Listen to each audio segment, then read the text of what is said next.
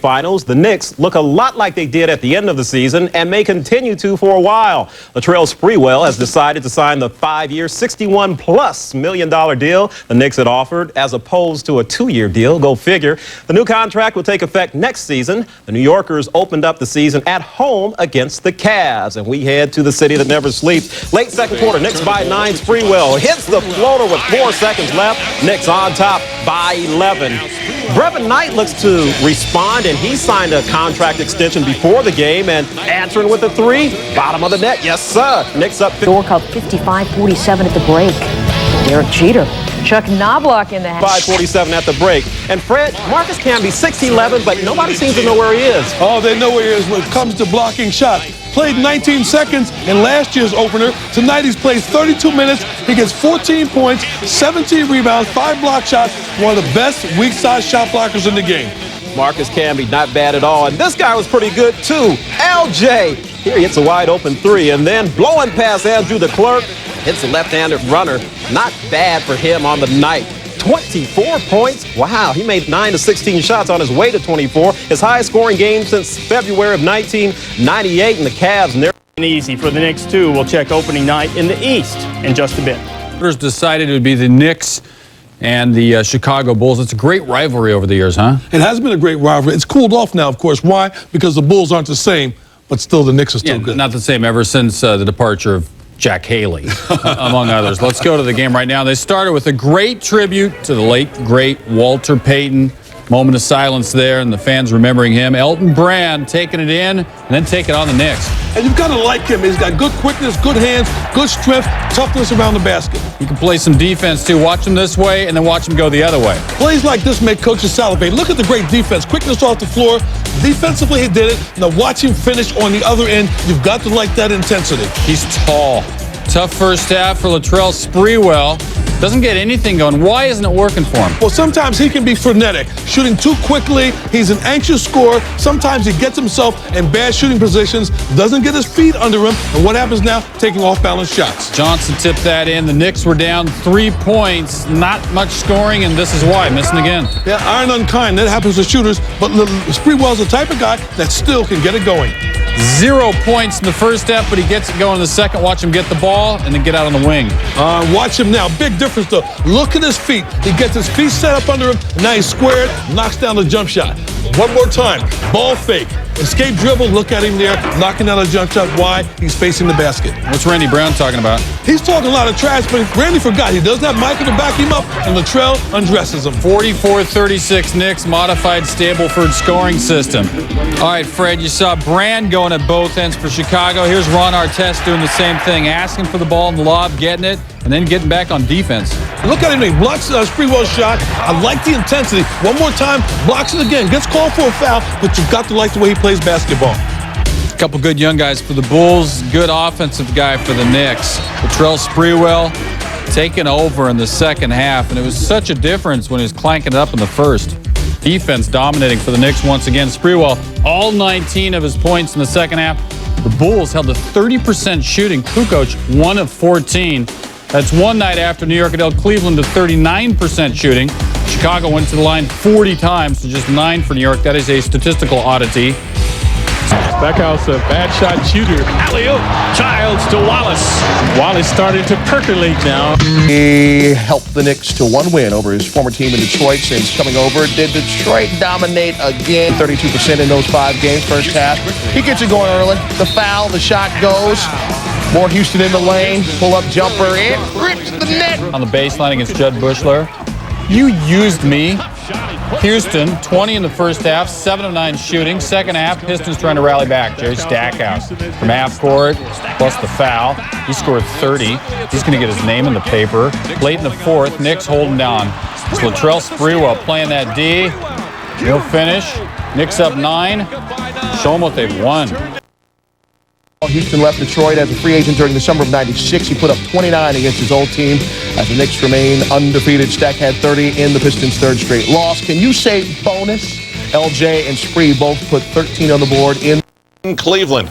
Saturday, Patrick Ewing itching, getting closer perhaps to a return with the team, even when he's in street clothes. Brevin Knight providing a spark early for the Cavs. He had some game. End-to-end for the Seton Hall prep product. He had 18 points and 7 assists. The Cavs are quick. They look to go up-tempo. How quick? Charlie Ward hits a 3. Now watch this. Up the court, Bobby Sura's involved, so Cedric Henderson. Big jump shot. Cavs are up 11 after 1. More Cleveland Cavaliers. Big-time ball movement. Bobby Sura, this time to Andrew DeClerc, who moves well for a big guy. Third quarter, though, the Knicks mount a comeback. Good ball movement for themselves. Ward to Dudley for the lay-in. Knicks down only 1 at this point, and then moments later, they actually take the lead on this long jump shot from Allen Houston. So it's 62-61, but this was not a Nick Knight. More Brevin Knight. A layup off the inbounds play, then a 15-footer. Cavs go on to win 77-70, handing the Knicks their first loss of the season. Let there be no doubt, Allen Houston's been the best Knicks player so far. On the 3-game road trip, he shot 30 of 47 from the floor. He also had 23 points in Chicago, 29 against his former team in Detroit, and 22 in a losing cause at Cleveland. For the season, he's shooting 57%. He said he'd start hot, and he has. While Houston's been the best Knicks player, Latrell Sprewell may be their most versatile. In Chicago, he had 19 points, and his defense helped hold Tony Kukoc to 1 for 14 from the floor. In Detroit, he chipped in with 5 assists to go with 6 rebounds and 2 steals. In Cleveland, he had 22 points, 11 rebounds, and 5 assists. Marcus Camby was a big contributor in the wins in Chicago and Detroit. Against the Bulls, he was a defensive presence with 4 blocked shots. Against the Pistons, he did it at both ends, 19 points and 13 rebounds.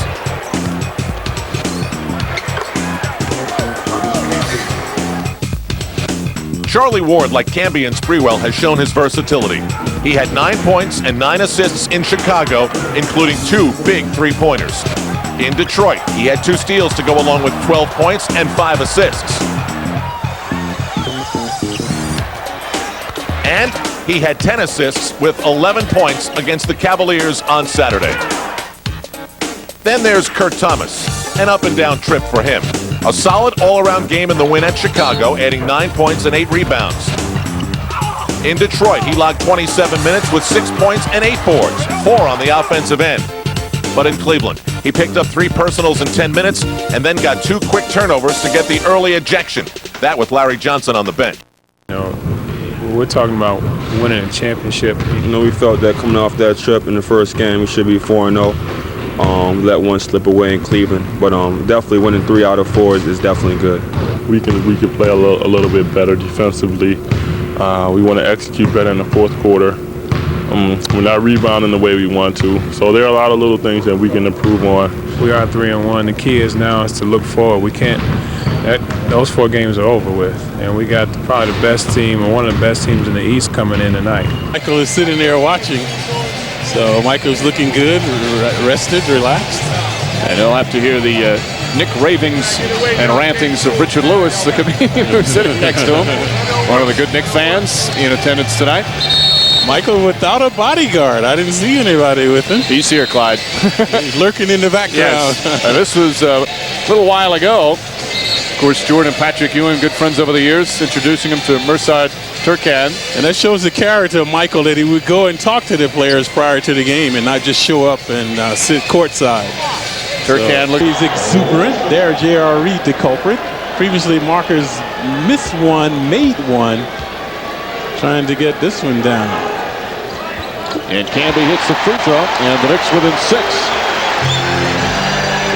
We're approaching the midway point here in the fourth quarter. Plenty of time remaining. And you can see it's a half-court game now. Defense will be paramount for both teams. Childs the foul. Forces a baseline. Camby's there to help. Tough shot. Robinson short. Camby another rebound. His 11th. Good D by Spree that time, vexing him. Childs ahead to Sprewell. Attacks the basket. He's fouled. Glenn Robinson hit him on the arm. $185. Marcus Camby kicks it to Chris Childs. Trifecta. You betcha. That cuts the lead to 91-88. Still in the fourth. A post up Sprewell. Knicks look to double team. Camby right there. They kick it out to Reed. 3 on the shot clock. Ray Allen fires a 3. No good. Rebound taken by Danny Manning. Big rebound by Manning. And see, that was good D by the Knicks having J.R. Reed that time. He was the open man. That's the guy you want to take that shot. Minute and a half left. Knicks down 1. Sam Cassell kicks it out. Manning, an open jumper, puts it in. Danny Manning, a big shot. Sprewell, Camby, and Thomas out on the floor. They're looking for Houston along the baseline. And an offensive foul. Houston pushes off Sam Cassell to try and get free. Approach a minute remaining. They want to get the ball in the hands of either Cassell or Allen or Robinson. This is the play they worked before. Cassell penetrated, found Manning along the baseline. Manning again, the jumper, and puts it in. Danny Manning, 2 key jump shots, and the Bucks up by 5 under a minute to play. So deja vu for. They go across court. Sprewell attacks the basket, and a late whistle. And they call a foul on the. But again, they're still down 4. Charlie Ward comes in. Kurt Thomas sits down. Knicks going for the ball hawks, trying to come up with some steals and force some turnovers. But Manning has been the guy breaking the pressure. So Camby's trying to guard Manning, and Manning, a good ball handler, just manipulating up against him. They put the ball in Cassell's hands. Knicks won't foul or shouldn't on this possession. There's still a lot of time. They'll look to double team. Manning gets it inside. Ward trying to steal it. Manning inside. J.R. Reed, short shot, no good. Charlie Ward the rebound with 28 seconds remaining. Good shot by Reed, couldn't get it down. Ball knocked off of Ray Allen, still tied up. But the Bucks should not allow them a 3-point opportunity. Knicks still with 1 timeout remaining. Houston a 3, way outside. And Manning the rebound, lost it inside. Fight for Childs, knocked out of his hands, picked up by Irvin Johnson. He throws it away to Ward. Ward now to Sprewell. Sprewell fires up the 3. It's good! Latrell Sprewell from downtown and ties the game with 7.9 remaining. And Allen Houston, an ill-advised 3-pointer. Irving Johnson had the ball and inexplicably threw it to Ward, who got it to Spree. We showed you Spree's numbers. He was only 4-15 before draining that shot. So the Knicks have new life. Struggling all night long from the field. Latrell Sprewell with a clutch 3-pointer. Watch the bizarre play by Irving Johnson. Throws it right to Ward, who finds Spree dancing behind the 3-point line. But it's not over yet. An eternity is left. 7.9 seconds, so the Bucks have been efficient on the offense. Plenty of time for Milwaukee, who will get the ball at half court. Sprewell, that's his first 3-point make of the season. He had been 0 for 5 and knocks down the clutch 3 to tie the game. That was the ill-advised shot by Allen. He rushed it. And Irving Johnson, all he had to do was hold the ball. He throws it back into the court. Spree now has been the GOAT. Previously, he took an ill-advised shot. This time now making him the hero as the Knicks tie up the game. And the Knicks have stormed back from a 10-point fourth-quarter deficit to tie it with 7.9 seconds. That is an eternity. And once again, the Knicks can't afford to foul. The Bucks are excellent free throw shooters. And we've seen some dramatic last-second shots. Remember Ray Allen a couple of years ago hit a 3-pointer to tie the game, forced the overtime. Remember last year, Del Curry hit a 3-pointer in the corner to beat the Knicks. The Bucks have hit some dramatic game-winning shots in the final seconds. And this a typical try to double team.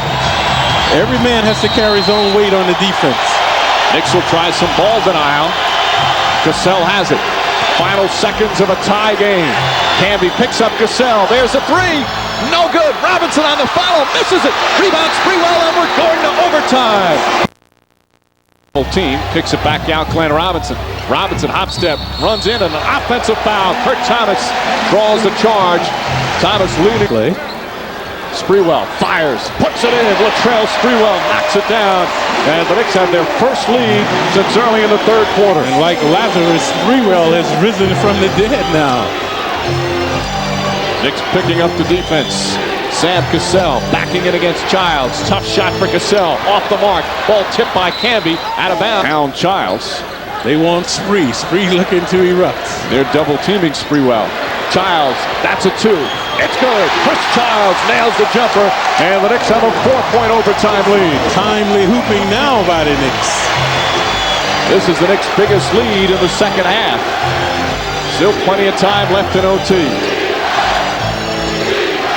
Houston gets up on Ray Allen. Allen so quick on a pull-up jumper. Shot no good. Rebound knocked loose, picked up by Kurt Thomas. Camby took a shot in the head from J.R. Reed. Childs to Camby. Beautiful play, and Camby puts it in. And the Knicks go up by 6. Timeout, Milwaukee. That time a mesmerizing swoop to the hoop by Camby, but Childs doing an extraordinary job with the penetration. 23 points for Marcus Camby, a 6-point overtime lead. It's 4 with under 2.5 to play here in the overtime. Sam looking to get off. Cassell kicks it out. Manning open again. Danny Manning again. She can't box out. Knicks holding on to a 2-point lead. Sprewell pulls up the jumper. It's good. Latrell Sprewell finding the mark down the stretch. And the Knicks back up by 4. 19 for Sprewell. His three-pointer in the final seconds tied it and forced the overtime. And 2 consecutive hoops by Manning got the Bucks back into it. They need another now. Ray Allen inside, blocked by Camby. Knocked out of bounds. And it's going to be Nick Ball. Marcus Camby with his 6th block shot of the game. So Camby, omnipresent on the D, omnipotent on the offense. Watch the timely rejection by Camby. So Ask the question, what didn't Marcus Camby do tonight to contribute to this exciting Knicks win? 23 points, 13 rebounds, 6 block shots, 2 assists. Here's Camby. Big baskets laid as well. In overtime, Chris Childs, who had an outstanding game with a spectacular feed, and that Quite a bit as Houston fires a 3, knocks it down. Allen Houston from downtown. But there. should always throw the ball down to his basket. Camby shooting again from outside. Marcus Camby taking some perimeter jumpers and nailing them. He's now 4 for 4 from the field. This couple of fakes and puts it in. Charlie Ward's problems. Sets up Ward nicely. Ward knocks down the 3, and that's exactly what Jeff Van Gundy's talked about. Because teams look to double Sprewell and Houston so much, Ward has had a lot of open shots. So far, the percentage has not been good this season. But he's starting to get better from the three-point line. Of course, when you make a few, you gain confidence, and Charlie exuding some confidence now. Thomas keeping Garnett in front of him. Garnett gets around him, but carries the ball. Good defense from Kurt Thomas. And Kevin. A couple of times he's made contact. And Latrell Sprewell with Houston a 3. That's good. Allen Houston from downtown. He's been red hot again. 11 points already, and the Knicks have a 10-point lead. Typical start these days for Houston. Joe Smith. Thomas has done a good job on Garnett. Zerbiak, that's what he does best. Thomas the rebound. Good D by Wallace that time, staying on his feet. John Wallace getting some early minutes. Again, Larry Johnson, 2 quick fouls. They should keep featuring Houston until they stop him. Houston against Peeler. Peeler's had a tough time.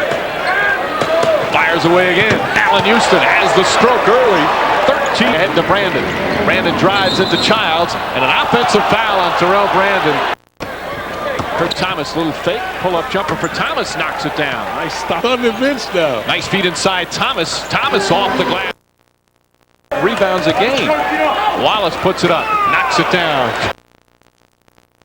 Hello, I just hoisted him up from way out. Childs the jumper. Chris Childs. Cohesive unit now. Sprewell rattles it in. Latrell Sprewell. Sealy staying with him. Sprewell pulls up, knocks it down again. Latrell Sprewell. It's remaining in the first half. Sprewell the runner. Thomas tips it in nicely. Sprewell knocks it in. Latrell Sprewell.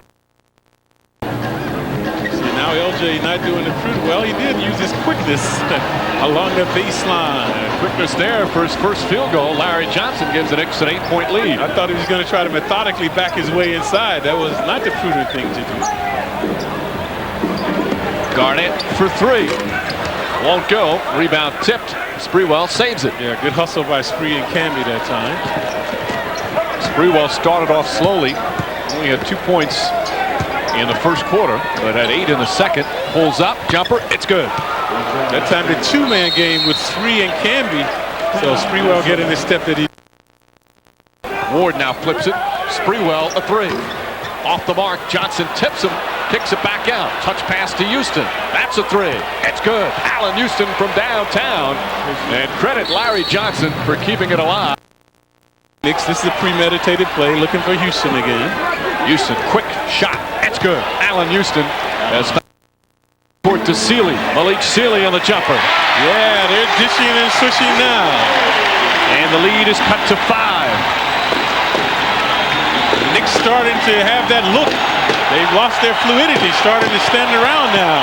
And the crowd starting to get into it. They love their Timberwolves there in Minnesota. Become a very popular ticket. Canby puts it up and puts it in. Nice. Garnett drives inside. Hop step. Rattles it in. Peeler inside. Sealy underneath. Tipped up and in by Garnett. Garnett with the quantum leap that time as Malik got in there and couldn't finish. So Kevin skying with the tip in.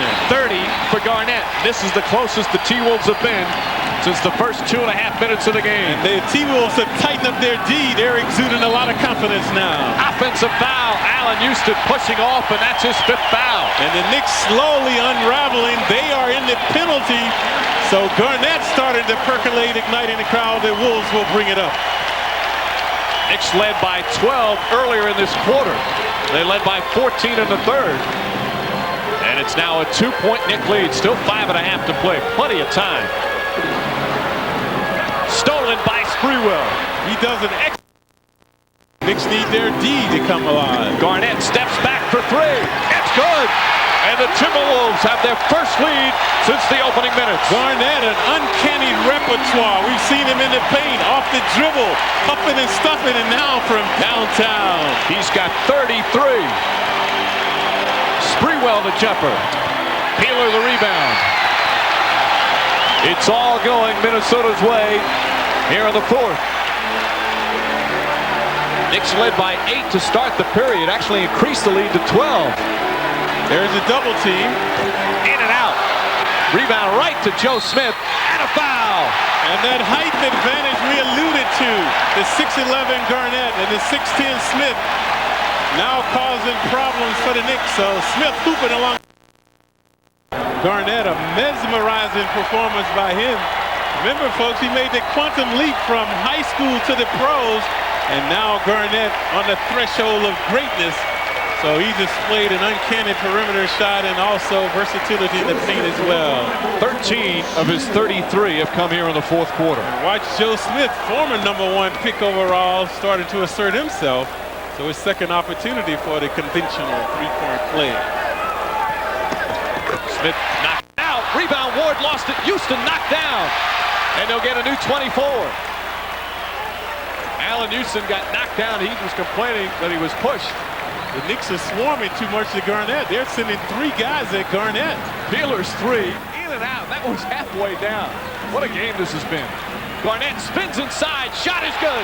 Oh, how sweet it was. Eluding Ward with the fallback baby jumper was Garnett. He's erupting now. Hyperventilating. Scintillating. Devastating the Knicks. 35 points for Kevin Garnett. Knicks down 3 with 24.4 to go.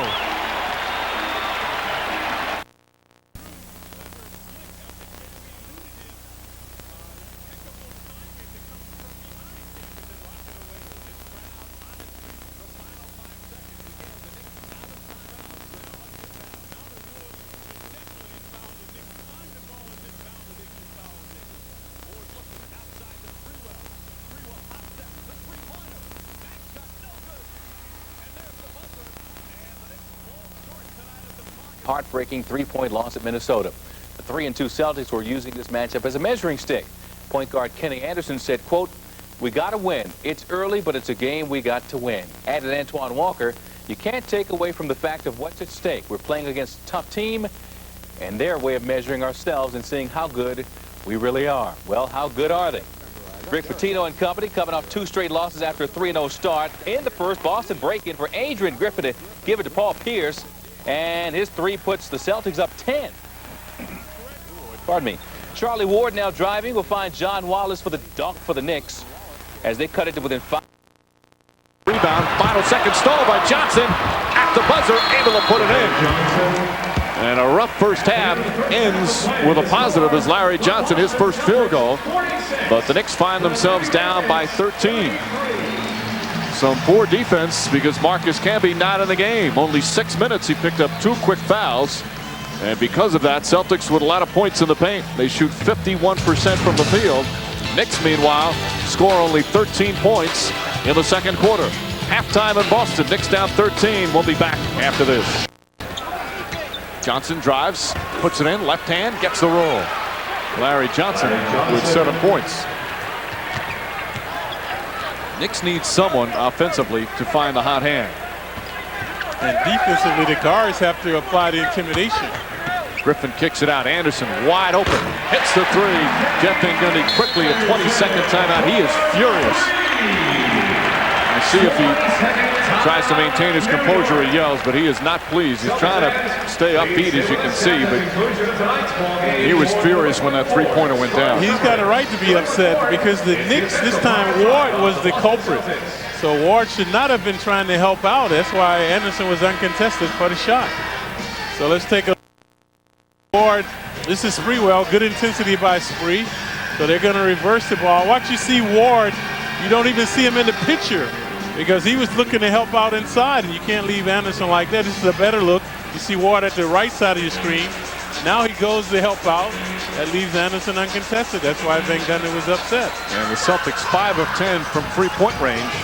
Kenny Anderson having a strong game. 14 points. He's 5 of 6 from the field. And the Knicks down 16. This equals the largest lead of the game for the Boston Celtics.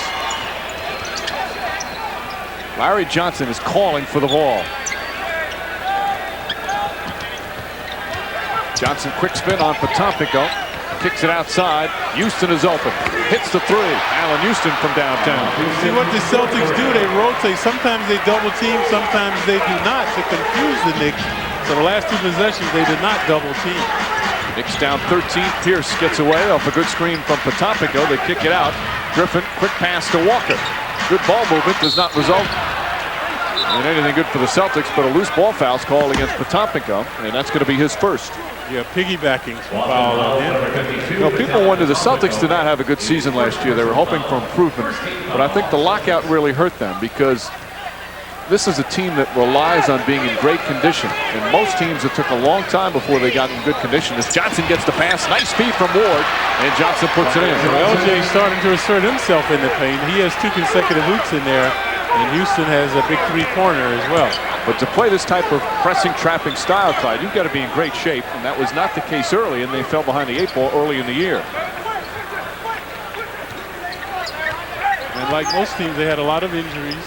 Guys never got into shape. Anderson was one of those, as well as Walker. Pierce has to put it up with the shot clock winding down. Johnson and Griffin fighting for it, and Johnson comes away. LJ omnipresent now.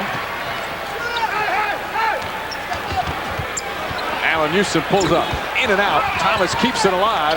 Body's falling on the floor. But no fouls called, so the game becoming very physical in the paint. Walker, Spreewell, and a foul. Antoine taken out as Johnson got hot to start the 3rd. Good ball movement. Houston fires, nails it. Another 3. Allen Houston suddenly has come alive. 1 of 7 in the first half. He's knocked down 2 threes here in the 3rd. Dubious defense now by the Celtics, double teaming Knicks and leaving Houston open. That's not the prudent thing to do. Anderson caught up. Anderson looks over the shot clock, kicks it back to Walker.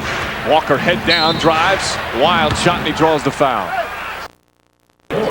Charlie Ward picks up his 3rd. Let's take a look at the elusive Walker. That time beating Thomas Walker because he makes $70 million. Johnson backing in, left-handed, nice move from Larry Johnson, who has really come alive here in the 3rd quarter already. He's got 6 of his 11 in the period. And all of the 6 have come in the paint. LJ providing an interior presence now, so the Celtics will have to try to double team him, and that should open up the perimeter for Houston and Spreewell. Griffin drives, kicks it out nicely. Walker is open, but misfires. Rebound falls right to Griffin, misses the layup. Battle for the board underneath, it's Walker. That's no good. Griffin again gets it, puts it up, and banks it in. And the last one going up, Griffin now has 11 rebounds. This time they're keeping an eye on Houston. Houston short that time, rushed it a bit, but see quick outlet Anderson. Knicks down by 11. Watch Anderson, a lot of shake and bake in his game. Always maintains the dribble. That's the secret to his success. Now that's not a good shot. Long rebound to Johnson. The T wanted to post up. Anderson told him to get out of there. Sprewell pass down low, deflected by Walker. He telegraphed it. Walker with a good hand. It's only the 7th turnover. The Knicks have not been hurt by turnovers tonight as Pierce nearly loses it. Walker, long three. The rebound knocked away by Johnson. And the Knicks come away. Knicks have been beaten badly on the boards, but starting to come alive a little bit. Opening minute in the 4th. Let's go Knicks is a chant. There's a lot of Knicks fans here. Wallace, not a good shot. Potompico the rebound. We see a lot of jerseys, and we talked to a lot of Knicks fans before the games, and they're being heard. Wide open three for Paul Pierce. That's the 8th three-pointer by the Boston Celtics. Where are the guards? The Knicks forced to call a timeout again because no one would come back to get the ball. And the struggles against the pressure continue. And Knicks down to 2 timeouts remaining, down 14.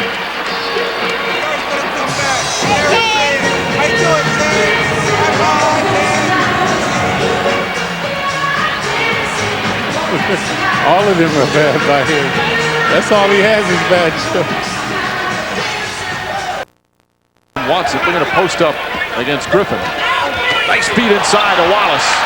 If you're going to double team, make sure the guy does not see you coming or he can't look right into the paint as LJ did that time. Larry Johnson so good at passing in the low post. And Kurt Thomas uses the forearm. That's the new rule. There can be no contact with the ball handler above the free throw line. Thomas is accustomed to doing that below the free throw line. So let's take a look at a good pass by LJ. Watch McCarty. LJ sees him coming, and it's an easy dish inside to Wallace. Johnson sits down, 14 points, 11 boards. The thing about Larry Johnson, when he gets double teamed, and we've said this, he doesn't just make the first pass available.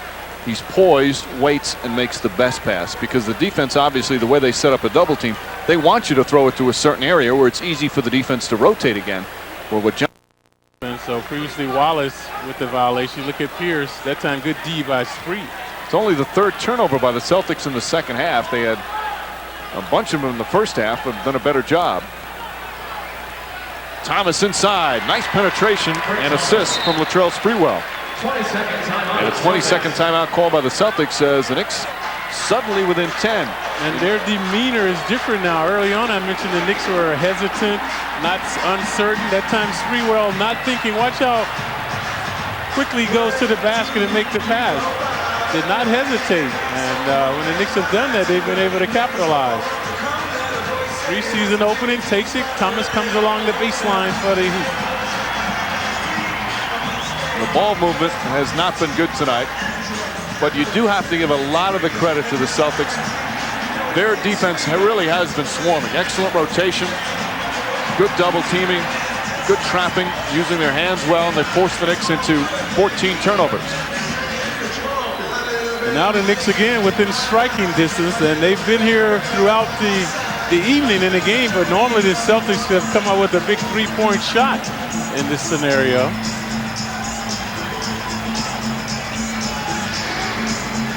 You know, Dick Pavetta just talking to Jeff Van Gundy. I think he said they were discussing John Wallace's move on the traveling violation, and I think he said that was my mistake.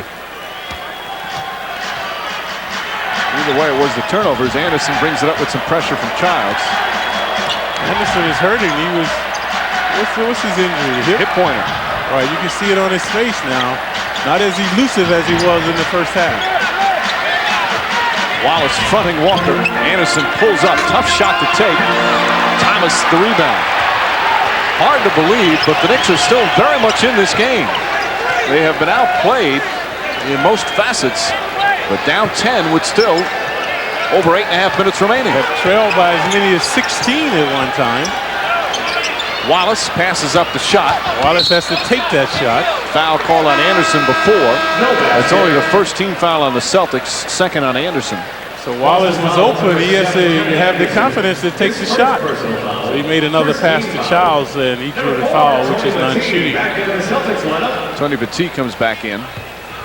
Batiste was an impact player on the glass, especially on the offensive glass in the first half. Childs, nice fake. The drive, pretty feed inside of Wallace. Blocked. Pierce with a rejection. And Wallace right back at him. Yeah, Wallace, undaunted by the first rejection, goes up to the gas with the nasty stuff. 10 points for John Wallace. He's been frustrated much of the season and took it out with a hard, authoritative move to the goal. Walker fakes the three. Now drives inside. Offensive foul on Walker. Chris Childs stood his ground and drew the charge. So the Knicks have shored up their D now, getting back into the game. So that time Wallace provided an impetus on the offense, Childs on the D. This is the closest the Knicks have been in the second half. Just over 8 minutes remaining in the fourth. They're down 8.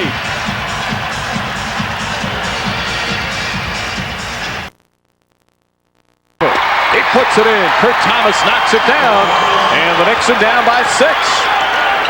An 8-0 run with just over 7.5 remaining in the fourth. The Knicks bench is on its feet, as you see here in the background. Griffin finding Anderson. They know this is a big possession by the Celtics. Walker makes his move. Offensive foul again. Kurt Thomas draws the charge. Walker furious as he picks up his 5th personal. That's Walker's 2nd consecutive charging violation.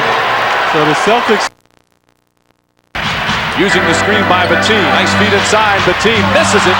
Griffin the rebound, but a loose ball foul on Griffin as he knocks Sprewell to the ground. Yeah, so the Knicks now have tightened up their interior D. So we saw the 2 charging violations against Walker. So this time Griffin knocking his 3 down. Blocked by Thomas. And Pierce will set it up. Griffin kicks it out to Anderson for 3. Anderson from downtown. And they have been lethal from downtown. This kid Griffin now 14 rebounds. He was a catalyst in that attempt for Kenny. That was a huge shot. And you see Anderson with the 17 points. Chance of defense as the Celtic crowd now getting louder than the Knicks fans. Houston knocks down the jumper. Timely hooping now by the Knicks, so Allen switching the nets. Anderson again, misfires. Sprewell the rebound, and he's held by Batiste, and that's going to be Houston against McCarty. Previously, he drained the jumper from there. Houston drives underneath, draws contact. Offensive foul on Allen Houston, who's furious with the call. Allen should have pulled up for the bait shot. He had ample time. So trying to go. Johnson wants the ball against McCarty. Johnson, quick move, spinning underneath. There's contact, shot won't go. But Larry Johnson will go to the line. Most importantly for the Knicks, the clock stops again. 5. LJ has been the focal point. They should look to get it inside to him. Thomas, an open jumper, knocks it down. Kurt Thomas pulls the Knicks within 3. And Rick Pitino wants timeout. Thomas was open because they double-teamed LJ. So Thomas had an uncontested look. Just under 2 minutes. One-on-one, they're looking for him again in the same place. Houston and Griffin. Anderson leaning towards the double team. Houston drives baseline, knocked out of his hands, off his own hand. Great defensive play from Griffin, and the Celtics get it back. 2 consecutive stops. And the Celtics going to win it 80-74 is the final. Antoine Walker, 22 and 10 rebounds to lead Boston. Celtics snap their 25 minutes. Yes, that's a lot of work. Try to end a 3-game losing streak. First quarter, Knicks by 2. Sprewell starts it with defense. At the other end, between 2 defenders, a little finger roll, and the Knicks are up 4. The Knicks led by 5 early. Ron Mercer, though, one of the new Nuggets. He had a huge first half. 16 in the first half for Ron Mercer. Tied at 43. A mismatch down low for John Wallace. He'll take advantage.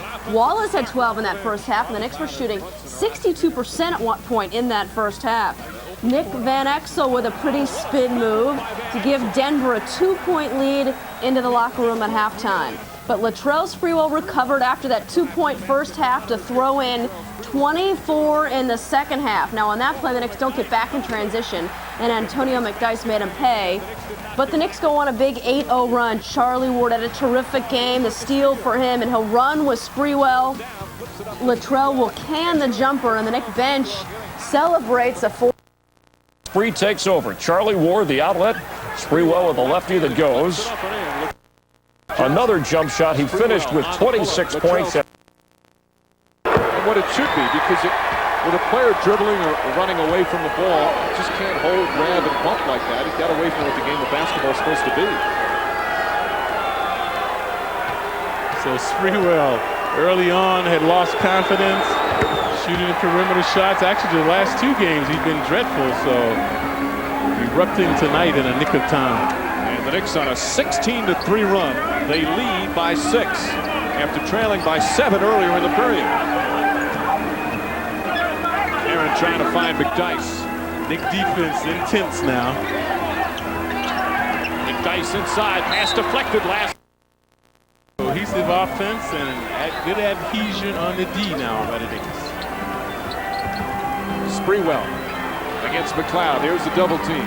Good ball movement. Kurt Thomas, wide open jumper, short. Canby tips it in. Latrell Spreewell going coast to coast. Block.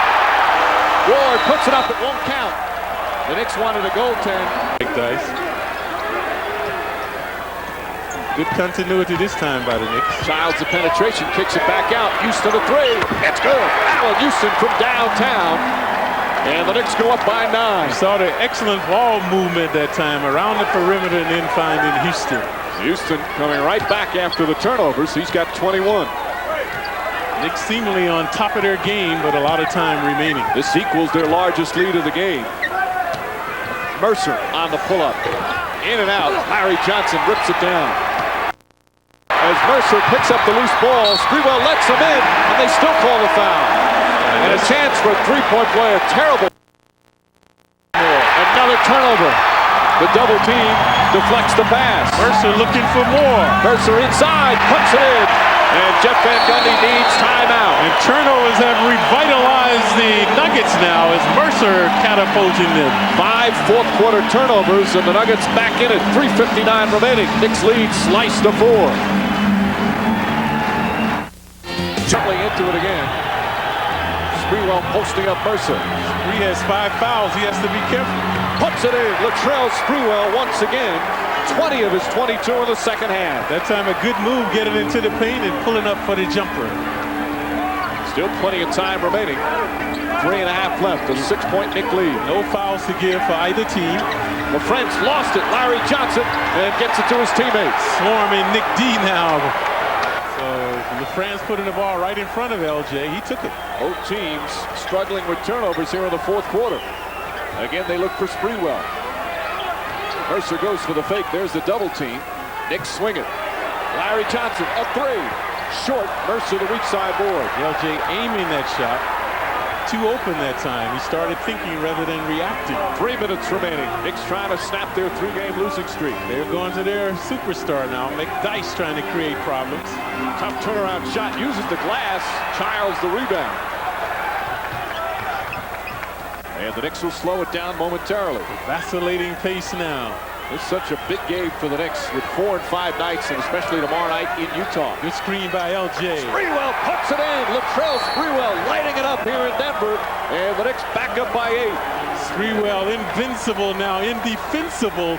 That time LJ gave him a nice screen, giving him the step that he needed to swish it through. Latrell Spreewell now with a season high 24 points with 2.5 remaining in the fourth. Mercer off the dribble. Mercer's shot won't go. Offensive foul. Kurt Thomas steps in and draws the charge. Defensive play. And Exel shaking up Childs now. And Exel forces it up. Shot's good. Tough shot from Nick Van Exel. Yeah, going right at Childs, wheeling along the baseline. 93-87. The Knick lead is down to 6 with 1:55 remaining. Knicks must protect the ball. Turnovers have allowed the Nuggets to stay in the game. Previously, Spree turned it over. Houston going on in. Allen Houston knocks it down. Big shot from Allen Houston. And the Knick 2 guards coming up big down the stretch. An 8-point advantage with just over a minute and a half remaining. And Uxel downtown. No. Spreewell has it knocked away by McDyess. Mercer's jumper. That's good. Both teams hitting big shots. Second opportunities now that time, so Mercer has found the range down the stretch. Someone is open. They're double teaming. It's Camby. Camby tripped up and puts it in. Marcus Camby falling down. Now with a chance for a three-point play. And you got to love Camby, what he's done tonight. Not at 100%. Grimacing on every move he makes, but he's had some big baskets in the paint, this time moving along the baseline. Someone's open when you double team. Watch Camby falling down but getting the ball off the glass, so he will shoot one as well. Larry Johnson's 5th assist of the night, the biggest one. And that's how you exploit the swarming and trapping defense. You've got to attack it because you have the numbers. When they double team, move the ball prudently to find the open man. Knicks back up by 7. Final minute here in the 4th. Bowen drives hard, swatted away by Camby. Is over. They ended at 3. Jeff Van Gundy's team starting the West Coast trip with a very important victory. They end the losing streak at 3, and now we'll have to get ready for Utah tomorrow night. Marcus Camby coming up big in the 4th quarter. Courageous Camby. He's hurting, but sacrificing his body for the good of the team. And Charlie Ward going off. Ward should feel very good about his performance. Yeah, he was a thief tonight, and the Knicks finally got some easy hoops in transition because of the swarming D and the deft hands of Ward. So the losing streak ends. Final score from the Pepsi Center in Denver. The Knicks 102, the Nuggets 95. Anticipated return to Oakland for the first time since LaFair PJ. Latrell Sprewell minced no words.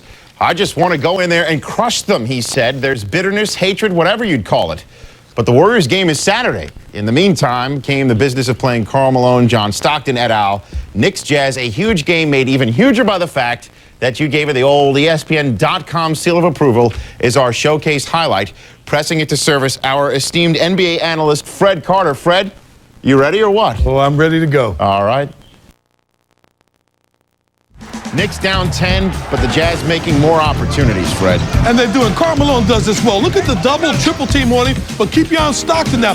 Makes the back cut. Karl Malone is one of the better passing big men in the league. He finds Stockton for the lay-in. Jazz up by 18 at the half. In the second half, more Stockton.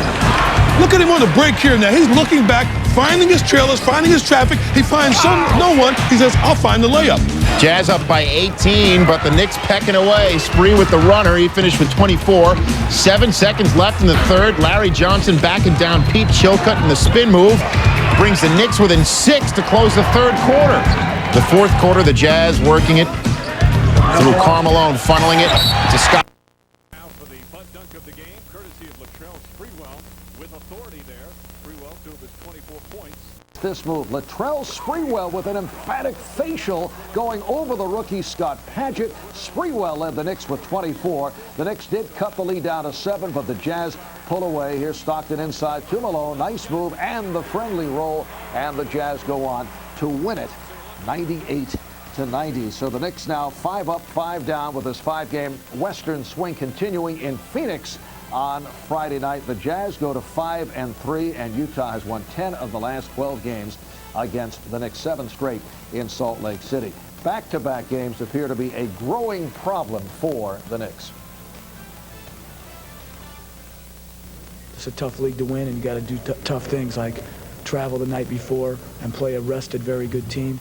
And if we give the effort we gave from second quarter on, we'll have a chance in the game. Whether we win or not, I don't know, but we'll have a chance. But if you're not mentally ready, and we continue to be mentally weak when it's tough, we're going to struggle. Everybody. For teams for the first time, a Knick for 8 seasons, Starks was once the spark plug at Madison Square Garden, leaving fans with the fondest of memories as he kissed an era goodbye.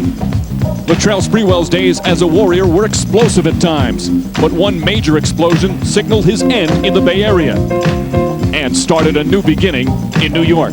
It's the Knicks versus Warriors from Oakland next. Predominantly boos, but a lot of cheers, and this is how Sprewell answered with his first so-called layup. As the Knicks and Warriors get ready, P.J. Carlesimo coming on the floor now as the teams warm up. And good evening, everyone. Along with Walt Clyde Frazier, Mike Green on hand. This is one of the most anticipated regular season games in recent memory. Stay out of foul trouble. That's going to be the main thing. Not being so overzealous that he's going to get in early foul trouble, has to go to the bench and lose the momentum from being here in Golden State. As far as a team, they have to forget about Sprewell. This is a big win for them. They need a win in order to give them some confidence. So they'll be trying to get Sprewell some points so he can look good in the game. But also, I think they must keep in their heads that we need a victory more than we need Sprewell to play good. Of course, it's Sprewell's first game against his former team. It's overshadowing the former Knick, John Stark, playing his first game against his former team, and he's emotionally charged up as well. Starting lineups, opening tip when we return.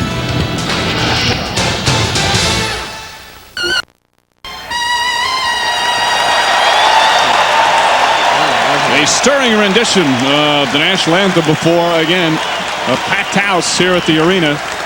And the reason is P.J. Carlesimo and Latrell Sprewell in the first game since the December 1st incident as the team's getting ready.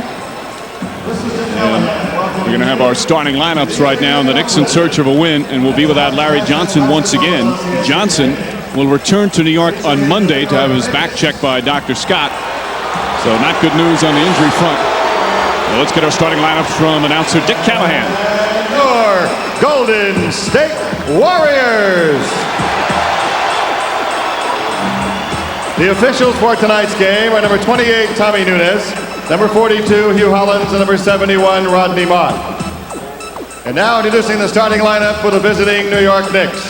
Starting at guard, in the 7th year from Tennessee, standing 6'6", number 20, Allen Houston. At the other guard position, in the 6th year out of Florida State, standing 6'2", number 21, Charlie Ward. In the center position, in his 12th year from Arkansas, standing 6'11", number 28, Andrew Lang. At a forward position from the University of Massachusetts, in his 4th year, standing 6'11", number 23, Marcus Camby. And in the other forward position in his 8th year from Alabama, standing 6'5", number 15, Latrell Sprewell. Head coach of the Knicks, Jeff Van Gundy. Assisted by Greg Brittenham, Don Chaney, Brendan Malone, Jeff Nicks, and Tom Thibodeau. The New York trainer is Mike Saunders.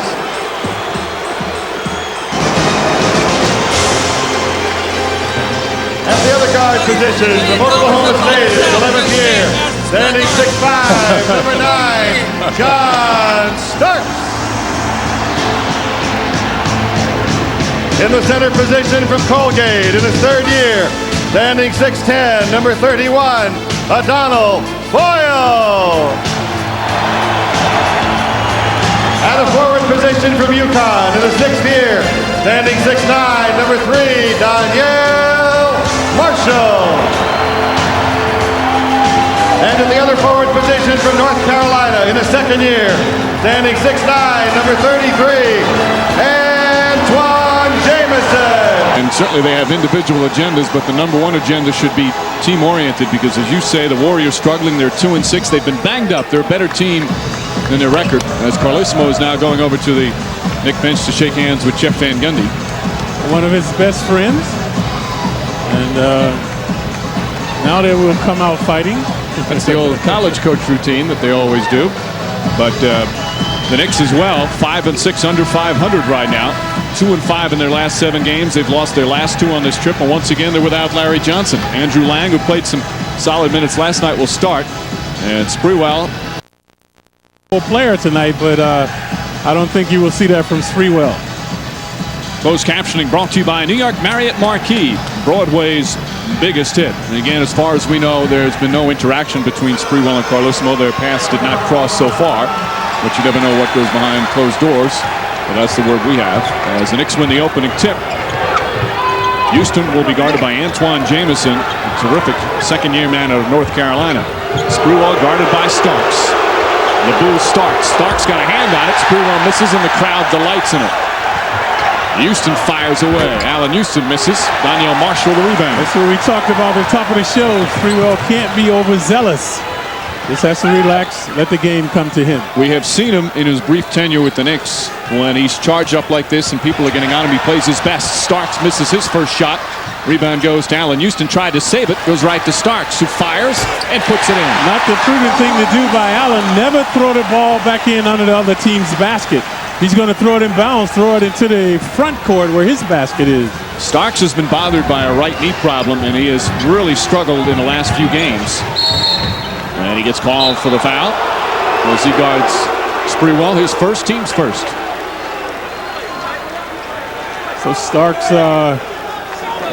much maligned John Starks in the paper. So Starks off to a woeful beginning like the Warriors. Of course, when Starks was with the Knicks, had some years where he was a terrific defender. 1 year second team all defense. Ward's pass deflected by Blaylock. Lackluster pass by Ward, and now Blaylock loses it, but the Warriors will retain it underneath. Blaylock 10th all time in the NBA in steals. Of course, formerly with the Hawks, his first year with Golden State. Second team All-NBA, perennial second team All-NBA players, Blaylock. And an offensive foul. Starks quickly picks up his second, and he's going to have to come out of the game. See, that's the zealotry we alluded to. Starks now in trouble, and that's what we hope that we talked about that Sprewell should not do.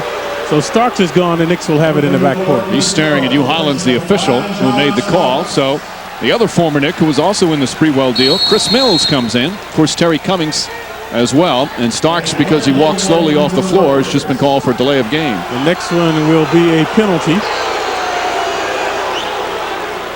Much like the illegal defense. Starks bewildered, but he will be sitting for a while now. Blaylock had a lot of good games against the Knicks when he was with the Hawks. Certainly not in last year's playoffs when the Knicks swept them. And again, a double team on Allen Houston, making him give up the ball. And another turnover. Blaylock kicks it out to Mills. Mills fires. Shot won't go. Lang the rebound. As we mentioned, Lang 17 strong minutes last night in Phoenix against the Suns. Him and Dudley played well in what was not a good performance by the Knicks. Sprewell pulls up, knocks it in. Nice running jumper along the baseline that time by Spree. And now the delay of game warning against the Knicks. So both teams have shown their folly early on in the game. It was after the ball went through the net. One of the Knicks touched it. You can see the Warriors looking to run the Knicks. So the word is out. You can beat the Knicks in transition. The Warriors looking to get it up quickly. Camby is on Jamison. Tough matchup for Jamison. Camby will have some problems as well. Jamison very quick inside. Puts it up, blocked by Camby. Not so tough that time for Camby as Houston in the front court. Duping Mills, shot is good. Pretty move from Allen Houston.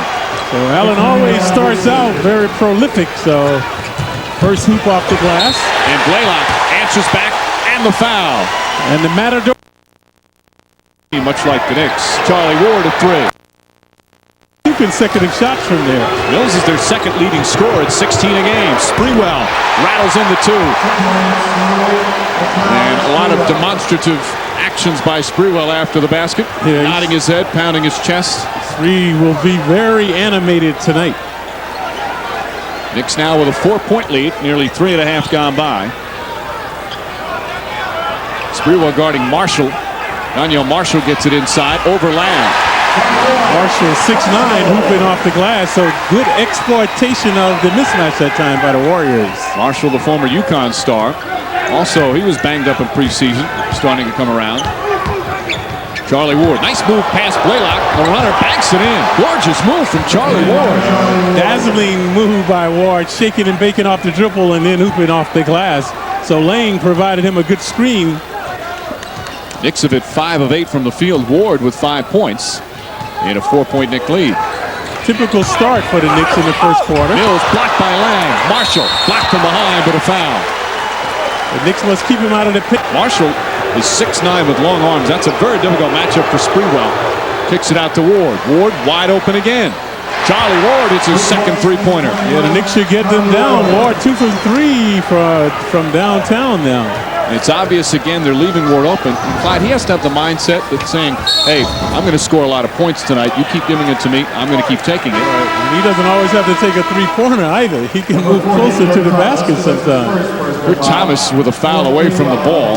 Watch Spree this time, drawing a crowd. He gets into the middle of the paint, breaking them down. 3 guys on him right there. No one on Ward. So Spree says, yeah, that's the way to shoot it. Sprewell was the closest defender on Ward on that play. Right, on both of his 2-pointers, on both of his 3-pointers actually, no one near him. Knicks with their 4th team foul. Thomas is first. Mills posting up Allen Houston. Dudley's in the game. Lang sitting down. Jamison from outside. Jamison not a good perimeter shooter. More of an interior player. Played with his back to the basket quite a bit inside. Nice pass, and Thomas is hammered by Cummings. Charlie Ward remaining in the first. Knicks lead by 4. Houston flips it to Dudley. Dudley strong inside and lays it in. Chris Dudley finding a nice little touch around the basket in the last few games. Dudley coming off his best game of the season last night. 11 bounds, 4 points. So that time a good swoop to the hoop by Dudley as well. And the Knicks their largest lead in the early going. Houston knocks it out of bounds. Still Warrior ball, 10 on the shot clock. But again, not an aberration for the Knicks the first quarter. Many times in the first quarter, they get 30 points. It's the second quarter in the last 5 minutes of the fourth quarter that bedevils them. Mills given a little room. Way off a brick. Damon Jones has come in for Mookie Blaylock. Cummings picks up Houston. See, they're just swarming, guarding no one. Look at Ward, uncontested. Ward knocks down another 3. His third here in the first quarter. Charlie Ward, 11 points in the first period. And the Warriors need timeout. Yeah, because they're playing a tissue paper zone press now. A 10-0 run by the Knicks. Just he is shooting at 9.8 per game, but his numbers from the field just 33%. And in the last 3 games, Clyde, he's only at 25%. He starts wearing a brace on his right knee. And Starks has had some run-ins with PJ as well. He was upset that he wasn't starting. Sprewell double teamed. Ball deflected and stolen by Starks. Starks ahead, broken up by Wallace. Good transition defense from John Wallace. And that's what teams are doing now against the Knicks. They're doubling Spree and Allen whenever they get the ball on the low post, which is not so bad tonight because Ward has the hot hand. So if they get the ball around the perimeter, they can find Ward uncontested. Starks comes off the screen. Misfires. Dudley, excellent boxing out to get the rebound. Dudley already has grabbed 4 rebounds in about 2 minutes of action. See, there's a double. Ward should go to the open spot, not inside. He goes right into the double team. And Sprewell told him to do that. Ward somehow gets back the ball. Wallace leans in, tough shot, he puts it down. A little contact, no foul call, so good creativity by the 6'9" Wallace. And the Knicks on a 14-1 run. They lead by 12, their largest lead here, a little over a minute remaining in the first. The Warriors, like the Knicks, without an interior presence. Early on, Marshall was able to score inside. The Knicks have tightened up their D now. Foyle squares and faces, 5 on the shot clock. Starks, nice feed inside, but Foyle can't get it. Marshall, that won't go. Wallace the rebound. Yeah, good harassment by Dudley. And Sprewell slows down despite a 1-on-3 opportunity. Thomas puts it in. You know, Clyde Sprewell, you can tell, he wanted on the break, but he realized he gathered himself and held back. He's done a pretty good job at controlling, what he wants to just be an all-out free-for-all in terms of going to the basket. Right, he's starting to settle down. Marshall continues to misfire. So the Knicks have regained their composure. And Ward, see, this is what Ward does wrong. He's shooting the ball well, and then he doesn't take any more shots. You got to keep shooting the ball when you're hot. And especially when you're wide open. And especially when they're going to double-team Spree. That's the shot he should look for right there. Sprewell, too long. Dudley had it, lost it, and it's going to be going out. Mills, that's a 3, puts it in. That a timely hoop for the Warriors. Ward at the buzzer, it goes in. They say no good after the buzzer. I don't know if they were looking at Ward. I don't know if they were looking at him when he took the shot. Hollins immediately made the call. Yeah, because no one thought he would make it. Let's take a listen. Watch this. No one was really looking. I couldn't see that. Was it released before? It was.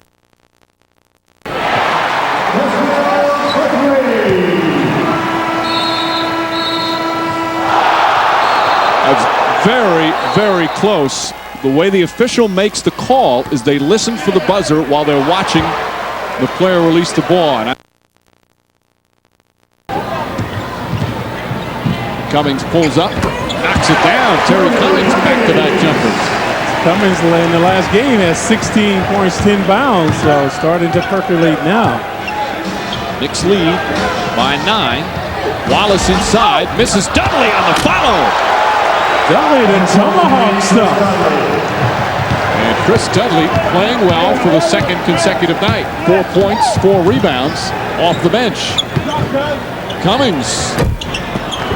Foyle had it, lost it. Sprewell coming the other way, but slowing it down. He averaging 6 bounds per game. Sprewell in the lane. Shot won't go. Kurt Thomas flips it up. Ball tip taken. Sprewell has it. Blaylock tried to knock it away. Sprewell puts it up again and knocks it down. And that play personifies Sprewell. Relentless. And full of vim and vigor tonight is 3. Knicks back up by 13. Nearly 2.5 gone by in the second. Sprewell with 6 points and 4 rebounds. Also has 3 assists. Cummings. After making 2, has missed 2 consecutive shots. Cummings feeling like he's back with the San Diego Clippers shooting line. The other Warriors are reluctant to shoot, so TC taking over. There's a double team by Blaylock. Someone's open. Thomas inside. Dudley again. Chris Dudley, right place, right time, and he gives the Knicks their largest lead. So Dudley huffing and stuffing now, asserting him in 6'11" body. And a 20-second timeout. Chris Dudley in just 7 minutes of action has 6 points and 6 rebounds. And the Knicks defense stifling the Warriors. They have become a perimeter team. Only Terry Cummings has been able to score. Watch the dish. Childs inside. Thomas off the glass. There's Dudley. Deja vu for him. So now a full timeout is called. Nearly to the shot foul. Starks had not completed the field goal attempt until he gets back down to the floor. So he'll get 3 free throws. Yeah, Wallace had body contact on his way down to the floor. So Wallace is 6'9", Starks 6'3". Wallace was too close to him when he started jumping. First foul on Wallace. Starks wearing number 9 for the Golden State Warriors. Daniel Marshall wears number 3. And Starks, of course, 8 seasons with the New York Knicks. All-time leader in 3-point field goals made. As his career average. He also holds the Knicks single game record for most threes in a game. That's 9. Made an all-star team with the Knicks. Second team all-NBA defense. And just recently, the all-century team. 2 guard that the fans voted Starks. And that's our internet poll that we have here. It was not touched again. That they did away with a tip and had alternate possession was because of inconsistent tosses. As Cummings puts it down. Terry Cummings, the veteran. One of the few Warriors who can put the ball in the basket tonight. The only Warrior right now, he and Mills. Knicks lead by 15, a little over 4 minutes remaining in the second. Sprewell. Canby to Dudley. Dudley saves it, does a nice job. Childs for 3. That's good. Chris Childs from downtown.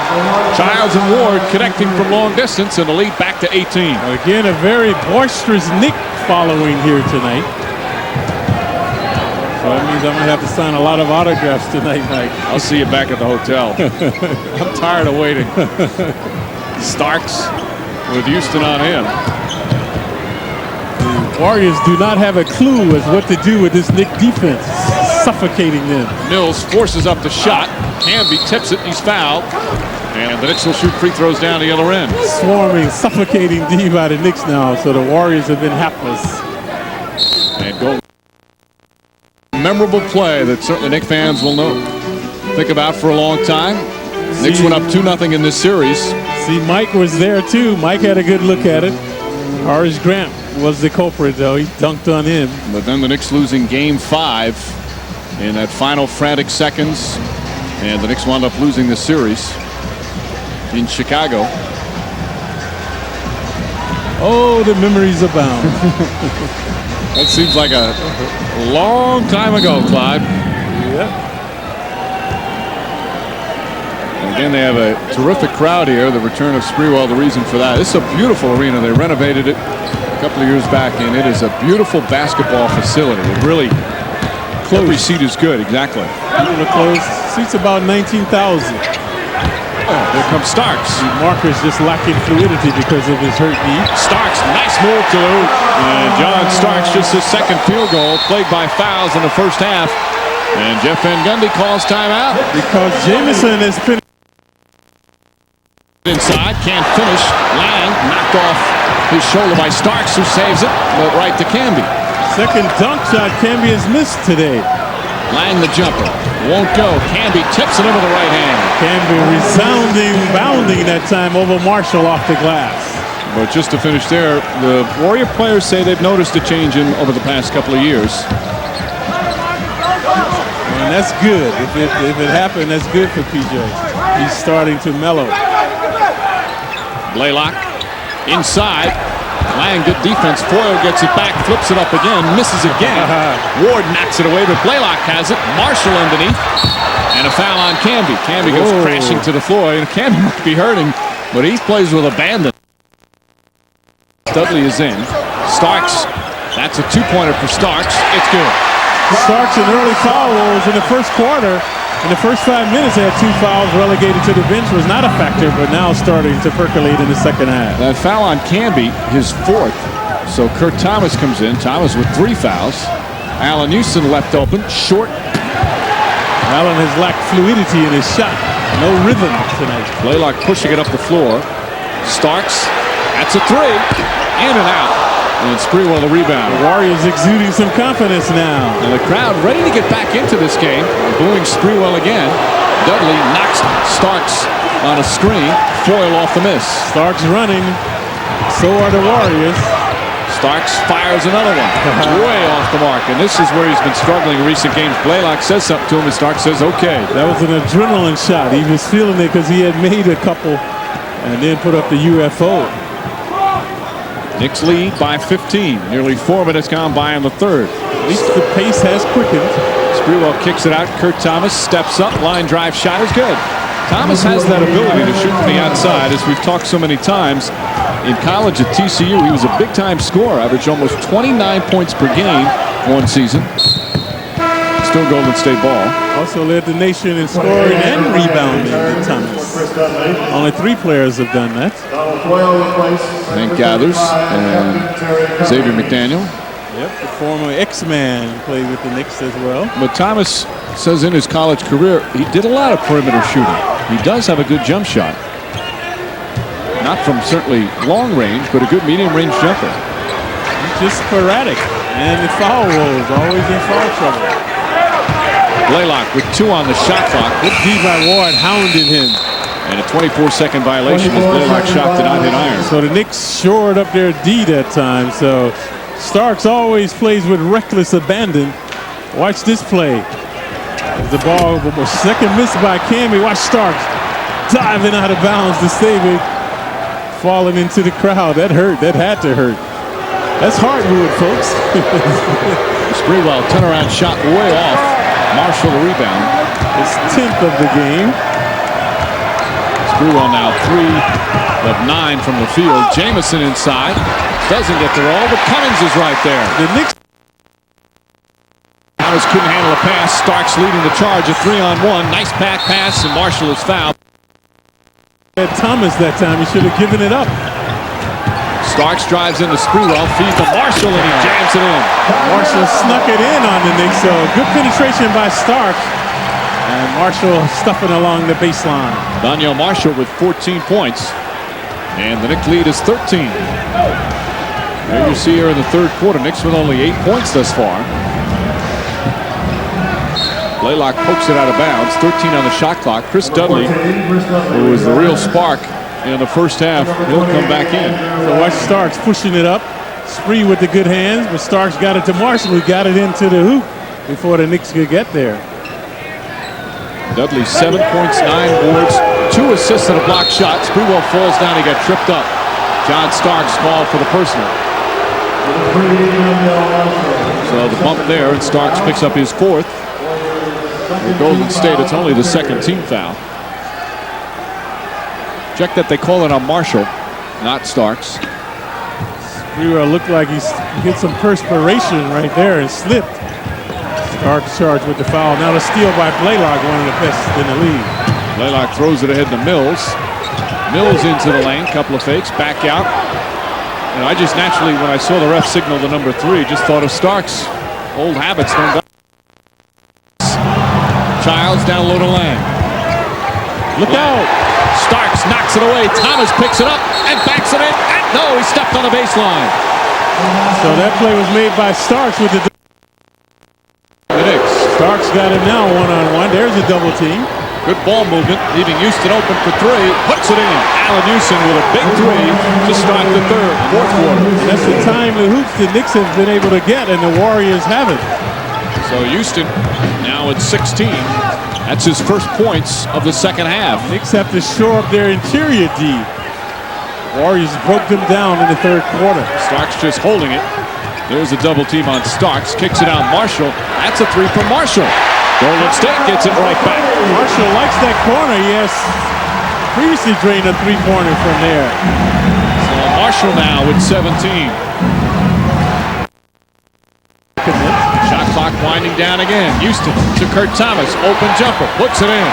Now the Knicks have regained their composure. They're dishing and switching. Sprewell and Starks. Starks has been in foul trouble. Sprewell's been double teamed all night as we look at their numbers.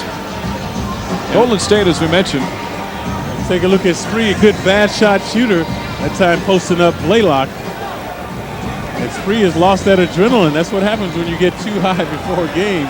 He came out very exuberant, but now seem to be composed. One note on Golden State. Two of their projected starters for this year are currently on the injured list. Eric Dampier, their big 6'11" center, and Jason Caffey, who's supposed to start at power forward, both on the injured list now. Marshall, tough shot, won't go. Lang did a good job defending him. Tipped out. That's a three. Starks shot won't go. Thomas had it and lost it. Knicks trip over each other. Starks drives, kicks it out to Blaylock. Good step out by Spree on Blaylock. Blaylock drives. Sprewell, good job stopping him. Jamison a three. Won't go. Warriors 3 opportunities, couldn't get it down. That's only Jamison's second three-point attempt of the season. He is not a good outside shooter. Spree looking to work over Starks now. Starks pokes it out of bounds. Starks has 4 fouls, so a good exploitation by the Knicks. Clive, the Knicks are, just by their body language, showing some signs of fatigue right now. Yeah, they are. On Starks now. Starks spins away, shot doesn't go. Nice tip by Thomas to Houston. Thomas couldn't get the ball, but the next best thing was to tip it to a teammate. Charlie Ward up to Sprewell. Sprewell, the runner, does not get the roll either. Thomas inside, and Kurt Thomas making some big plays. Yeah, the Knicks are resourceful in the paint now. Lang was there, but Thomas with the hoop. The lead is back up to 15. And that's why you don't want to play catch-up. It's too draining, so it looked like the Warriors might cut into the lead and tie the game, and now the Knicks are up comfortably by 15. Jamison spinning against Thomas, kicks it out. Shot clock down to 7. Knicks have tightened up their D again. Bailing him out. Starks was looking for the foul. Sprewell blocked by Foyle, but a foul called. And P.J. Carlissimo is irate, as is the entire Warrior bench. And he might have a good beef on that play. Sprewell trying to go in there against the 6'9" foul. Watch the play. I didn't see a foul here. Where's the foul? Yeah, right there. He hit him on the head. When he blocked the shot, he came down on Sprewell's head. And that's what Hugh Hollins was saying. He was motioning with his arm. Hollins has been on top of his game tonight. And now the crowd, the most vociferous as they've been all evening against Sprewell. And they are enjoying every mistake or miscue by Latrell Sprewell. It's been the case all night. They've been pretty consistent. Yeah, listen to them in the background.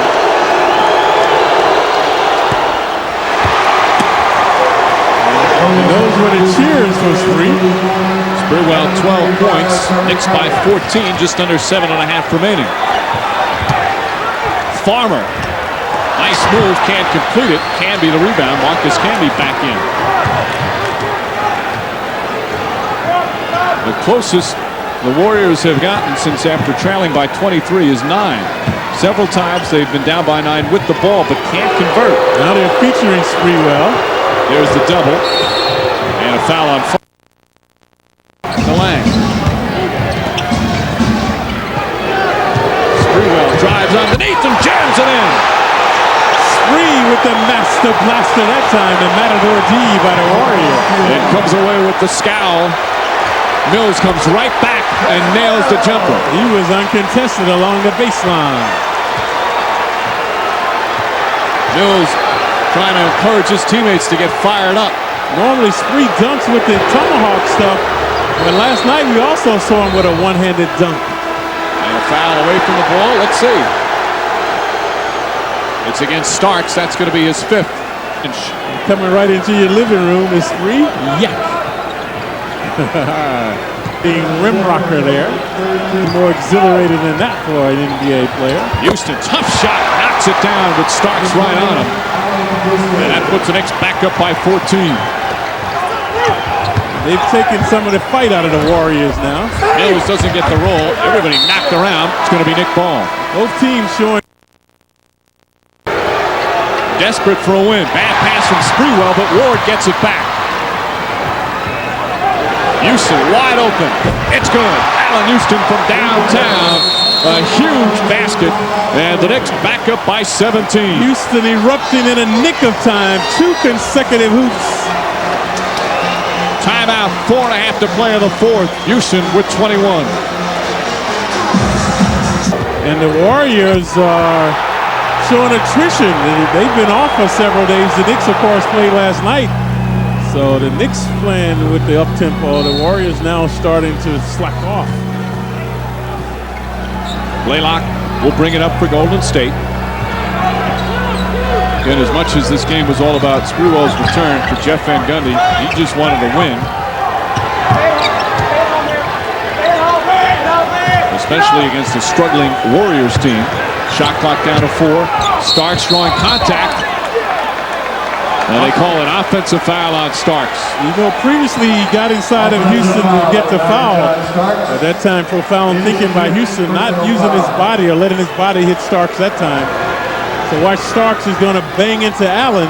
Allen in front of him right there. He runs into Allen to draw the foul. Not much there, but he did lower the shoulder. That's his 5th. They said 5 earlier, but that's only his 5th. Now he's gone. John Starks is fouled out.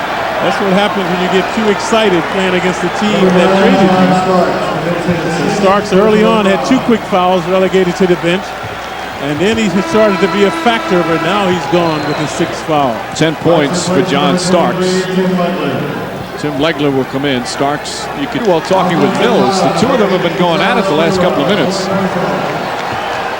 They're still going at it. They're jawing the entire way up the floor as Sprewell picks up his 4th foul. And an offensive foul.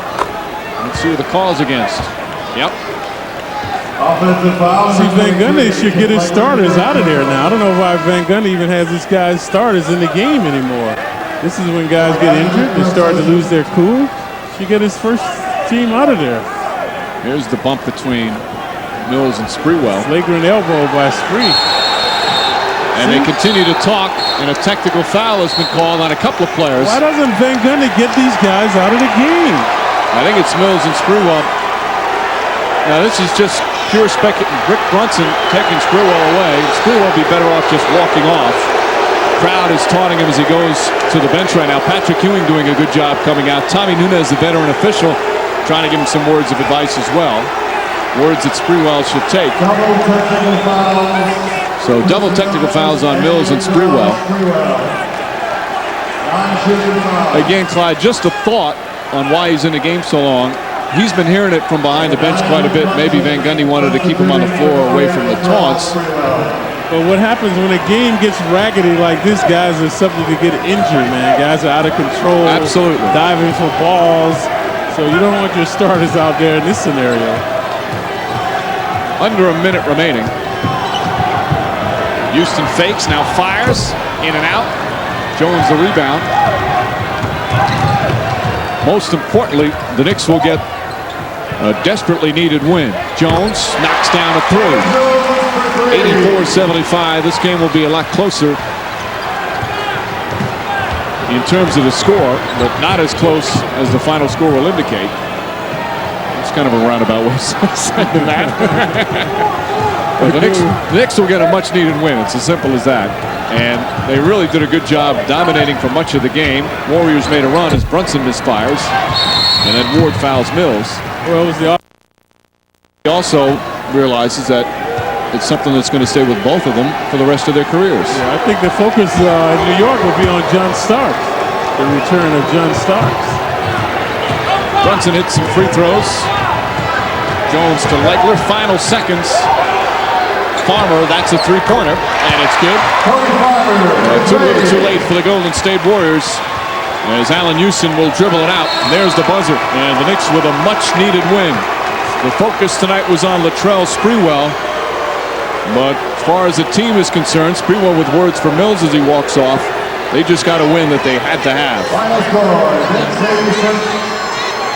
Sprewell played well on the court, as did his teammates, as they defeat the Golden State Warriors and snap their losing streak at 2 and go to 2-2 on this West Coast trip.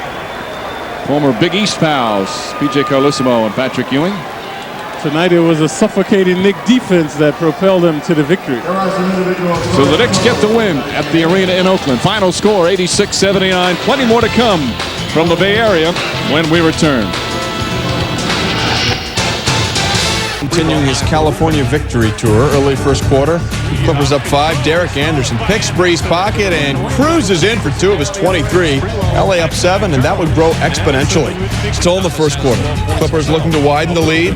Lamar Odom, I got it. Oh, with the clock winding down, 8 of 17 shooting he was. Clippers go up 39-24. Second quarter, Odom, pretty move behind the back on Kurt Thomas. Clippers led 65-49 at the half. Third quarter, the Knicks come back. Sprewell takes it to the hole. He had 32. It's now 73-58. Knicks closer in the third. Charlie Ward throws it in reverse. He was 5 of 8. Cuts the lead to 8. Downtown. Sometimes teams get fixed on having to hit the 3. They're taking Spree out of it, double teaming him. Charlie Ward, a 3. It's good. Charlie Ward from downtown, and the Knicks within 3. And Ford did not want them to give up the three-point opportunity. 13 for Ward, under a minute remaining. Jeff Van Gundy saying no foul. Now they go to Hudson. They want the ball in Hudson's hands as opposed to Odom. Shot clock down to 7. Odom looking to post. Here comes a double turn. Shoots. Way short. Thomas the rebound. Odom rushed that shot. Knicks down 3 as we approach a half-minute remaining. So now the Clippers can ill afford the double team. They left Ward open the last time. Sprewell nearly loses his pivot foot. Shot clock down to 10. Charlie Ward fakes the 3. Pulls back. Another 3. No good. Rebound goes. Knocked loose by Houston out of bounds. Put them in such a hole. And the Knicks finish this West Coast trip at 2-3. Yeah, they've got to be disappointed. You see them hanging their heads as well as they should. First half, no defense by the Knicks. So the deficit was too much to try to overcome. Knicks attempted one of the great comebacks in franchise history, down by 28. Came back, and a couple of times looked like they were going to take the lead, but couldn't hit a big shot down the stretch. And the Clippers win it. Final score from the Staples Center. The Clippers 100, the Knicks 95. Plenty more to come when we return after this timeout. Falling behind by 28 or coming back? Oh, bad teams. Bad teams give futile efforts and don't get over the hump. You know, that's every team does that. You know, plenty of chances to get over the hump. 2 loose balls, don't get. Same thing in close losses at Minnesota and at Boston. Missed shots, missed free throws. It's easy playing when you're down. And we're 6-7 and going nowhere fast, and that's why I'm gonna have to make change. I'm gonna have to make changes, something. So we're going nowhere fast like this. What do you change? I don't know, but it's gonna be something because we are ill-prepared to compete to win at this league. We're like a bunch of other mediocre teams in this league. Flip, frivolous, lose, go out, get on the plane, go home, you know, bounce back off a bad loss, lose the next game. You know, it's. Did you ever see guys score 32 and actually have a bad game? At least defensively. Well, you know, first quarter told it, didn't it? Oh, well, you give up 39 points. I mean, he wasn't alone. That was like a group travesty right there. Yeah, that was terrible. Terrible defense on our team's part. But again, we try to be a scoring team, and we can't score enough to win. We're not going to be able to, score 100 and some odd points and try to win. We're limited in that way, so we better defend and rebound. I gather your changes. Do you mean lineup changes? I don't know. Or changes in the way you're approaching practice, or what? I don't know. All I know is when it's bad, and this is bad, and it's been bad from day one, you got to do stuff different. Did you see your team saying to themselves, our front line's kind of depleted, so that's a big excuse tonight? No, you know what? I would think because there's playing time to be had and statements to be made about they want to play. I would think you'd have more energy. You shouldn't when you're down people. I rarely see a team down people play with less energy. Usually teams are down, manpower play very, very hard, and maybe aren't good enough. And that could have happened tonight. We might not have been good enough, but we didn't give ourselves a chance until last 3 minutes of the first half. On 2 days rest would come back strong, but they do not have the horrible start and just dug themselves to. The Knicks won by 7, but part 1 is done. In his 8th year from Alabama, standing 6'5", 115, Latrell Sprewell. The boos don't bother me. I get that all the time anyway when I'm on the road. So, I still think that there were some Spree supporters out there. And Sprewell pulls up, knocks it in. Nice running jumper along the baseline that time by Spree. Sprewell drives underneath and jams it in. Spree with the master blaster. It feels good when you do it. So I just wanted to go over there and let them know that, hey, I'm here. And I didn't particularly have a great game, but that dunk sure felt good. And they continue to talk, and a technical foul has been called on a couple of players. More of the anti-Sprewell chance. Sprewell pouncing, looking up at the score. And the Knicks with a much-needed win. The focus tonight was on Latrell Sprewell. Nothing's ever going to change the circumstance, and people are always going to talk about it. But I think that hopefully playing games will get to the point sometime when we just go play a basketball game, and that's the story. To Chris Dudley sets up a scoring opportunity for the Knicks. Yeah, that was poor defense that time. So Thomas was able to go between the D. See right there, Outlaw should have stayed right there to deny the penetration. He didn't. Thomas takes it. Freeze playing time for both Chris Dudley and Andrew Lang. Neither are likely to have many plays called for them, but both are finding ways to make the most of their minutes. Combination of Latrell Sprewell and Allen Houston were at their most explosive on Saturday. For the first time this season, they each hit the 30-point mark to lead the team to a bad. Saturday, Chris Childs waiting for Spree to lose his man, which he does, and then a good job ad-libbing by Spree to lay it up. And Chris Childs picking up the loose ball, and he will lay it up as the Knicks out-hustle the young or and the Knicks were back in front. But the fourth quarter was nip and tuck. Darrell Armstrong hit a big three, put the Magic up 4. But the Knicks down 2, and it's Chris Childs with a huge three, much to the delight of the Garden crowd. They go from down 2 to up 1.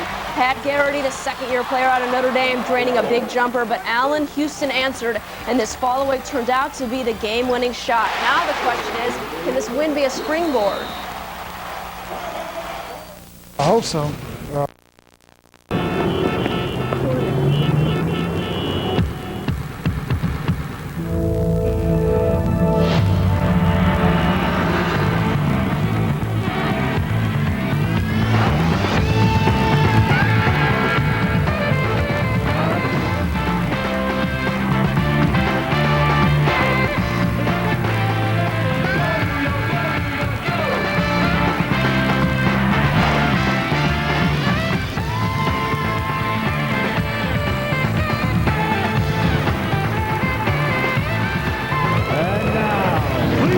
Welcome your New York Knicks.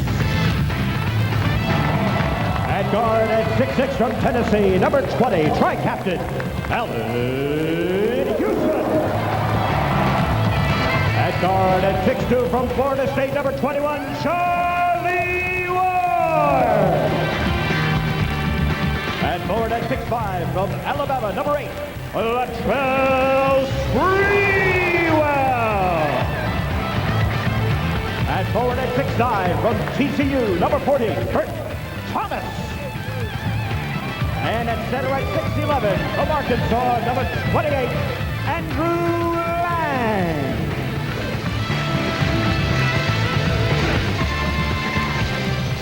Knicks trying to make it back-to-back wins. Jeff Van Gundy liked to. Probably saw he was very lackadaisical on the court. Of his season high. Lang misfired here. Thomas with the bound. He's averaging 6 of those. And then Thomas again along the baseline, spinning and winning. Exuding a lot of confidence in his shot is Thomas, and right now the Knicks featuring him in the offense. Biggest numbers, or the most impressive stat for Thomas last year and this year, 50 games last year, and he's played all 14 this year. His the Knicks' best free throw shooter, 89%. Brooks with the foul, his first. Sprewell, by the way, does have 3 assists already. Shot won't go. DeMarco Johnson again lays it in. Resounding rebounding by the Knicks that time. After good defense by the Mavs, DeMarco coming up with the hoop. Brunson gave him a beautiful pass inside. He couldn't complete on first, but Camby kept it alive. And there you see the offensive rebounds. This is where the Mavericks have struggled. Knicks as well. Ceballos misses Camby. But this is why the Knicks have missed him. An intimidator at 6'11", averaging 2 rejections a game, giving that one back to Finley. Nicely. Shot clock down to 5. Ward on the penetration. High banker. Manipulate to the hoop on Nash. Goes, kicks it out nicely. Lang, the jumper, puts it in. To back out Charlie Ward. Ward steps back, the 3. That's good. Charlie Ward from downtown, his 3rd of the game. Second opportunities igniting the Knicks. So Camby early on was giving them that. That time Lang. Finley on the drive. Finley off balance shot. Tough one. From the get-go, he did not have his usual lethal touch. Finley spotting up. That 3-pointer is good. Now 5 consecutive points for Michael, so he's starting to percolate. Again, we've seen it so many times. Teams huge leads in the first half, and you lose your edge. The opponent comes back, makes some runs on you, and it's tough to get the edge back. The Knicks have been on the opposite side, falling behind big against the Clippers, against the Jazz. Ward, that's good. Charlie Ward from downtown again. He's now 4 of 5 from 3-point range. The Knicks who lead by 28. Unequivocally Ward's best game of the season. Here's a 3.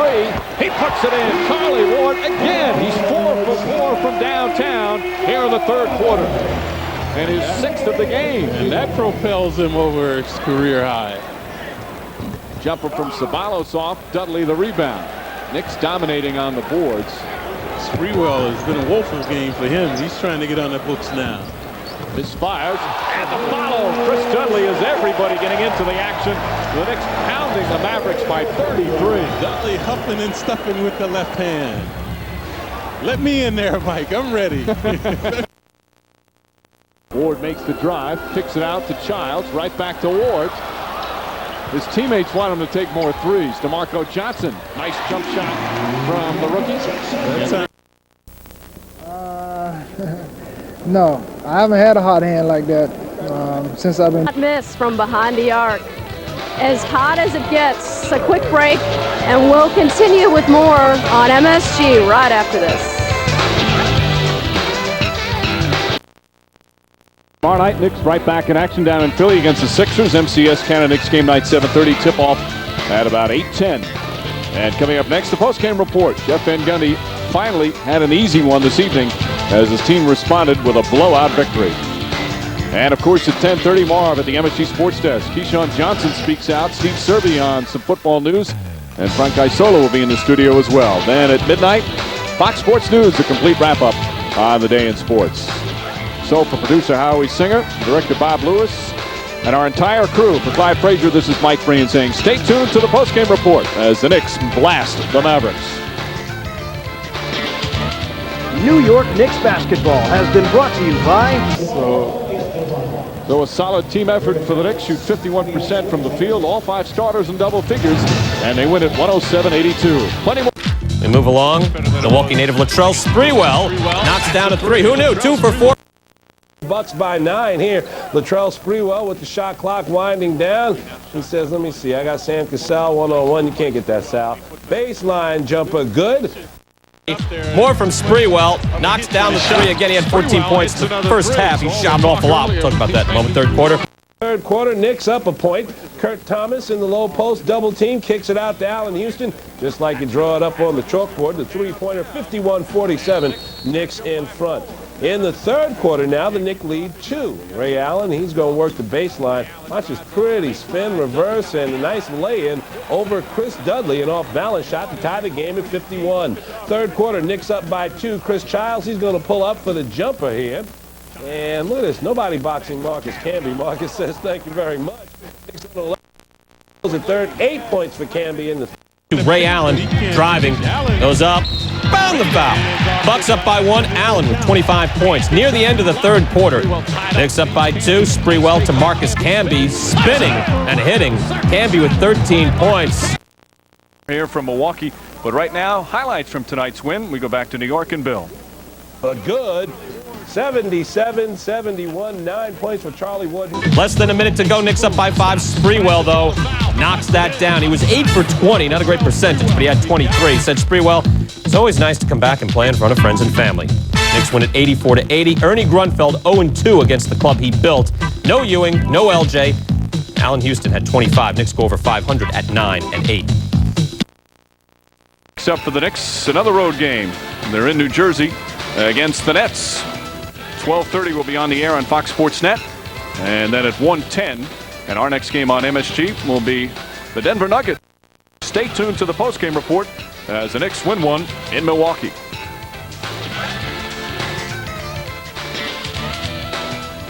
New York Knicks basketball has been brought to you by Allen Houston in the first quarter coming out hot, and Allen Houston makes that trip through the tunnel pay off. He's got tunnel vision on that shot.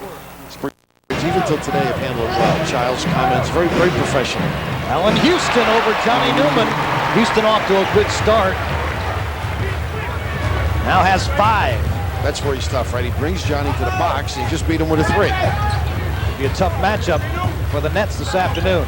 Marbury shaking and baking, shooting over Childs and knocks it down. Thomas and now Allen Houston. Little corner jumper. Well, they doubled it, they iced it, but then Jamie Fight gave a push, and you got to go right up. Just take the baseline. You got topside defense. Marbury on Houston, pulls up to shoot. No. It is where they get in trouble. Now 2 jumpers and a run out. 6 could be 8. And they find him, Allen Houston from Sprewell, and the Knicks are up by 8. You notice the fans? There was, because they're such a perimeter team without Johnson and Patrick. Sprewell held off, and now back to Kurt Thomas, and knocks it down again. Thomas is... Tried to find Murison, but Lang stepped in. It's 2-on-1 behind the back to Houston. Getting a piece was Kerry Kittle. And actually the... reacted to that. Great recovery. To Sprewell. On Gill in the corner. Houston put that 23-12, a 3-pointer for Allen Houston, who's got 14. Location, right? Knowing where the dream team member's going to be. Marbury looking for a give and go. As Kittles slowed down in the half-court game. Oh, Camby out of nowhere blocked it. And here comes Houston. Numbers 4-on-2. Alley-ooping to say goodnight. Camby. Well, you get the runouts. We saw McElvain earlier. And Jamie Fight. Camby goes hard to the goal, lays it up and in. What foot speed, huh? Ooh. And then John can shoot it, post up. Brunson dishing to Latrell Sprewell from the corner for 2. The initial defense is the problem. People turning the corner, you open to help, and now they find the good shooters. Marbury kicking out to Gill. Tries to go inside. 15-footer is good. Good space dribble, too, on Wallace. Once again, Stephon finding people. The Knicks are going to try and force the pass deeper out as Stephon makes his way to the goal. Elliot Perry set to check in now for the Nets. 10:40 remaining in the second. Tough matchup for Lucius, I think. Now they switch. Stephon on Sprewell. Sprewell, big height advantage. At least 4 inches. Goes by his man. 1 step and a great floater for 2. Good read.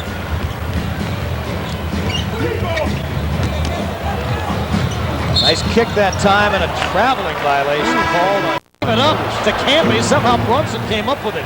Dishes to Wallace, and a left-hand layup is good. John is really whacking people. Good cross. With Houston, Camby, Thomas, and now Sprewell as well. Nice cushion. Charlie Ward to shoot from outside, and he nails it. Go up top. Back to Ward. Made his last one, and he's got 2 in a row. This one now penetrates. Put in a hook, and on the rebound, Marcus Camby. Tell you what.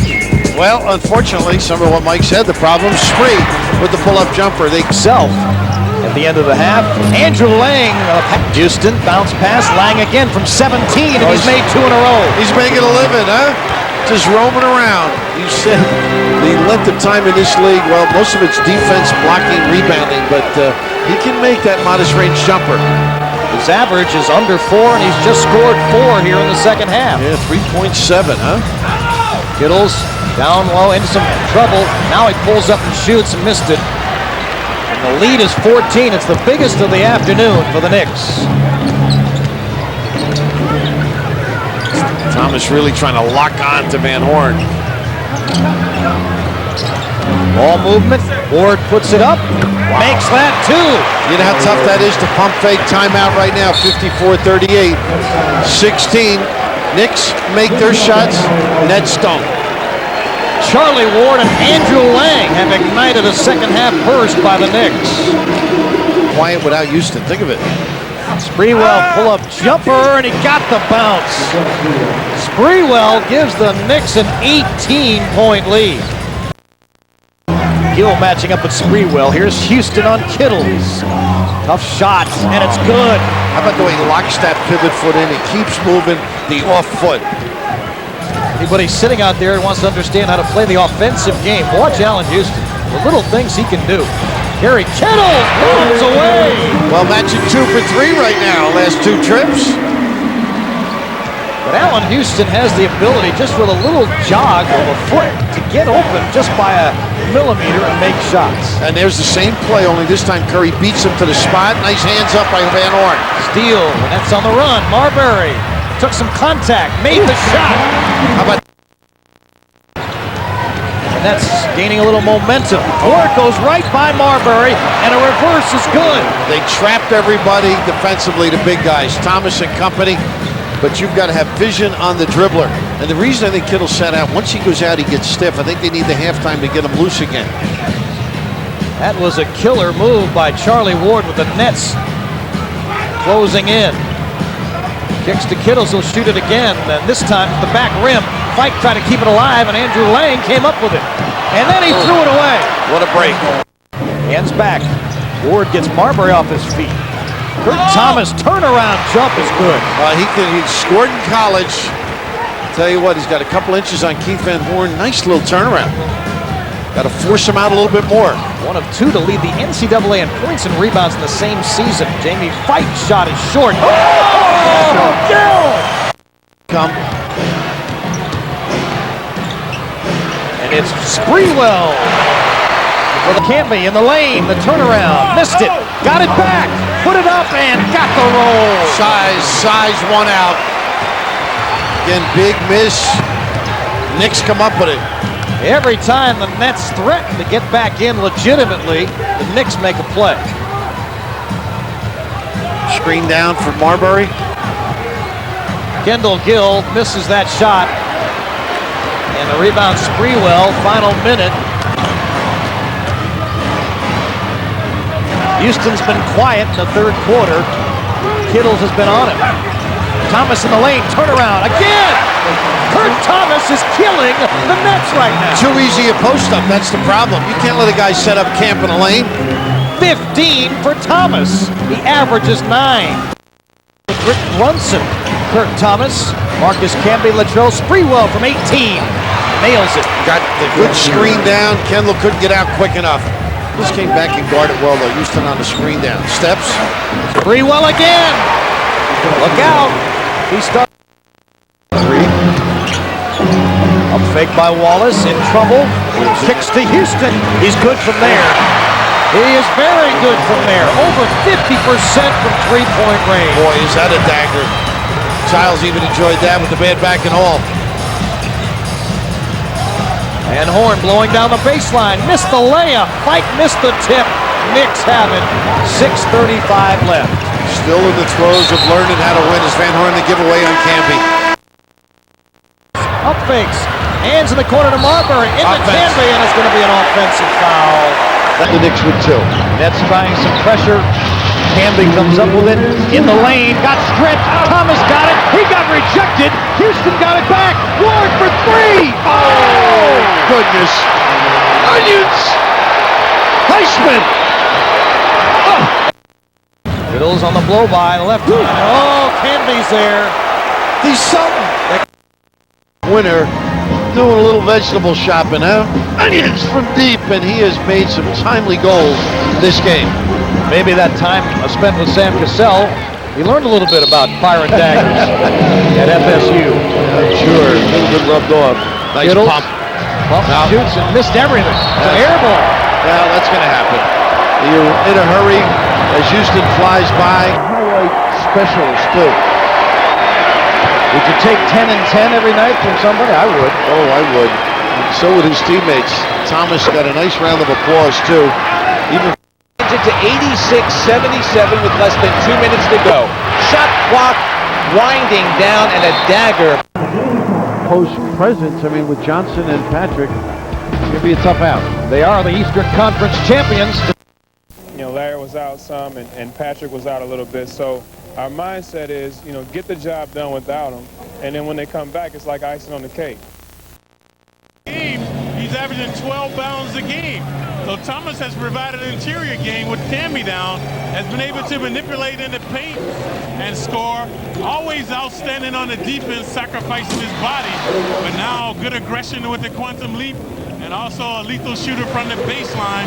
And he did on the return of Larry Johnson night, Sunday here at Madison Square Garden. Second quarter, Larry Johnson into the game and into it in a hurry. Hit his first 2, 6 points in 18 minutes. But in the fourth quarter, Antonio McDyess exercised his interior muscle. The Nuggets come all the way back from 16 down. The Knicks answer. Latrell Sprewell goes on a 6-1 mini run. Knicks up 4, 2:10 to go. But then Rafe LaFrentz with a 3-pointer. Nuggets up 1 with 40 seconds to go. The Knicks needed an answer. The Garden was buzzing. They couldn't believe what they were watching. Allen Houston comes up big. Knicks up by 1 with 29.1 seconds left. But then Allen Houston would miss a critical free throw with the Knicks down 1 and looking at possession after it. So it's still Nuggets by 1. Knicks down 2 now, 1 final chance. The Nuggets got a free throw, and Houston at the buzzer. It doesn't go. And the Denver Nuggets celebrate their first road win of the year by a final of 80-78. That one stung, and stung a lot to the Knicks. They were up by 16 points and cruising in the third quarter. So here's the deal in the NBA's Atlantic Division. Miami still setting the pace.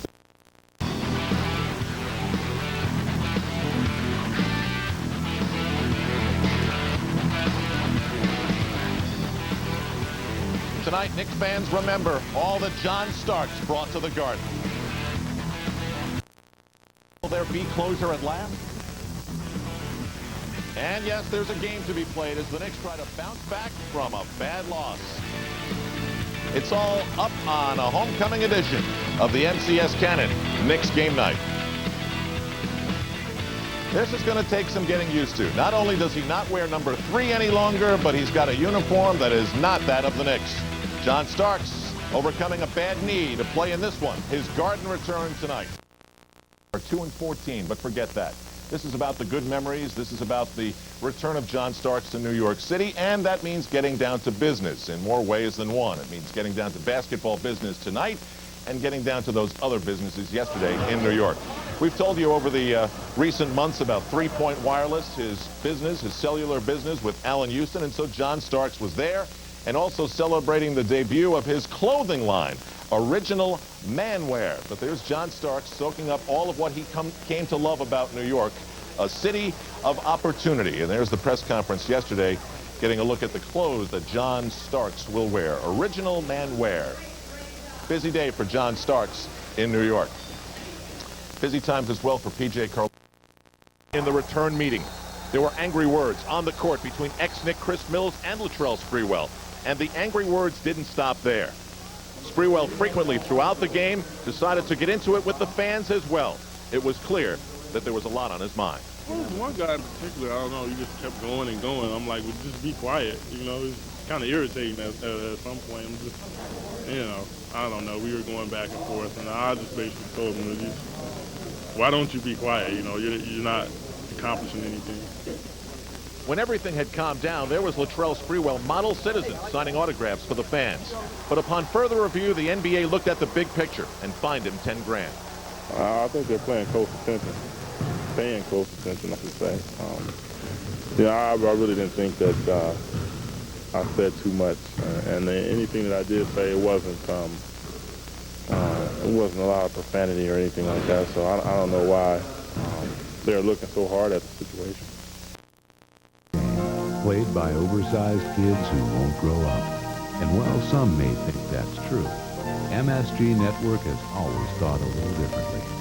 As we celebrate our 30th year, MSG would like to say thanks for watching, for all the triumphs, memories that will last a lifetime. MSG Network. For 30 years, we've always known that it's more than just a game.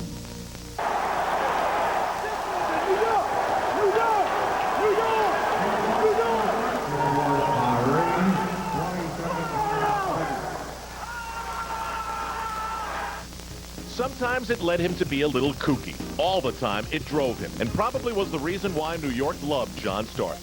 His passion for the game that went with his unbreakable self-confidence even when he battled Superman.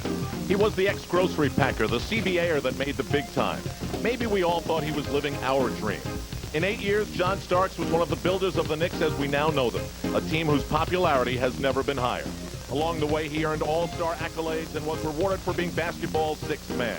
But John wanted the team to succeed and offered constant reminders that he cherished that chance to win in New York.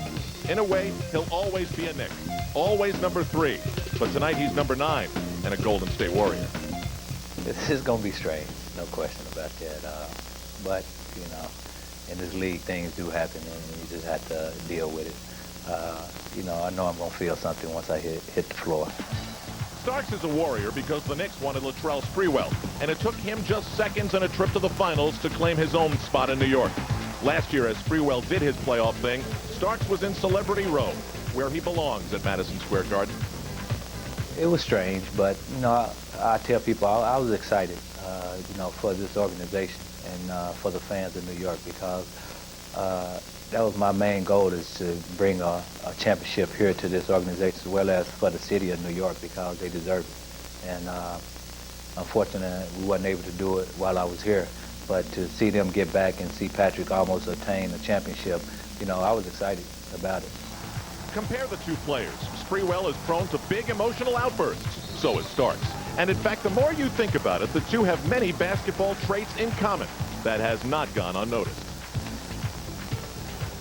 He's a very emotional, high-tense player, to say the least. You know, he's exciting. He gets up and down the court. He runs and jumps, dunks, and, you know, he's a very solid shooter. He makes things happen.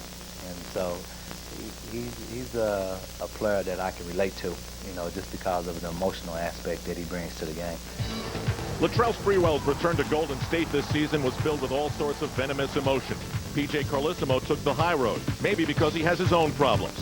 The team is 2-14, and Starks has been frustrated. He and the coach have had their moments. At times, you know, we had some problems, you know, but P.J. is the type of coach who forgets about it. You know what I mean? Once the game is over with and you're off the court, it's like it never happened. And that's the good quality that he has that I like about him. You know, you don't hold grudges. And as a coach, you just, as a player, I mean, you respect that. You know, but we still have some growing that we have to do together, and so he can understand me a little bit more, and I understand him a little bit more. Good or bad, Starks leaves a legacy of drama behind him in New York. Pick your favorite. Remember when he beat the Phoenix Suns in the last second and once again showed he always had the guts for the big shot? There was that game when he broke his nose versus the Utah Jazz. Like a hockey player, he wore a mask and scored 24. The literal collisions with the Indiana Pacers, which built one of the best rivalries the Knicks have ever had. Then there was 1993. Many say Madison Square Garden's never been louder. Starks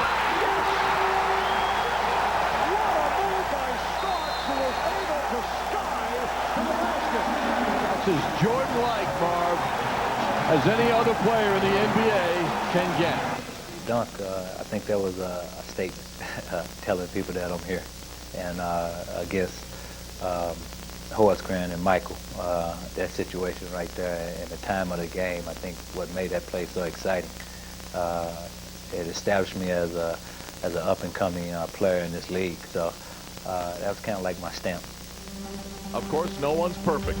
That was part of rooting for John Starks. John Starks for three. Cannot get off. Anthony for Starks, shooting again. Here's Starks again. Curry continues to fire away. I know the Knicks have stayed with the philosophy of going with John Starks, but I would think you reach a point, hey, you got to stop shooting. It was tough for me. I think I put so much pressure on myself coming into that game.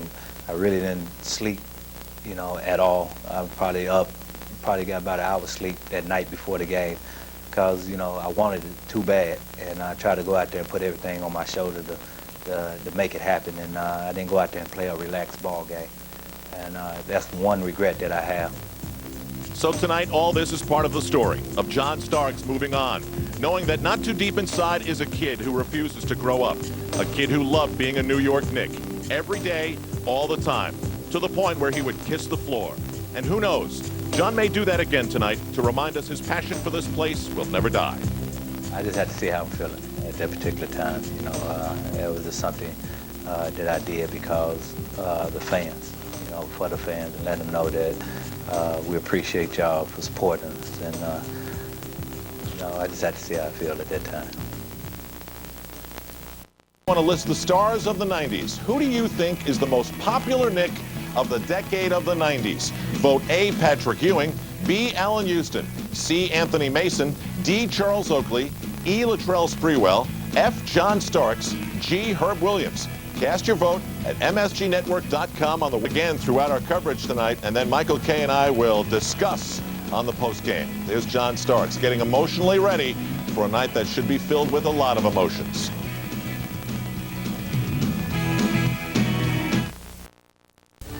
In Oakland, it was all about Latrell Sprewell returning to the scene of the crime, and all night he showed deep anger and emotion for all that went wrong out there. As he reminded the fans, the Knicks won. Tonight, it's all about John Starks returning to the place where his NBA career was born. For 8 years, we watched him bounce to a different beat and play every game like it may be his last. It's a night for the memories of when he soared, of a love affair that must deal with the simple fact that now he's a Golden State Warrior. Warriors meeting for the final time this season. We check on some of the interested parties. PJ Carlesimo does get a handshake, but it's from Chris Childs. It's a start. We wonder whether someone will take the high road tonight. Latrell Sprewell warming up for the New York Knicks. You know, he's thinking about all the things that go into this one. And yes, we've got a lot cooking here tonight at Madison Square Garden. Already you can feel the special buzz. There are more banners than usual. That's for John Starks. A lot of things will be thought about. Hopefully Knick fans, as they watch John Starks, will think about all the great games and memories and playoff series that we had here in the 90s. Now Mike Breen is with a guy who knows all about coming back to Madison Square Garden as an ex-Knick. Mike? That's right, Al. That was 22 years ago when Walt Frazier returned to the Garden as a member of the Cavaliers, and one constant between Frazier and Starks returned. Very popular players here in New York, loved by the fans, and we'll certainly see that with Starks' return. Starks spent 8 seasons here, so of course a lot of friends accumulated over those 8 years. A lot more than just the points of the hustle, the type of person he was as he greeted his teammates. And earlier he talked about his emotions coming back to playing at the Garden. This is going to be strange, no question about that. But, you know, in this league, things do happen, and you just have to deal with it. You know I'm going to feel something once I hit the floor. Now, because last year's lockout, these two teams never played. That's why this is his first game back in an opponent's uniform. And Clyde, because of the type of player he was and the relationship he had with the fans, this will be extra emotional. Yeah, it's definitely going to be emotional. I can relate to that when I came back, played the Knicks. But Starks has been on the injured list. I think just reactivated. So I don't think his fans are going to see the Stark that plays with reckless abandon. He's only shooting about 37% from the field, so has not had a good shooting performance this season. But I'm sure John has the emotion and the adrenaline will be flowing tonight. Yeah, he's had the knee problem all season long, and Golden State needs a win. They've dropped 9 in a row. As for the Knicks, the story has been inconsistency. Oklahoma State, let's have a warm welcome back for longtime Knick, number 9, John Starks.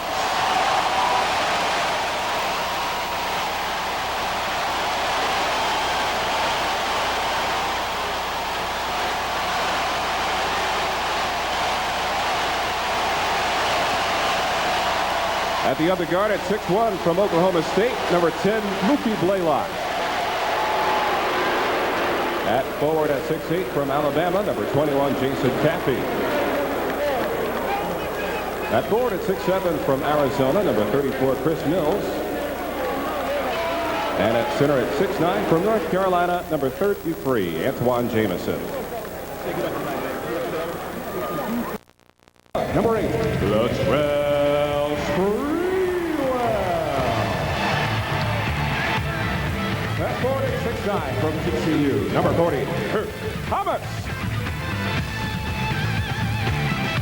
And at center at 6'11" from Arkansas, number 28, Andrew Lang.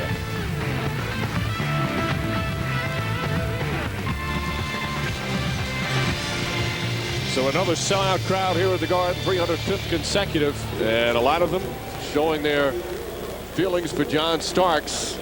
An ovation, Clyde, that would have lasted a lot longer. In fact, it was just starting to pick up steam when they announced the second guard, Mookie Blaylock, and I think the crowd wanted to cheer a little bit longer for a guy who poured his heart out here for 8 years. I'm surprised Starks was first. They should have saved him for last so he could get his kudos from the crowd. But then again, the Knicks know what they're doing. They want to get them too energized. Certainly the bottom line is to win a game, although Starks will do his best to get the crowd cheering for him again. And although the Knicks fans certainly will hope the Knicks win, they want to see Starks have one of those games which he was known for when he just gets red hot. Of course, he still holds the Knicks record for most threes in a game, 9, which ironically. Also the career leader in threes made and attempted by the New York Knicks. John Starks brought some provocative play to their lifestyle. But as you mentioned, Clyde, he's been hurt. He's had the sore knee most of the season, didn't play the last 5 games, specifically didn't go on the injured list because he wanted to make sure he played in this game. We'll see how the rest was, whether or not it was beneficial, because in the game in Oakland back on November 20th when the Knicks beat the Warriors, you could tell Starks he just didn't have that explosiveness because of the knee. Yeah, just a shadow of himself. Starks averaging 28 minutes a game, 10 points, 4 assists and 1 steal, but dreadful shooting by John, only 32% from the field. Speaking of poor shooting, this entire team, the Warriors, one of the worst in the league. Thus, as Mike always say, that's why they are the best rebounding team in the league. You get a lot of offensive rebounds when you have a chance because you miss so many. So Andrew Lang will start again at center, and he will jump for the Knicks. Jason Caffey for the Warriors. Starks with a save and gets his first cheer of the night. Starks showing good agility on that play. No sign of a weak knee. Another former Knick, of course, in the starting lineup in Chris Mills. Starks throws it. Mills can't hold on, and Thomas picks it up. Mills, their leading scorer, averaging 16 a game, so there's a turnover. Terry Durham, Billy Spooner, and Mark Davis are officials for tonight. They want Thomas. Thomas double team as it knocked away, gets it back. Now single coverage. This is where he's been very elusive off the dribble like this, manipulated inside. And banks it in. Antoine Jamison, the second-year man of North Carolina, couldn't stop it. Kurt Thomas, once again, off to a good start. And whenever he can isolate 101, he's been potent with the jumper. Mookie Blaylock, now the starting point guard. The 2 guys that traded for each other, Spree and Starks guarding each other. Jason Caffey fall away, and that's good. The Warriors, as we've mentioned, have lost 9 in a row. They're 2-14. They've really had a horrible year, but injuries a major part of that. They've been banged up. Starting center Eric Dampier hasn't played. Caffey just returning off the injured list. And Starks as well as Sprewell. Nice feed inside to Lang. Left-handed and a foul. Andrew Lang. Use of hand is in the lower box with the offensive man with his back to the basket. Jamison dumps it in on an assist from Starks. Yeah, Jamison, good positioning inside, only 5 feet away. So both of his hoops have come in the paint area. Golden State is at 4 their first 5 from the field. Nice fake by Spree. Good help by Jamison. And Sprewell knocks it down. He's starting to shoot the ball better from the perimeter. He's been struggling. His overall numbers, Sprewell, just 39%, but in recent games we've seen him a little more consistent. Knocks it away and comes up with a steal. Sprewell pass, and Blaylock. Passing for both teams now. Sprewell hits the 3. Latrell Sprewell from downtown.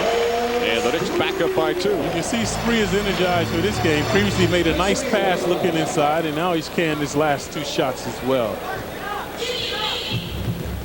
Starks up top. Good help by Thomas. And Thomas called for foul. He was riding Starks, got too much body contact that time. Again, Starks with the knee. He thought about going on the injured list earlier in the year. Decided against it, but it's been bothering him. The first step, he says, has been the main problem. Not a good year. I think Starks' contract is up this year as well. Yep, he's a free agent after this year. Caffey, tough fall around, way off the mark. He has not ruled out Golden State. Jamison, nice second effort. Yeah, he's now 3 of 4 from the field. That ends a 7-0 Knick run. Jamison, that #1 draft choice out of North Carolina. Came on strong late last year. Still been a little bit inconsistent this year, but a fine talent. Kurt Thomas fakes. Sprewell to Lang.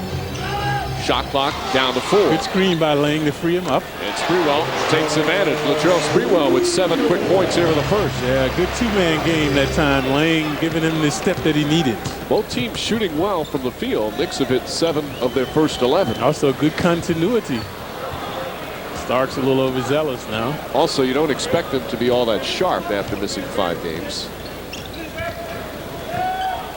Finds Jamison. Quick shot for Jamison.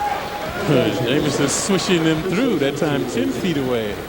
And he's now 4 of 5 from the field. Starks gets his second assist. Well, that's Jamison's nemesis, is his perimeter shooting, especially 15 feet away. And Jeff Van Gundy will call timeout. Perhaps not happy with the defense as the Warriors shooting well. Starks still without a shot attempt. Hello, this is Derek Jeter, the world champion New York Yankees. Congratulations, MSG Network, on 30 years of sports coverage. Keep it going. Love and happiness. Sprewell makes his move inside, draws the foul, and one. Latrell Sprewell with a chance for a 3-point play. Spree lethal with the jumper and elusive along the baseline that time. So Spree very focused early. Deflecting it, Ward picks up the loose ball. Camby on the run, and he's fouled, goes down hard on his back. Foyle bumped him. Camby quickly gets a very raw talent. Sprewell posting up Mills. Big mismatch in favor of the Knicks there. Johnson left-handed, an easy 2. Knicks exploiting them in the paint. Previously Spree hooping in the paint. This time LJ off the glass. 8 straight points now for the Knicks, who go up by 8. And the Warriors want to talk with their Swiss cheese defense. So a timeout with 56 seconds remaining, a full timeout called. Warriors have missed their last 7 shots and find themselves down by 8.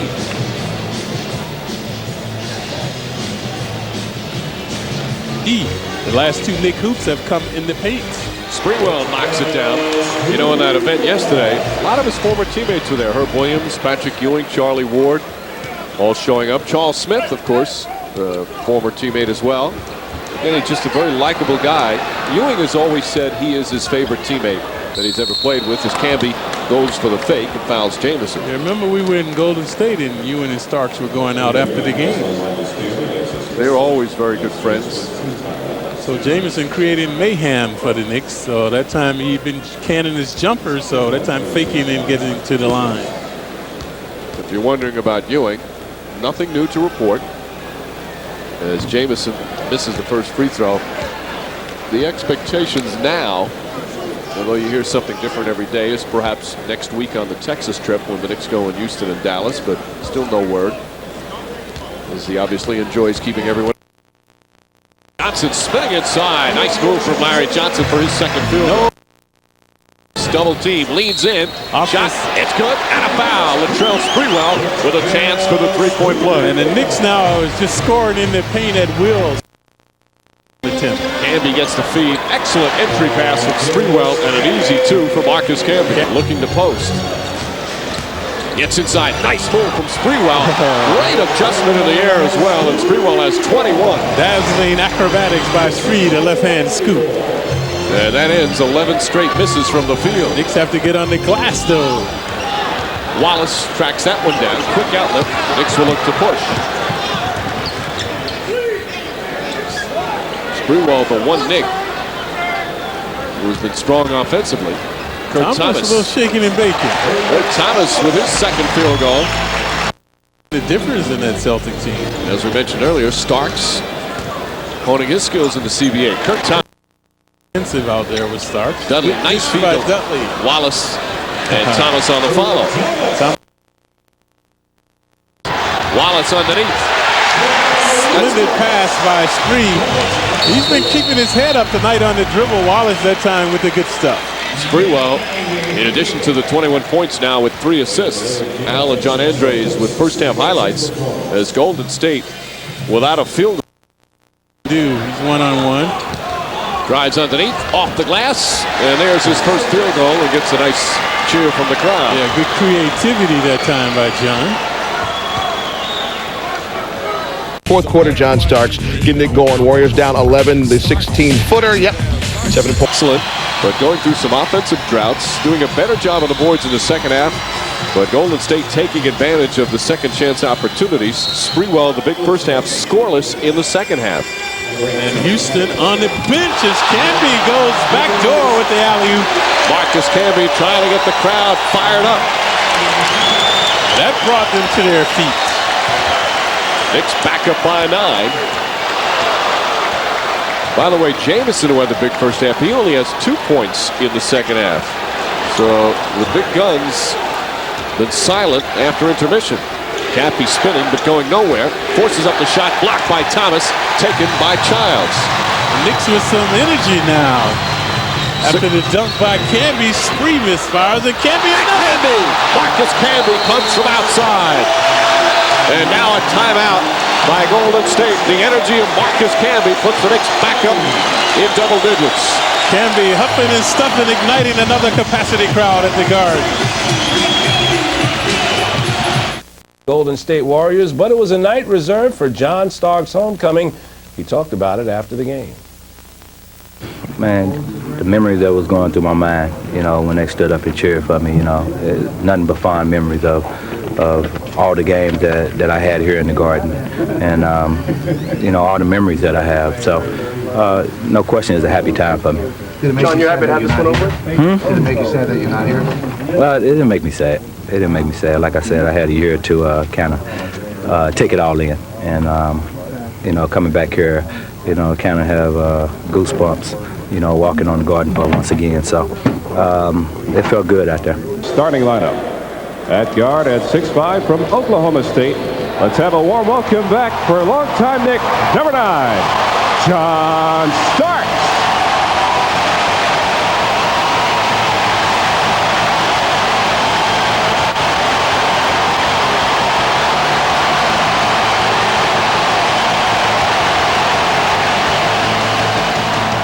So, you know, it felt real good to see the fans stand up and show their appreciation. I know how much John is liked here. I mean, he's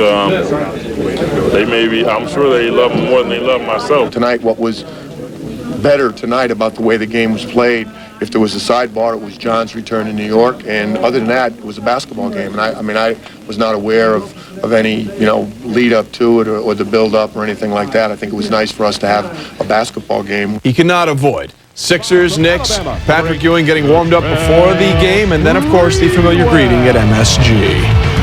And at center at 7 feet from Georgetown, number 33, our captain, Patrick Ewing.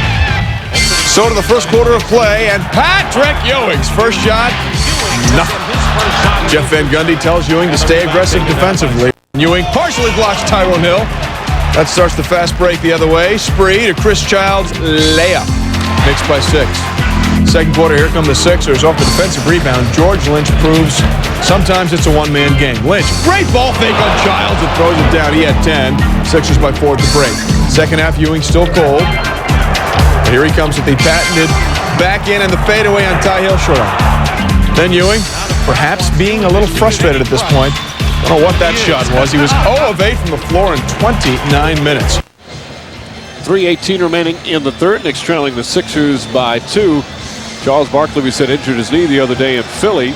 When he went to the hospital, he met up with a surprise person who was there by coincidence getting checked on his thumb. Yeah. How you doing, boy? Oh, for me, man, you take the game on to the next one later.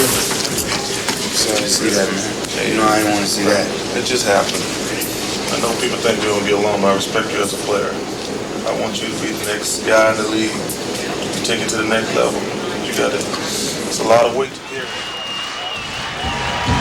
And there you see the two who have kind of feuded in the public, or at least through the press, sniping at each other. Barkley criticized some of the younger players like Iverson and their dedication to the game. Some nice sentiment from Barkley there, Clyde, but also, I mean, a bit hypocritical because he sometimes was the biggest offender of some of the things he criticized the younger players of. Canby on the follow. Yeah, you're right. Charles always embroiled in controversy, and I think Iverson did not go to the game, though, that night. He called in sick. And the Sixers weren't happy because he was seen at one of his favorite restaurants later on that evening. But he said he just was hungry. Owens goes inside. Canby. Good defense. Thomas the rebound. Canby an impact off the bench now. Sprewell on the pull-up. Knocks it in. Latrell Sprewell, his first points of the second half after 20 in the first 2 quarters. Canby exciting the crowd, appreciated with a dunk, and then a good defensive effort that time, giving Spree the opportunity in transition. Under 2.5 remaining in the third. Crowd becoming a factor in the game. Owens hits it. Billy Owens having a solid game. 9 points, 9 boards off the bench. And that silenced the capacity crowd at the Garden. Largest lead of the game, 8. That was the Knicks. Sixers led by as many as 6. Sprewell, back-to-back buckets. Spree starting to percolate again. Good dribble penetration that time along the baseline. He's 10 of 15 from the field. Knicks back up by 2. Philadelphia trying to win one more game without Iverson, who may return in the next one. Ollie kicks it out to Hughes. Sprewell deflects it. And it's still Sixer ball, 10 on the shot clock. Spree omnipresent now. Finding Thomas. Canby makes his move. Inside, beautiful move from Marcus Canby. Canby wheeling and dealing, showing good agility at 6'11".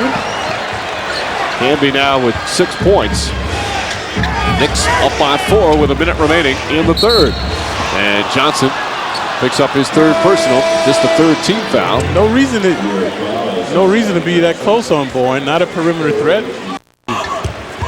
Sprewell on Hughes. The next foul will put the Knicks in the penalty. Hughes double team. Inside Hill, blocked by Canby. Tips it a couple of times, but Hill gets it back, and the shot clock expires. Marcus Canby pumps his fist in the air. Canby a provocative Knick now, so he has a dunk shot. He wheeled and dealed previously. This time a good rejection by Canby. Watch the exquisite timing there. And what happened, folks, the ball did not hit the rim, so the Sixers did not get a new shot clock. Tyrone Hill the rebound. Forced up, no good, blocked. And a great second effort from Tyrone Hill. Pumps on the pass. 7 on the shot clock. Snow makes his move. Tough shot from Snow. Won't go. Lynch another offensive rebound. Blocked by Canby. Oh, it's blocked by Canby again. Sprewell comes up with a loose. As Sprewell gives it to Canby, puts it in, and a foul. Beautiful move from Marcus Canby. And Allen Houston defensive play leads to a chance for 4.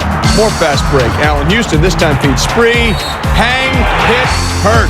Canby this time going one-on-one, hooping along the baseline. 26 for Latrell Sprewell. Ewing sharing some love with Allen Iverson, and the Knicks win at 85-78.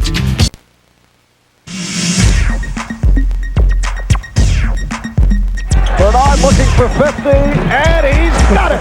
Back-to-back 50-point games for Bernard King. Jackson looking for Ewing. Tucker launches it. It's gone! It's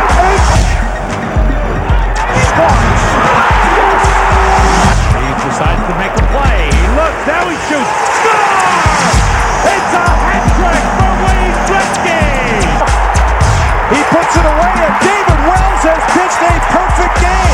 The waiting is over. The New York Rangers are the Stanley Cup champions.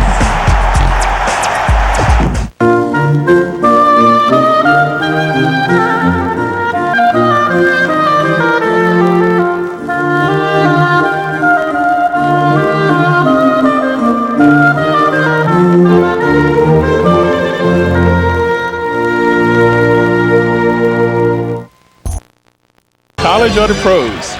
Cheney, 4 on the shot clock, knocked away, but a foul, and Sprewell upset with a call, as is Jeff Van Gundy. Yeah, Celtics have become a perimeter team. Sprewell on the help defense. 3 on 1. Sprewell drives underneath, draws the foul, shot won't go, but he'll shoot 2. But it continues to be undaunted in his play. So Sprewell will find him this time. That time the trailer, good dexterity with the left hand. And again, Thomas will be the recipient. Ewing making a nice pass to find him off the glass. Thomas 5 for 5 from the field. And Ward finds him in the paint as well. So Nunez, Houston on a pull-up. Tough shot, and he puts it in. Griffin stayed right with him. And Allen Houston now with 14. Allen always potent off the dribble, especially along the baseline. Crowd very silent now. Kenny Anderson looked very energetic in the first half. Williams, 7 on the shot clock, across the lane, kicks it Potampico. Anderson with the 3. Short. Sprewell, his 5th rebound. Sprewell, a very solid all-around first half. In addition to his scoring, he had 5 rebounds and 4 assists. Ewing. Crowd in anticipation of that first field goal, puts it in, and a foul, and a big cheer, which we expected. And that time a defiant Patrick Ewing did not have time to think about what he was doing, because once he got in the paint, guys started to converge on him. So it was just his creativity to get it down. And Ewing acknowledges the cheer. Watch this. This time not thinking, using his moves and just wheeling and dealing off the dribble. First 6 tonight. Ewing on the block.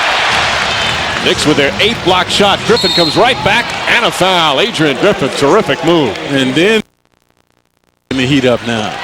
Allen Houston finding the stroke. But again, LJ, the Celtic. Williams, Anderson, Ewing, another block, his 4th of the game. And it's going to be Nick Ball. Ewing has 4, Camby has 4, so the Nick big man omnipotent tonight.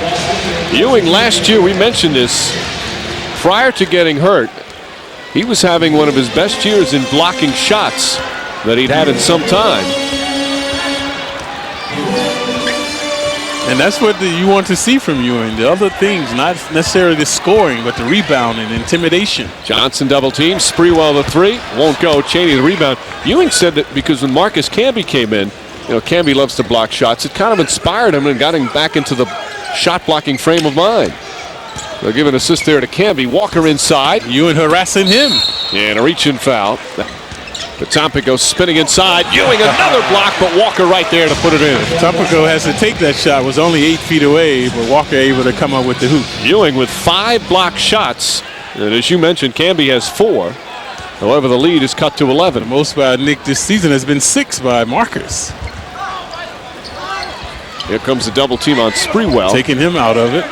Larry Johnson, nice feed to Ewing. And the Nick Ball movement continues. Nothing inside for them. Walker steps back for 3. That's good. Walker starts for him. Walker, that's a 3. Short. Ewing tips it and grabs the rebound. Patrick Ewing with a very big board. The crowd aroused now. Johnson against Griffin. Johnson spinning inside, draws the foul, and one. Larry Johnson, another big play, and a chance for a 3-pointer as the Knicks go up by 5. Also the omnipotence of LJ is 6'7", 235. Griffin 6'5", 215. Whacks LJ, but LJ just overwhelms him off the glass. I take another look, spinning along the baseline. He did that to elude the double team. So a timely hoop by LJ. Johnson with a terrific all-around game. Certainly his best since his return from the back injury. 7 of his points in the 4th. Marcus Camby has checked in. Houston will sit down. Early on, LJ was dishing, but now swishing. No hoop bigger than that one for the Knicks, and completing the 3-point play. Larry Johnson, perfect from the line tonight. 19 total points. 6-point lead, just under 2 to play. Knicks must deny the 3-pointer here. Chance of defense from the sold-out Garden. Potopico against Ewing. Fakes, moves, knocked away by Childs and Camby. First Childs got a piece and Camby picks it up.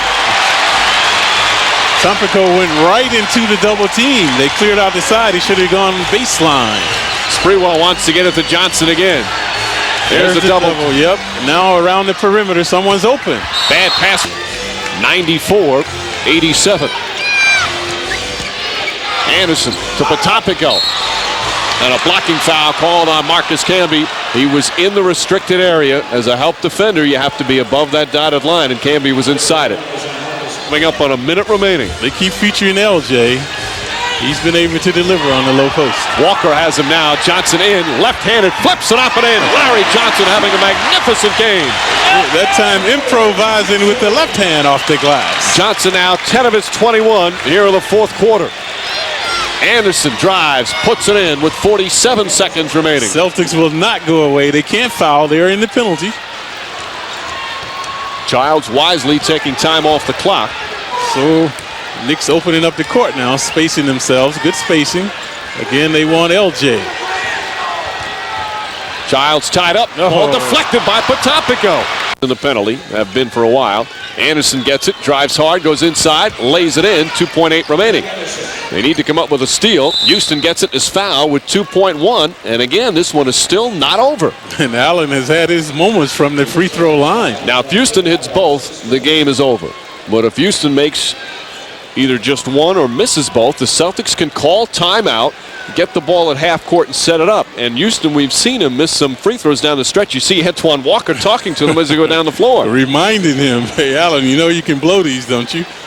Allen's trying to laugh it off. Houston has had some missed free throws on this homestand. He's 4 for 5 tonight and misses another. And the Celtics can absolutely come back here. Houston needs to hit this one to go up by 3. Boston still with one timeout left.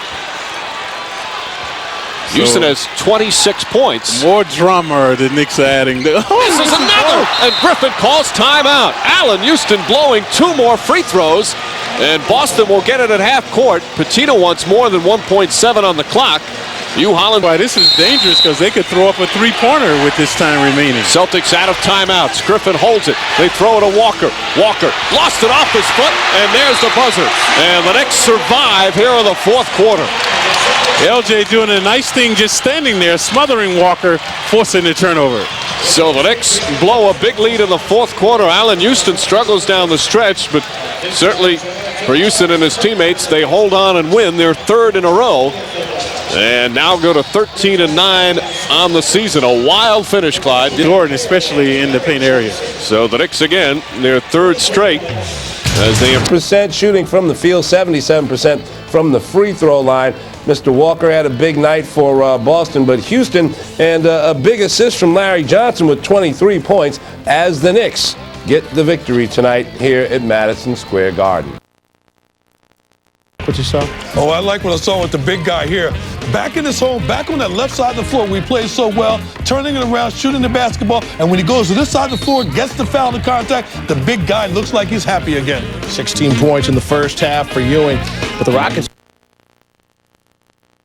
Latrell Sprewell inside, the up and under left hand, the bucket and the foul. Knicks up by 3. Shandon Anderson keeping his team close early on. Straight away, the 3 would go. We're all tied. Steve Francis drives and feeds Coutinho Mobley in the corner. Mobley gets the 3. New York still up by 1. Ewing driving. Oh, the classic runner in the lane from Ewing. Some things just never go away.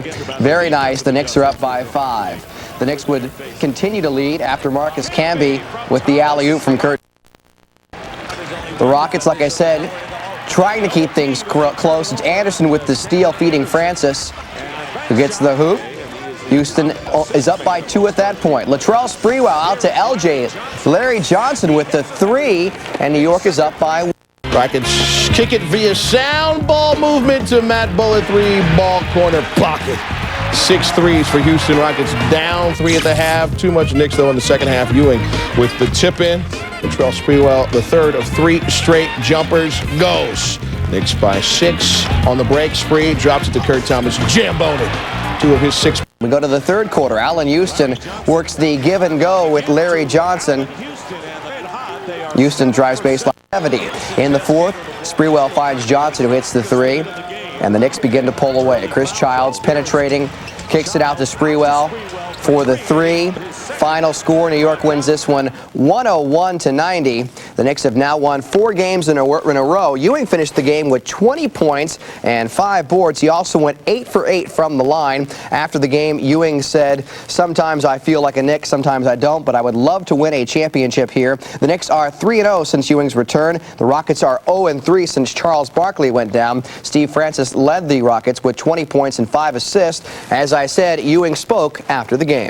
My game is coming. It's going to take a little bit of a little time, but I'm still confident in my ability. I just have to get out here and keep on playing, keep on practicing, and keep on working on my game.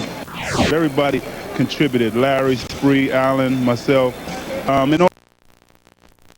Everybody contributed. There's been a lot of things people have been saying about.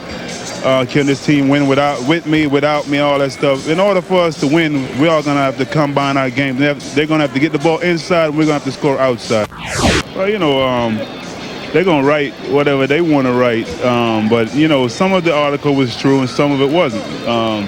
Sometimes I feel like being here and sometimes I don't. And, I love to win the championship here in New York. I think for the most part, the management and the fans have been, they've treated me great my whole career there. Except for sometimes, they booed me, but no, for the most part, they treated me great. But, it's been the last 2 years have been rough, with the injuries. And sometimes I think maybe I overstayed my welcome.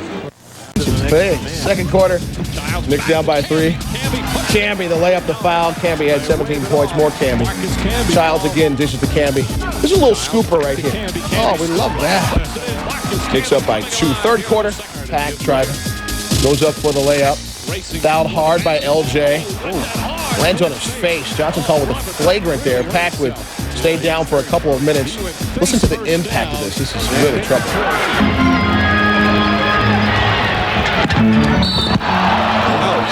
So he will come out. Shot. Third quarter, 64-59 Knicks. Allen Houston, the pass to Patrick Ewing.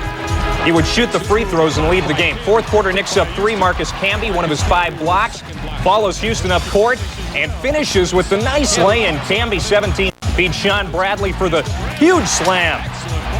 A 6th straight point run. Of course, is a New York timeout. Late fourth quarter, Knicks by 1. Houston taking over. Drains the jumper from the corner over Michael Finley. Then the top of the key shows Finley the ball and hits the J in his face. 10 points in the fourth quarter for Houston. He finished with 31, a season high. 100-93 the final. Houston went 5 for 8 from the field in the final 12 minutes. Knicks win for the season high 5th straight time. Charlie Ward getting the inbounds, the Hail Mary. From half court. Hell yes. Charlie puts the Knicks down by just 5 at the half. Third quarter, Latrell steals the David Wesley pass. Sprewell getting nasty with that. The Knicks up by 1. He had 30 early in the fourth. Watch Allen Houston. We got an arrow on him. Using the pick and then running straight to the hoop for the 2-fister. He had 30. Part of a 20-2 Knicks run. Under a minute to go. Eddie Jones has been leading this team all season. Big 3 there. He had 23. Hornets down 2. After a couple free throws, tied it. Houston gets it. Launching. No. Patrick Ewing got it. And no. Patrick missing another chance to win a game for the Knicks. We go to OT. Off the inbound, Sprewell to Camby. Camby just 5 points, but 10 boards. The Knicks do win it. 112-109 in overtime. It's the second time this year Sprewell and Houston have scored 30 or more in the same game. Ewing 10 points, 18 rebounds. The Hornets' 8-game win streak is dust. Their first loss since December 1st. And he'd be happy with this. Doug Christie. Raptors lead 11-7. They love it behind the scenes. Then he drives the hoop and hits the fadeaway. Raptors up 3. Then Carter back inside. And if you're going to foul him harder than that. It's a 3-point play. He had 14 in the first quarter on 5 of 6 shooting. Second quarter, Knicks come back. John Wallace gets the ball inside and gets the shot to fall. That's good living. Knicks down 35-25. Then still second quarter, more Knicks down by 2. Larry Johnson, defended by Vince Carter, backs in. The Knicks lead 46-45. Still more Knicks. Charlie Ward, stump. Oh, the fake fall down. And one. Second quarter, here's Sprewell. Drives and finishes with the roll. Knicks up by 3 at the halftime break. Third quarter, Spree heats it up from the outside. 3 from the left wing. You know, I think he kind of likes that left side. Watch him try it again. Up by 11. Then more Sprewell. He drives the lane, misses the shot, but follows his own rebound. Spree at 25 in the game, Knicks up 15. Raptors come back. Vince Carter drives the lane, and Vince with a tough lane. Part of a 15-2 Raptors run. Carter working Larry Johnson. Larry forgot to move. Toronto down 2. Next possession, Carter. Showing off the range. Ties this one at 86. Now, 25 seconds left. Patrick Ewing has struggled on big shots throughout his career. Not this time. Ewing took just 5 shots all night, but he puts the Knicks up 2. 16 seconds left. Carter. They go to him for 3. Negative. Larry Johnson clears. He made both foul shots to put the Knicks up. To win 91-90. The Spree-Houston combo went for 43 and 8 assists. They had 3 turnovers each. Vince Carter had his 4th 30-point game of the season. The Raptors. Sprewell. At the other forward position from UNLV, number 2, Larry Johnson. At the center position from Georgetown, number 33, Patrick Ewing. At one guard position from Boise State, number 1, Chris Childs. And at the other guard position from Tennessee, number 20, Allen Houston. The head coach of the Knicks is Jeff Van Gundy. Assistant coaches Don Chaney, Brendan Malone, Jeff Nix, and Tom Thibodeau. And the athletic trainer is Mike Saunders. Yeah, come on, baby. Sprewell against Howard. Latrell Sprewell knocks it down. And that's the mismatch. When Spree is on the offense, he has the quickness advantage. And now LJ is guarding Howard.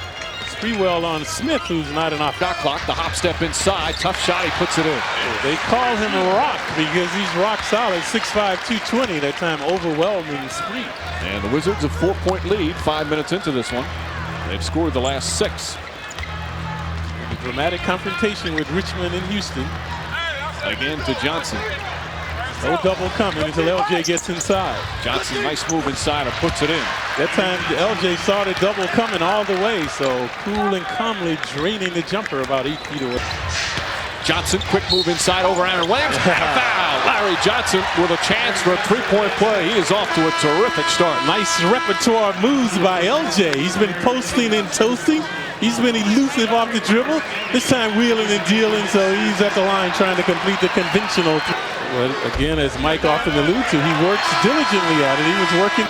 But he's tried all different sorts of Well, things. when you're shooting, folks, you want to keep it simple. Watch Dudley. 2-minute movements, too much herky-jerky on the side of his head, off his wrist. And that's the problem with his shot. Keeps it alive, and Johnson finishes it off. Chris Dudley really having an impact here in the first quarter. LJ continues to prosper in the paint area. And the Knicks on a 9-0 run. They lead by 4. Dudley and Johnson coming up big here in the opening period. Strickland tied up momentarily. Childs is in the game. Ike Austin in for the first time. Swarming D now by the Knicks. Howard gets inside, and shot's good. Tough shot from Juwan Howard. Howard in the paint about 6. And now the Wizards with 7 straight points. Spree gonna try to beat him off the dribble. Nice move inside. Flips it up left-handed. High arcing shot. The crowd enjoying that one. Yeah, good dexterity by Spree. Looked like he kind of lost the handle, but it switched through. Sprewell attacking the goal. That's when he's at his best. Knicks down by 1. There's about a 4-second difference between shot and game clock. No fouls to give for the Knicks. Giles waiting for Strickland to make his move. Strickland so quick inside. Kicks it out. Hamilton open 3. Camby got a piece of it. Still plenty of time to get off a quality shot. Nearly thrown away. Sprewell, a 3-pointer.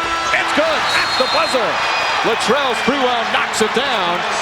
Back-to-back shots for Sprewell. And the Knicks a 2-point lead after 1. So dramatic hoops by Spree. Previously in the paint with the left-hand scoop. This time running downtown.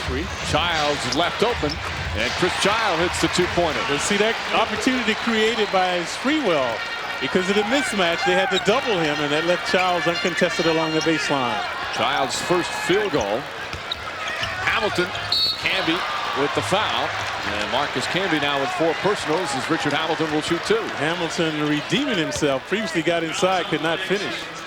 You know, Clyde, the ironic thing about that Knicks possession where they kept career only about 43%. Houston, the runner. Allen Houston puts it in. Houston having a big second half. He had 9 points in the third quarter, and now 18 for the game. So we've got a half-court game now, and the Knicks asserting themselves on the D. The largest lead in this game has been 6. That's the Knicks had in the first quarter. It has been close throughout. Hamilton double. Austin, shot clock down to 7. Austin kicks it out. Whitney, the three-pointer, Chris Whitney. And a little deja vu. It was Whitney in New York that canned some big three-pointers. And Murray. These guys have had a big night as well tonight. Knicks lead cut to 1. Just over 2 minutes gone by in the fourth. Houston drives on Hamilton. Stripped by Whitney, but they call a reach-in foul. And Whitney will pick up the personal. We'll have a timeout as more substitutions come into the game. Actually won't be a timeout here. Houston. Whitney ahead of the pack. Childs goes underneath. And a foul. Whitney with a chance. Childs made the smart play last time. That time a poor play. If you're going to foul the guy, make sure he doesn't get the shot off. And a diminutive Whitney, only a 6-footer. Childs 6'3". So he should have whacked him harder than that. Watch this. Well, this is a shrewd play by Whitney. Watch how he gets his body on Childs, draws the contact, and then uses the glass. So superb play by Whitney. Third foul on Childs, and the Knicks already with 14 fouls. I mean, Whitney will shoot the one here. There you see Childs looking up, checking out the score and time. There's a lot of time remaining, and the Knicks 1 foul from the penalty. Camby the rebound. So the Knicks down by 2. They've been stagnant the last 2 possessions, so thus they've turned the ball over.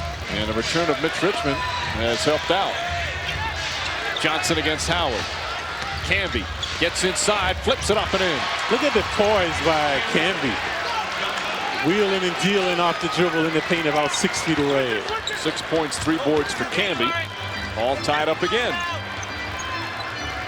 Knicks tightening up their D now. Look how far the Wizards are out on the perimeter. Strickland getting a rest as Whitney seeing some time, and now a foul on Childs, and the Knicks over the limit, so Richmond will shoot. Childs 3 consecutive fouls. The first one he had to give against Richmond. Second one was the dubious one, and now this one. So let's take a look at Camby. As LJ will find and watch the good agility by Marcus, the control on the shot there, using his body to fend off Williams. Shot won't go. Aaron Williams the rebound. Richmond tapping his hand. Let me have it. He should have drawn the foul. Childs has to stay on his feet. Childs now trying to front Richmond. They want to go to him in the post. And a foul on Childs backing in. He doesn't like the call, but he clearly fouled him, and that's his 5th. Childs, as we had on our MCS Cannon game night, said his New Year's resolution, as it is every year, is to stop arguing with officials.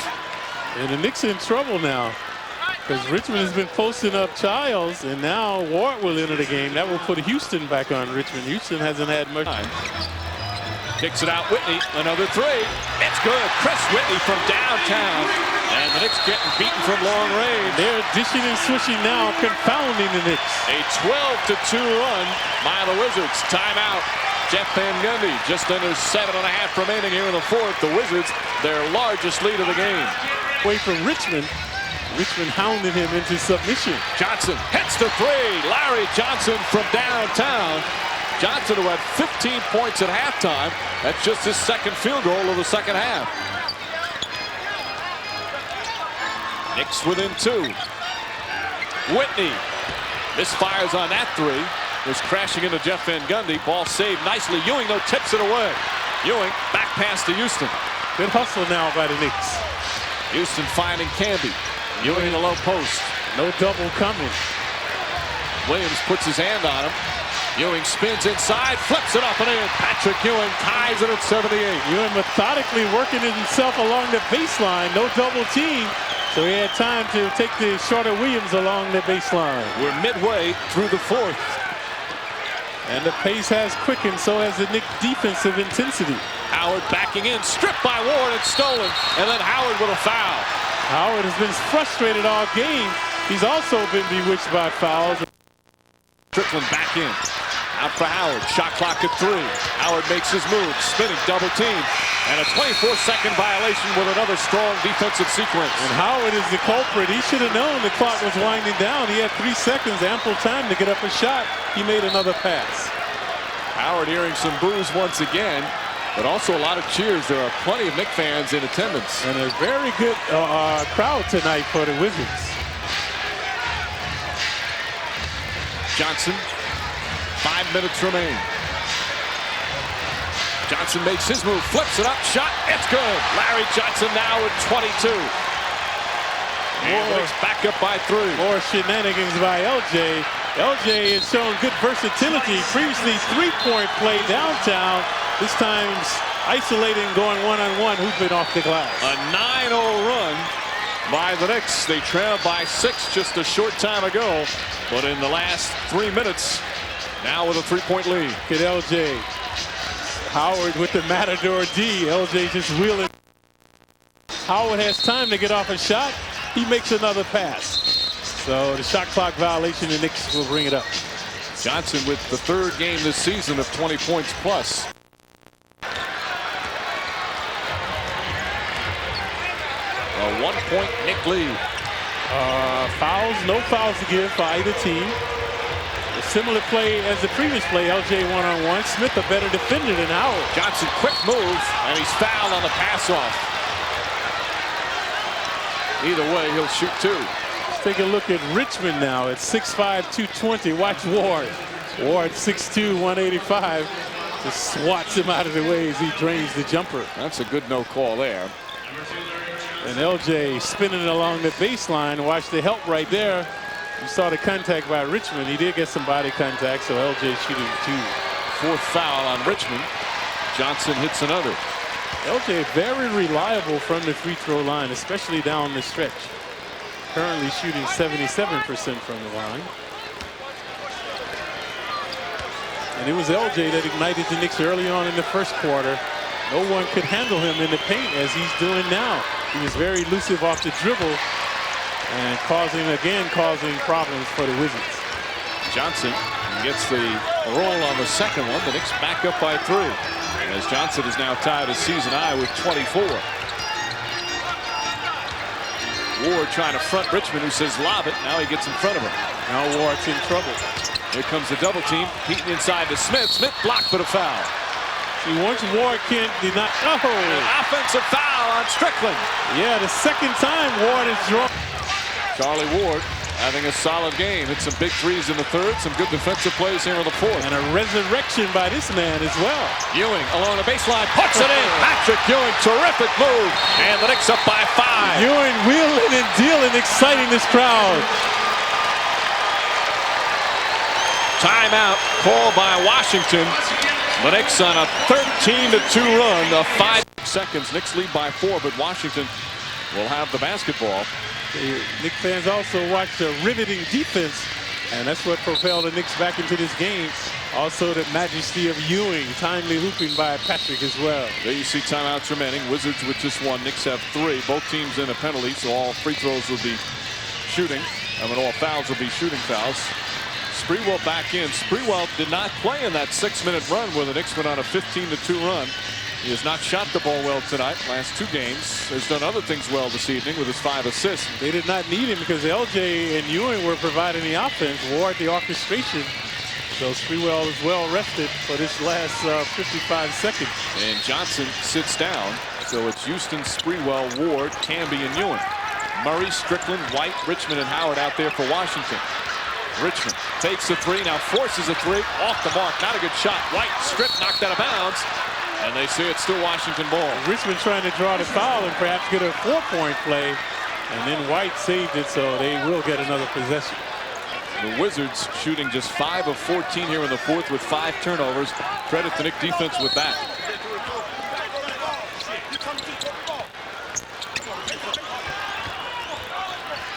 Richmond Hamby there to help double team. Richmond kicks it cross court to Murray. Murray fakes the three. That's a three.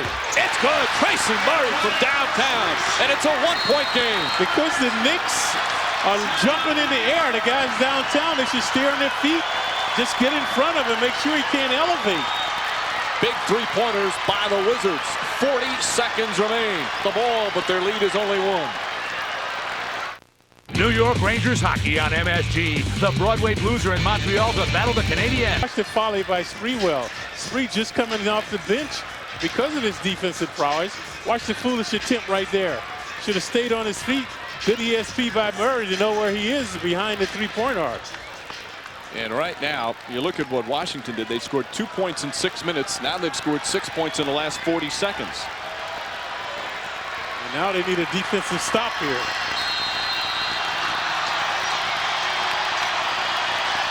Well, obviously, there are no fouls to give for either team.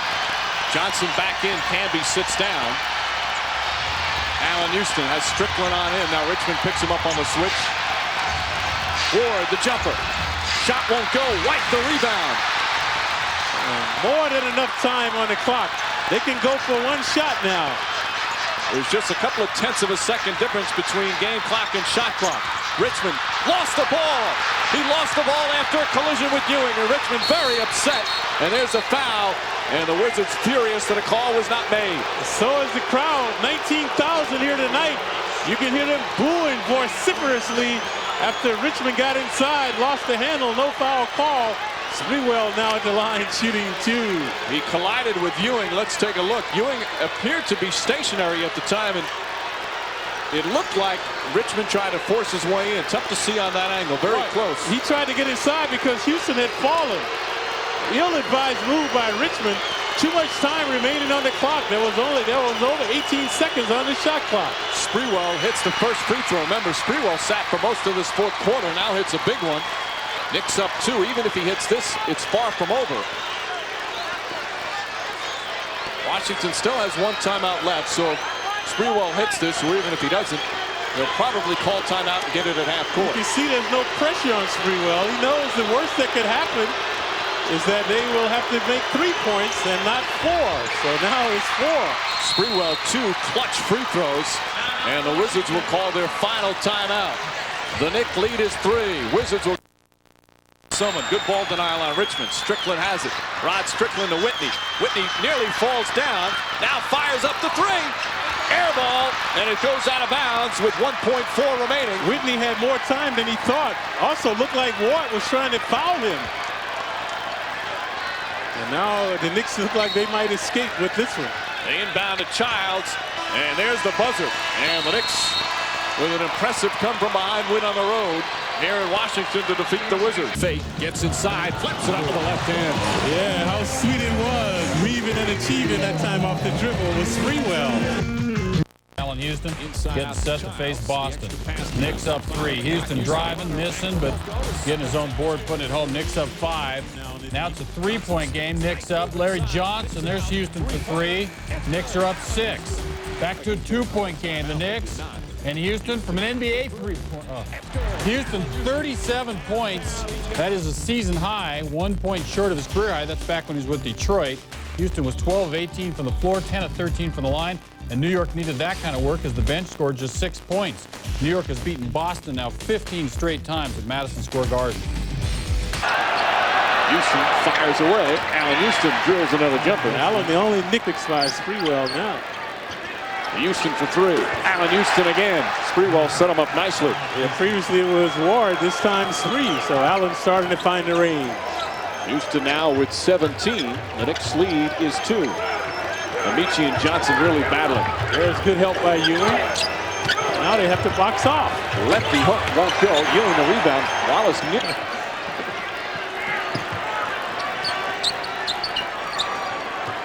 Sprewell, a couple of fakes, and knocks it in. Tantalizing the neophyte now. Previously making a steal against him, that time draining the jumper. And Sprewell, 2 for 2 from the field here in the third quarter. Armstrong with the jumper. Now the double team. Wallace double teams him. Ewing, nice feed to Johnson, and there's the open man. Yeah, good dish by Patrick to find LJ. With his first. Yeah, LJ finding Patrick underneath. So Patrick has to can this one. Houston, they won this one. Ewing, since his return, averaging about 31 minutes per game. Cylinder, you're not allowed to touch it from the offensive end. As Ewing with a pretty turnaround. Yeah, so Ewing doing now. Patrick starting to percolate. Ewing, 6 of his 16 here in this third quarter. And the pace now. We've got a good pace to the game. Armstrong looking for a shot a little bit more here in the third. Ewing got to get back. Inside, nice fake. Wallace misses, but a foul. That's why you do along the baseline. Tough turnaround. Shot's good. Latrell Sprewell once again. He's 3 for 3 here in this third quarter. Spree frustrating Maggette now. That time a good defensive effort by Maggette. And this equals the largest lead of the game for the Knicks. 6-point advantage, under 5 to play in the third. Here's the double team on Amici. They're leaving Wallace open. Yeah, the Knicks swarming to the ball now. And Abdul Wahed, who has really struggled shooting, knocks one down. Just 3 of 14 from the field. I don't think Ward has gotten on the books tonight, but he's done a better job tonight. Now he's on the books. Yeah. He has to look for a shot, looking for that one from downtown. He's the Knicks' best three-point shooter. That's only the third shot attempt for Ward tonight. Knicks up by 7. This is their largest lead. Ward has tightened up his D as well, doing a good job against Armstrong. There's the double on Armstrong. Amici. Knicks defense really doing much better here in the third. Ewing on the block shot. Armstrong picks it up, fires it up. That's blocked. Ewing the rebound. Armstrong had to put it up. They did not get a new shot with the block shot by Ewing. His shot clock, I mean. Houston kicks it out. Sprewell on the fake. The runner. And the foul call. Houston, nice fake. Yeah, good duping and hooping by Allen. So smooth, Allen Houston. He's got 19. And the Knicks up by 9 on this 9-2 run. And Doc Rivers wants a 20. And it was a time where the Knicks were floundering. Van Gundy upset, the Magic getting a profusion of offensive rebounds. And then after that timeout, the 22nd timeout, the Knicks came out with a vengeance. And the Knicks shooting much better. They shot just 40% in the first half, but coming out shooting the ball. 7-point Knick lead, just under 3.5 remaining in the third. Yeah, Houston again, another lethal night for him. And you see the Knicks 7 straight shots. Sprewell make it 8 in a row. Incredible shooting now, 11 of 14 from the field in the third. Sprewell feasting along the baseline. And Sprewell has been the main guy. He's 4 for 4 from the field in the third quarter. Good D by Allen that time to draw the charge in violation. Offensive foul on Abdul Wahed. That's his second. And the momentum now all going towards the Knicks. Yeah, that's how you deny the baseline. So splendid D by Houston. And a timeout call. Knicks will take it with just under 3 minutes remaining here in the third. Knick defense getting it done. Patrick Ewing the rejection. Knicks by 9. But not against Outlaw. Looking to capitalize against him now. Sprewell again, 5 for 5 from the field in the third quarter. Yeah, most of those against Maggette. Now he's tantalizing Outlaw as well. And the Knicks, incredible, they force another turnover. Houston on a 2-on-1. Yeah. Scoop layup, Allen Houston puts it in. A little razzle-dazzle by Houston that time off the dribble. And the Knicks have hit 10 shots in a row as they lead by 13. It looked like they were going to blow the Magic out of here. The Knicks fans enjoying this. Abdul Wahed to Gatling. Magic need a bucket. Gatling misfires. Rebound goes to Outlaw. Blocked, or at least a piece of it. Outlaw kicks it out. Armstrong, that's a 3, puts it in. And that's a momentous hoop there for the Magic. Knicks lead by 10 with under 2 minutes to play in the third. What a turnaround after the opening minutes of the third. And Sprewell is running muck. He and Houston are the catalyst. They have to feature those guys. Charlie Ward gets inside, feeding Ewing. Ewing puts it in. So the Knicks lethal shooting now. They shot 55% against the Celtics. And they are close to that tonight. Ball knocked loose, picked up by Houston. Good help on defense. Sprewell ahead of the pack. Sprewell kicks it back, but Abdul Wahed on the steal. Carton center passing by Spree, never leap into the air.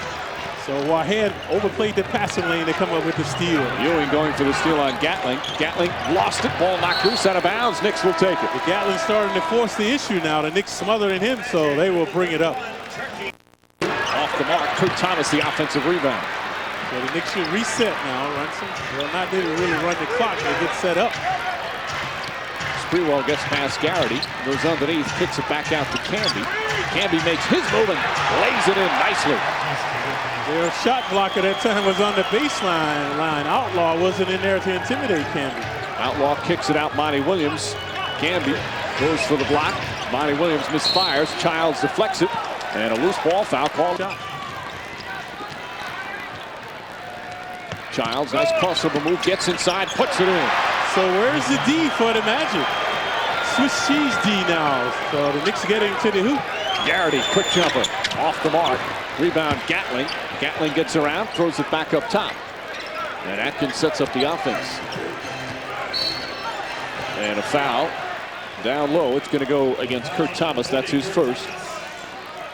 And the first team foul against the Knicks. Look at the camaraderie. Two Knicks helping him off the court. I like that. So the Knicks very cohesive now. So watch now the action inside. Thomas charged with the foul. And just holding on slightly there. Knick defense impregnable now.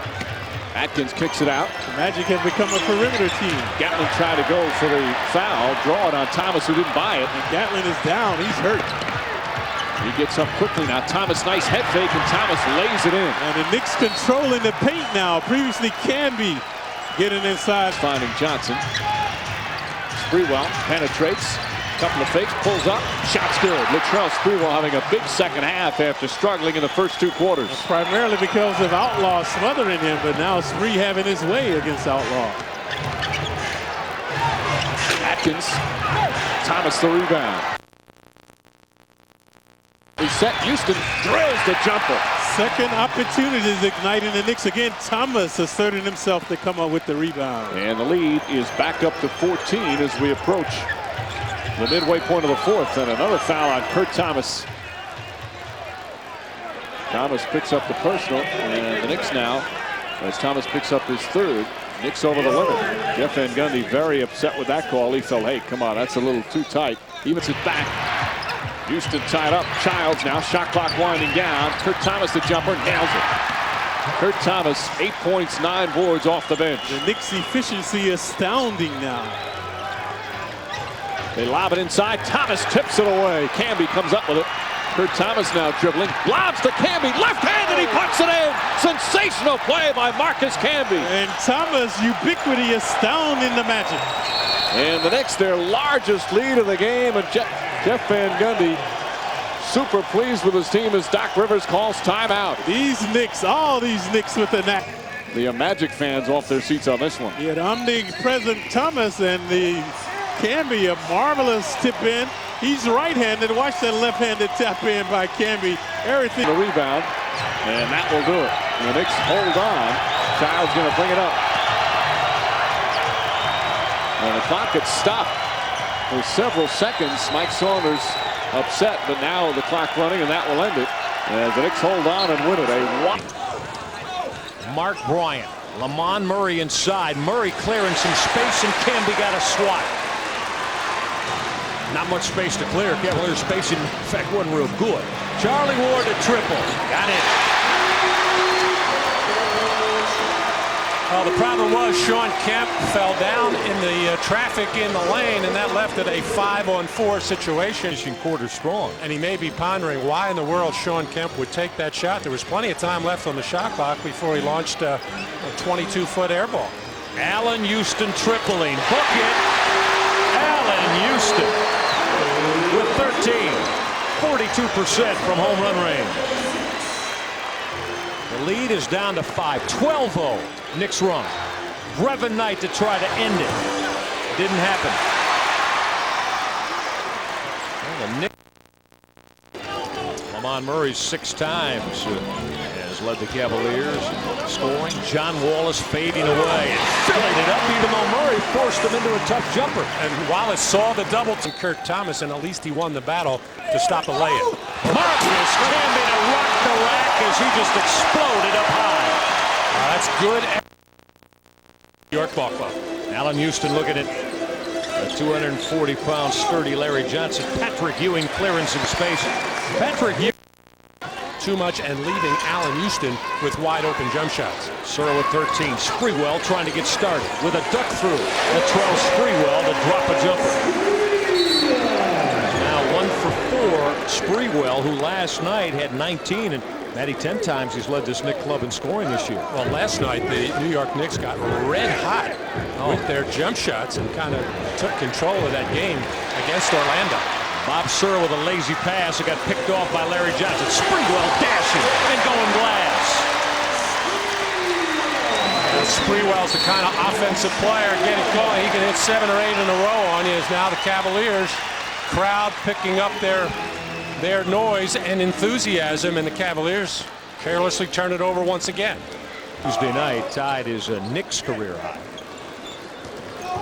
Ewing wants it. Good look to Charlie Ward. Pretty pass from Patrick. Patrick not known for those kind of drop-offs, but that was nifty.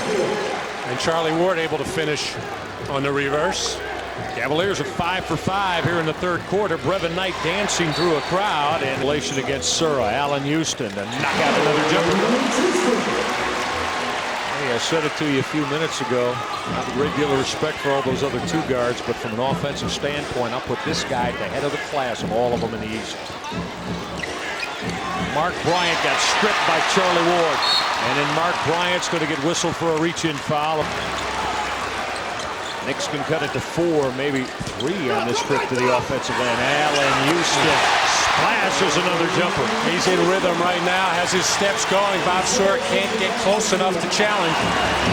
Surra spinning on Houston, trying to get something started up to that. Johnson stripped it. Larry Johnson to finish off the glass. With Childs and Camby. Wallace to raise up and ring it. Matt, he is a strong offensive player in this league. Yeah, he's got a nose for the rim. Always thinking score. That was not a particularly easy shot. Challenged pretty well by Mark Hendrickson. Last 5 times the Cavs have turned it over. The Knicks have rung the bell every time, capitalizing. Tied at 67. Another Cavs turnover. Might be 6 in a row. Sprewell on the attack to throw it down.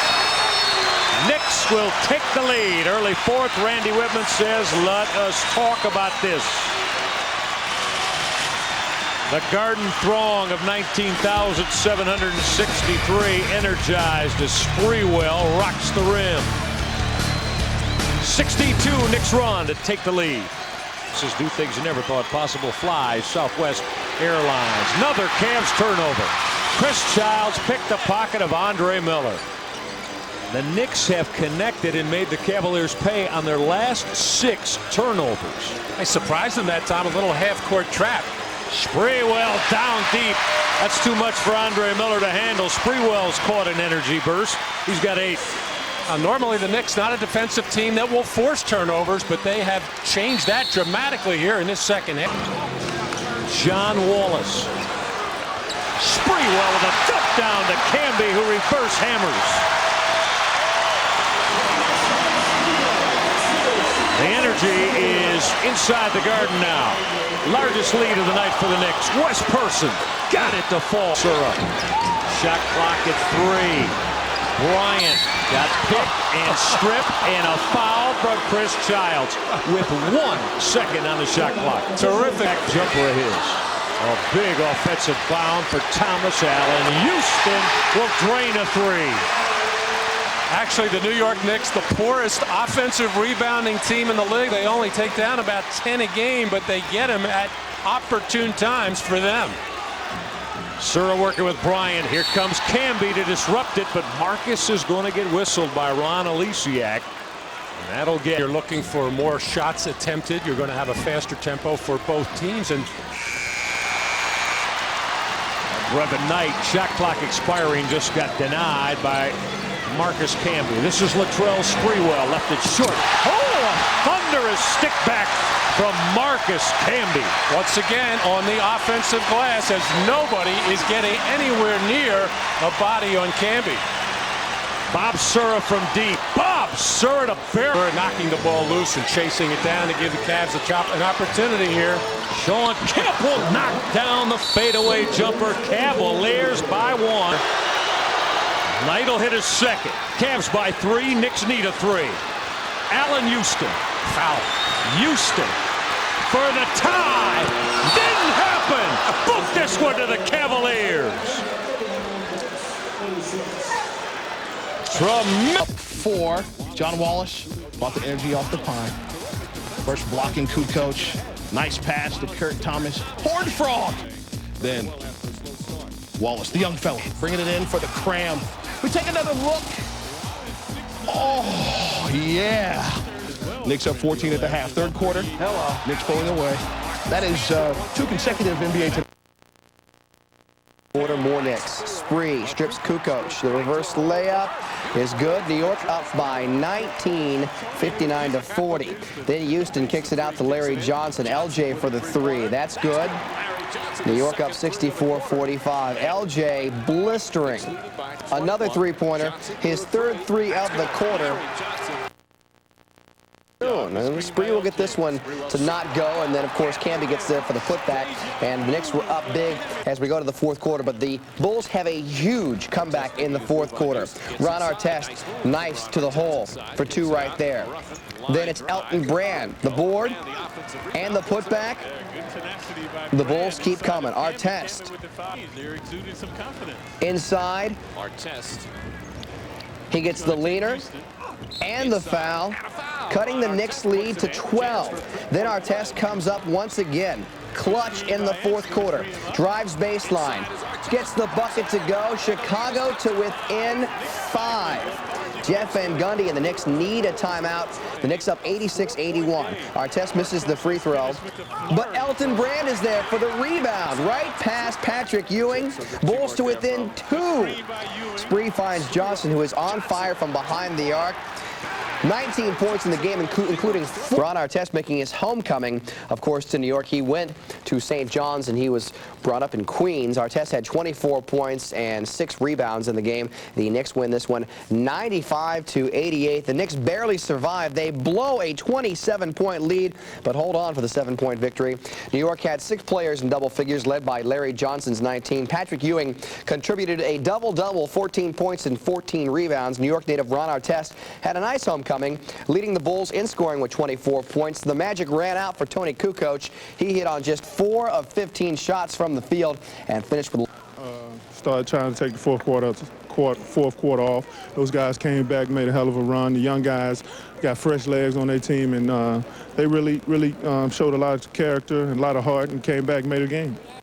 I think tonight, once we had that substitution, guys been playing well. John Wallace and all the other guys coming off the bench has been playing well. And, you know, it tends to relax, or, you know, you have a 20-point lead, other teams going to go harder, and you're going to, you know, tend to relax and try to, you know, coast through the rest of the game. You know, 12 minutes to go, fourth quarter, you think it's over. And, you know, it's typical, but, you know, great teams don't do that. Well, you get what you deserve in this game, and we deserve to be up by 25, and we deserved to almost lose the game. It's the bottom line. What happened? You know what? Let me just keep it at that. That's the best I can explain it. Wow, some very tense words after the game by Jeff Van Gundy, but the Knicks do get the victory over the Bulls at Madison Square Garden. The rap quote, "We stopped playing, period, on offense and defense," said Larry Johnson of what happened. Quote, "That's unacceptable." Keep in mind, the Knicks won that game, although they did almost blow a 27-point fourth quarter lead. That kind of collapse would not be advisable tonight against Detroit, where there were heavy hearts on the court. Allen Houston, the former Piston, current Knick, remembering Bobby Phills before he took the floor. First quarter, Knicks down 6, and once again, the Knicks came out strong. Patrick Ewing on the feed from Charlie Ward throws it down. And then in transition, the Knicks getting it done. Latrell right over Jerry Stackhouse and one, part of a 16-3 run. Knicks up 4. But in the and Charlie Ward, who knocks down the wide open 3. Knicks up by 2. Knicks went on an 18-3 run, up by 4 at the end of 1. Second quarter, more NYC. Latrell Sprewell with the big dunk underneath. Knicks up by 5. Grant Hill trying to bring his team back into it. The pull-up jumper, that's good. Pistons go on a 12-2 run. More Grant Hill, more dunking. Second quarter, Knicks up by 3. Marcus Camby can't put down the alley-oop, even though he's been doing it on the inbounds all week. Pistons look to push it up court, but Latrell steals it, and wham, bam, thank you, jam. Knicks led. Point. Clock winding down at the end of the half. Allen Houston all the way in gets to go. And New York was up 54-52 as we go to the third quarter. Lindsey Hunter takes his time, buries the three. Pistons up by 2, 58-56. Allen Houston coming up the other way, answering the question, makes some space, sticks the wing jumper that ties the game at 62. Hunter could not be stopped in the third quarter, though. Christian Laettner swings it to Lindsey. Lindsey for three. Detroit up by 1. Hill finding Hunter, who knocks down his 6th three-pointer. Stackhouse to Hunter. Somebody check him. Patrick Ewing, who got that one to go right there. Then it's Ewing again. I've given away the ending. Ewing all the way in, the bank off the glass. But Hill would answer. In the lane, past LJ, gets it to go. Hill had 29 points on 10 of 16 shooting. Detroit up 95-91. Lindsey Hunter with the block on Allen Houston. Stackhouse all the way in for the jam. I think the Pistons are going to win this one. We've got one more highlight. Lindsey Hunter drives, misses the jumper in the lane, but Jerome Williams is there for the putback. Little chest bumping going on, and the Pistons go on to win this one 114-108. But you knew that already, didn't you? The 114 points are the most the Knicks have given up all season. They say deuces are wild sometimes. Well, 29s were wild tonight as Lindsey Hunter, Jerry Stackhouse, and Grant Hill all scored 29. The Pistons have now won 7 of the last 8. Spree led New York with 23. The charity stripe was the difference in this one. Detroit was 34 of 39 from the line, while the Knicks were only 8 of 9. Bobby Phills of the Charlotte Hornets tragically passed away in a car accident on Wednesday morning. He represented the very best in sports. A caring and generous person, was also a talented competitor on the court. Bobby will be greatly missed throughout the NBA and by fans of basketball around the world. Please join us in a moment of silence in memory of Bobby Phills.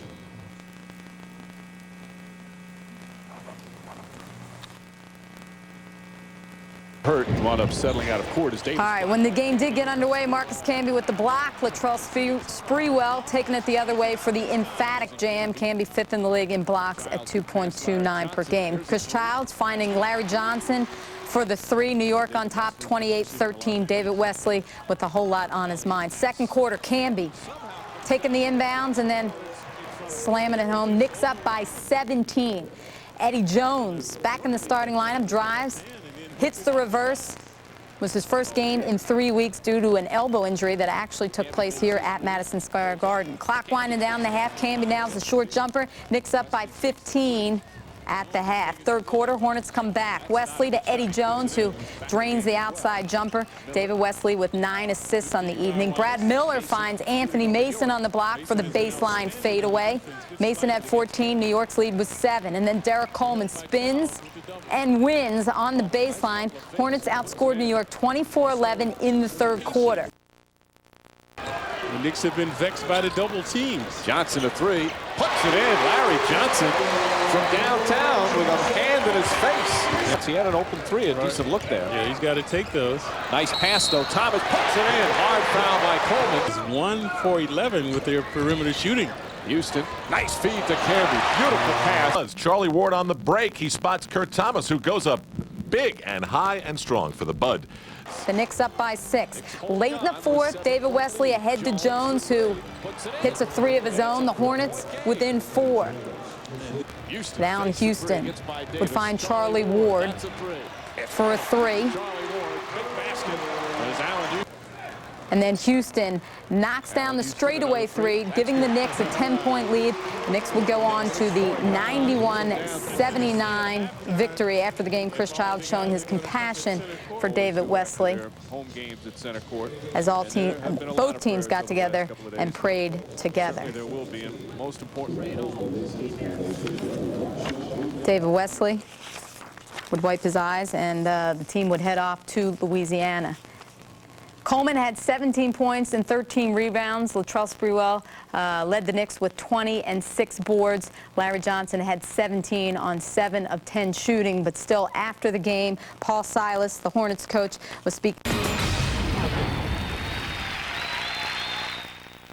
And get a 3. Here comes the double. They all go to their spots. A quick swing of the ball. The wide open 3 for Charlie Ward. Pistons leading by 3, 2:40 to go, first quarter. Houston one-on-one at Stackhouse. Jabs inside the 3-ring. Gives to Sprewell on the post left side, and it's Hill on it. Look at Hill hold position. Spree, the fourth shot, but there's Camby to fill the gap and lay it up and in. Hustling play by Marcus Camby. And that's what Camby does so well, is give New York extra shots at the basket by keeping the ball alive on the offensive boards. Sprewell breaks down Hill for the pick. Slides it ahead to Knicks spread the floor. Spree trying to break down one. Nice little pull up from the left side of the lane to Sprewell. He got himself a little more room that time by facing up initially to get Grant Hill back off him. Williams from the top misses his own shot, grabs a rebound. Knifes in between the defenders, lays it up on a reverse biscuit.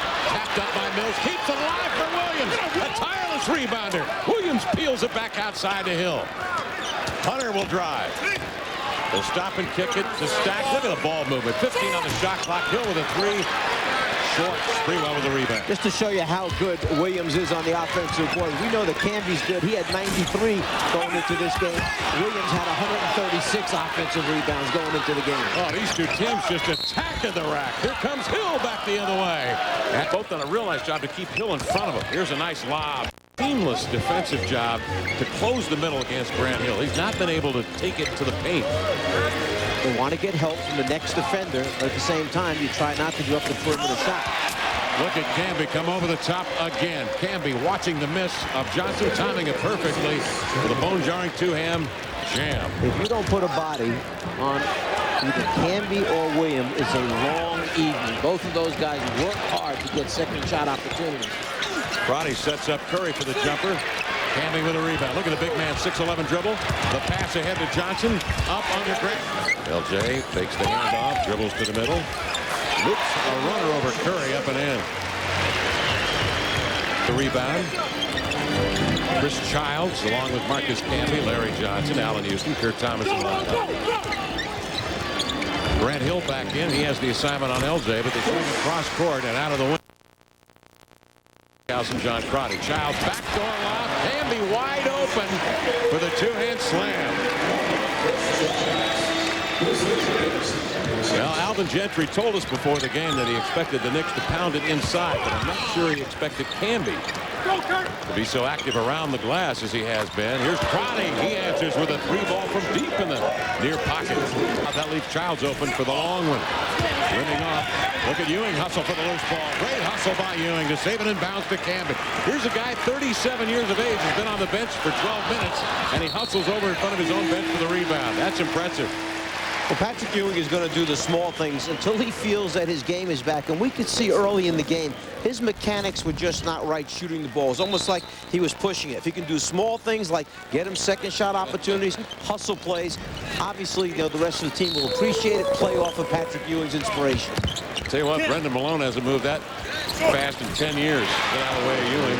Here's Houston with a jumper on the inbounds, and he cashes in. Allen Houston hoping to make the All-Star team this year. 39 all is our count, 3:18 to go in the second period. Crotty's back in. You can't keep him on the bench. Comes off the screen of Leitner. Hard cut. The running right-hander rimming. Leitner came up over Ewing for the loose ball foul. Didn't Summer mention about a clinic, Kenny Smith doing a clinic at halftime? That's correct. You know that will definitely be on shooting, because what else would Kenny Smith talk about? I mean, it's shooting the basketball. Camby with a fall-away jumper. He has been sensational for the Knicks this afternoon. Camby now 4 for 4 here in the quarter.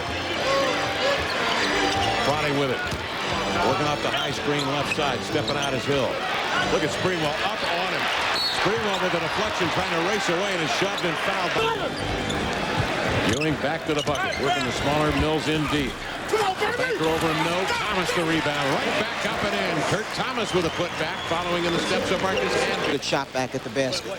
Sprewell 3 of 5 at the line, but the first one up and good. Guards at half court, John Crotty and Lindsey Hunter, both flashed back towards the basketball, and for Grant Hill, who's blocking out the shooter, to take off and run long down the middle of the floor. Unfortunately, the bounce goes back to New York, and they're going to wind up getting the last recovery for Patrick Ewing. Ewing backing down on Mills, takes him right into the, just tough to get a bead on. Look at it, cut between defenders there with that soft running right-hander. Little teardrop on the move. Mike, sensational play. Now Hill with it, guarded by Sprewell, and it's Hill angling in. Fouled on the floor. The bucket will count to Dick Pavetta. Now, I'm a little surprised at Detroit taking so many jump shots early on the shot clock as Sprewell comes down to continue his hot. Hey, who? What's up? Nothing, B. Just watching the game, having a bud. What's up with you? Nothing. Watching the game, having a bud. True. True. What's up? What's up? Yo, who's that? Yo, pick up the phone. Hello? What's that? What's up? Yo, where's Dookie? Yo, Dookie. Yo. What's that? What's that? Hold on. Hello?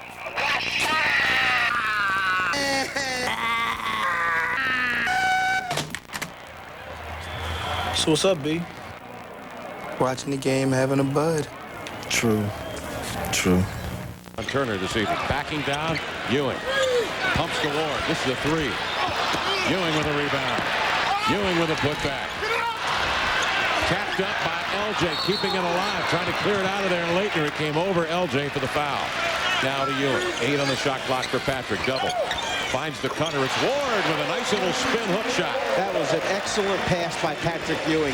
The cutter went through, and his defensive man left him right at the point of the middle of the lane as Mills again pulls up for that perimeter jump shot. And Ewing spotted him late. It was a late trap back, a late pass by Ewing, but the right pass, a good one. Mills has 11, and the Pistons hanging in, down 7 on the road. 6.5 minutes to play in the third quarter, and again, New York starts their offense inside, then out. Sprewell for the three, straight away, short. Ewing for the rebound in the paint. The big man puts the dribble on the floor, and then he is swarmed, tied up, knocked down, and a foul on the Pistons. Gordon crowd really appreciating the effort. The age of 37, winding the career down. Here's Larry Johnson for a three. And Larry, speaking of the playoffs, Larry Johnson up to his old tricks, Mike, with that three-pointer. You all remember the three-pointer that eventually wound up being a four-pointer against Indiana. Stackhouse hard cut on the way to the bucket. It goes. He's fouled, and he steps to the line.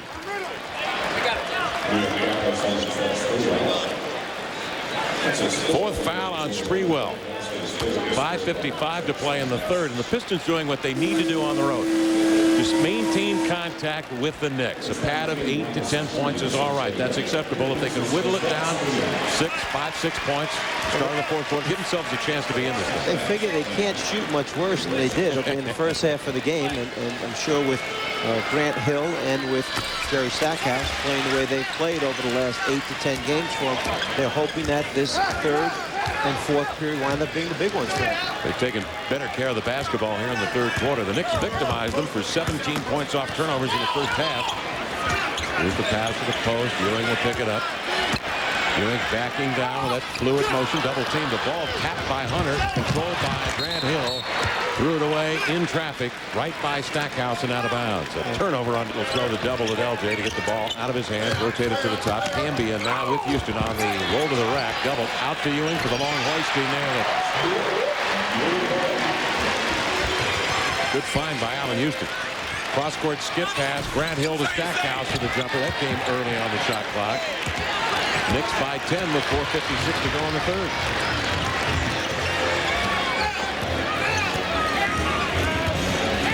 Well, Alvin Gentry says we don't want to use our half-court offense. That's what he told us before the game because of New York's size advantage. Well, they haven't. They've come down. They've taken jumpers early in the shot clock in transition. Well, that's part of the problem. When you decide to play that way, you live with it. When it's going well, everything's fine. When it goes bad, you can't all of a sudden start calling timeouts and say, hey, guys, what are you doing? You're taking quick, hurried shots. That's not. No, that is how you play. That's their style. They played very well at it over the stretch of the last 12 to 15 games. So you stay with it. You have to weather these stretches where you're not making shots. Knicks on the inbounds. Good stop by Terry Mills on Ewing's roll to the hole. Back come the Pistons and Hunter. Camby, the handoff to Ewing. Baseline jumper won't go. Johnson holds down the rebound. Larry Johnson going to work. We were told his back was bothering him, knees bothering him, had to touch the flu. He's been workmanlike here at the Garden. Elbow, shoulder, everything else. It's just kind of a... Grant Hill for the three. Short. Good with the rebound. Hill now 3 for 14. Good interruption of The pass, Ward trying to flick it on the wing, but Jerome Williams with the long arms deflecting it out of bounds. And for the young people out there watching, there's your basketball communication. As the ball came down the middle, Canby was telling him that he was right. He was on his right side. He had somebody fill in that slot to the right, almost threaded the needle and got it through. Houston on the inbound, swing right, cutting left. Pull-up 12-footer, sticks it home. A beautiful pull-up jumper by Allen Houston, who's had a tough time getting going. He's 3 for 11. Grant Hill the other way. Missing that one badly. And he's had a tough time getting it going. He has.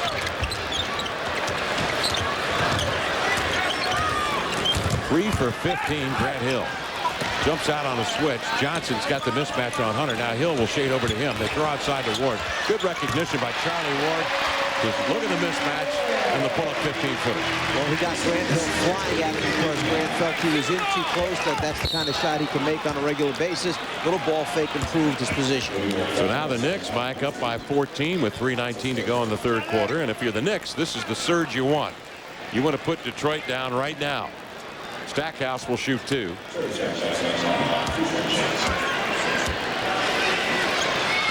You understand that you can't script every game to be exactly the way you want it to go. And just the flow of a basketball game doesn't allow you to say, tonight we're going to get so-and-so X number of shots. But you have to understand that after getting 29 points for Detroit the last time these teams played, here's Lindsey Hunter 0 for 2 from the floor. You've got to get shot attempts to be able to score points. First time this year the Knicks have given up over 100 points was the 114 5 days ago, surrendered to Detroit, shooting 50%. The Knicks beat Detroit November 5th in Detroit. Here's Houston, backdoor lob to Johnson, broken up by the double team. Hunter with a loose ball. Lead pass to Jerome Williams. He throws it away to Stackhouse, intercepted by Ward, who saves it inbounds off a Stackhouse rump, and it rolls out of bounds. Like taking care of the basketball, just one turnover in the quarter for the Knicks. And rebounding, look at Canby, snatch him with a right hand, bring it right back up and in with a left hand finger roll. What a magnificent play by Marcus Camby. Camby was actually behind the backboard and somehow managed to get that hand and arm up and out and get a hold of the basketball before he took the second shot opportunity. He had 10 points and 6 rebounds in the first half and was active, and that is contagious as you see Ewing go up for the defensive rebound. And the Knicks on a roll, up by 14 points. Ewing now with 10 rebounds. 2 minutes left here in the third period. Ewing the high screen, 11 on the shot clock. Houston coming off the curl. Right with him is Stackhouse. Ewing looks at that clock. He turns and rifles up the shot. It's good. He's fouled, and Patrick will go to the line. If you go back to the beginning of that play when New York brought the ball down the floor, Patrick Ewing actually set 3 screens, then wound up with the ball at the end with about 5 seconds. And here's Allen Houston from the top. Allen Houston has Childs at the controls, over to Houston for the 3. Swish, towards Sprewell, met by Stackhouse. Sprewell making contact with Stackhouse in midair, nonetheless draining the jumper coming right off the bench. Knicks run the side pick and roll, really not to turn the corner, but necessarily to get the ball to the other side of the floor and then to take a look at what's happening. And finally, Grant Hill gets a perimeter shot to go down. 5 for 18 is Grant Hill, who in the last 7 games has averaged 36 points. 10-point Knick lead. High left side, Sprewell lobs over the top to Thomas. Offensive foul. He shoved to gain an advantage. As you mentioned a while ago, Detroit hanging around just close enough that they can put 3 or 4 baskets together in a row. They're right back in the game.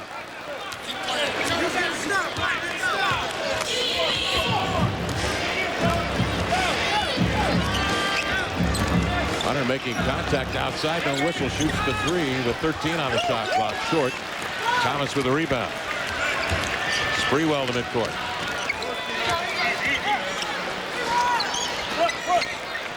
Knicks by 10. 8 minutes to go. Fourth quarter. Sprewell to the corner for the jumper. Tapped up and in by Kurt Thomas. Knicks have been outstanding with second chance points. They've blitzed the Detroit Pistons on those opportunities. They now have 22 second chance points. Hill misses the jumper. And a loose ball foul. They'll keep it down on this end of the floor. The foul will be on the Knicks. One of the problems is if you try to front the post, as Detroit has been doing, and the shot goes up, then the player has inside position to go to the basket. Thomas that time just happened to be in front of the rim to put it back in. Second shot opportunity. And the Pistons don't have any choice because of the length of their roster. Here's Stackhouse off the screen, rolling his late, and makes a nice catch. And that's a good comment. Here's Camby driving in, slinking to the hole, laying it in with the left hand. He got in too deep. Detroit had no recourse, couldn't stop it. He avoided the offensive foul by sidestepping Grant Hill, who had stepped up, and then he changed hands to finish the shot off. Nice move by Camby. However, the Pistons are on a 12-6 run. Here's Stackhouse running down the right side. Nice between defenders. Speaks to Williams, trying to one-hand the ball. Juggles it. Loops it a midcourt. Hunter will take it. 6 on the shot clock. Hill now with it. Grant Hill airborne for the jumper.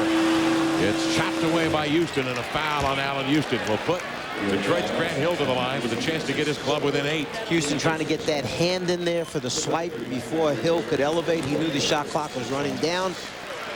Hill gets that ball out in front of him just far enough to get a piece of hand on arm, shoots 2. Well, Hill has put up 20 shots. Mike is 5 for 20, but only has 4 free throw attempts in this game. So solid. The Knicks defended the paint. They've not allowed the Pistons to find those seams and the gaps to run to. Hill drains both free throws. The Pistons are down 8 with 5.5 minutes to go. Now, what does Detroit have to do defensively here? Well, obviously, the big thing is rebound the basketball, limit the Knicks to 1 shot opportunity. The ball is eventually going to go down in the hole as soon as they can get Ewing into the low post area. But by playing good defense and forcing turnovers, that'll certainly help, particularly if they come at him in transition. Stackhouse with that steal of Houston. And Detroit's away.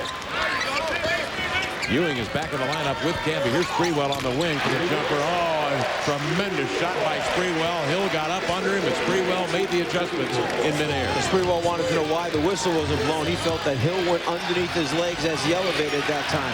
And you mentioned that Van Gundy had been somewhat critical. What he wants to see is a consistent effort. I don't think he has any complaints with the effort thus far this afternoon by the Knicks. No, their defense has been very good. Here's Jerome Williams throwing the big body around, trying to grab that ball.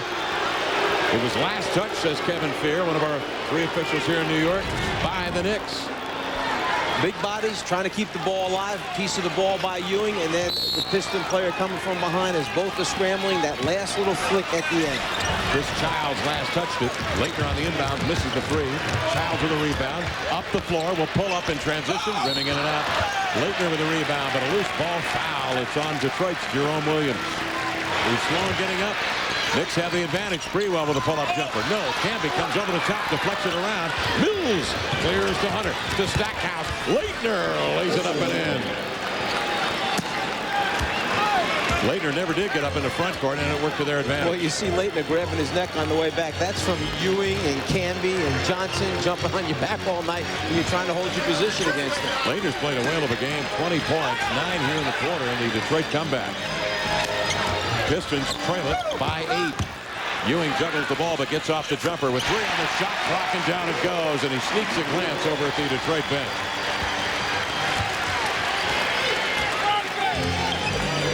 Knicks by 10 with 3:11 to play in the ball game. Laettner takes Camby to the rack and is fouled by Childs, who shoots the jumper up and got it. 98-87, 2.5 minutes. 14 on the shot clock for the Knicks. Here's Houston spread floor, hard cut on Stackhouse. Got up under the bucket, just loops it up there, and Camby again, omnipresent around that rack, grabs it and jams it home. The fact that he has the ability to go grab it, reach for the ball, even though it's not directly over his head. I mean, I'm talking about reaching out 2 feet, 3 feet to the side, pulling it back in and finishing the play all in one motion. He comes down with the defensive rebound. Camby now with 20 points and 14 rebounds, and the Knicks leading 100-89. With 1:40 left in the ball game. Ewing going to work. Nice across the middle, fouled by Mills as he went up. Sprewell's an excellent ball handler, so when you take it out of the point guard's hands, Sprewell ends up with it. To Ewing. Great little touch pass. Childs to Camby for the bucket. What a great little pass that was from Chris Childs. Beautiful interior passing. First, Patrick to the cutter. Cutter behind the back. The finish by Camby. 23 seconds left in the ball game. Knicks 105, Detroit 92. Friday with the runner, banked it up and in. And that will be that. The Knicks with the victory. Sprewell coming across now to Houston. Now back to Sprewell. The Knicks with the victory go to 23-14 on the year. 13-4 here at home. Detroit with a loss. Just their second in the last 11. Leaves it for Sprewell. Eat it. Knicks up 12 in the fourth. Nets fight back, down 2 minutes left. Van Horn swings it to Scott Burrell. Trifecta. You betcha. Nets up 1. Burrell 4 of 6 from the land of 3. Just under 1 minute left. Ewing, the vintage baseline fade. Memories. He had 6 of 14 shots. The Knicks D up with time winding down. Marbury, there's some contact. There were some steps. No calls. By the way, he only had 9 of 20 shots in the contest. Ward finished with 19 points, 7 assists, and no turnovers as the Knicks won their third straight. The star child provided 23 points and 10 assists. The Knicks have won 5 straight and 10 of 11 against the Nets at MSG. Last play, what are you trying to do at that point? Trying to score. Do you think you were fouled? No comment. Another lead change. Marcus Camby from Chris Childs with a big dunk. Spurs leading by 4 at halftime, but now we get to the second half, and it was all San Antonio. Avery Johnson had 14, Spurs up 4. And now Robinson for the short turnaround, part of a 10-0 Spurs run. The Knicks were all for Schrumpled at this point, totally coming apart.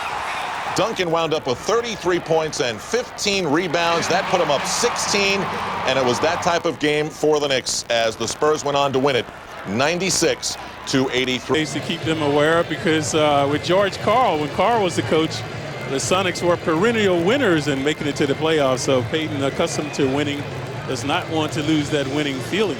And they've been a good road team, 14-9. They've won at Portland. They've won at LA, the Lakers.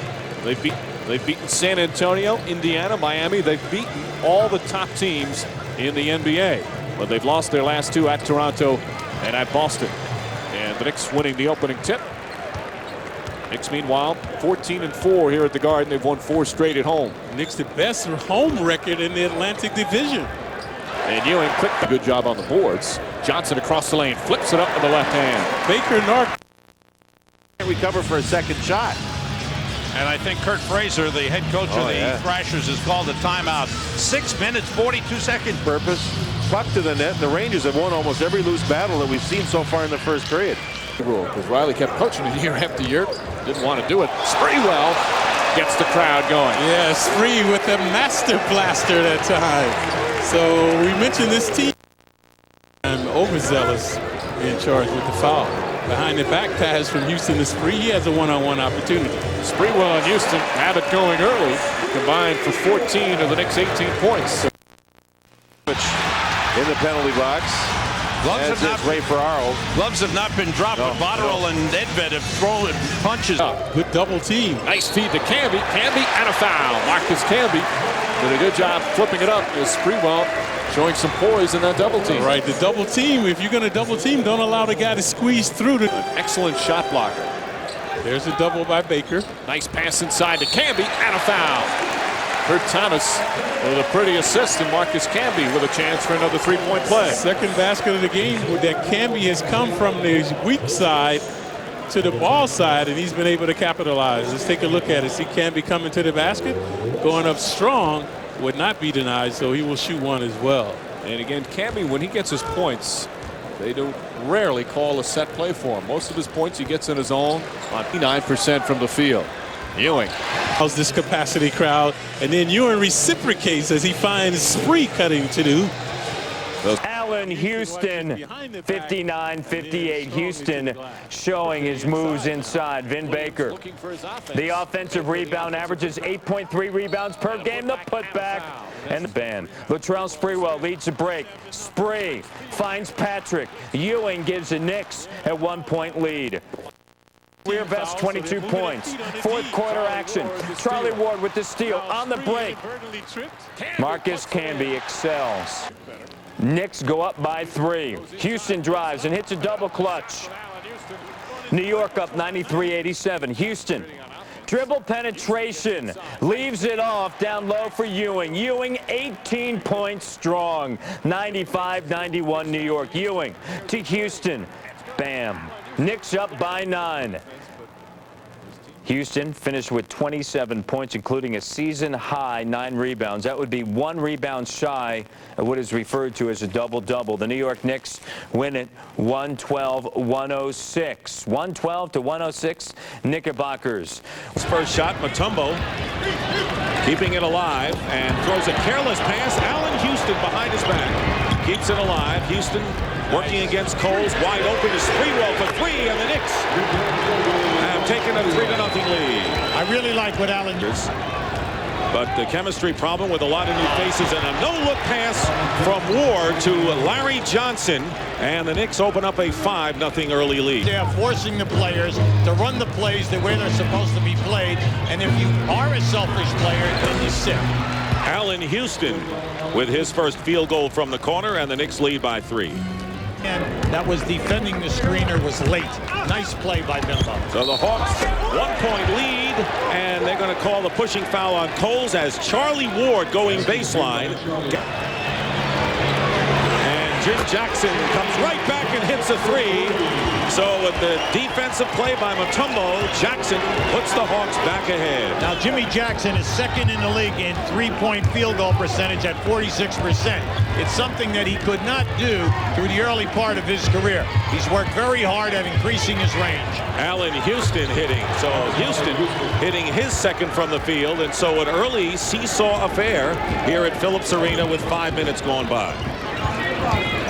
Bimbo Coles was playing with 2 fouls. The Knicks took out Larry Johnson, who picked up 2. Smart basketball. They posted up. Ryder. Mutombo tries to keep it alive. And here comes Sprewell in the open floor for the Knicks. Now, in the last game that Mutombo played, he had 23 boards, and we're seeing he's on his way to that tonight. Fighting for the loose board comes down to Isaiah Ryder.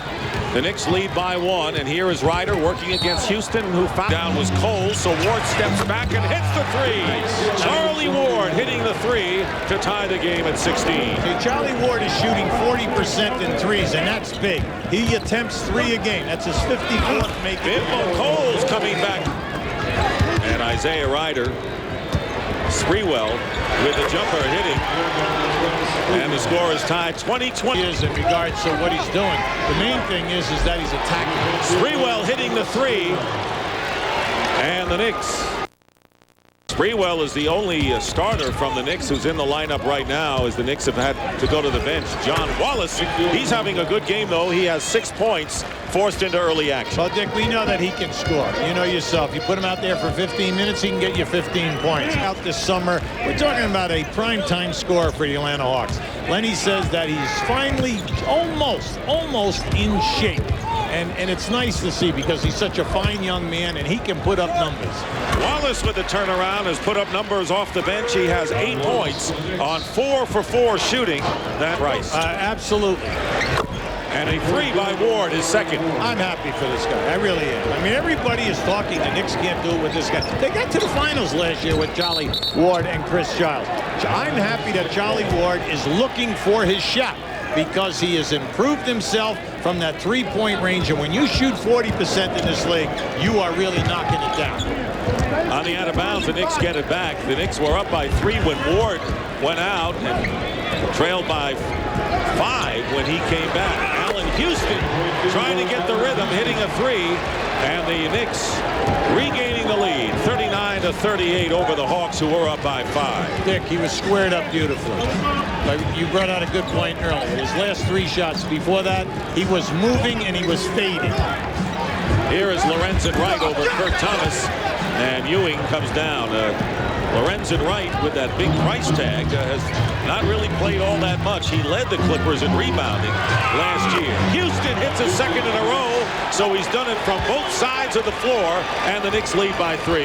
See, they ran the curl to the left side. Then they ran the curl to the right side.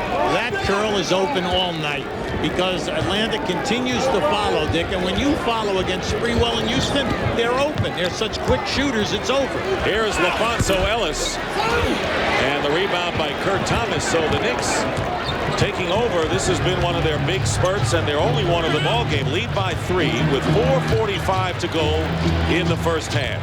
Here is Thomas working against Lorenzen Wright hits, and the Knicks. Good crowd on Super Bowl weekend here in Atlanta. Sprewell double team. Somebody's wide open here. And it goes out to Ward. And Charlie Ward has hit a couple of threes. This one doesn't go, and it's put in by Larry Johnson to tie the game once more. I think Larry Johnson has been too unselfish tonight. He has really been trying to pass the ball continually on the diagonal for the three-point shot. Now, that was a pretty finish right there. Yes, it was. You saw Johnson and Ewing go out. And the Knicks with Thomas, Dudley, and Ward. Sprewell with the ball, guarded by Ryder. Tough pass. John Wallace into the game, gets it to Ward. Ward working inside. Another pretty move by Charlie Ward, having a big first half with 13 points to lead the Knicks.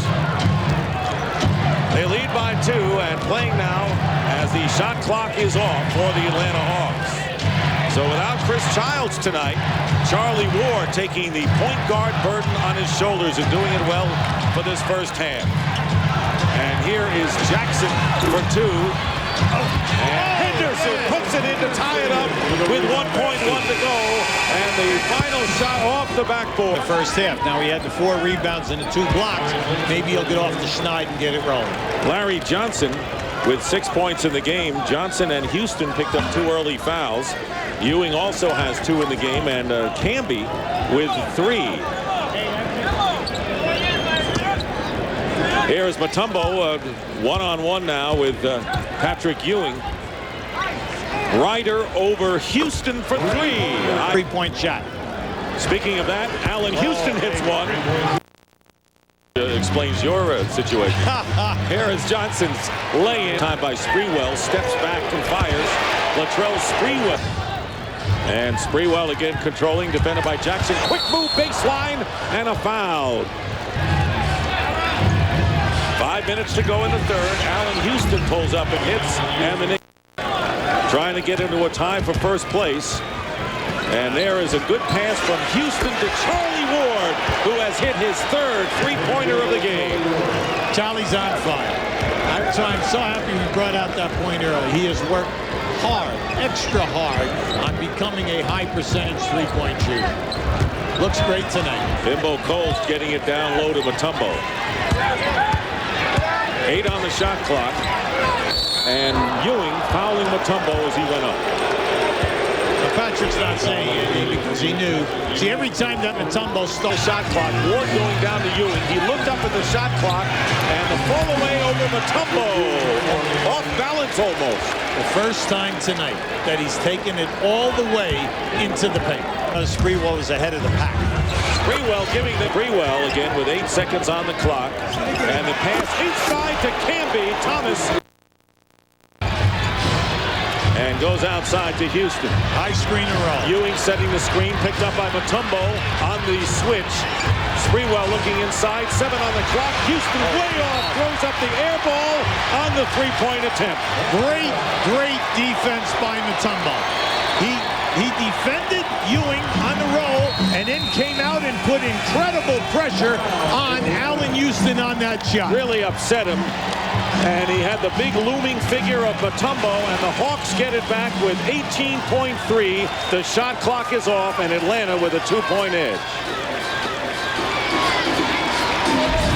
Ward, Brunson, and Sprewell as Ewing will guard the pass, and it'll be Henderson throwing it in. 18.3 to go. The question is, can the Hawks win a close game? Right. And Henderson is looking, and throws it over Brunson, and the Knicks get the ball back. Sprewell driving in, changes hands, and ties the score. Sprewell on the errant inbound pass. The Knicks take advantage and tie the score at 91. And the Hawks use up their last timeout with 12.8 left. See, that's why you put a 7-foot man on the man out of bounds. First of all, the guy taking the ball out of bounds is not a great passer to begin with. Patrick Ewing is all. Look at Brunson. Brunson anticipated that. You say, well, the guy made a move. You're right. Now here comes Sprewell. Watch him switch hands. Sprewell finishes with his left hand. Just a great move. move. Watch this right now. See, the defender went for it. Sprewell switched hands. So you get a great play by Brunson. You get a terrific pressure on the ball by Patrick Ewing. And then you have Sprewell in the open floor. So they had Ewing, really a mammoth figure, and then one of the Rapids, Brunson, right there. And now with 12.8, the Hawks have the ball. Sprewell, by the way, 19 points. Houston with 21. So the Knicks' top scorer is doing it down the stretch. And the Atlanta Hawks now with an opportunity to win the game. Now, when you go small like the Knicks just did, what you're doing is you're putting pressure with your 7-footer on the man out of bounds, and you are switching every screen. And that, just keep an eye up at the top of your screen here now. See, Ewing is all over him. He's cutting off the pass across the lane and also to the midpoint. Right there. That was beautiful.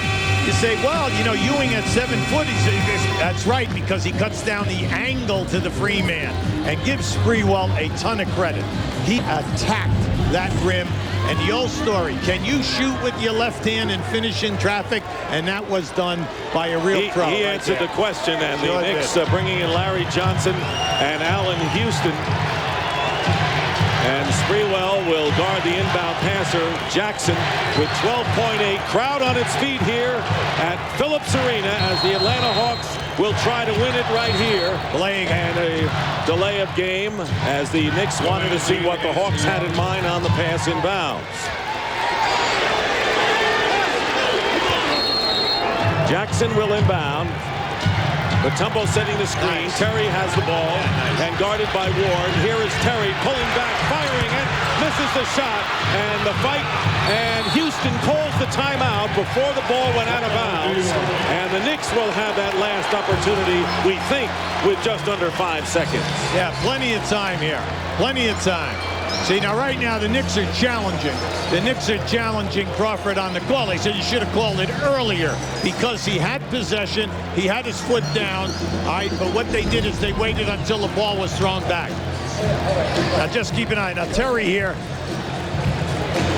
For him, he's been making that shot all night long. Now just watch Houston right there. See, he was inbounds. He called, as soon as he threw it to Charlie, they call that timeout.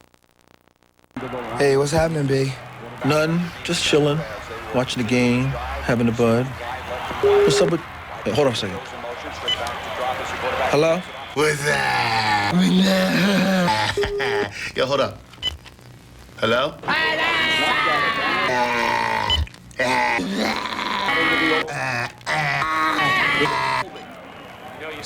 So what's up, B?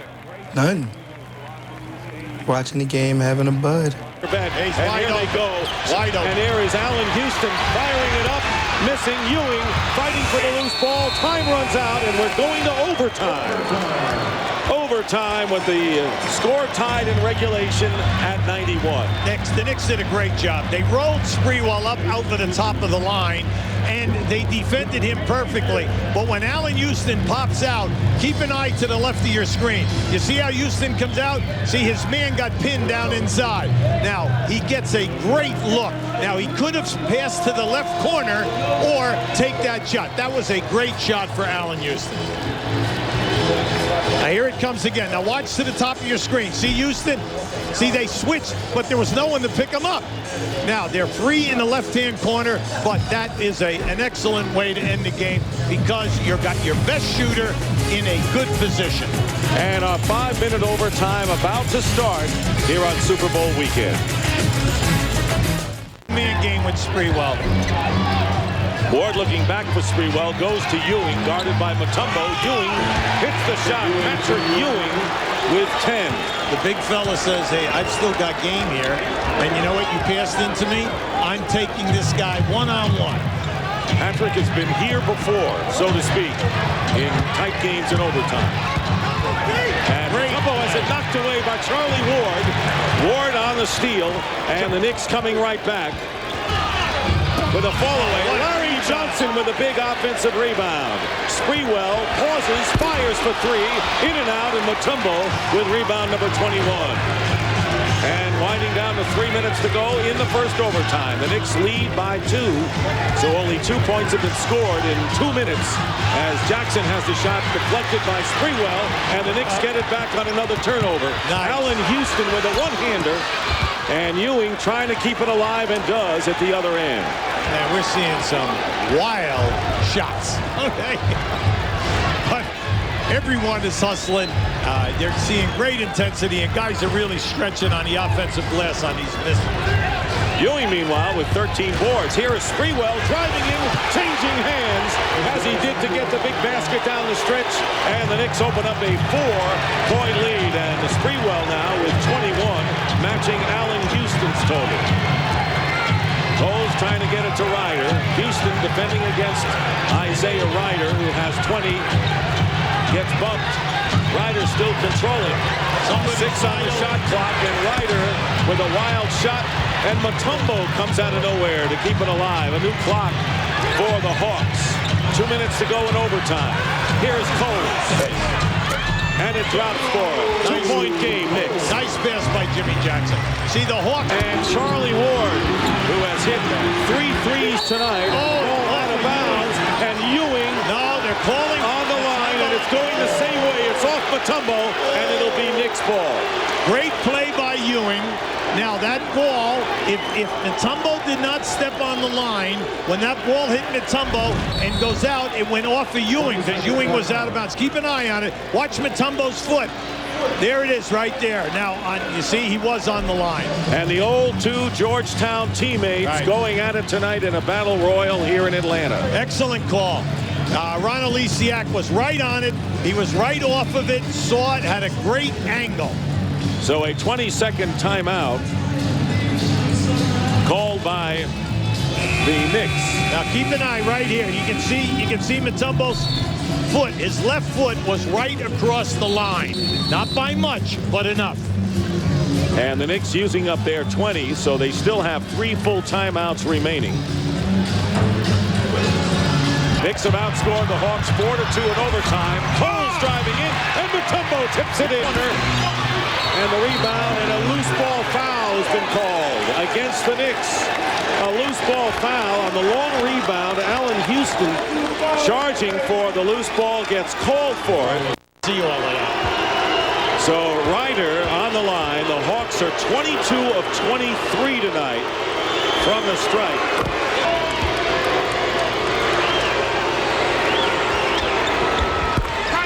Inbounds to Sprewell. Sprewell driving to the basket as it knocked away by Allen Henderson, and the Hawks have the ball. And a foul. Shirts right there. Now Henderson caught that one on the way up. Now there is a lot of pressure on Mutombo here now, because if he only makes 1, it's a 3-point game. He is 9 for 10 from the line and misses the first one. So that's exactly what the scenario is. It could be just a 3-point game. And Kurt Thomas has come into the game for the Knicks, replacing Allen Houston. Yeah, they got a rebound right now, Dick. See, they moved Larry Johnson out to take Houston's spot, because if he misses, they've got to get that rebound, call timeout, not move it so they can get it to half court. And Mutombo makes 1 out of 2, so 25 of 27 by the Hawks, but the Knicks with a shot. And you know Lenny Wilkins is shrewd enough to make that foul call. Houston, quick release. And he was shooting a 3, so he gets 3 free throws, right? The Hawks waited too late to foul him. This would be unbelievable. 3 shots for Allen Houston. They fouled him from beyond the line. You've got to foul quicker than that. Right, they waited too late. Also, a good job by Houston getting it off quickly to draw the foul and make it count. He was in the act of shooting. He's perfect from the line tonight. It is 98-96. The Hawks have time, 2.9 seconds, and a timeout. Allen has to get the other ones down, though. We can't assume. We can't assume he's going to make them. We've seen this season he's missed some big ones down the stretch. And now the Knicks have to miss it and hope they can get the rebound. Kurt Thomas is put back in to get a key rebound. And it's not as easy to miss them as you think, folks, because if he misses it, you want it to carry him in the middle of the paint so the Knicks can get a rebound. It comes off, and it's in Isaiah Ryder's hand, and that is it. And the Hawks won a game. It's in 11 straight games as Allen Houston about 100 points only 7 times. So whether the offense or defense. Here's Sprewell against Williams. Dishing and putting it in is Houston. from Sprewell. Charlie Ward with an incredible steal. Careless inbound pass by the Kings. And Sprewell for three. Well, there's defense paying off in that flurry. The steal results in a three after the fast break layup, and it was the Knicks that got out on the break, the transition basket. Well, if the New York Knicks are really going to be as good as they can be, they have to get more of those transitions. They are a jump shooting team, Devon's inside, and when they slow down, because their number is 90. Once they get to 90, all the scoring stops. So if they use up 90 points here, we're in trouble, guys. You saying the tires go flat when you get to 90? But the Kings don't play enough defense to keep the Knicks in the 90s. That basket by Divac broke a run of 7 straight by New York. LJ can't hit. Divac clears to Williams. So tough for Larry Johnson every single game against a taller, rangier opponent. Chris Webber for three. Webber, the three-pointer goes down. His first basket of the game. 2 years ago, Chris Webber was in Washington, stamping his foot and shooting threes, and everybody said he was crazy. He has now developed a three-point shot, so now you have to play him out on the floor, and his total game has finally come together. He has been awesome. Anderson poked it away, but couldn't save it.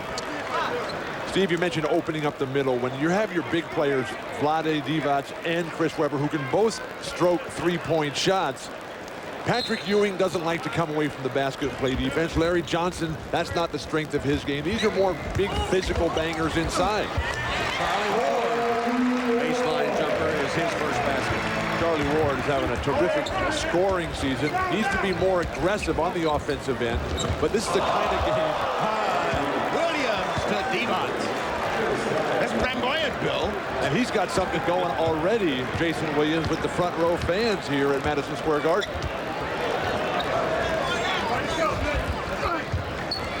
Sprewell against Anderson. If you notice the difference in the way that the team score, the Knicks really have to work real hard to get their scores. That's not the story for the Sacramento Kings. A charge on Williamson, but they like to get up and down the floor, and they like to open it and have people cutting to the hoop. Last two trips for Sacramento. An incredible pass. The quickness right on target for Jason Williams. And then in the fast break, poor spacing. Corliss Williamson got out ahead of the pack. You got to wait and let the ball come first to give your offensive playmaker a chance to let things develop. Illegal defense called against Sacramento. The foul, by the way, by Corliss Williamson was the first on Rick Adelman's Sacramento Kings. And Vladdy's practicing diplomacy. First he disagreed. Come on, man. Now, okay, I see the line, you know. So, Vladdy's got the deal down now. Well, he spent a little time, in diplomatic circles, converting to American citizenship. Born in Yugoslavia, as Patrick Ewing buries the baseline jumper. Ewing now 1 for 3. And the Knicks lead by a deuce. All the Knicks' successful plays have been on penetration and dish, and the teamwork. Setting your teammates up with your attack on the basket. Nick Anderson, soft off the glass. He has 4 points. Guys, let's do this today. You count the jump shots for the Knicks. I'll count the layups for the Sacramento Kings, because that's the difference in the game. The Knicks are a jump shooting team, and the Sacramento Kings are more a team that will play closer to the rim and above the rim. Traveling violation on Larry Johnson. Jeff Van Gundy does not want his team to get lured into this casual up and down game that the Kings like to play. He had the best line of the day. He said, we can't be lured into their type of game. I don't think they're going to be lured into ours. Latrell Sprewell's second bucket. New York by 2. Jason Williams' left hand and his quickness, I think, are the two most surprising things about his game. Diagonal pass, finds an open Williamson. Can't hit it. Ewing saves it to Ward. Houston spotted for 3. Williamson the other way for Sacramento. Reluctant to go to the offensive glass. An air ball off the quick 3 by Nick Anderson. You laugh. More aren't coming. The team with the best record in the conference gets to send its coach to head the All-Star team. In the East, here's the way they line up now. Now, Larry Bird, of course, cannot coach this year because he coached the last All-Star game, which was in '98, no All-Star game last year. Van Gundy, with a win today, would coach the squad, but he thinks Bird should be going. I don't understand this rule that a coach can only coach every other year. They don't say that to players, and they shouldn't say it to coaches. If you have the best record by that cutoff date, he should be there. And since he's retiring at the end of the year, he should really be there. And there should be a nice send-off. But it would be an honor if I got to do it. The players, it's more of a player show, obviously. Your job as an all-star coach is to, I found out as an assistant, is to sit down and stay out of the way, and I would do that to the best of my ability. Well, Jeff was an assistant to Pat Riley when Riley was the Knicks coach and coached the East All-Star team, and he said he was the only All-Star assistant in history to be putting scouting reports under the players' doors the night before the game. Those scouting reports critically important to All-Star game production. Really have to focus in on the defense, the passing, running all the plays. Knicks passing this afternoon has been outstanding. It's also a result, though, of porous King defense. Sprewell with a miss. Ewing knocked it away from Williamson. It'll be Sacramento ball. Well, I don't want you to get too crazy with the story about defense today, because this is going to come down to which team makes the critical stop. As I said before, the Kings are shooting layups, the Knicks are shooting jump shots, and the jump shot is going to break down before the layup. The Knicks will solve these back cuts. Well, can they solve Chris Webber? He shoots and hits over Larry Johnson. He has 5 here in the first quarter.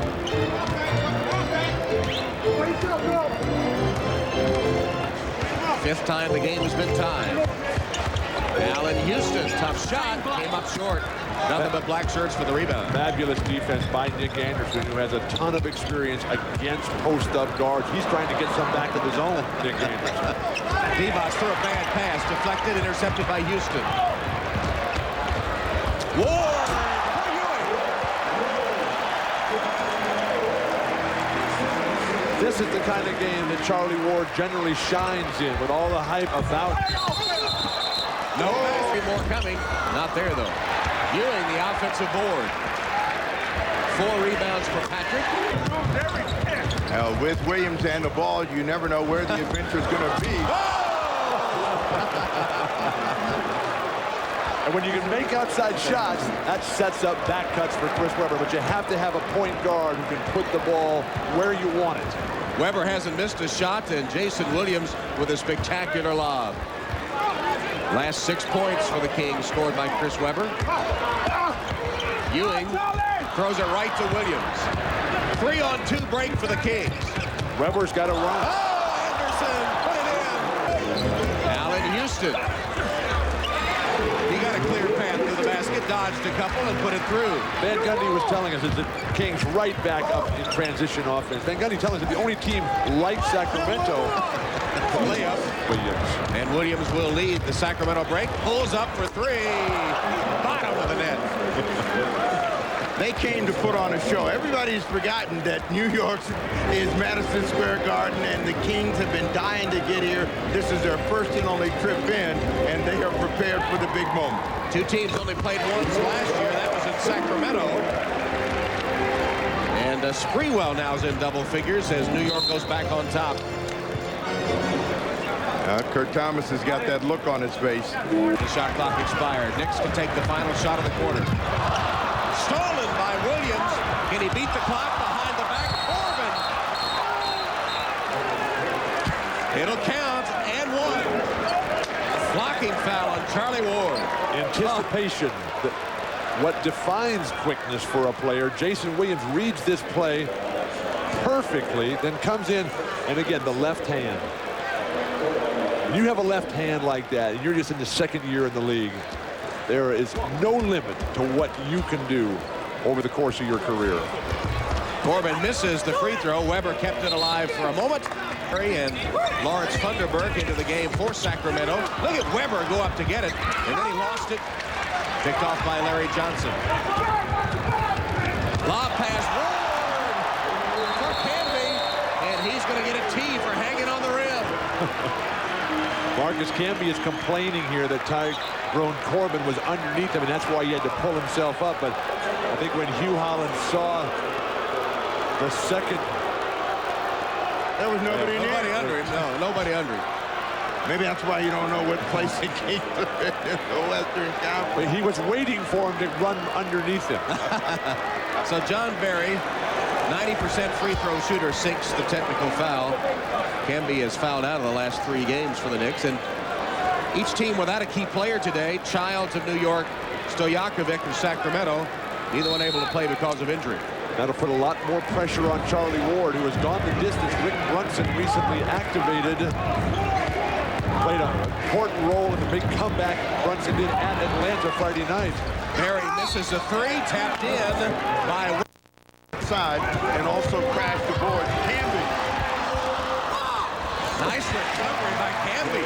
Caught the ball, the pass a little off target, went to the other side of the rim and put it through. I've never seen the Knicks throw this many lobs at the basket. The Kings just lure you into that up and down game. Well, Chris Webber has his A game today as he pounds through number 14. Marcus Camby is limping right now. We don't know if he landed improperly, if he strained that knee that he's been playing through a painful tendonitis in. Thomas and one.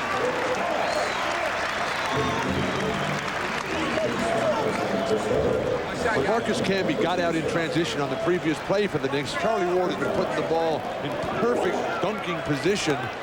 A little bit low that time, though, as the missed timing and then the stumbling right here. That's where Marcus Camby comes up with the sore leg. Webber coming out of the ball game, he has had a sensational start. Scott Pollard in as we get more of the bench group in. Now the only starter out on the floor is Jason Williams. Webber just picked up his second foul, scored 14 points, 11 in the last 7 minutes. Thomas completes the 3-point play. And New York leads by 1, 37-36. Look for Van Gundy to try to get as much time out of Kurt Thomas and Marcus Camby to try to slow down the bigger Webber who overpowers Larry Johnson. Barry's pass at the side of the backboard out of bounds to New York. Well, the bench mob not too impressive so far today. Well, maybe that's why I gave him a C.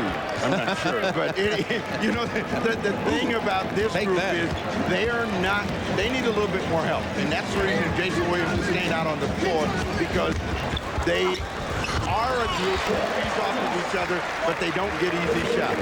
They're feeding Kurt Thomas at the moment. He has 5 points off the New York bench. Knicks by 3. Williams penetrates. Back out to Corbin, a long 3, too long. But the long rebound to Williams, and Corbin can't handle the pass. His vision, Jason Williams. Reminiscent Magic Johnson, Larry Bird, Isaiah Thomas. Kurt Thomas. Kept alive, and Thomas will chase it down. Another lob.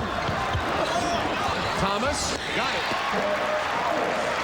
A scoring machine, Kurt Thomas, who is averaging only 8 points a game, but in college led the U.S. in both scoring and rebounding. 8 rebounds a game. Double team Johnson, got it back out, then re-entered to LJ. Spins baseline. And a foul on Corbin, I believe. Springwell, who's right up there among the league's leaders in minutes played, a long stretch on the bench there. Michael Finley from Dallas leads that. And Springwell has a real solid chance of getting voted in as an all-star this year, a place that he belongs. He's hit 4 of 5, 10 points in 15 minutes. Latrell Sprewell. Allen Houston is back. Finds Sprewell. You think the coaches are going to take 2 Knicks? Houston and Sprewell? They should. They're right there at the top.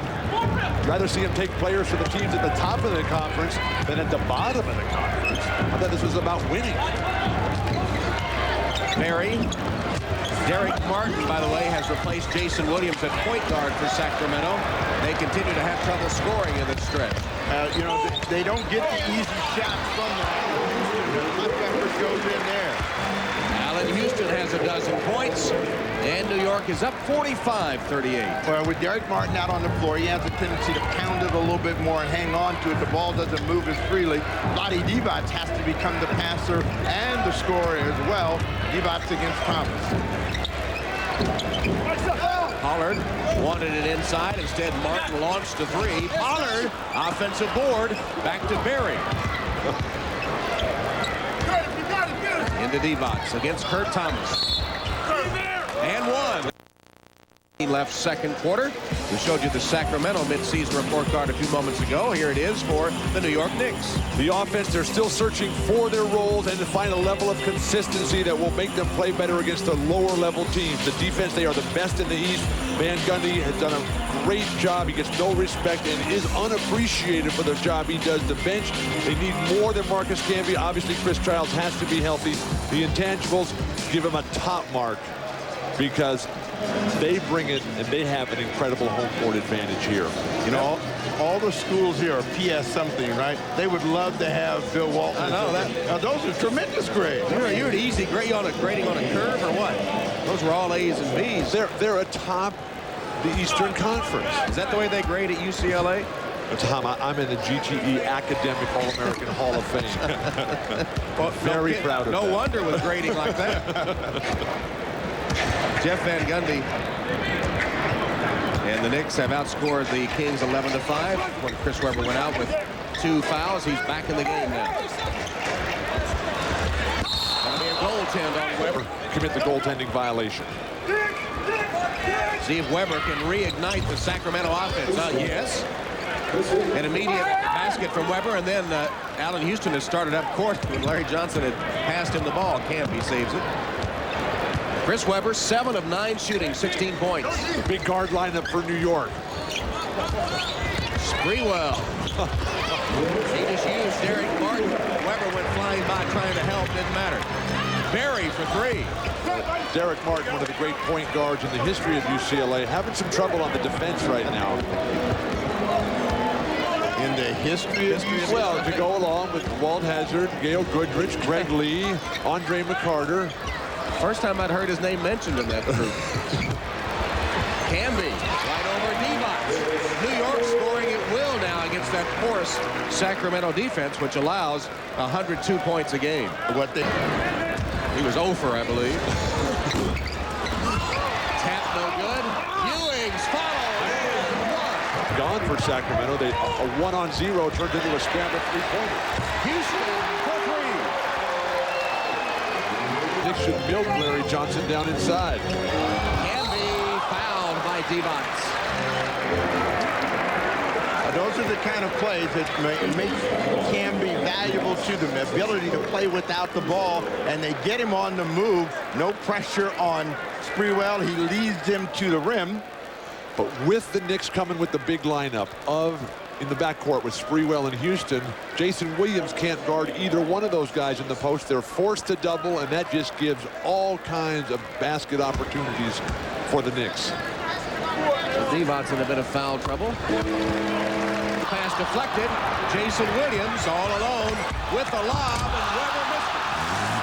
Williams got it back. Corbin for 3. That's just the way they drew it up. I'm sorry. Oh. It's a good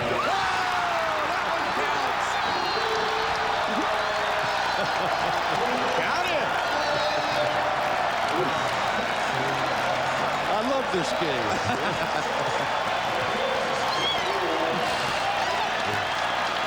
It's a good thing. In points allowed, they're third, allowing 90.7.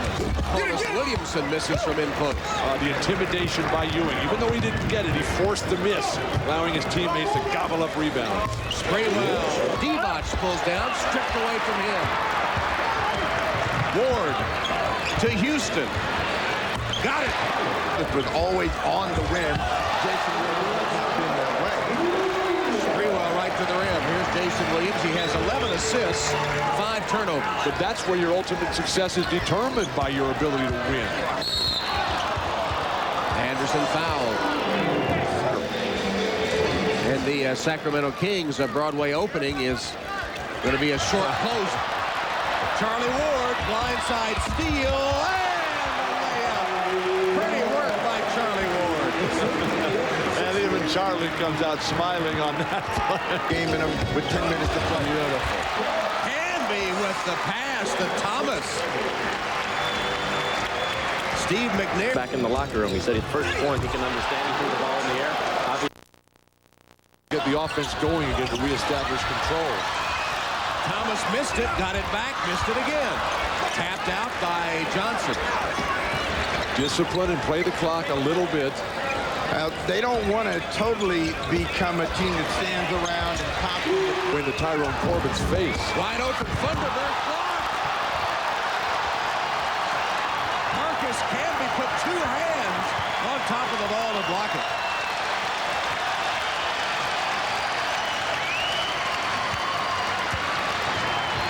Now that one might have saved the day for him because it looked as though Thunderbird had a sure layup, and they're going to get a hook against Patrick Ewing.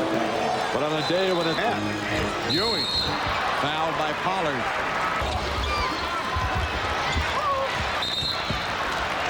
Sprewell again showing why he gets.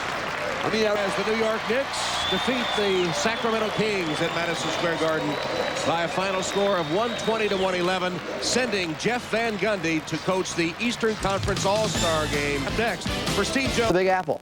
Here are your highlights from NBA.com TV. There's Patrick Ewing getting ready. And early on, it would be Ewing hopping in the lane. Hits the short jumper over Arvydas Sabonis. Then it is Ewing driving with the dish to Charlie Ward. Charlie Ward gets the three-pointer to go. Ward had 9 points at the end of one. Second quarter now. John Wallace with a bounce pass to Ward. Another three-pointer. Ward 3 for 3 from three-point land. New York's up 31-29. Bonzi Wells with the alley-oop to Rasheed Wallace. Portland back up by 2, 35-33. Check this one out again. The guys are wearing headbands, and they can get up high on the rim. Then it is Marcus Camby. Check out this huge jam. All the way down the lane. The Camby man ties it at 35. Then Allen Houston, he goes all the way down the lane, but can't get it to go. Greg Anthony picks it up and goes in for the layup. Jeff Van Gundy, he's not smiling. He's not amused. Still in the second quarter, Houston makes up for his discrepancies in the lane. Gets that one to go. Then it is Camby. Faking the shot, driving baseline, throws up the circus shot, and it goes.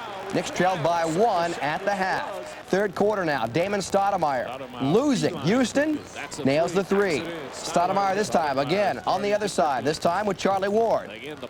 Puts him up there. Stoudemire 7 straight points at that point. He had 16 points at that juncture in the game. Houston driving, finding Latrell Sprewell. Knicks back up by 1. Spree had 14 points in the game. Then Wallace with the quick spin down low. Beautiful.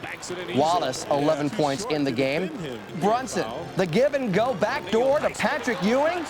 Nice shot right there from Brunson at the end of 3. New York's up 73-64. To the fourth quarter we go. Bonzi Wells out of Ball State. The 3 is good. Bonzi beginning to heat up. Detlef Schrempf over to Bonzi again. Bonzi Wells, again the trifecta. More Wells, another three-pointer. Blazers to within 4. Wells 18 points in the game, including 4 trays. Knicks, though, trying to put it away. Allen Houston driving, pulling up for the jumper. He had 22 points in the game. Then Camby over to Patrick Ewing. How many times have we seen that? The baseline jumper, nothing but net. And then it is Ewing again, this time backing in on Wallace, regaining his composure, puts that one in. Ewing 20 points, and then quarter Knicks breaking Latrell Sprewell. Finishing. Knicks outscore the Blazers 28-18 in the third. They lead. Rasheed Wallace throws the towel at the referee. That would be a second technical foul. Throws his wristband on the court. Not a very good showing right there by Rasheed Wallace as the Blazers go down in a big way, 98-88. The margin of victory came in the third quarter when the Knicks outscored the Blazers 28-18. Allen Houston is the game's high scorer with 22. Patrick Ewing nets 20 and grabs 9 rebounds. Charlie Ward scores 13 points and dishes out 9 assists. The highly touted Blazer bench was held to just 14 points as Portland's 6-game winning streak comes to an end. As for the Knicks, they rebounded nicely from their disappointing loss on Tuesday.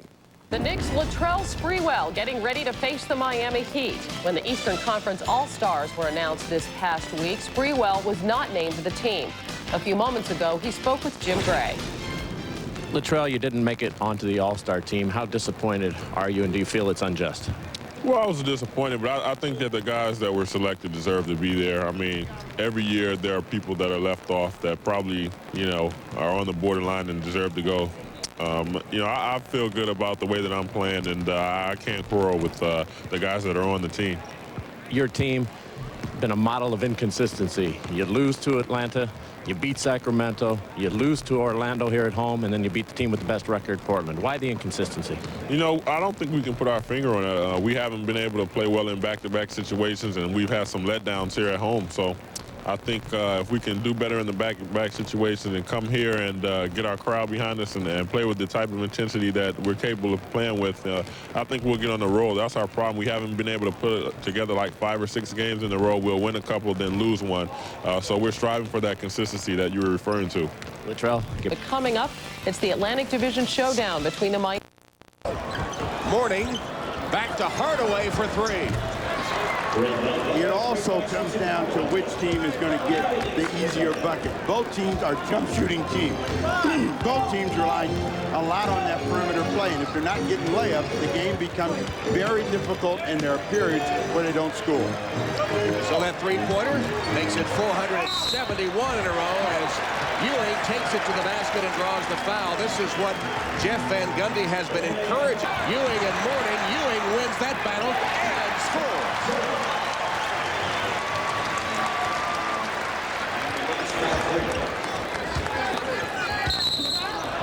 Traveling call.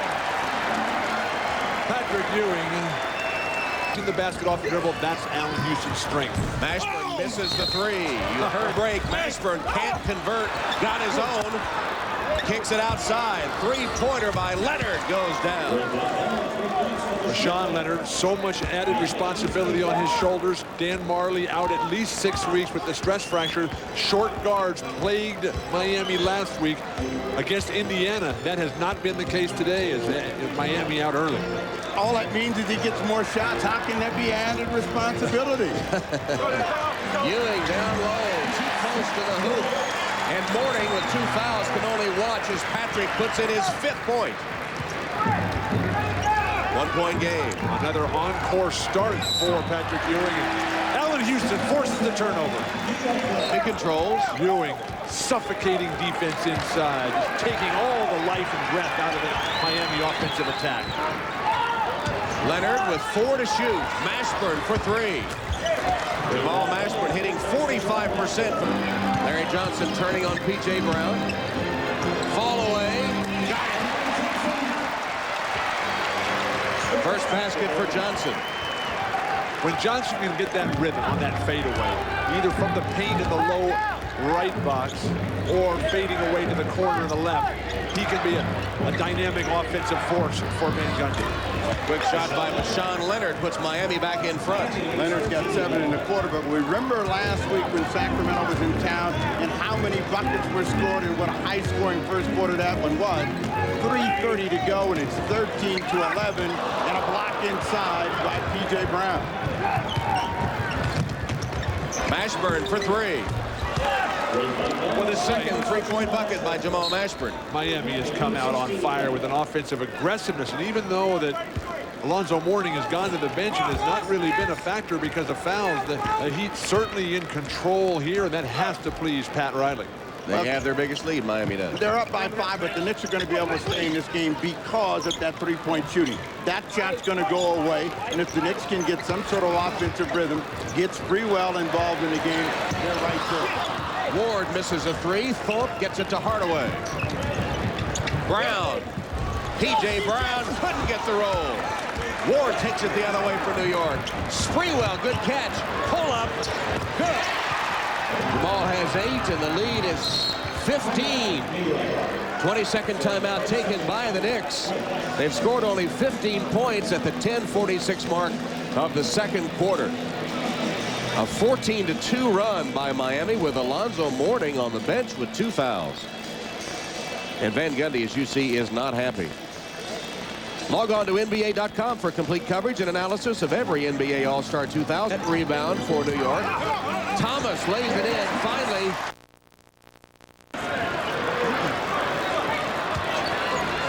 Sprewell. And 1.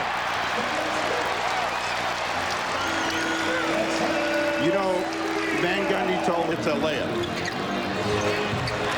Well, it was a short jumper anyway. As he spun baseline, despite the defensive help from Mashburn on the rotation. How could they keep Sprewell off the All-Star team? Inexcusable. That's kind of a naive answer, Bill. Pugilistic bout. And Houston for three. You guys have enough verbal sparring matches to hold us for a while. Why would P.J. Brown come and double team Patrick Ewing in that situation? That just freed up Allen Houston with a terrific ball movement there. The double team, the swing by Brunson, who does a fine job in limited minutes for Van Gundy. You give him that kind of open look, though, that's going to energize this crowd here in New York. Well, Mourning's back in the ball game, and usually when he's in this position, he's looking to score. Patrick Ewing reaches in, he'll go to the line. But you look at the scoreboard, the Knicks slowly but surely creeping their way back into the ball game, down by 7. And watch Mourning. I know you well. Well, since Jeff Van Gundy blistered his troops, they've outscored Miami 10-2. Van Gundy telling us yesterday that this is not about fun. This is about success, and success is only measured in winning. But everybody talking about, well, you got to make it fun and you got to treat the guys really nicely. Hey, you've got to get the best out of the guys who are working for you, and that's the relationship between a coach and his players. Mourning had hit 24 free throws in a row before that miss. And he starts a new string with number 2. He's working on a string of 12 straight games, scoring 20 or more points. 13 would equal his career high. Ewing attacking Mourning and scoring. Patrick has 7. Somebody found some WD-40 for Patrick Ewing. He also has 7 rebounds. Remember this.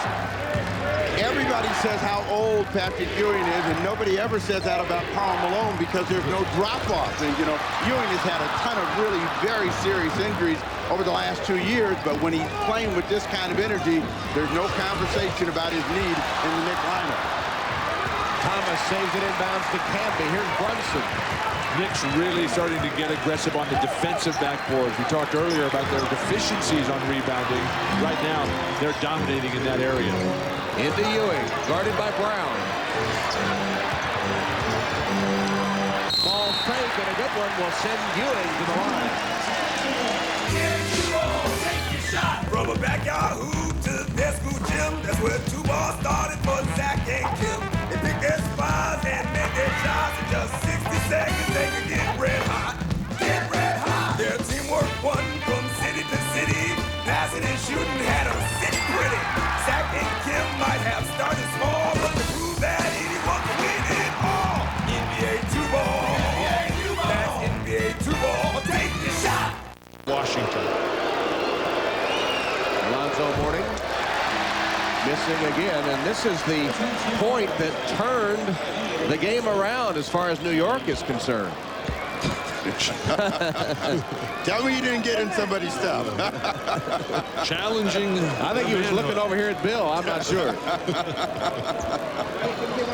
That's the tough part of being a coach, is that sometimes you got to get in people's faces who you really like, who you really respect. But if they're not playing with the passion and commitment that's required, you got to do something extreme like that. Well, sometimes it works. They've outscored Miami 17-5 since then. But you can only go to that well so many times. Tell UB Brown now.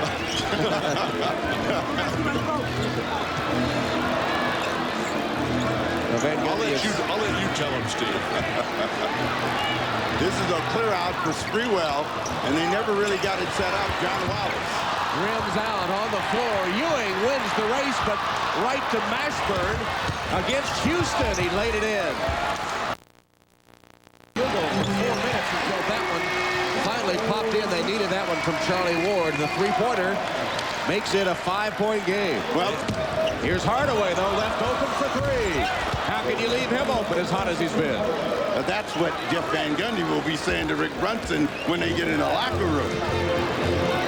That was nearly an over and back from Brunson passing back to Houston. 4 seconds left. 1 second. Ewing at the buzzer.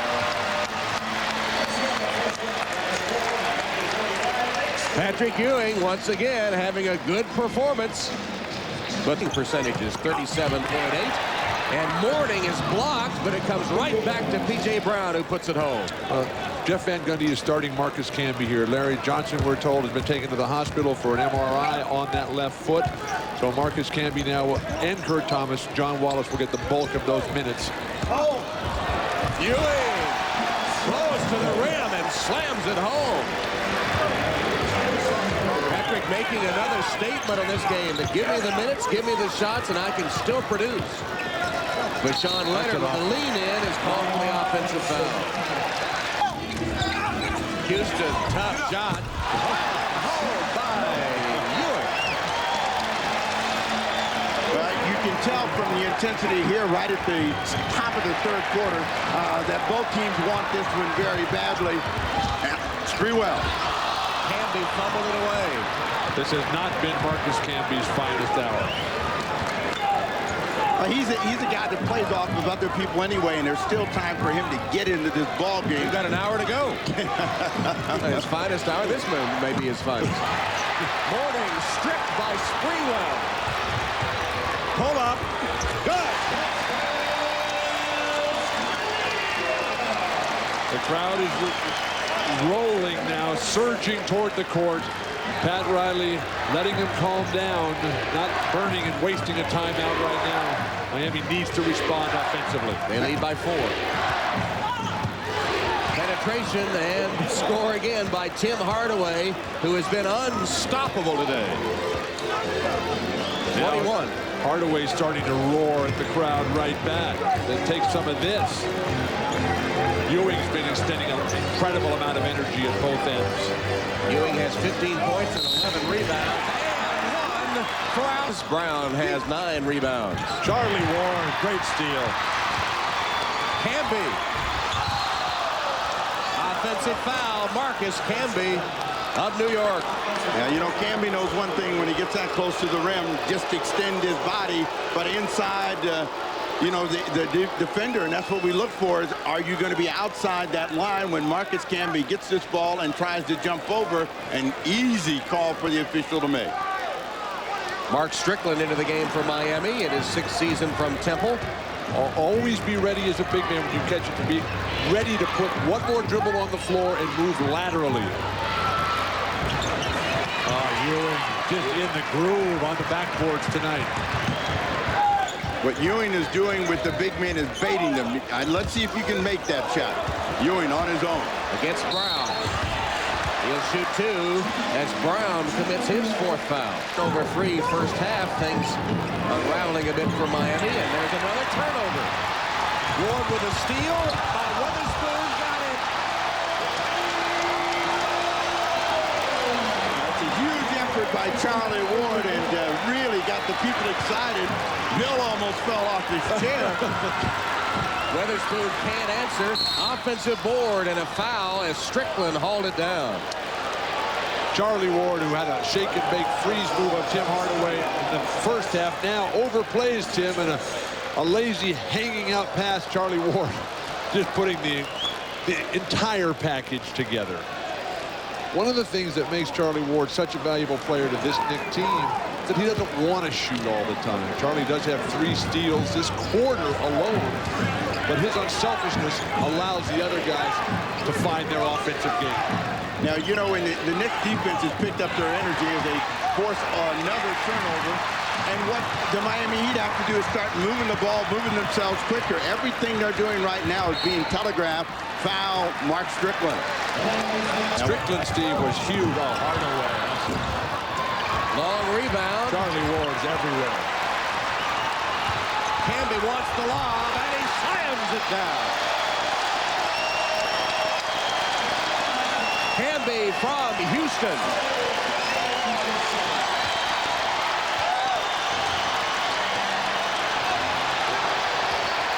Hardaway, no good.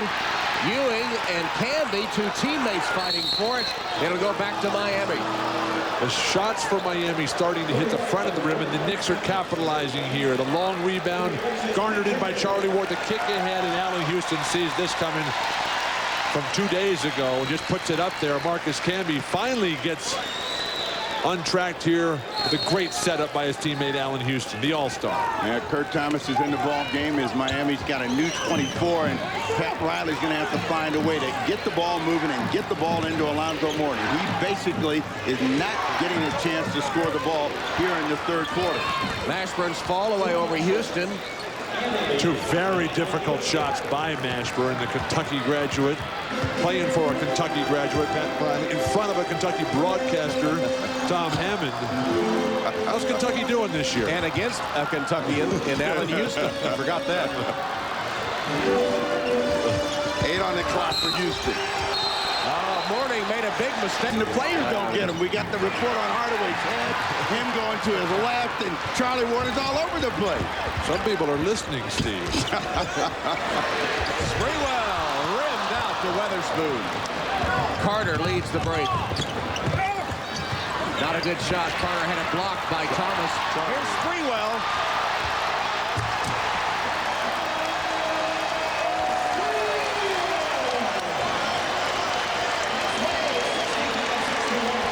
With all the giants in this game today, the big powers, Otis Thorpe, Spoon, Ewing, it's Charlie Ward getting the defensive rebound and just beautifully lobbing over the top of the dunk.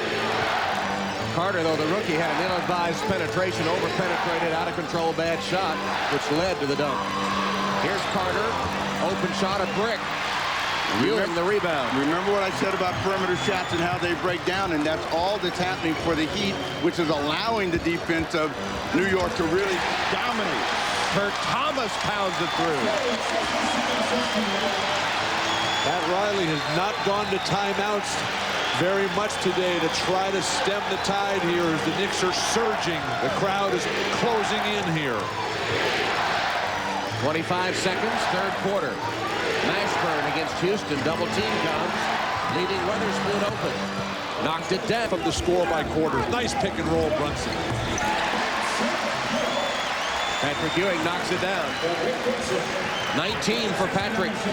Brunson was born in Syracuse, grew up in Salem, Massachusetts, a northern suburb of Boston, a huge Celtic and Larry Bird fan. Now delivering for the Knicks, Celtics arch rivals. Now Weatherspoon holding the ball, and that's going to help the Knicks defense. Tough shot. Ewing's defense, though, intimidation.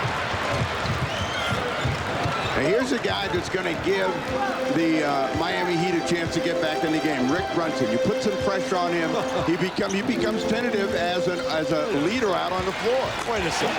The guy just runs a perfect pick and roll on one play, sets up Sprewell for a dynamic jumper, extends the lead to 8, and you're saying he's the reason Miami's going to get back in the game? He's the reason the Knicks lead is bulging, surging.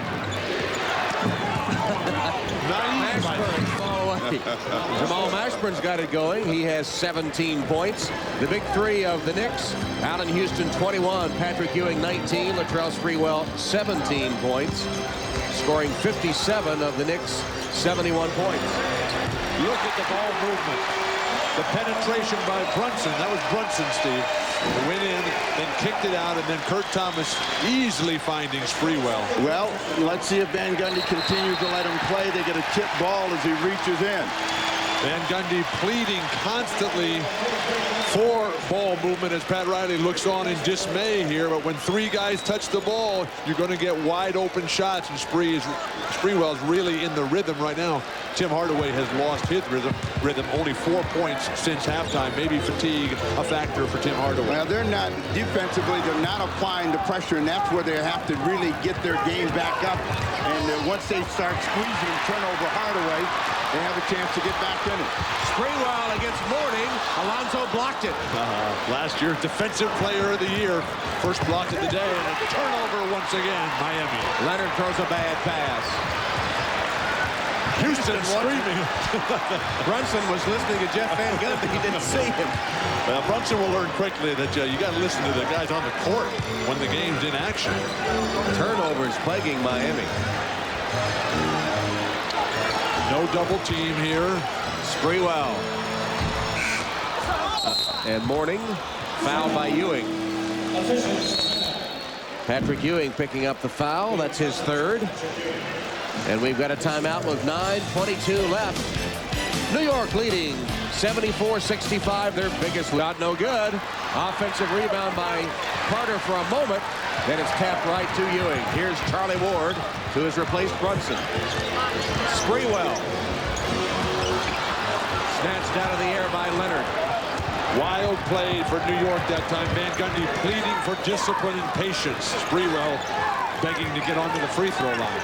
P.J. Brown has returned on the high post, trying to get it to Mashburn. There's Charlie Ward with another steal. To Canby, he's fouled. And a hard fall by Marcus Camby, who's holding his knee underneath the basket. The Miami foul is on P.J. Brown. That's his fifth, team's first.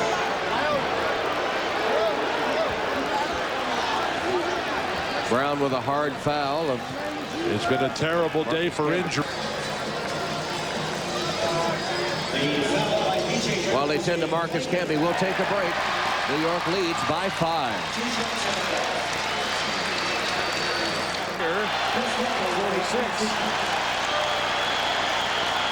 The worst free throw shooter in NBA history. Are you surprised that Pat picked him? It's like Mario Mendoza pitch hitting. Just get up there and bank these in if you're Chris Dudley here.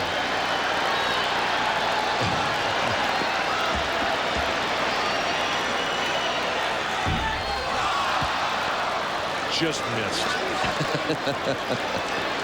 It's not easy to come in cold and shoot a free throw, especially when you haven't played in several games. It's not easy to come in when you're warm with that form. But he was inspired by Yale's big victory over Princeton last night. Gets the second one, found his rhythm. Time to start calling plays for Chris Dudley. On the flagrant foul call, New York will get the ball, leading 75-69. That's a tough call against the Heat. Hugh Evans came over and told us they saw that they thought there was a push, and that was the reason for the flagrant, but really it was just the awkward landing on a quick exchange for Marcus Camby. I did not see a push in the back, just good hard defense by P.J. Brown and Anthony Carter. Ewing. Somehow that went in. Patrick Ewing, 21 points. They've got to leave Dudley in there. They've got Kurt Thomas waiting at the scorer's table, but well, they're running out of bodies because Camby can't come back. They've already lost Larry Johnson. Chris Childs didn't even suit up. The Miami Heat have got to get Corning in the ballgame. They've got to start looking to him to score some points inside and out. Yeah, but not out there, would you think? I don't imagine that's what Pat had in mind for Mourning to shoot an 18-footer. They're going to roll Ewing into the low post, have him set a cross screen and clear out for Sprewell. Sprewell is fouled. Mashburn. Sprewell has been on an incredible tear at the free throw line. When he gets there, it's virtually automatic at this point. In the world, both summer and winter, anytime you can get there, the quality of your life skyrockets. Preceding was a paid announcement. And be sure and go to Hot Creek, just off Highway 395. Ewing with a rejection. But, you know, they got a good penetration, but Ewing has been reacting defensively very well the entire afternoon. Slaps that one away. 11 on the clock. Mashburn is the only guy to score in black for the Miami Heat in the quarter. Leonard was right to the rim for the reverse, missed it, and on the other end, Sprewell scores a 4-point turnaround that sends the Knicks up 81-69. Great balanced scoring for New York. Sprewell at 24, Houston 21, Ewing 21, and the Knicks lead it 81-69.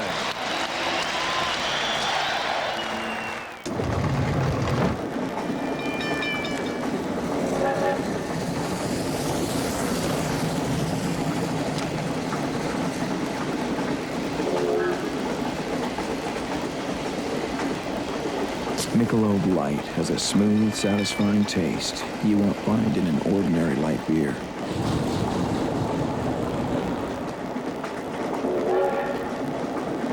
Beer or Michelob Light? 5 assists and 6 rebounds. 6 steals. 6 steals, excuse me.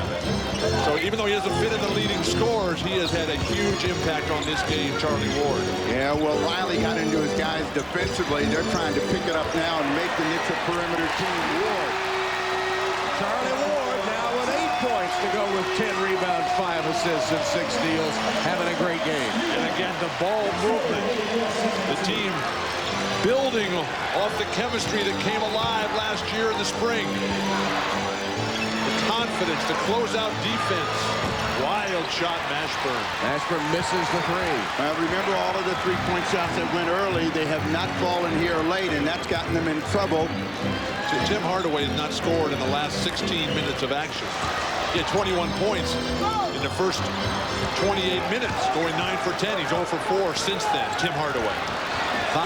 Try to find a rhythm. Oh, beautiful. Morning got a piece of it, and it went down anyway for Charlie Ward. He was in double figures. He has a double-double, 10 points and a career-high 11 rebounds. Latrell Sprewell, you get that kind of ball movement. Van Gundy has marveled at it all year. A beautiful runner by Hardaway along the baseline. And there you saw how the three-point game, which was so hot for Miami, has deserted them. Thomas penetrates, Ewing scores. And look how easily they're getting the ball in the high percentage area, and that's made all the difference. They're getting up the floor quicker, they're finding the open man, and they're delivering shots from 8 feet and in. P.J. Brown from outside. Kurt Thomas playing an inspired ball game this afternoon for Jeff Van Gundy. Possibly inspired, Kurt Thomas, by the presence of Dave DeBusschere, who's front court here at Madison Square Garden. What about Patrick Ewing? Is he sending a statement? Boy, they were all over his case. He played only 19 minutes on Tuesday night against Orlando, had a horrible game. Came back with a superb effort against Portland, and again today. Kurt Thomas standing in, putting his money. Dave DeBusschere. But I want to know is Hall of Fame, top 50 of all time. DeBusschere got his number retired here at Madison Square Garden. Part of the championship teams, inspiring Kurt Thomas. Wasn't the coach? The coach had something to do with it. Because I don't even think Kurt Thomas knew that DeBusschere was here. Oh, no. Kurt Thomas, a serious student of the history of basketball. Timeout, Miami. 2:20 left as the Heat call the timeout. They trail New York 90-77 thanks to some inspirational play. 6 straight games. Allen Houston. Now these are the New York Knicks we saw last Sunday for 3 quarters, making every shot down the stretch. Their percentage just continues to roll up. They're closing in on 50% for the game, and Miami going the other way, looking for morning. Alonzo turned right into Ewing. Finally rolled through. Well, the Knicks will be content to just trade baskets right now. With Charlie Ward playing a fine role as the leader of this team out here with the ball. Question is for New York, what about tomorrow night? They got to go down to Charlotte. Charlotte's playing great with all-star Eddie Jones. Paul Silas has brought that team together. And shorthanded, 3 of the top 8 for the Knicks probably will not play. Ewing up against the shot clock, couldn't hit it. Hardaway, the touch pass. As hard as the Miami Heat play, I think they have to find an easier way to score. As you can see, as the game rolls along, the shots from the outside, they start to break down, and they've got to be able to continue scoring the ball to really drive their defensive energy. We didn't see it in the second half, and with a minute to play, I think that they know this one's over. Riley's thrown in the towel here as he takes out Tim Hardaway. Hardaway just 2 points in the last 16 minutes after starting off on fire. He has 23 in the game. And Riley, knowing the importance of getting to that Philadelphia-Sacramento game, is not going to foul here.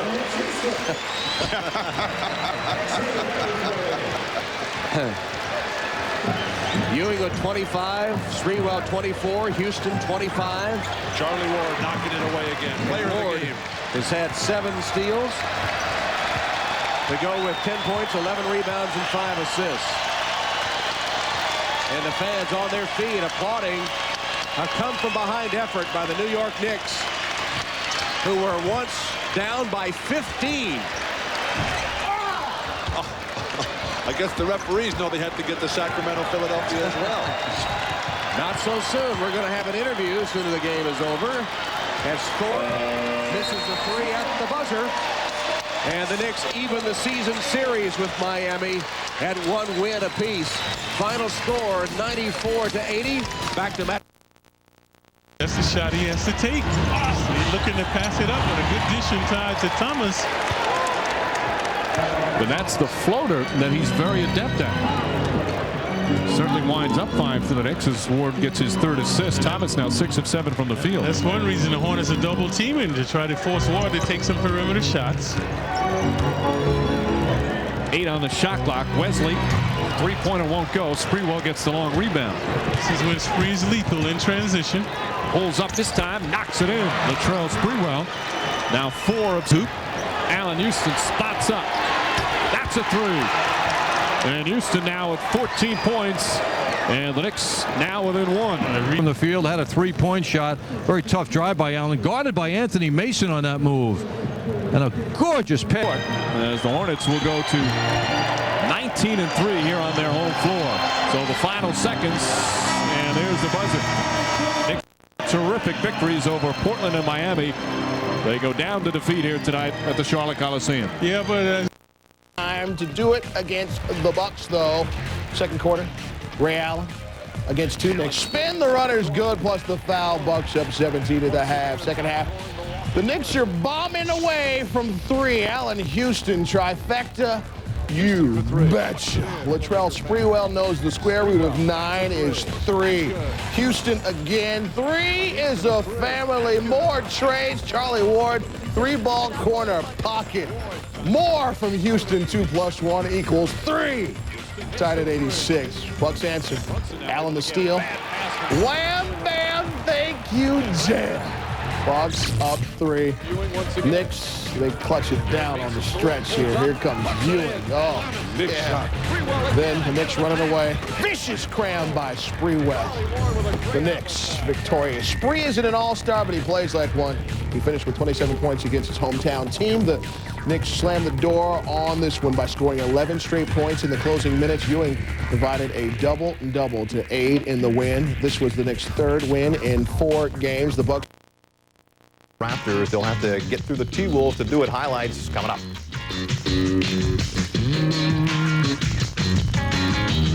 Check the Knicks defense here. So good, fronting him there, not able to get the ball in.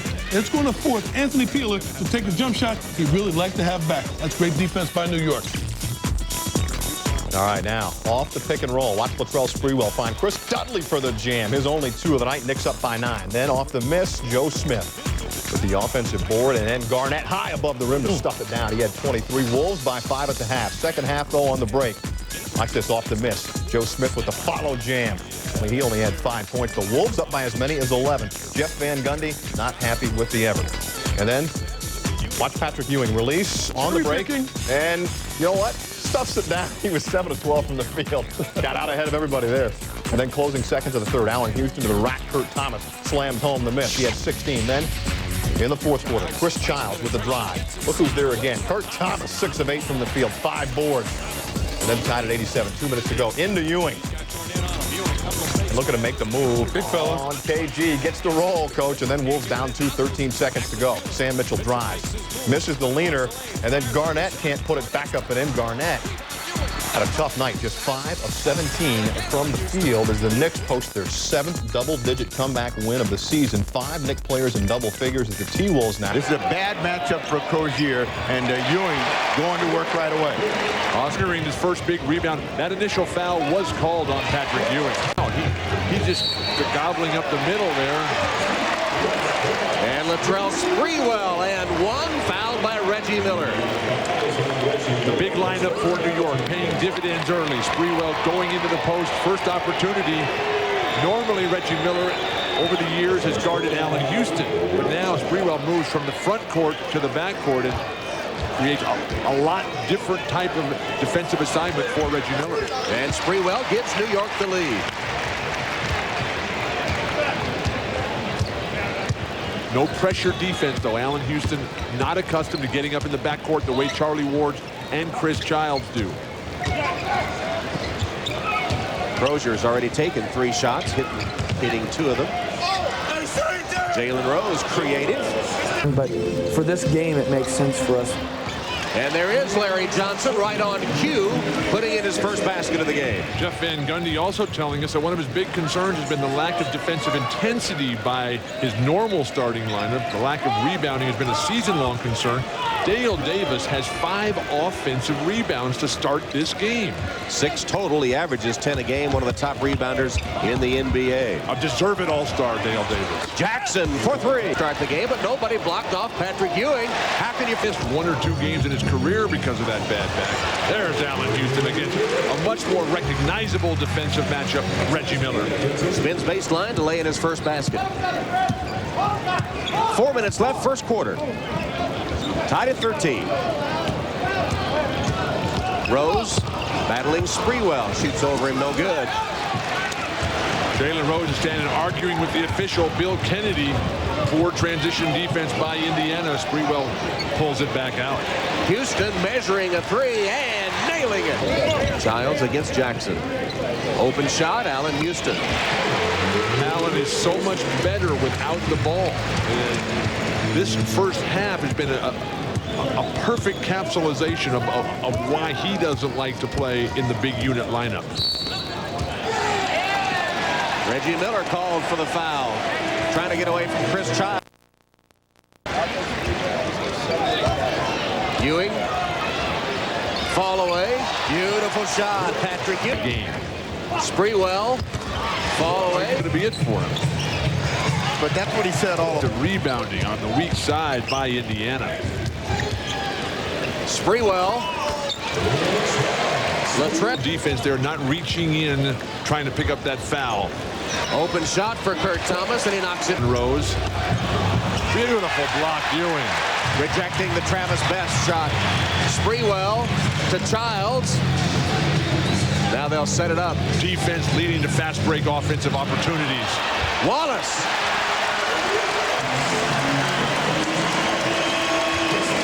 Dale Davis goes down, Crozier comes back in, and they've got to start making the Knicks take some tougher shots. Sprewell down low. Trying to attack Reggie Miller, who has 2 fouls, and Sprewell collects his 9th point. Is Indiana out of timeouts already? We're only in the second quarter. Well, you think a timeout needs to be called? What is the run now? A dozen? This was a close game at 17-15. 10-1 is the run for the Pacers. Reggie Miller can get them started. There's the baseline jump shot from Reggie. What the Pacers need is Miller to get hot, to keep them in the ball game. I think they feel they got the better balance scoring as Sprewell knocks Miller down. Sprewell to Ewing. Pretty pass. Ewing from Sprewell. Sprewell has found his game now. One of the team's leading assist men. Latrell Sprewell criticized a lot in the past for being too selfish. This year has been the model teammate. Sam Perkins lumbering to the basket and is bailed out with a foul. Reggie Miller trying to play some defense right here, but Latrell Sprewell, the most difficult shot for a post player, turning into your strong hand. The only meeting previously this year between the two teams. Terrific pass to Crozier. Out of bounds to continue. As Larry Johnson hits from outside of the NBA season. Childs for 3. Now the difference, and you're able to poke it away and deny the Knicks. Lead back to 10. And they're obviously going to Reggie Miller. Big play by Sprewell from the rear.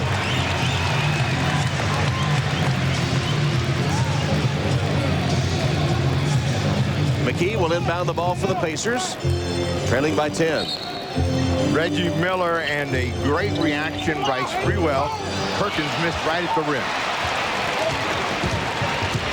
Sprewell wide open in the corner. Childs couldn't get to him. The look of exasperation on Sprewell's face. Well, he's got a big mismatch here, and they double him off the ball. Childs again. Chris Childs missing the three. McKee taps it to Jackson. Well, they're double teaming Sprewell, the Pacers are, and they're forcing Chris Childs to beat him. Chris Childs just back and still bothered by Achilles tendonitis. Pretty move by Austin Crozier to lay it in, and he has 8 points. Crozier, who said that Larry Bird didn't even know his name the first 2 years that Crozier was on the Indiana Pacers, has finally worked his way into some serious playing time. Johnson driving on Perkins, came up short. Perkins clears it to Jackson. Crozier the trailer for three.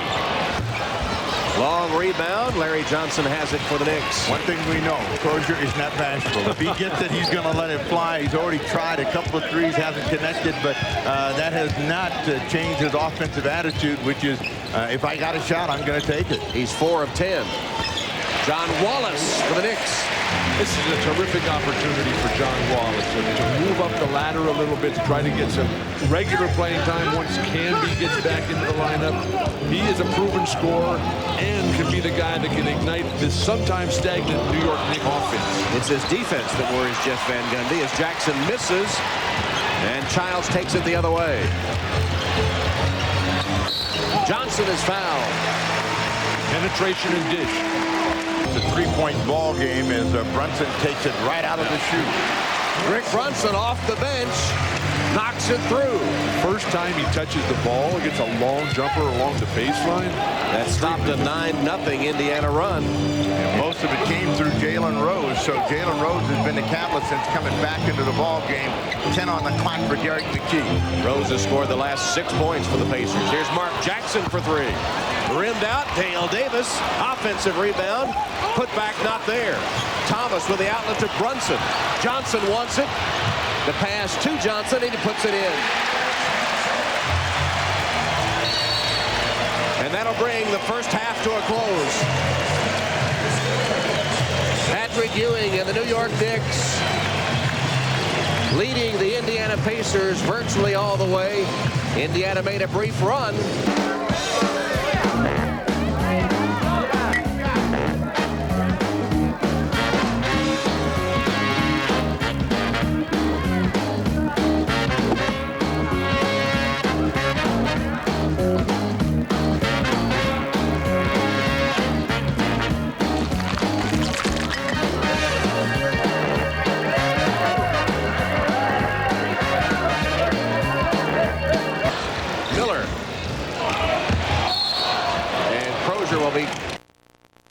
Unit lineup here because it was not fluid in the first 6 minutes, and it wasn't until Chris Childs came in that the Knicks took off as Ewing continues his dominance over the Pacers. Crozier had him early in the first half. Dale Davis has taken up the defense. Doesn't matter. Patrick, 6 of 7, 12 points. Meanwhile, Reggie Miller is just 2 of his first 6 shots. Here's another one. Nope, fake, step up. And this time, Reggie Miller scores. Good ball fake to get Sprewell by. Well, they can close out on him as much as they want. He's very clever with the ball, and you know what they've got to do is keep him from catching the ball, because eventually he's going to get that happy feeling, and it's going to make a difference in the game. But Sprewell, who has become an incredibly disciplined defensive player, should never run by Reggie Miller, pump faking, careless turnover Ewing. Jalen Rose leads the Pacer break. Mark Jackson takes it, reverses it through. Transition basket for Jackson and the Pacers, who cut the lead to 5. How can a guy that slow be at the finishing end of a break? That tells you that that's a big concern for Jeff Van Gundy, and you go from offense to defense, and Mark Jackson beats you back. You're talking about slow? I didn't interview in any breaks. Clear out for Larry Johnson on Reggie Miller, or on Jalen Rose, excuse me. Allen Houston for 3. With this big unit lineup for Van Gundy, I think they should run the offense through Larry Johnson. Take the playmaking responsibilities away from Allen Houston. Make them double team Larry Johnson down low. They got Jalen Rose, who can't guard him. That'll free up Houston time and again. And a hand check foul on Latrell Sprewell. Sprewell said, you know, how can I keep up with this man if I can't touch him just a little bit? 3 fouls now on Latrell Sprewell, joining Allen Houston. Must be the rules. which I'm a big proponent of. Anything that brings skill back into favor is a great thing by the NBA. Miller misses the long three over Sprewell. Allen Houston with the rebound. And still no sign of Chris Childs, who came in pretty early in the first half after the big guard lineup sputtered a bit. Tough shot. Ewing. Good defense by Dale Davis. Had a hand right in his face. Rose with the lob intended for Davis, broken up by Ewing. Terrific transition defensive effort by Ewing. Was out of the play, arguing with the refs, then realized he had to get back in.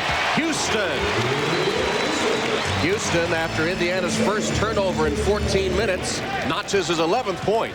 Well, you know, Houston came out early and was shooting the ball extremely well, but didn't get to play much because of the foul problems and trying to make sure he has an impact on this game before he picks up another one and has to sit down. Crozier, another miss. Crozier's taken at least 11 shots today. He had an open look there, though, and there's no reason not to take that.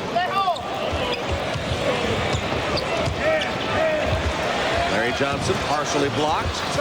Crozier takes it down and hands to Jackson. Right through Reggie Miller's hands. Unforced error after they went 14 minutes without any turnovers. Now they've turned it over 2 of the last 3 possessions. That brings the taunts from the crowd, who love to see Reggie, who has had just such incredible success. Few players in the history of this building have had that kind of success as a visitor. Here's Houston. He's hit 5 shots in a row. Reggie Miller trying to put a hand in his face. Allen shoots over it. 6 straight. And Allen Houston on a personal 7-0 run, and this his 500th NBA game. Allen just made the trip to his first All-Star game. First thing he did when landing in Oakland for All-Star game, very glamorous. As he hits his 7th straight shot, he went shopping for formula and diapers. He had his 8-month daughter Remy along with him, and away from the crowds and the autograph seekers, everybody, he was going up and down the aisles trying to find the right formula. Ah, the glamour, the glitz. Austin Crozier, nice move, baseline drive and the reverse. He's in double figures. Now, what the Pacers have to do is find somebody that's going to keep him in the ball game. And, you know, Crozier's liking the chance to do it because every time he gets his hand on the ball, he's trying to score. But that's what they need right now, scoring. Sprewell. Spinning to the hoop to lay it in. Latrell Sprewell with 11. But look how the Knicks have come together as a team now. Out of timeouts, they're milking the hot hand. Allen Houston. They come right back. They try to get it to Houston. The Pacers defense denies them. Then they go right to their second option, Sprewell, who can deliver masterfully with the left hand. Reggie Miller. They still play basketball? Houston! That's 8 in a row. Well, that's something Bill never knew. 8 in a row unless he was real close to the bucket. But he has got that feeling as Rose comes back with 2 more. I thought you didn't like the big backcourt. Looks to me like Sprewell and Houston are enjoying it. I've been calling for the big backcourt since last year's NBA Finals. Here's Houston again. Finally missed one. He hit 8 in a row before missing that shot.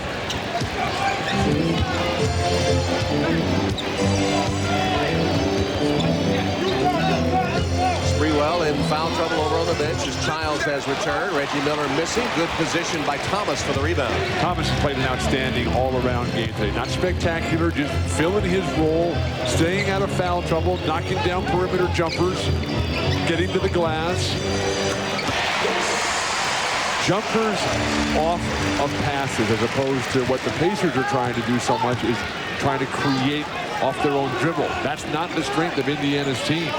8 of 11 shooting, as you saw, by the Knicks, who lead by 13. Now they are shooting just about at a 60% clip for the ball game, and the Pacers still yet to see 40. Mark Jackson trying to pull his way in, travels. Everything happening from the backcourt. Ewing started off the second half as he carried the team early. It was Allen Houston, though, who's been so hot. A little give and go. Reggie Miller, a little careless defense. Chris Childs can certainly knock that jumper down, but who knows how long that Achilles tendonitis will stay calmed down if he gets big minutes with Charlie Ward's injury. LJ misses. Ewing kept it alive for a moment. Johnson able to save it. Allen Houston has scored 17 points in 19 minutes. Patrick, another board. Well, the Pacers have helped the Knicks defensively by not moving the ball and moving people. A quick shot in transition and no chance to get a second opportunity. I don't know if Allen put that behind his back on purpose or just lost it momentarily. They were all inspired by Vince Carter at the All-Star break. Fall away, no good by Ewing. In fact, that's what Allen Houston told us was his most memorable moment, besides buying the diapers and the formula, was Vince Carter's spectacular display. And Vince will be on NBC next week as Toronto plays Phoenix. When the other players stop and admire, you know it's something special. Johnson for three. Davis has the board. It'll be the first time that the Raptors have been on NBC. That's 12:30 Eastern next week against Phoenix. That three-point shot attempt by Larry Johnson drew the awes of the crowd. That was the same spot he hit the four-point play against in game. One of those games, game 3 last year. Game 3, right? It wasn't the same. It was spot. one of those close, games. You know, the Indiana Pacers have got to move the ball, move people. The Knicks have cooled off here and have missed the last 3 possessions, but Indiana's not helping themselves with a quick shot. Oh, nice hesitation, Houston. Beautiful, beautiful move by Allen Houston. He has 19 points. He has really developed into a superstar, drawing kudos around the league after making his first All-Star appearance, and has become the leader of this team. And drawing favorable comparisons to Hall of Fame legend Walt Frazier with moves like this, gliding through the lane, freezing, teasing the defense. 13 in the last 7 minutes for Allen Houston. The Knicks up by 50. Next to Jeff Van Gundy. Ewing with a block of Rose's shot. Get that out of here. Shoot a 3 here. Come on. Houston and one. Excuse me, Johnson and one. You thought the Kings were still here.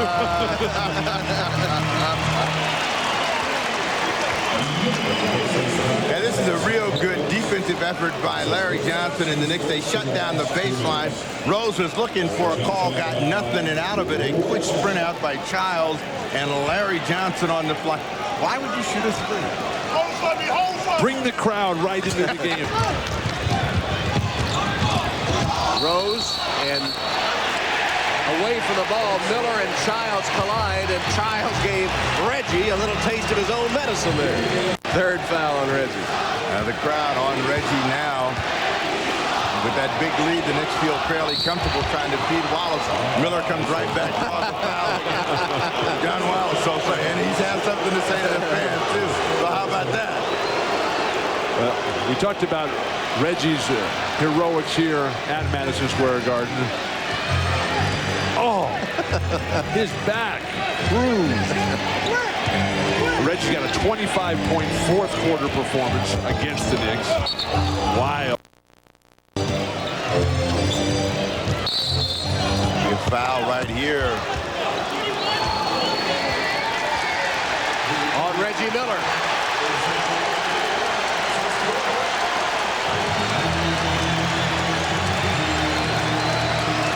The game has virtually gotten out of control here, and people are just doing nothing but trying to draw fouls.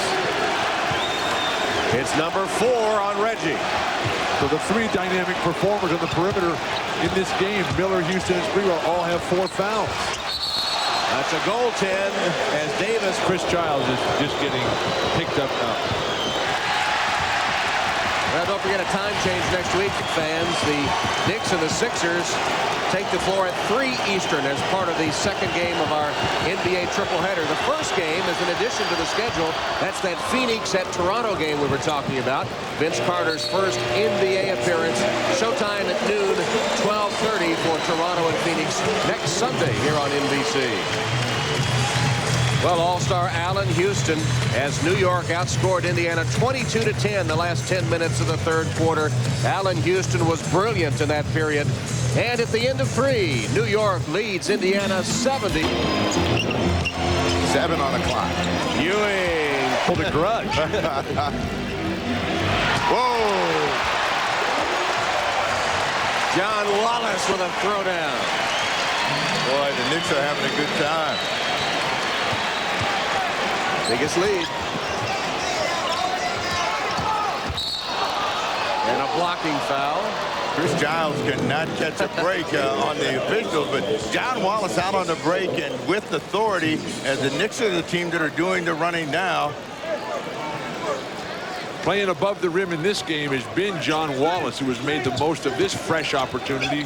Now, team with Kurt Thomas as the guys Van Gundy will use to key the bench support. Wallace 4 for 6, 8 points, and 3 rebounds.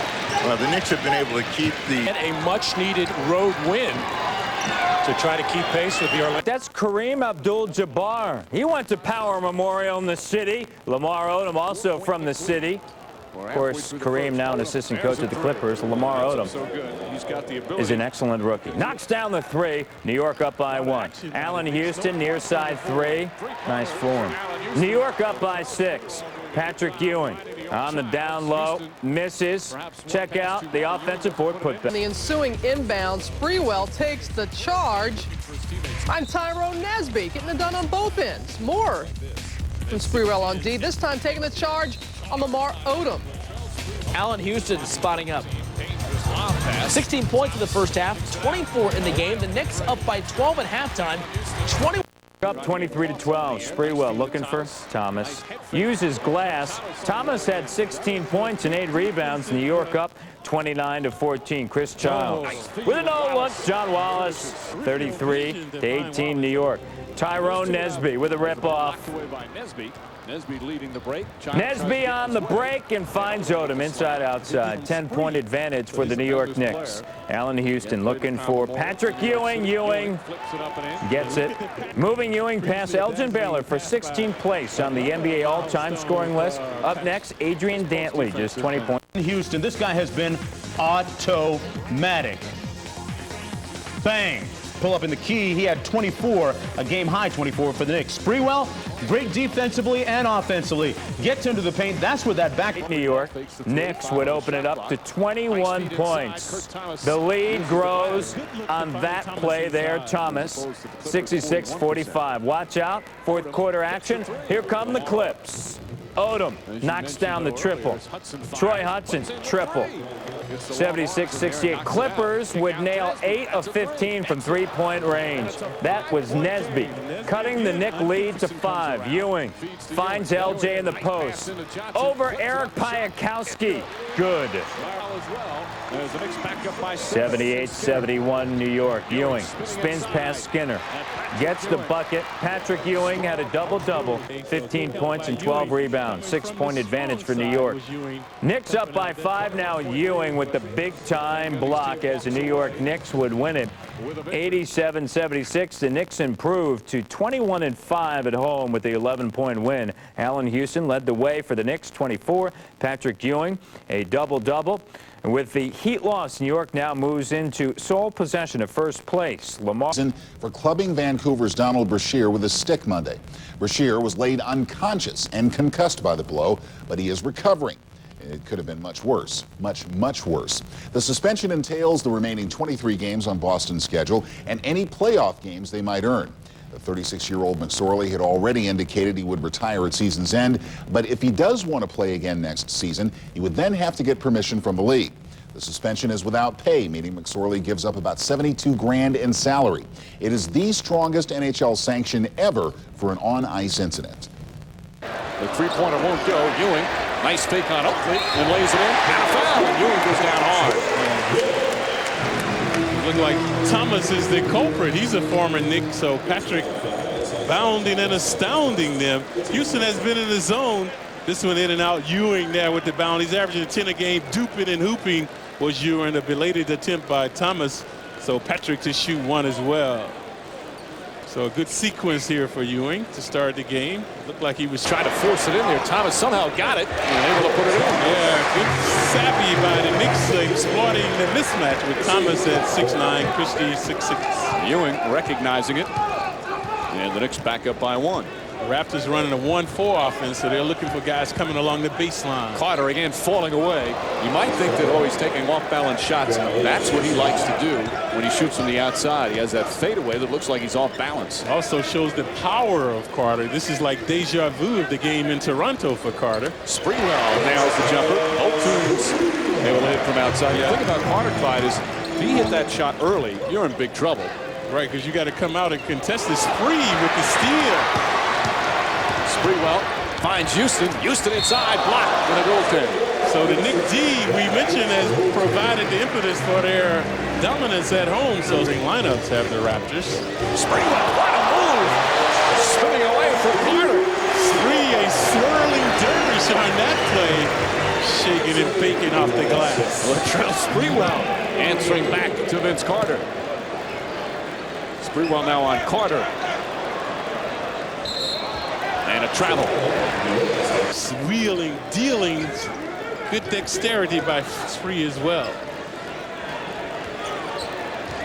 Carter back on Sprewell again.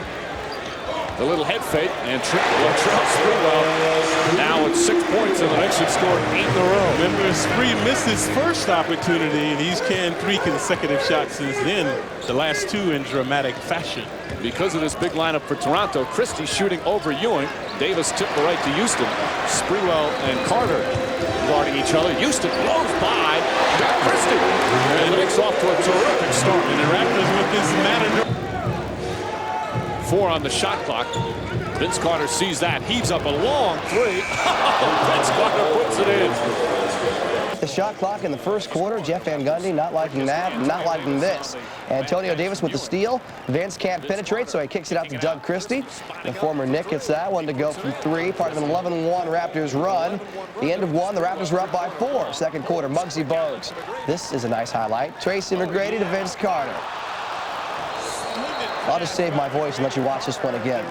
And this is the transition. Bogues, the shortest man on the court, to rebound. Carter, the highest jumper on the court. Carter had 9 points and 7 assists in the first half. He'd explode in the second half. Still in the second quarter, LJ, Knicks up by 1, part of a 10-2 New York run. And then Patrick Ewing backing in. This guy's a veteran. He gets the veteran role right here. Ewing had 9 points in the first half. Here's Sprewell on the drive out to Childs. Nice bounce pass on the look away to the cutting Larry Johnson. Knicks led 47-42 at halftime. Brawling lost his balance. Somebody's open. McGrady winds up with it. McGrady with that tomahawk slam. And Sprewell across the lane. Johnson for 3. That's good. Larry Johnson from downtown. Where this season he's shooting at a 35% clip. LJ providing the offensive punch.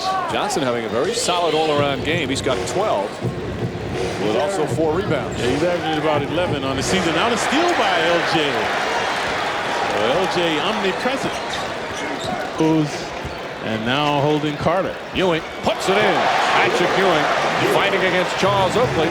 8 straight points for Ewing. Acrobatic move that time by Ewing along the baseline.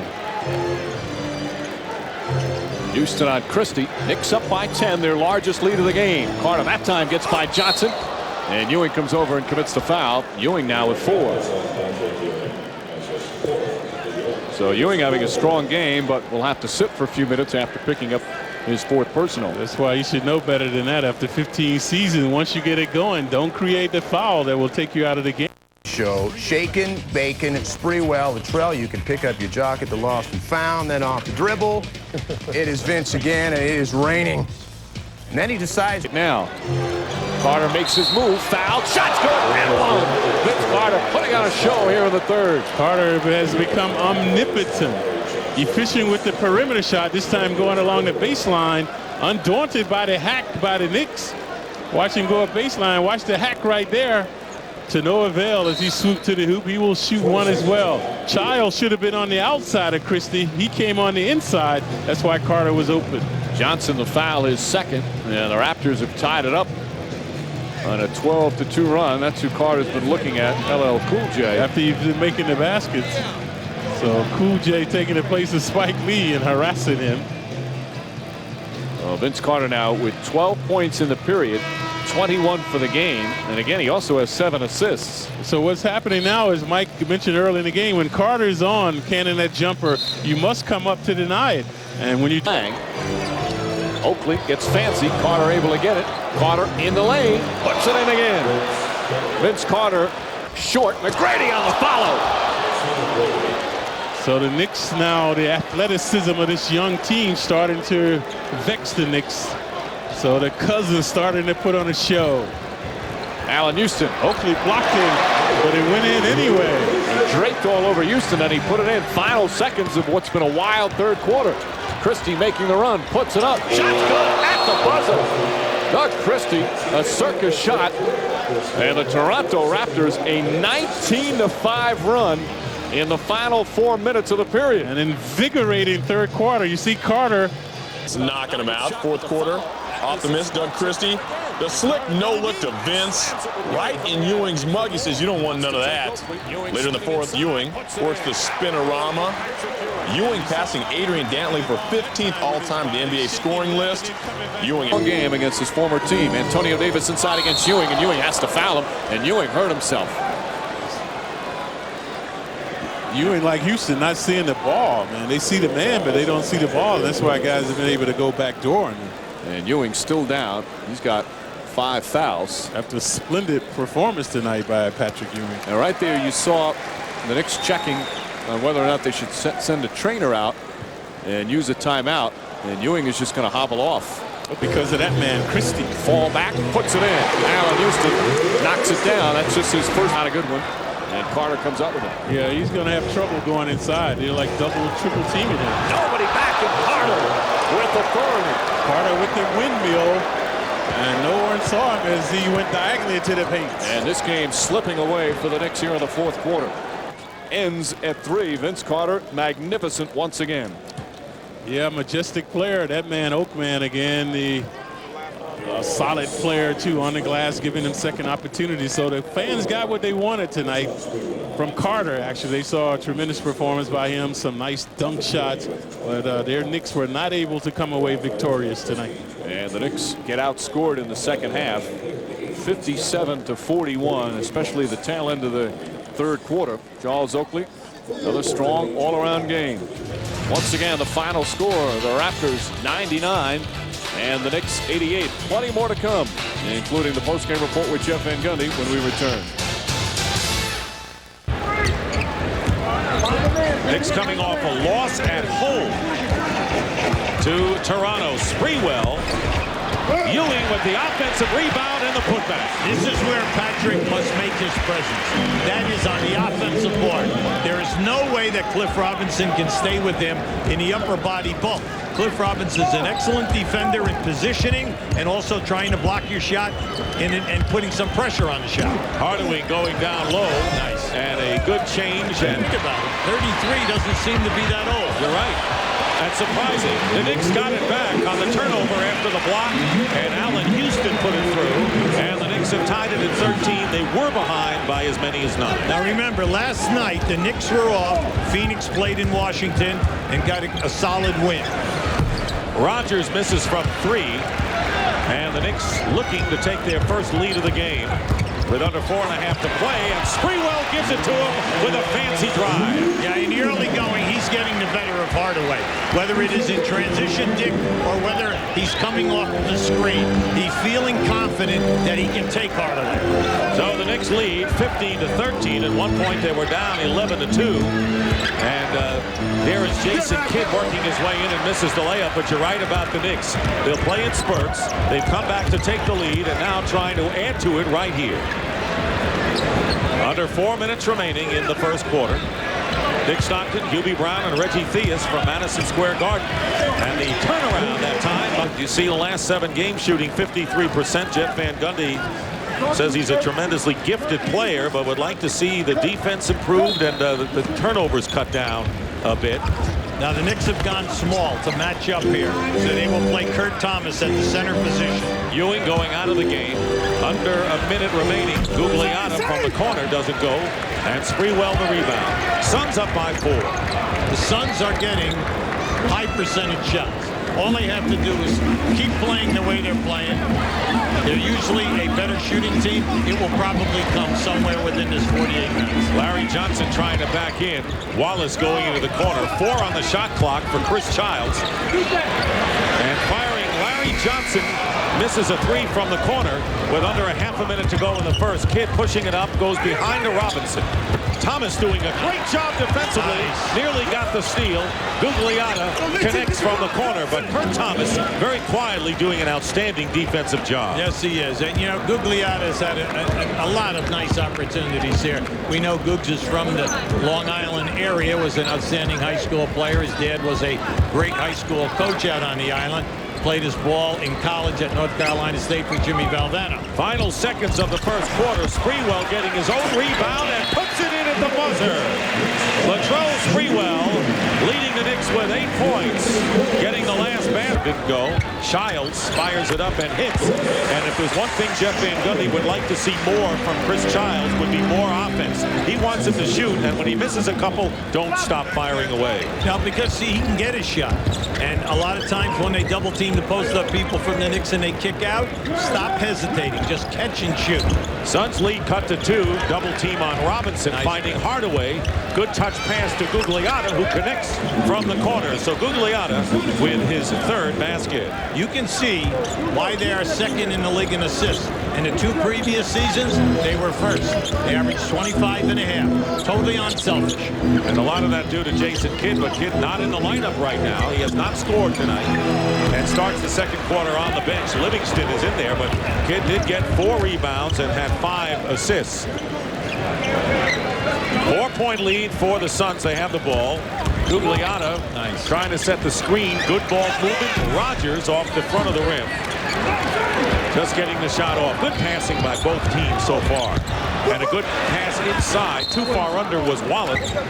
And with Ewing back in, so is Luke Longley, who went out with 2 fouls early in the first quarter, and a nice reverse layup by John Wallace. So the Suns still by 4 here in this second quarter. They're running a single-double down here on the baseline for either Gugliotta or Rodney Rogers. There he is. Rogers, double team for the moment. Wallace comes out to meet him, and Wallace really charged at him, and so Childs bringing it up for the Knicks, the point guard. Knicks trailing by 4. They were down by 9 in the first quarter, then took a 4-point lead. But now the Suns, as Allen Houston off to the slow start, only 2 of 8 shooting-wise. And here is Gugliotta. Nice. Perimeter passing. Livingston hitting the 3. Livingston staying in the game. So a small lineup with Sprewell driving in. Nice move by Sprewell, and the other day praised by Jeff Van Gundy, saying that he has tremendous all-round effort and really runs the break better than anyone on the team by far. Well, he got off and running real well in the first quarter. Unfortunately for him, it's just that the ball never came to him, and he wasn't in the flow. Sprewell with 10. Here's Longley popping from outside, and that looks familiar from his days with the Bulls, where he won 3 championships in his 4 years in Chicago. Oh, he can make that shot. You've got to get up and honor that. Giles guarded by Livingston, and now Chapman on Sprewell. Yeah, this is good. They should go right at Chapman. Sprewell with a turnaround. Keep an eye on this to the right of your screen. You're going to see, there it is right there. There goes the drink. It gets up, and then as it splashes, the drink, whatever was in it, came out right onto the floor. Very good timeout by Bennett Salvador. Get it up off the floor so none of these... Here is Kidd against 3 Knicks, and Sprewell knocks it away from behind. Great play by Sprewell defensively. Take it all the way, man. And he goes behind to Ewing, who's fouled. So with Longley on the Longley miss, here comes Sprewell pushing it up again. Sprewell's having an outstanding game. And have been a great fan favorite ever since he came over from Golden State after sitting it out because of the problem with P.J. Carlissimo, and Ewing would give a long stare at Violet Park. Turnaround by Houston. He buries it with under a minute to go. Off the foot, and Hardaway. Houston lost it 2-on-1. Alley-oop, Kidd and Hardaway, the backcourt tandem that you talked about, and the Suns lead by 5. That is great basketball. Get the ball up ahead. make that defender change, and then as soon as he changes, give it right back to the guy who passed the ball initially. 15 assists for the Suns as the Knicks playing for the final shot of the first half. Shot clock is off. Trying to cut the 5-point deficit. John Wallace goes to Ewing, who fires and hits from the corner with 2.5 on their second in the league in assists. Here's Ewing working against Longley, and the fall away by Patrick. Patrick Ewing now with 13 points. And the Knicks trailing by 1 on 3 occasions in the first half. The Suns moved out to a 9-point lead. And the lay-in that time underneath by Gugliotta. Yeah, they ran a high split up on the top, Dick. And any time that you turn your head and try to trap the man with the basketball, you are allowing the player who cut over the top down the lane to be wide open. Houston off the front rim, and the rebound by Gugliotta. Suns lead it 44-41 here in the third quarter. Phoenix playing and winning on the road against the Wizards last night. The Knicks have been off since their loss to Toronto on Wednesday. And wild shot by Robinson on the turnaround, not even close. Here is Johnson getting inside. Ewing has the hot hand. Oh, he loves it there. You know that. I mean, that's his favorite, one of his favorite spots. He's at an angle behind the backboard, but he makes that shot from the midpoint area. 6 of 11 for Patrick Ewing. It is a 15th year from Georgetown, and Hardaway to Robinson, and Gugliotta fouled, and once again fancy pass over his shoulder, and now the Knicks call for the foul. 3 of 11 from the field. And a great feed to Luke Longley. Gets it into Ewing. Gets Robinson. Houston over Hardaway. Hits Allen Houston. And the Knicks trail now 52-48. This despite Hardaway running right at Allen. So you got to get at him immediately and force him to put the ball down on the floor. Especially force him to go to his left. Here's Gugliotta trying to head fake on Johnson. Sprewell starts to dribble. Oh, pretty move. Sprewell gets the basket and a foul, and it was the give and go from the high post. Patrick Ewing found Sprewell driving. That's 8 on the clock. Gugliotta smooth. 4 minutes remaining in the third. Here's Kidd looking for the opening, and great anticipation by Allen Houston. And Houston picked it off. Houston no look to Thomas, the lay-in, and now the crowd may get back in the game as they're checking in for the Suns. Rogers scored 6 points in the first half. Knicks going with that same 5 that was out on the court. They have only used 7 players tonight. 7 on the shot clock with 3:45 to go in the quarter. He's not here. Camby not here. You're talking about 2 main cogs of this Knicks team. Here is Ewing with the fall away. Patrick Ewing, feeling it tonight, has 21 points in the game. And the Knicks trailing by 4. Kidd guarded by Chris Childs into the game. As we said, the Knicks using just Childs and Wallace off the bench tonight. It's been an Iron Man effort for the Knicks, and a bad pass. Ewing goes to the bench with 2 personals, and Thomas came back in. And here is Larry Johnson working against Rodney Rogers with nearly a minute to go. Great up and under by Larry Johnson, and his first point of the game gets a rise out of this capacity crowd. He loves that move, and he's quick. And then because of his upper body strength, he can step right through and make that shot. That's the time remaining in the third. 14 in the shot clock for the Suns. Here's Rogers. Again defended by Larry Johnson. Blocks him this time. Out of bounds. So Larry Johnson, after committing the foul moments ago, blocks Rodney Rogers' shot. The Suns will get it with 7 on the shot clock. Now this is excellent defense. Now you say, well, boy, he really got up and blocked that. Remember, when a left-handed guy turns, he's bringing the ball right to your face. Livingston fighting Childs for the loose ball. The Knicks down by 2, looking to tie it up.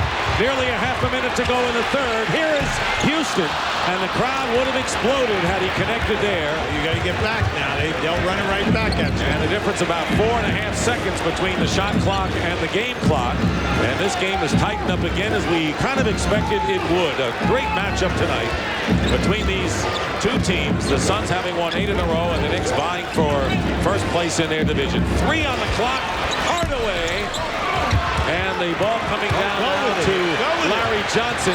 Johnson will fire it up at the buzzer, and it won't go. But the Knicks have come back to within a pair. Defensive team, and I'm glad that they're showing it to our audience this evening. John Wallace on the turnaround following the timeout. 4 points for Wallace, and the Knicks get their first points here in the fourth quarter with nearly 3.5 gone by. 71-62, and the crowd trying to get the Knicks in the game with their familiar defense chant, and it worked there as Wallace on the receiving end of Larry Johnson doesn't make it. Miss those. And trying to keep it alive, the Knicks still have it, and it's Wallace gets the basket and the foul. John Wallace makes up for that missed layup and has a chance for a three-point play. See, you Syracuse guys. I knew you. Hey, you know what? He missed that purposely because he knew he had a potential three. Okay? Now, as he comes down in here, this is just a very, very strong move. This young guy is blessed with great offensive talent. All Jeff Van Gundy is looking for is more consistency and then a better effort at the other end of the floor. Wallace with the three-point play, now with 7. That last foul was on Rodgers, his third. So the Knicks, who are down by 11, trailing by 6, staging what has been a familiar. Here are the Knicks. That's right. They're always coming back and closing the gap. Jason Kidd back in the game, and Hardaway is fouled by Allen Houston, and will with 7 on the shot clock against Longley, who has 4 fouls. Here is Ewing, and in and out for Ewing, but Wallace gets stripped away on the defensive end. Great play by Penny Hardaway as he stripped John Wallace. 7-point lead for the Suns with 7:20 remaining here in the fourth quarter. Hardaway looking for Longley, working against Ewing, and he's got it. So he can make Houston, Wallace, and Patrick Ewing.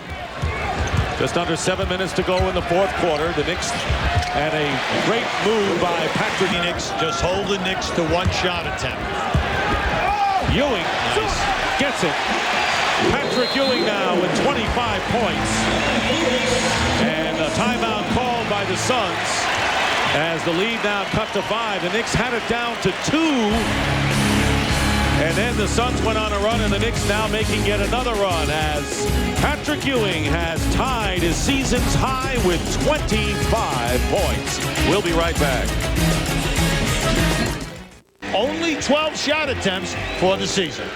And he has 7 rebounds, and of course he has led the Knicks 20 times this year in rebounds, but he's doing it on the scoring side tonight as the Knicks playing just 7 players, trailing by 5 with under 6 minutes to go in the fourth. Kidd leaving it out for Hardaway for 3, and it rims the basket, and Ewing gets his 8th board.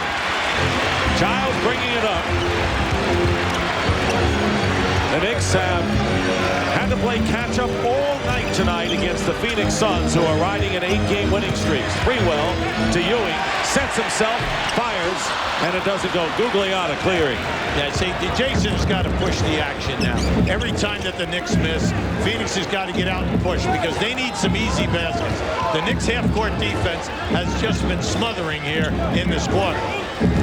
And Longley leaves it out to Hardaway. Longley setting a screen, and the pass thrown behind Luke, and they're going to call the over and backcourt violation, and a costly turnover when you consider the Knicks and their crowd have some momentum. Yeah, well, you see, that's where the Knicks, we keep bringing out the point.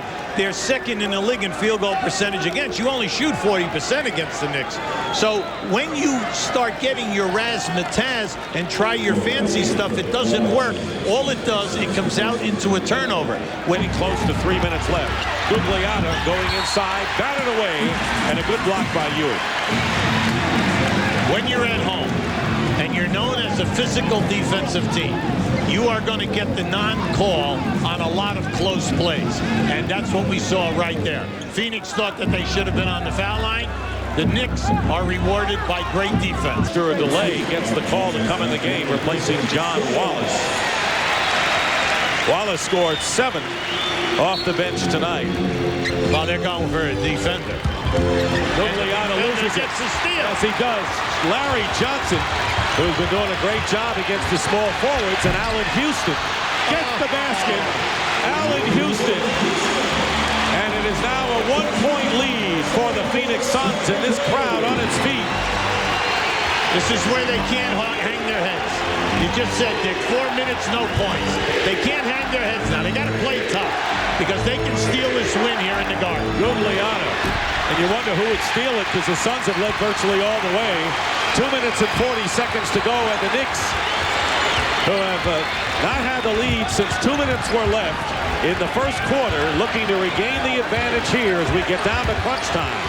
Here is Childs for three. He's got it, and the Knicks lead. Good timeout by Scott Skiles. Chris Childs hitting the big basket, and the New York Knicks, with 2:24 remaining in the fourth quarter, have taken a 76-74 lead on the first three-pointer of the night for them. Excellent ball movement. I'm happy for Chris Childs. He's been struggling. Sprewell's coming off a screen, forces a switch, kicks the ball back out, and as Chris Childs knocks this down, the Knicks are now 1 for 6 in threes this evening. And it's kind of funny, mainly because they are third in the league at 39%. The three-point game kind of left them this evening, but that was a big dagger. The Knicks have outscored the Suns 11-0 in the last 4 minutes and 28 seconds after Phoenix led by 9. And the Suns still with a foul to give as we have 2:15 remaining in the fourth quarter. And the crowd very much in it at fever pitch as the Knicks try to break the Suns' 8-game winning streak. Jason Kidd front rims a three. Attempted well, getting the ball back into the forecourt, but the Suns get back defensively, and under 2 minutes to go in the fourth. And Childs hitting another basket. That's a 2 for Chris Childs, and the Knicks lead by 4. See, that's why you push the ball. Sprewell pushed the ball. Chris Childs was the trailer. Chris Childs' man was not with him. And Childs committing the foul on Kidd, and the Knicks in this time the game is going to end, and the New York Knicks have ended the Phoenix Suns' 8-game winning streak, doing it when they had to do it in the last quarter, and maybe the last half of the last quarter, outscoring the Suns 19-5 after trailing most of the way. A gutty victory by the Knicks, who used just 7 players in the game. After a disappointing loss on Wednesday to the Toronto Raptors, they come back and win, and with the Miami Heat winning, remain a half a game behind the Heat in the Atlantic, and with the third best record in the Eastern Conference. And the Suns finally takes the feat after winning 8 in a row. Chris Childs, Houston with the ball fake. Mike Ewing getting down deep. Nice pass from Thomas for New York. That's how you control tempo, and that's what Philadelphia has done this afternoon. Sixers up by 10 points. Wallace with Thomas and Ewing now up front. Here's John Wallace over Tony Kukoc. One of the things that's so amazing about Kukoc is how tall he truly is. He looks me square in the eye, and I am all of 6'11", yet he handles the ball like a guard. Iverson got held, and they did not call the defensive foul against New York.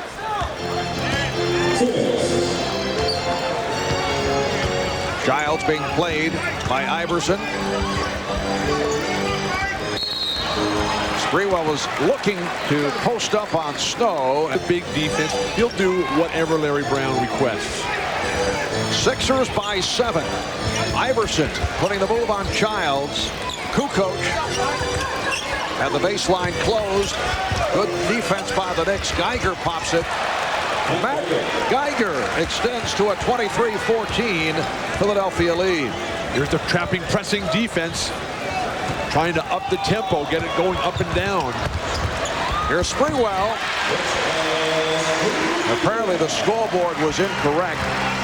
It's now 23-17 with that bucket by Sprewell as we come up on 1 minute left in the first quarter. Mike Mathis with the holding indication on Childs. That is his second. If Philadelphia is going to continue to press, Kurt Thomas' role will increase exponentially because he'll be the guy, Kurt Thomas. Oh, out of Temple. Wallace off the nice setup. He beat Kukoc. The Sixers now lead 24-19. And again, Kurt Thomas handling the ball up top. Something you're not going to see much in the stat sheet, but extremely helpful for Van Gundy. There was a three-way deal all set to be made involving Maurice Taylor of the Los Angeles Clippers coming to the Knicks, a deal that would have involved Wallace. As Sprewell knocks it down, and the Sixers now lead by 7. And Maurice Taylor reportedly was so upset that the trade was not made, he refused to get on the bus that was taking the Clippers to the ball game, and then he did. He went out and played, hit 11 of 17 from the field for 22 points. He waited on the bus. He desperately wanted that move to go down. He waited on the bus until the trading deadline came and went, and then he dejectedly went out and performed like a true professional. Brunson fires the three. The steal by Brunson, setting it up for Ewing. That will count. It's a goaltend. So Rick Brunson has come off the bench and done a nice job, as he has. He's been used sparingly, but he is a true point guard, and he's played well. Because the Knicks already have Charlie Ward, who's not playing, and have Chris Childs, Brunson doesn't get the time, but he is an integral part of this team that he was ecstatic when Temple, where he went to college, beat Cincinnati at Cincinnati earlier this week. An air ball hook thrown by Ratliff. Sprewell, Wallace, John Wallace. 6-0 run for the Knicks, and they are within 3. And Brunson is giving him some quickness, some energy. Wallace is a shot, a possession, and Larry Johnson, since his return, the Knicks have settled down. It was when Larry went out that the Sixers really went on their strong run to open this game up. Ratliff around Ewing. Oh, I don't think that's one Patrick Ewing will enjoy watching as he looks at the tape tomorrow. Theo Ratliff has just become an exemplary player. Here's a guy who's averaging the last 4 or 5 ball games, 10.5 rebounds, blocking shots, hitting the perimeter jumper, all coming together for Ratliff. Wallace serving up a facial and fouled.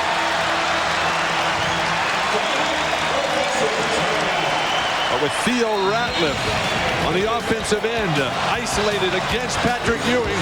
Patrick can't get either of his feet moving, and a wide open layup for Theo Ratliff. But then an initial response by John Wallace. A team coming together with a new offensive weapon, John Thomas. Maybe Kurt Thomas passing from the high post area. Wallace feeling very confident going up against Kukoc. Incoming on for Larry Johnson. Iverson stopped. Dudley altered that shot. Here comes Brunson. Sprewell putting moves on McKee. Sprewell to the fadeaway. Some answers to. Thomas working hard. What defense and intimidation by Ewing. Thomas for Ewing. Beautiful ball movement play. Iverson, and Lynch is right there. That bad pass, that might have been the first pass that John Wallace threw tonight. And if he's throwing more like that, I'd just as soon see him shoot. John Wallace taking 9 shots his first 9 minutes on the floor. The old Scott Wedman theory, a shot a minute, and you know you'll find your game someday. And somewhere, I'm sure Scott Wedman is enjoying your comment as Houston is able to hit the jumper. And the Sixers now lead 49-43. Scott Wedman, a one-time Boston Celtic teammate of yours. Absolutely, on one of the special teams in the history of the league, the 86 world champion Celtics. Kukoc had its Kukoc's skill. Childs, yes. 76ers 51, and the Knicks 45. But Tony Kukoc is a player who can make the championship difference for a team like Philadelphia, or a number of teams who tried to get him in the Eastern Conference. Kukoc pops it out. Snow for 3. Sixers continue to have their difficulties with the shot from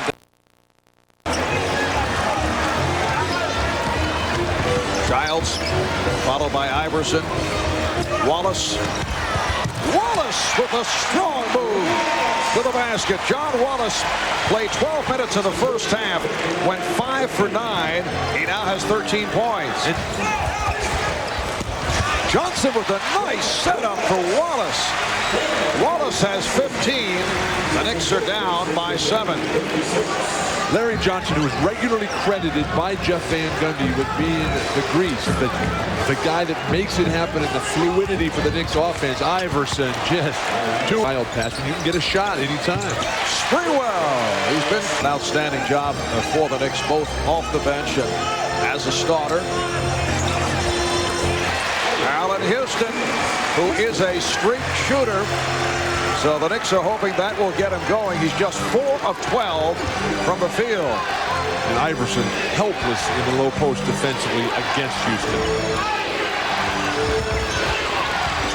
Iverson, what a move, but rejected by Thomas.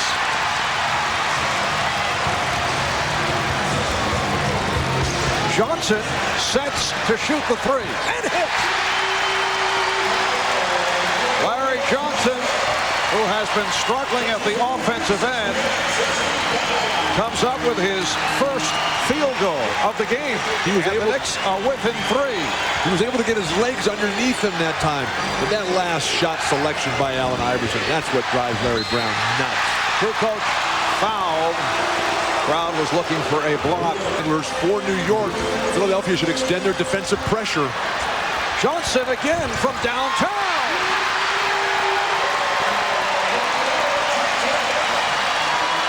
Well, the Knicks are 3rd in the NBA in three-point field goal percentage at 39%.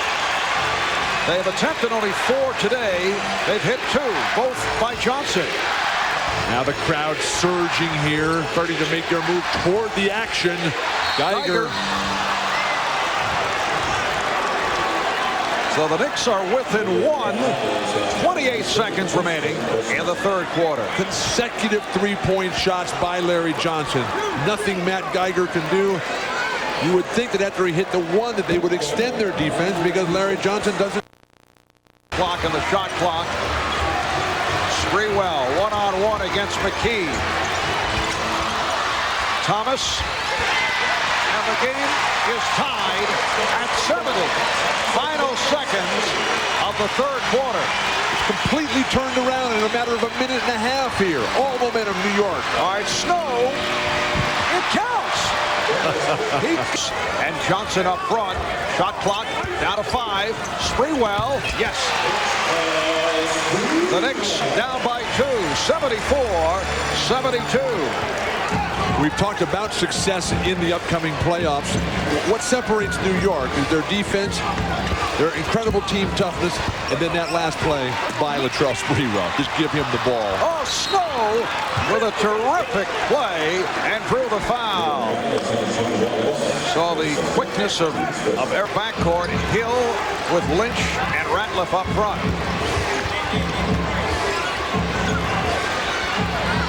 Hill over Ewing.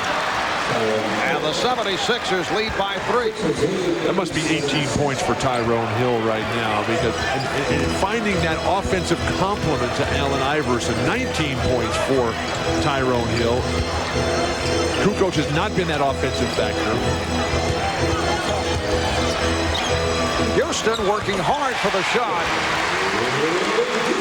Allen Houston has 14, and the 76er lead is 1.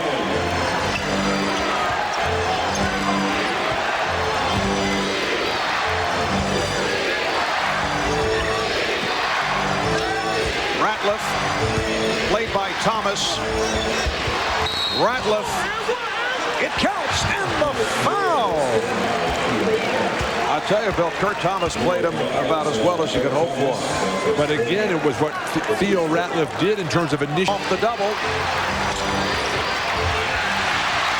Iverson with the recovery. Nice pass to set it up for Lynch. And the Sixers have an 86-83 lead. Iverson so willing to go deep into the lane, absorb all contact, and his ability to lay it off will freeze defenders over the long haul.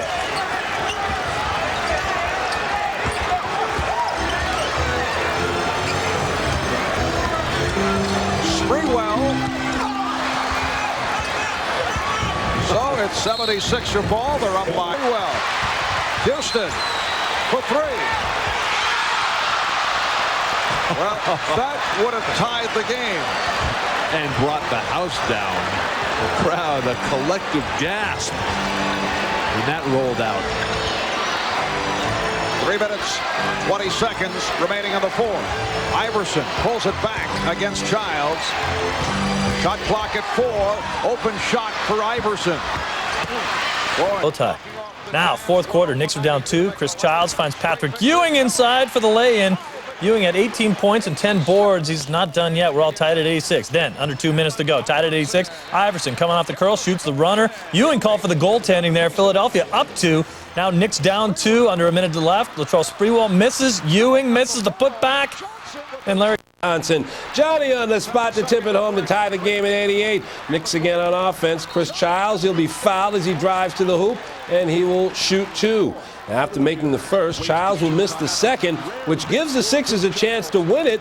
But Eric Snow, well, let's see if Eric comes up with the right stuff. Runs into a valley of white as you will see him surrounded by nothing but Knick uniforms as he tries to get that futile shot off. Not going to happen. It is off the mark. The Knicks win this ball game 89-88, and now they head on down south to Miami to tangle once again for first place with the Miami Heat. Like ago that we're down here. And again, I think the building's different too. But certainly, I wouldn't be standing here if it hadn't gone in. So. That's different. I was on the flight, okay? So. Historically, Caldwell has not had success against Patrick. And there's the officials, Joe Crawford, Hank Armstrong, Monty McCutcheon. And the Knicks win the opening tip. As always, a plethora of Knicks fans in Miami. Oh, yeah. Wherever we go, the Knicks fans come out to support their hometown team. It used to be years ago that there were certainly many more Knicks fans than Heat fans at the games as Marley gets caught up with his feet tangled and gets his first foul. That's a foolish foul because with 1 and out, the Heat do not want their starters to get in foul. Certainly, also the Heat now, they won't take as many gambles defensively on the perimeter because it used to be, all right, guy got by, Morning was there to defend. Well, they averaged 7 block shots, and there's one by Caldwell. Caldwell with the rejection, and that certainly fires up the crowd. Well, Hardaway hooping. Hardaway pass inside, deflected out of bounds, and the Knicks will take it. We featured Hardaway at the top of the show, and that's what he's lost, folks, that zest to the basket. So that time kind of meandering to the hoop turns it over. So the Heat averaging 15 turnovers, the Knicks average now. Caldwell, by the way, 1 year back in 91-92 at Sacramento. He was 7th in the NBA in block shots at 2.9 per game. Earlier in his career, that was a real strength. And illegal defense whistle. Strain. He's not playing. Johnson hits the 3. Larry Johnson, who hit a couple of big threes yesterday in the victory over Philadelphia, gets the Knicks on the board. So LJ becoming more confident from downtown, a 34% shooter from there. Brown from the perimeter, not his forte. Ball deflected by Caldwell, but Sprewell with a running start. Spree with 10 bounds in the previous game, so good versatility by Spree. Rush that shot, Kurt Thomas the rebound. Second opportunity here. Sprewell steps back, shot is good. Yeah, Spree look like he's energized for this one. Thomas has been giving them second opportunities. Spree the beneficiary that time. Allen Houston guarding Hardaway. Because of his lost quickness. Mashburn against Johnson. Gets his own rebound. Spinning, tough pull away. Thomas with the block. P.J. Brown gets this one. And an easy 2. The Knicks overwhelmed that time. So Mashburn and Brown. Games. This is what you do against the press. You attack it. Larry Johnson attacking from downtown. Yeah, good ball movement that time by the Knicks. And the Knicks lead it by 4. Good post up by Caldwell. And Caldwell called for travel. It appeared Ewing bumped him. But not enough to create a foul. So watch the good push by the Knicks. This is what you do against the press. You attack it by moving the ball prudently. They found LJ. So LJ off to a good start tonight. Houston to Johnson. Another 3. That's good. Larry Johnson, 3 for 3 from downtown. LJ feasting now, propelling the Knicks. Good creativity that time by Houston. Johnson had been struggling with his shot in recent games. The other parts of his games have been excellent, especially defense as Hardaway turns it over. Houston to Sprewell to Johnson, reverse. Johnson exploding here in the first period. Mashburn coming right back around Ewing. Nice move from Jamal Mashburn. So the Heat looking to up the tempo. And this is an aberration for these two teams, more defensive oriented. Larry Johnson, though, with 11 of the 13 points. Houston puts it up, puts it in. Allen Houston, his first field goal, and that's a three. The Knicks dishing and switching early in this one. This is Hardaway now will call a timeout. An incredible pace to start as Pat Riley calls a full timeout. Knicks come out storming. Larry Johnson 4 for 4, including 3 3-pointers and a 10-point Knick lead. Offensive rebound. He has not had one of his better seasons. Sprewell inside. Nice play from Sprewell. Hardly played in less than half. Again, the Knicks want Spree. Hardaway only a 6-footer. Spree should take him to the hoop. Quick move. Sprewell. Beautiful play. And Latrell Sprewell with 6 points. Hardaway with the Matador D. 2 consecutive hoops now for Spree. Mashburn goes right at Ewing. And that's a good shot, folks. You use the glass. Knicks putting on a clinic early on, offensively as well as defensively. Houston puts it up and puts it in. Allen Houston has the stroke early. Knicks back up by 10. Knicks normally shoot around 45% from the field, but obviously better tonight. Look at Caldwell again, aggressively going for the offense. Brown hustling, but Ewing comes up with it. Push it, Allen should push it. Johnson wants to take Mashburn again. Mashburn has got a couple of inches on Johnson. The fall away from Larry Johnson. He's now 5 of 5 from the field. 13 points for Johnson. LJ becoming a juggernaut on the offense. Mashburn passes up the open. Their players, as you say, Clyde, huffing and puffing out there. This has been some pace. Ewing deflects it from Caldwell. Caldwell not protecting the ball with his body. Sprewell to Kurt Thomas inside and a foul. Beautiful pass from Latrell Sprewell. And Kurt Thomas with a chance for a 3-point play. A magnificent beginning by these Knicks. Dishing and swishing at will now. So again, watch the good push by Spree. He averages 4 assists a game. Thomas wheeling along the baseline. There you saw him move his head. That was the foul. And LJ shaking and baking in the paint about 8 feet away. Mashburn in the foul. That's his first. Thomas hits the free throw, and the Knick lead is 15. And without Mourning, you see how vulnerable these guys are. They have no intimidator, and the Knicks have in their way.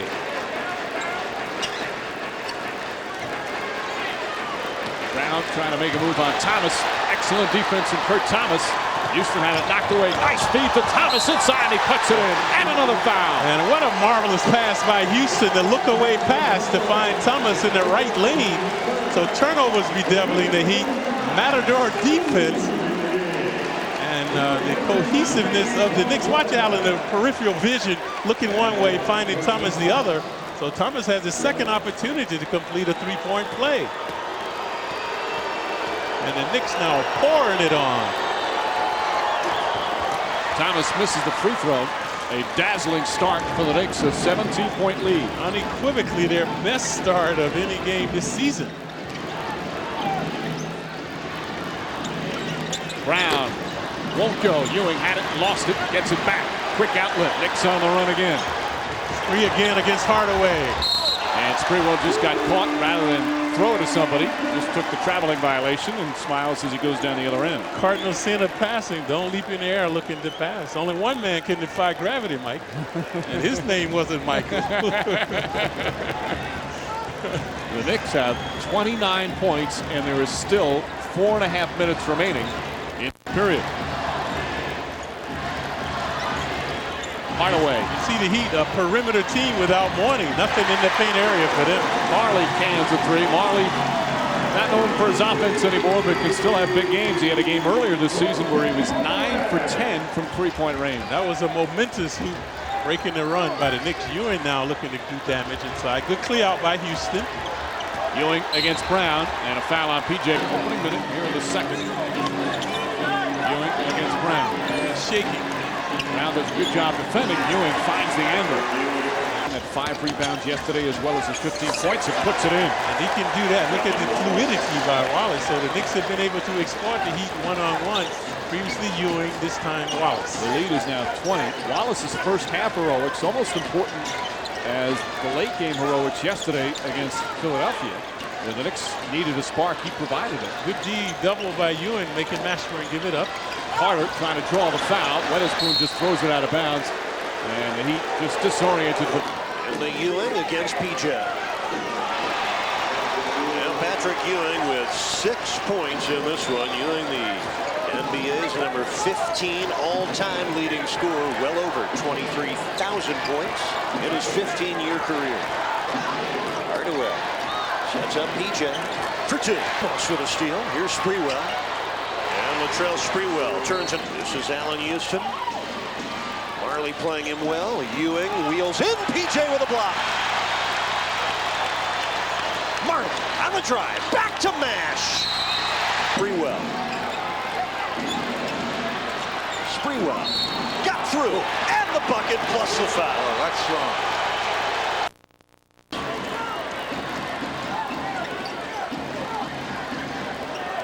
Hardaway against Childs. He'll shoot the line drive triple. And the 3.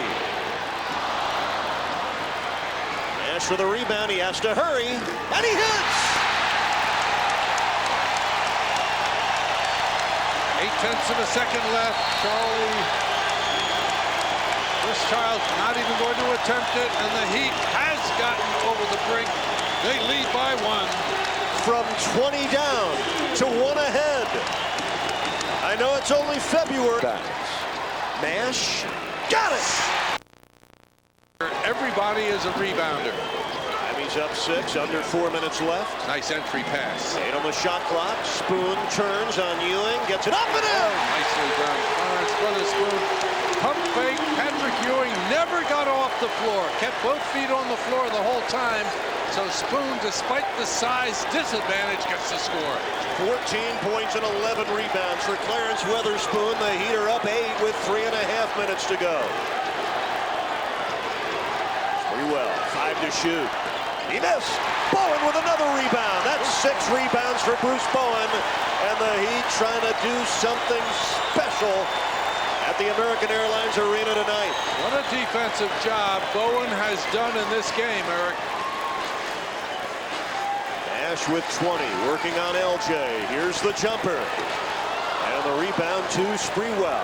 I'd like to see the Heat get to the rim, get some penetrations, make that vaunted New York defense recognize the driver. They'll get some high percentage stuff. The Knicks are just 2 out of 17 from the field in the 4th quarter. Here's Houston from the corner.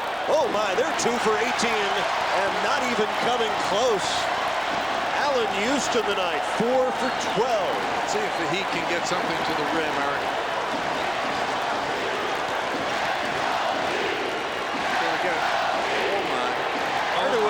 Trying to triple, and Nash with a rebound. This is effort. This is effort stuff. If the Heat need to get to the rim, Eric, it's not the time to take perimeter shots. Yeah, the Knicks' body language sagging a little bit right now. 10 on the shot clock. Hardaway spinning from the double. Here's Bowen for 3. He did it! That comes off penetration, baby. Tim Hardaway getting to the paint, and Bruce Bowen. Boy, has he risen to this challenge. You can't be happier for someone like Bruce Bowen. What a job he's done in this game. Bruce Bowen, 7 points, 6 rebounds, and the 3-pointer that's got them out of their seats and on the verge of going out of their minds. Well, you want to stay with us wire to wire tonight. Posty on Sportstown immediately following the game. Pat Riley's post-game press conference, player interviews, and a recap befitting a game like this one. Pat Riley now matching what the Knicks have on the floor. Watch this, Eric. Brunson with a steal. And an easy one for Rick Brunson as he rolls it in. It's the only way the Knicks can put a challenge to the Knicks right now, to the Heat right now. They must. With 8 seconds left on the shot clock, the Knicks have life. Brunson drives quickly. And Bowen with the steal. Oh, that's another potential game-saving play for Bruce Bowen. A minute left. The Heat by 7.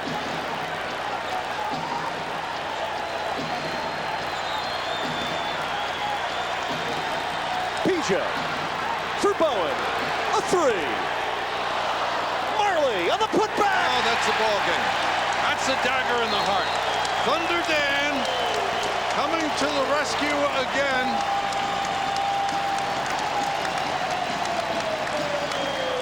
Nine-point lead now with 43.8. If the Heat had not scored and the Knicks had gotten a fast break score, this game could have been very sticky. Watch the play. PJ out to Bruce Bowen. This time, the shot is short, but Thunder Dan beats everybody to the ball and gets it.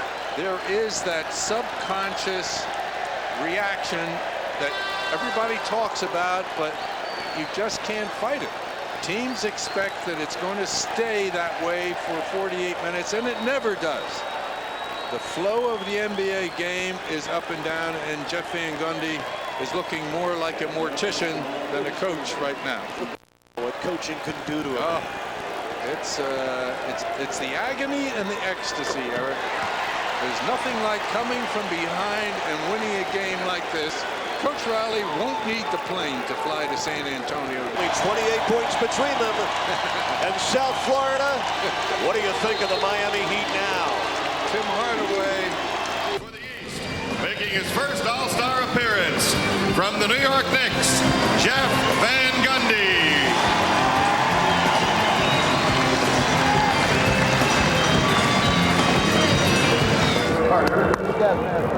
No, guard Weber. Guard Weber. Kevin Garnett and Jason Kidd return. Help him. Good, Vince. Good, you're fine. You're fine, Zoe. You're fine, Zoe.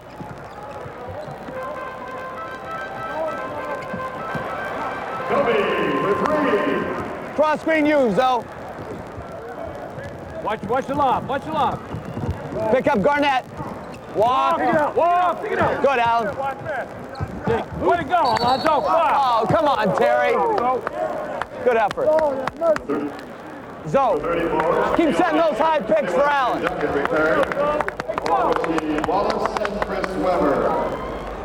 Watch your rip, Zoe. Watch your rip. Coming up, Kobe. Come on, Ray. Lob.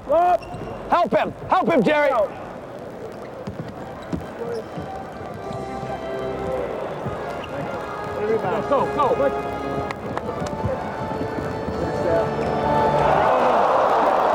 Get back. Take it, Allen.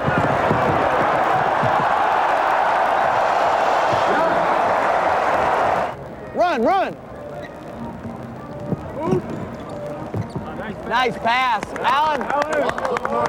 From Allen Iverson. How do you guys structure your practices? How do you structure your practices? Depends on what the week is like. Like, let's say it's a normal, you got normal preparation. 5 o'clock, we'll go hard tomorrow because everyone's been on 4 days. And then we'll come back probably at 11. Should probably go. What do you guys do in your practices? You do a lot up and down, or do you drill a lot defensively? Drill early and then play late. The last 45 minutes to an hour. Go up and down. Glenn! Get flagged! Load to Kembe! Jerry Stackhouse.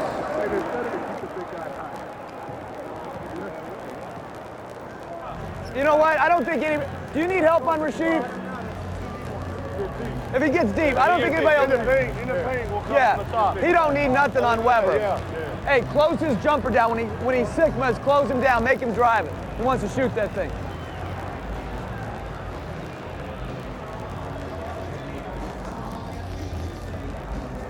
You know what? You know what's bad?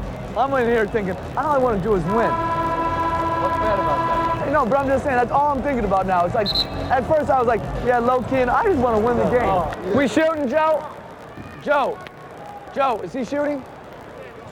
Good. It's usually what happens when the guy has the ball and goes to the basket and then calls foul. Yeah, but the problem with you is, you always say it's on the pass. Hey, Joe, we're 1-6 with you this year. What does that say? This is counting. We're 1-6.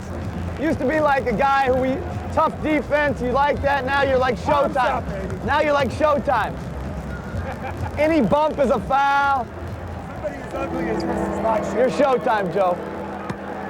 All the pretty teams like you now. You got all those bumps.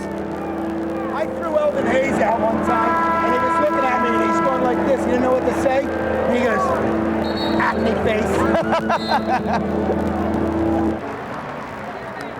Thanks, guys. I hope you had fun. Okay, thank you. Hey, it was nice meeting you. Good luck the rest of the year. I'll see you on Saturday. Dale, good luck the rest of the year. I'll see you on Saturday, okay? Grant, good luck the rest of the way. I'll see you. Okay, Alan, thank you very much. Good luck the rest of the way. Van Gundy said he really enjoyed his weekend in Oakland, even surprised himself how much he enjoyed it, but he's already... Even have intensity on the defense.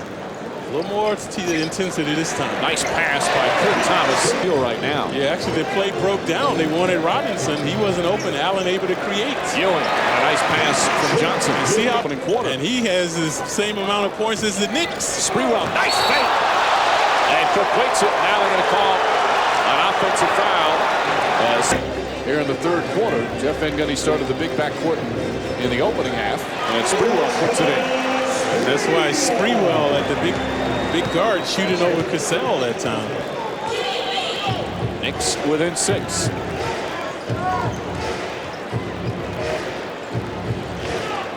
Ray Allen. Allen provided the impetus in the first quarter at 17 points. He could not miss. Ball kicked by Ewing, or it appeared to be. Allen has to put up the 3 off the mark. Ham does a good job, but Johnson holds him off. Sprewell the other way. Jeff Van Gundy urging them to push the ball up the floor. Johnson passes up the 3. Childs, good head fake. Back up top, Sprewell. Sprewell hits the 3. Latrell Sprewell makes it a 3-point game. Now they're dishing and swishing. So Spree with 5 consecutive points. Previously posted up Cassell in the paint. Sprewell now with 15. The Knicks as a team have hit 5 of 7 from downtown. And you can see they're very focused now. No more hocus pocus. Look like the Knicks are back. Ewing, good fronting inside. Irvin Johnson pushes off Ewing. And a foul against Johnson is 3rd. So good defensive intensity now by the Knicks, propelling them back into the game.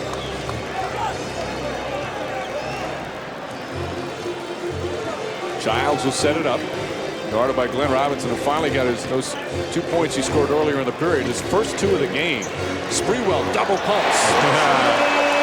Yeah, basketball is a game of improvisation, so Spree improvising that time along the baseline. Timeout Milwaukee. Last time these 2 teams played, Sprewell had 23 of his 27 of the second half. He's erupting here to start the third.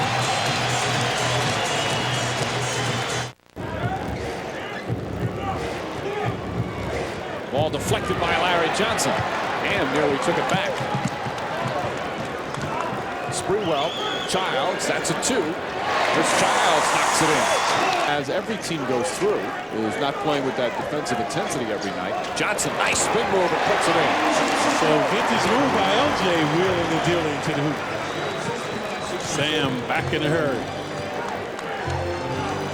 The Knicks good smothering defense right now, man-to-man. Jeff Van Gundy urging Houston to get up on Cassell. Johnson mishandles it, 7 on the shot clock.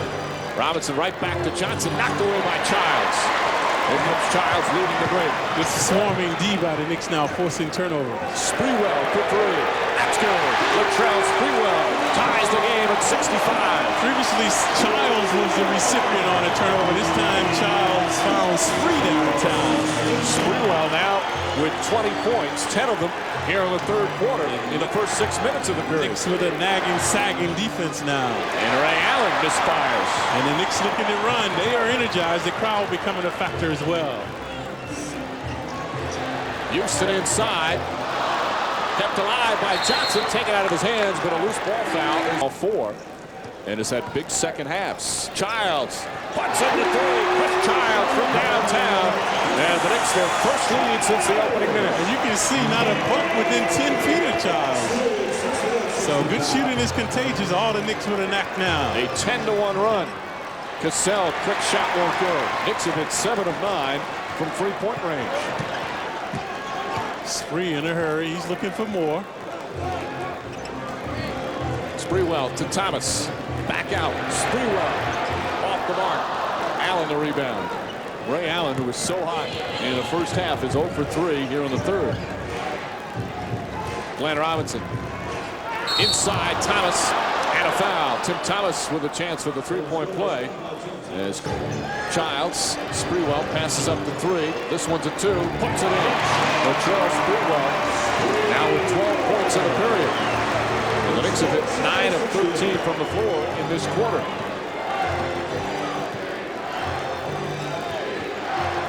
Feed inside to Ham, met nicely by Johnson. Ham not an offensive threat from the perimeter. Ray Allen has great range. Doesn't take that one. Shot clock at 4. Tim Thomas the three. Won't go. Cassell right there. Misses it. Johnson the rebound. Cassell too nonchalant on this shot. No one was there. Should have taken his time and put it in. Well, Jeff Van Gundy inserted Chris Childs to start the third, and it has paid off. Spree looking for more. Puts it in. Latrell Sprewell lighting it up here in the third quarter. Just a two-man game that time, dishing it back. And the Bucks again not contesting the shot. 14 of his 24 in the period. There's still 3.5 remaining. Cassell back out. Tim Thomas on the pull-up. Rattles around and drops in. So Thomas only averaging 10 points a game, has 15 now. Knicks with a 2-point lead. Early on in the first quarter, Sprewell was illuminated by Allen, but Spree getting a measure of revenge here in the third quarter. Sprewell on the fake, takes the drive, left-handed, puts it in. And he got hit in the eye. As we come up on 3 minutes remaining. So Spree's flourishing now with his offensive game. Cassell on the pull-up. Forced shot. Darvin Ham the rebound. Taken away by Childs. Ham dives on the floor. Good hustle from both teams. And the buzzer. Knicks sweep the Milwaukee Bucks led by Latrell Sprewell, tying a season high with 32 points. Knicks just exploding from three-point range, where they were 12 of 17 from downtown. The 12 three-pointers also a season high. Chris Childs, another superb game, 13 points and 10 assists. One of those complete team efforts as the Knicks rout the Bucks. Final score: the Knicks 109 and the Bucks 94. Plenty more to come when we return after this timeout. Pass that's stolen. And then big pig pile on the floor. Childs diving for it. Bodies all over the place. No animals were harmed during the production of this film. Well, let's learn more about the NBA, shall we? Spree and the Knicks visiting Atlanta, where Isaiah Rider did not start. Uh-oh. More on that in a minute. First quarter, Allen Houston charged with grand theft basketball. And we're on a scoring spree. He had 17. Time for Isaiah to check in. Reservation is under Rider. Yes, Isaiah. And yes, I'd like a smoking room. And he gets it done from the baseline. Isaiah Rider's first shot. Then Dikembe Mutombo, huge game. 4 minutes without a point. Physical underneath. What is that? No autopsy, no foul. Jeff Van Gundy and the crew down 12. And Patrick Ewing tried. It never works for them. The Knicks did start out strong. How about Chris Childs? He earned the start tonight, and he got the Knicks off to a 19-12 lead in the first quarter. But then they fell flat, going scoreless for over 5 minutes, right at about the time that the Hawks got hot. Jason Terry led Atlanta, the rookie getting the start tonight. That was part of a 12-0 Hawks run. Now in the third quarter, the Knicks were still down 7. Chris Childs, a beautiful pass to Larry Johnson, and the Knicks were within 5. To the end of the third quarter, Latrell Sprewell missing a free throw, but right to Kurt Thomas right there as Thomas works hard for the offensive board. Atlanta, the Knicks got to within 3 after a couple of Patrick Ewing turnarounds, but the Hawks would pull away in the end. Isaiah Rider coming off the bench tonight, not starting. That's a 3, and then off of a miss, he gets his own board while 4 Knicks watch. He had 13 off the bench, and the Hawks win 83-70. So now the Knicks are 3-10 on the second game of these back-to-backs. They lose by 13. They shot 37%, while the Hawks shot over 45%. Last night they hit 12 threes. Tonight they only hit 2 threes. Houston being guarded by Dickerson. Ewing to the lane, left-handed, flips it in. Patrick, amazing grace. So previously from the left side, this time hooping from the right side with the left hand. Charlie Ward back in action, coming back from a broken pinky. First quarter, Ward would have an immediate impact to LJ. He flushes it. The Knicks started the game on a 13-0 run. Then Patrick Ewing with solid play in the first half. Over Cherokee Parks in the lane and 1 basketball. He hit 8 of 10 later. Kurt Thomas looking for number 33 on the baseline. The lay-in is good. He had 17 in the first half. Third quarter spree, hustling, steals from Othello Harrington. Takes it in, jams it. He had 7 made field goals in the contest. Later in the third, Charlie Ward steps up his play, looking for John Wallace, who calls on the power of the orange people underneath for the easy lay-in. Ward, one of his 6 assists. More Ward after a Patrick Ewing block. Pushes the rock up the floor. Where's Wallace? Oh, Charlie knows. On Super. You got some Patrick Ewing. Bucket and the foul. Ewing 21 points in the game. New York is up 66-47. Put it on cruise control from there. LJ, the foul on Sharif Abdul-Rahim. Johnson 13 points in the game. Then it is the Knicks swinging it. Allen Houston eyeing it, shooting it, scoring it. He had 22 points in the game. Knicks up 72-54. Had a very big evening. 22 points in the game. And in this one, just working it. Getting Felipe Lopez to get on his heels and gets the bucket. New York was up 87-68, and they thought they'd give some props to John Starks, hoping that John Starks can come back. Bree and Houston remain the 1-2 punch, providing 22 each. Nice defense by the Grizz. The Knicks hit 62% from the floor. Ouch. Solid return, though, for Charlotte. 5 points, 6 assists, and a team-high 7 rebounds coming from the IL. The Knicks out-rebounded the Grizz 39-28, which is big because in their previous 2 games, both losses, they were out-rebounded by a combined 35 boards. Patrick Ewing is feeling very spry tonight. Makes his move inside and a foul. Ewing taking White to school. Schooling and fooling him off the dribble. Going all the way in, getting that one to go. Mitch Richmond, 16 points in the first quarter. That's his season average for an entire game. Second quarter, Allen Houston gets the jumper to go. He had 13 points in the first half. Washington still up by 2. Charlie Ward crossing over like crazy. Knicks up by 2, part of an 11-3 New York run. Third quarter now. Allen Houston swinging it to Charlie Ward. Ward for 3. New York is up 62-56. Darrell Walker not liking it. Mitch Richmond saying, Walker, no problem. Washington back up by 2 because of a Wizards 10-0 run. On the other end, Allen Houston, the bump and the foul. New York's back up by 1, 69-68. Juwan Howard playing some D, getting the steal, running the floor. Giving over to Rod Strickland. Strickland, part of a Wizards 20-5 run. Washington up by 6 as we go to the fourth quarter. In the fourth quarter, Chris Childs misses the free throw, but Patrick Ewing is there for the putback. New York up by 1. On the other end, Mitch Richmond, automatic. He had 32 points in the game. Washington up by 4. Spree using the high screen, driving, lefty lay-in, and the foul. Washington's lead is cut to 2 on the ensuing free throw. Spree would miss, but guess who's there? Patrick Ewing. We're all tied up at 94. More Knicks. Allen Houston driving. Using the pump fake, going off the glass, tying the game at 98. Houston 23 points in the contest. More Spree, getting the steal and going in only as he can. Look at the Knicks fans going nuts in the background. Latrell Sprewell has some words for the bench that belongs to Washington. Then it is a backdoor cut by Patrick Ewing, tying the game at 102. Under 10 seconds remaining. Mitch Richmond trying to win it for his guys. Behind the backboard. Won't go. So the Knicks call timeout. They've got a chance to win it. 3 seconds left.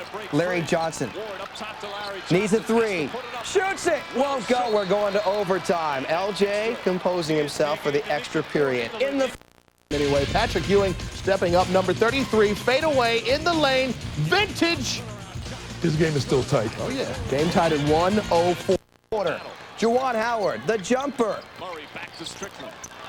That's good. Wizards back up by 2. Howard 29 points in the game. Latrell Sprewell, he can answer.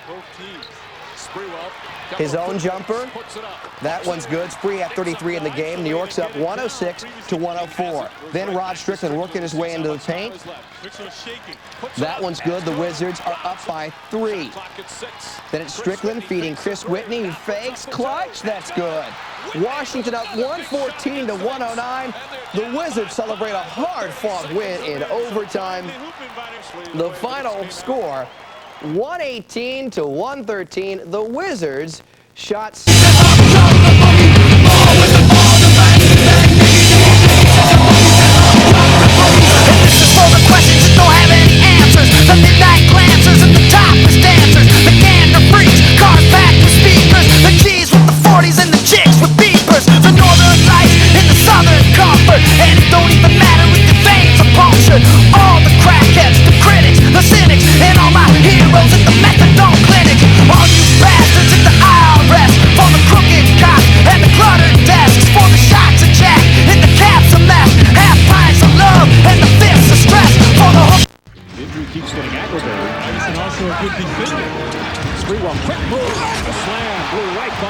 Eric Snow. So 3 huffing and stuffing along the baseline. In the first quarter, still in the first, off the inbounds pass, Wallace all over Theo. Wipe yourself off, young man. Knicks up 10 after 1. Second quarter, Sixers, they're coming back. Down by 3. Ratliff, a little glass and a foul. Did miss the free throw. Now up by 1, Iverson. Strong. And 1 basketball. 16 first half points for Iverson. Sixers up at the half. Third quarter, all about number 33. All on Geiger. Knicks down 2. More Ewing. Turnaround baseline. They're up. At 60 through 3 in the fourth. Snow finding Iverson for the 3 over Ward. Iverson hits the big 3-0 on the scoreboard. Philadelphia up 1. Off the miss. Ward with the rebound. The outlet to Johnson, who takes it in. Larry Johnson, 14 points. The Knicks plus 3. Denied. It's going to be Iverson. Ratliff fakes, now drives on Ewing. Offensive foul. Patrick Ewing draws the charge as Ratliff picks up his 4th. Ewing has been very adept at that this evening. And I like the way he's moving his feet now. And that's the key to that particular play. Getting your feet, move your feet, get your body in front of the offensive man. Ewing having another very strong game. Now some full court pressure here from Philly. Ooh. Iverson, a very good defender. Always in the top 10 in steals. Knicks do not have a hot hand here other than LJ. Well, LJ had the 3 consecutive weeks at 1 point. Johnson against Lynch. Gets inside, puts it up. It's good. Larry Johnson, tough shot, and the Knicks back up by 3. Good manipulation by LJ. Just methodically working himself into the paint, swishing that one 12 feet away. Larry Johnson now with 14 points. 10 of them coming here in the fourth quarter. Iverson spinning on Ward. Ewing helps out, throws it away. Houston picks it up, gets a little fancy with a dribble, nearly loses it. Now throws it ahead to Sprewell. Sprewell puts it up. Charlie Ward the rebound, and he's fouled. Patrick Ewing, McKee. Shot clock down to 8. Johnson makes his move, steps back for 3. Off the mark, long rebound. Sprewell tracks it down. Yeah, beating Ratliff to the rebound with Sprewell. And a new 24 for the Knicks. Very energetic Knick team now. Ewing wants the ball against Lynch. They need some ingenuity. They're standing around. Ewing makes the drive. Can't connect and Snow the other way. Ewing wanted a foul. Iverson back to McKee. Iverson's tired of shooting the ball. Iverson runs in. Can't get it to go. Knocked away by Johnson right to Iverson. McKee for 3. It's good. And the game is tied. Second opportunity. Superb effort that time by Allen Iverson. He missed the shot. Came up with the carry. McKee from downtown. The second effort from both teams. 47.7 seconds remain. It's all tied up in Philly. LJ had to bound, lost it to Allen. He found McKee right in front of the Knicks bench. They had a good look at that one. So McKee tantalizing the Knicks from downtown. Iverson, 30 points, 7 assists, and 1 very big rebound right there, 1 of his 7. Knicks, again, stick with their starters. No fouls to give for either team. Timeouts remaining. Knicks with 2 full. Sixers have 2 plus the 20. Full court pressure again from Philadelphia. And they get it into Ward's hands. Childs is fouled out. They're going to take Ewing out of it. When the ball goes into Ewing, they've been double teaming him. So the Knicks might have to beat them from the perimeter. Iverson knocking it away momentarily. Houston coming up top. Snow stays right with him. Shot clock at 7. Houston tied up, picks up his dribble. Ewing down low, turns, puts it up. It's good. Patrick Ewing puts it in. And the Knicks go up by 2. Also, Ewing had the one-on-one opportunity that time. So he got it down. Final seconds here in the fourth quarter. Iverson drives, tied up by Houston, knocked away, and Sprewell's fouled by Snow. Allen Houston's help defense forcing the turnover. Also good ESP. The Knicks knew that Iverson was going to spin back that way. Ill-advised pass. There were 2 Knicks there. If Sprewell didn't get it, another Knick would have picked it off. So good swarming defense. Watch how many Knicks swarm to the ball. There's Houston right there, and then there's Spree as well. So Houston's deflection gets it to Sprewell. Now Sprewell to the line. His first free throw attempt of the night. As you see, the Knicks' best free throw shooter. 2 free throws here would make it a tough road for Philly with 11.6 seconds remaining. See the crowd vexing him, but in vain on that one. Sprewell's first point of the fourth quarter, a big one. And defense has been the catalyst for the Knicks. This one, of course, Clyde, key to make it a 4-point game. 11.6 seconds left. Knicks have lost 8 of 9 on the road, including their last 4. Sprewell, 2 clutch. Right there, he knew that one was good. Telling the crowd to hush. Sprewell, 10 points. Snow inbounds. Kukoc steps back, puts up the three-pointer. Shot won't go, and there's the buzzer. And the Knicks overcome a 10-point third-quarter deficit.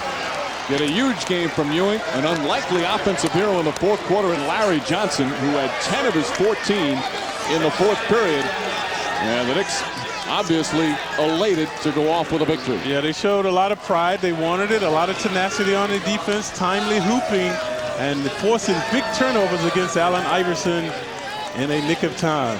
So the Knicks snapped the road losing streak at 4 as they beat the Sixers 82-77. Plenty more to come from Philly when we return.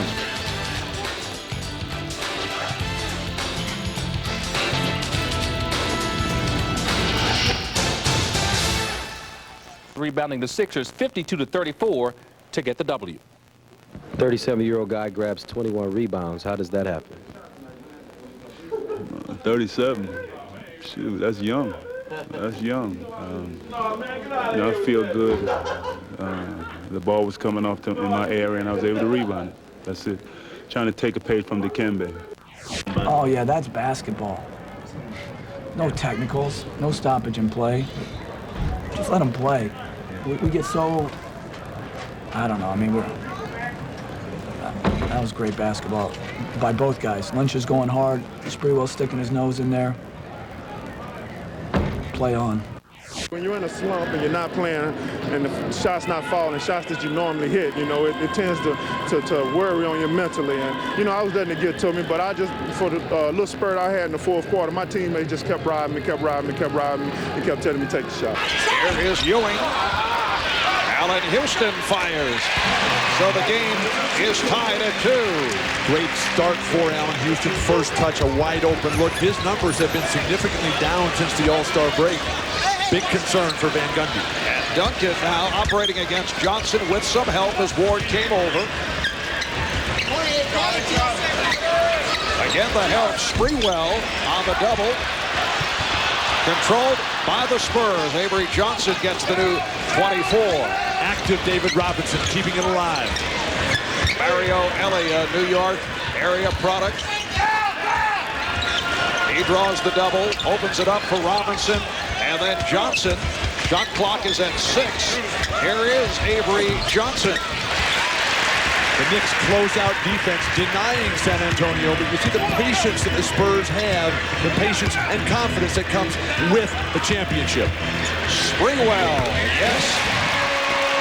Greg Popovich so concerned about Latrell Sprewell, who had the terrific NBA Final Series last June. You see the way that the Knicks are pushing up defensively, feeding off the great victory that they had in Philadelphia. Robinson, yes. And the game is tied at 4. David Robinson telling us before the game how he has to turn and face up against Patrick Ewing. Ewing is so strong, such a devastating defender. Robinson needs to use quickness. 2 minutes gone by in the first. What a ball by Houston, yes, and it counts. Going baseline, beating Ellie, and then drawing the foul. The Knicks, who have not been starting ball games sharply of late, right now they have been perfect on everything they're trying to do. Initially, right away, Allen Houston, the little ball fake, and then suckers Tim Duncan in. Ewing. Patrick Ewing on a second opportunity, so the Knicks get a 4-point play out of it, and they now lead 8-4. But you're not going to block out Patrick Ewing on a free throw? Robinson. Well, Patrick Ewing did not have the hands up, and David Robinson actually had an open shot, although Ewing was standing next to him. Knicks 8, Spurs 6.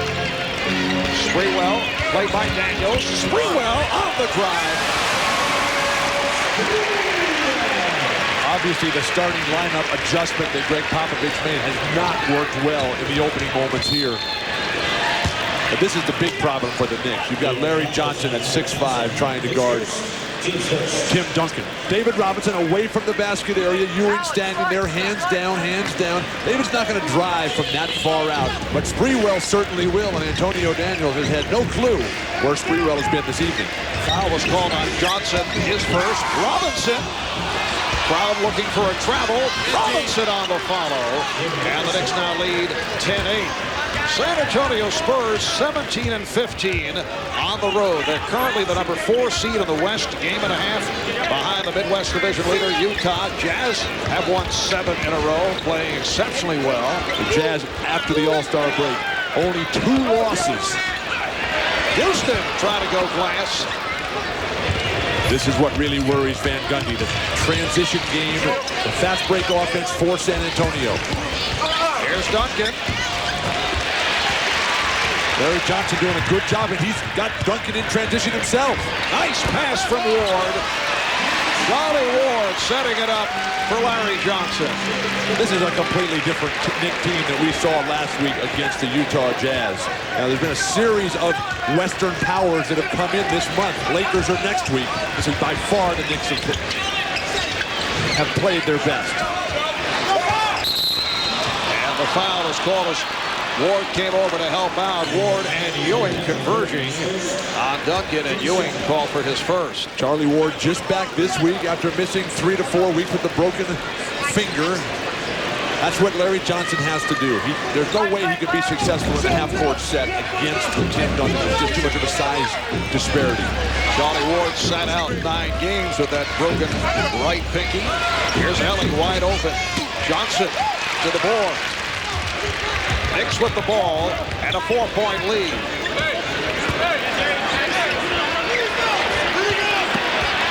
Duncan getting a piece of it. Here's Ewing. You have one big guy denying the offensive thrust, and then the other big man dominating the weak side defensive boards. Tim Duncan with the sky hook over Larry Johnson.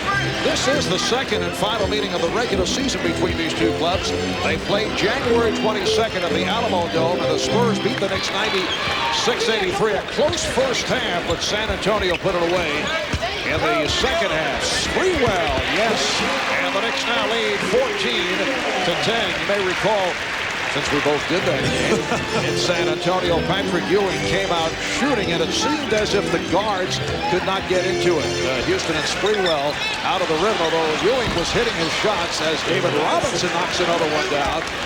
And then the Knicks had a very bad third quarter, and San Antonio put it away. They were outscored in that third quarter. Houston off to the fast start. That's his third field goal. He has 6 points. And the guards that you talked about being left out of the action in the first half of that game have had all the touches they've wanted early on. Duncan not able to handle that high pass. Here comes Sprewell beating Johnson. And Duncan on the loose ball. The Knicks are playing that passionate game that you have to play when you're playing against a bigger, stronger, more physical team. Charlie Ward called for the foul. So 6 minutes and 8 seconds remaining in this first quarter, and the Knicks off to the early lead. They're up 16-12. Allen Houston moving without the ball. The beautiful post feed by Larry Johnson from up high. The Knicks out early. They're up by 4. The Knicks off to the good start. They lead 16-12. They've come out hitting 8 of 13 from the field. Just under 6 remaining in this first quarter. Look at how hard Larry Johnson is running the floor, trying to wear out Tim Duncan. But Larry Johnson has kept Duncan from turning and facing something that the Knicks really want to do all afternoon. Ewing, yes! And Patrick Ewing has passed Robert Parrish. He is now the number 14 all-time leading scorer. And the Knicks are up by 6. And the crowd recognizing here at the Garden, good opportunity to stop the game, maybe present Patrick with the ball. Ewing called for the foul, his second. But remember, Robert Parrish played 21 seasons. Patrick Ewing just 15 seasons. Robert Parrish played 600 more games. Parrish, #1 all-time in seasons played. Parrish, #1 all-time in games played. Patrick Ewing was upset about that last call. Walks off glaring as the crowd provides a standing ovation, and that the message board high above noted that he had passed by Robert Parrish. Beautiful move by Robinson, who has 10 points. So the Knicks now lead by 2. Kurt Thomas has come on for Patrick Ewing. So the Knicks even smaller now. Chance for Robinson and Duncan to take greater control. Sprewell posting up, draws the double team. Johnson passed on the 3, finding Thomas, could not hold on. Larry Johnson is moving better than at any time since the All-Star break. He's been played by the bad back, the broken bone in his foot, but David Robinson is also gliding gracefully to the hoop. He came out shaking his head that time. Robinson about the errant pass that fortunately bounced right back to him. Nice pass, Robinson for Johnson, and the game is tied at 16. David Robinson has had the chronic back problems, sore knees, recurring pain from that contusion or the stinger to the right shoulder, but he has hung in. He works so hard at that body, Robinson does. Johnson hits from downtown. 99% of the time, Larry Johnson is the first player out on the court. He's here 2.5 hours before every game, stroking up those long threes, trying to get the rhythm, trying to loosen that bad back up. Paid off for him today. The scoreboard incorrect a moment ago. The correct score, 21-16 Knicks. Tim Duncan really struggling on the offensive end. Time to turn and face. One draw some fouls. 1 for 5 from the field for Duncan. Jody Ward off the dribble. That's one you rarely see. The circle route by Ward, and the Knicks now lead 23-16. San Antonio calling for time, and the Knicks are hearing it from the crowd. 3:41 remaining in this first quarter. The Knicks by 7. Larry Johnson hitting the 3. We'll be back in a moment.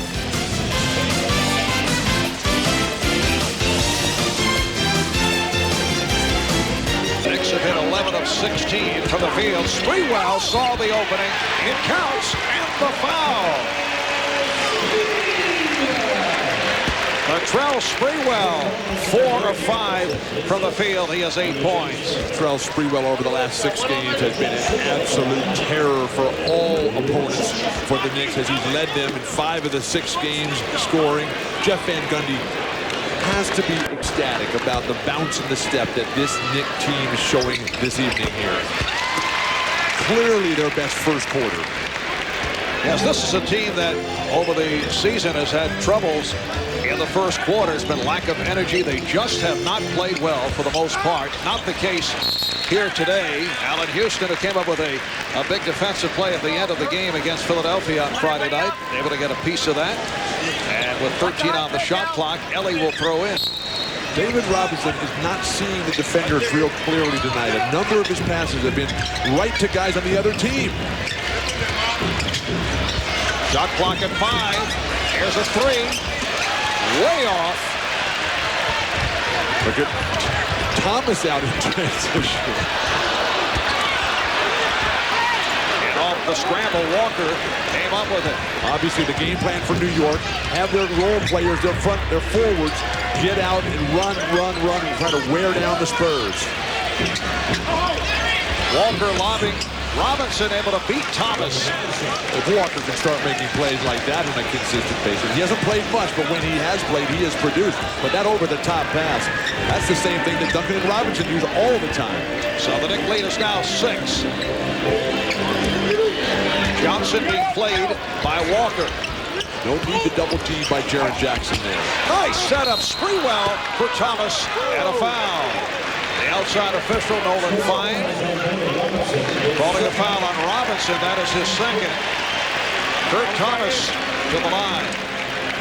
And that play all set up for New York because Larry Johnson drew the double team. Samaki Walker seemed to have him under control, but when Jaren Jackson came down and double teamed ill-advisedly, then it was a scramble from that point on. Robinson gets a needless foul.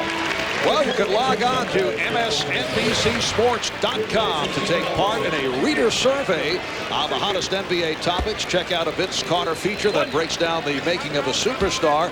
And it says right here, see why Bill Walton feels the Knicks could get back to the finals and even win the title.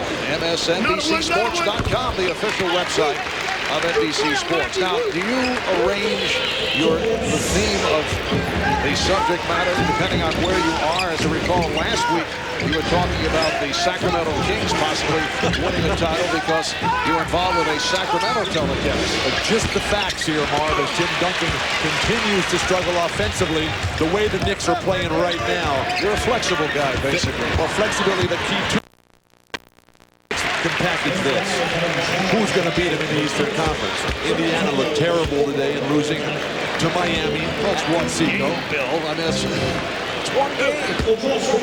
Well, that's what you play for, is today. I see. Okay. But the Knicks playing with the crispness. Latrell Sprewell is attacking relentlessly. With Larry Johnson pounding up and down that floor. You see Latrell Sprewell over the last 6 games. He's led the team in scoring 5 of those games. From the free throw line, he's been just fabulous. Well, your opinions are a product of years of research. Intensive. These are well-proven theories that have been tested. 2 weeks ago, you were telling me you like the Pacers. 3 weeks ago in Miami, you said this Heat club can do it. Watch out for my Toronto Raptors. That's another opinion I've heard.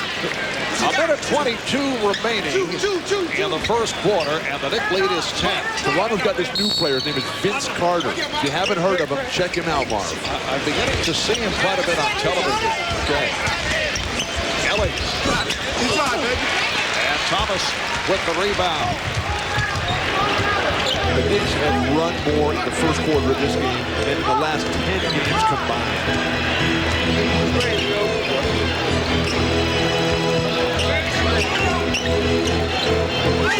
Now Houston lost it off his foot. And the ball back to San Antonio. Perfect opportunity for the Spurs to go 2 for 1 here. They're trying to get a substitute in. He can't get his pants off. Jerome Kersey, the veteran that he is, stuck in his sweatsuit over there. He'll have to go through that drill several times. Well, that's something that you do practice. How to rip those sweats off and get right up there. Dramatically also. Let the coach know you're ready to go. Mario Elie sitting down. Jerome Kersey is checked in for the first time, as has John Wallace. Shoot at 40 if you're the Spurs. Get the last shot back. And there it is. Wild. Jaren Jackson off the mark. Ward pushing it. Here's Ward, fouled. Johnny Ward was tripped up.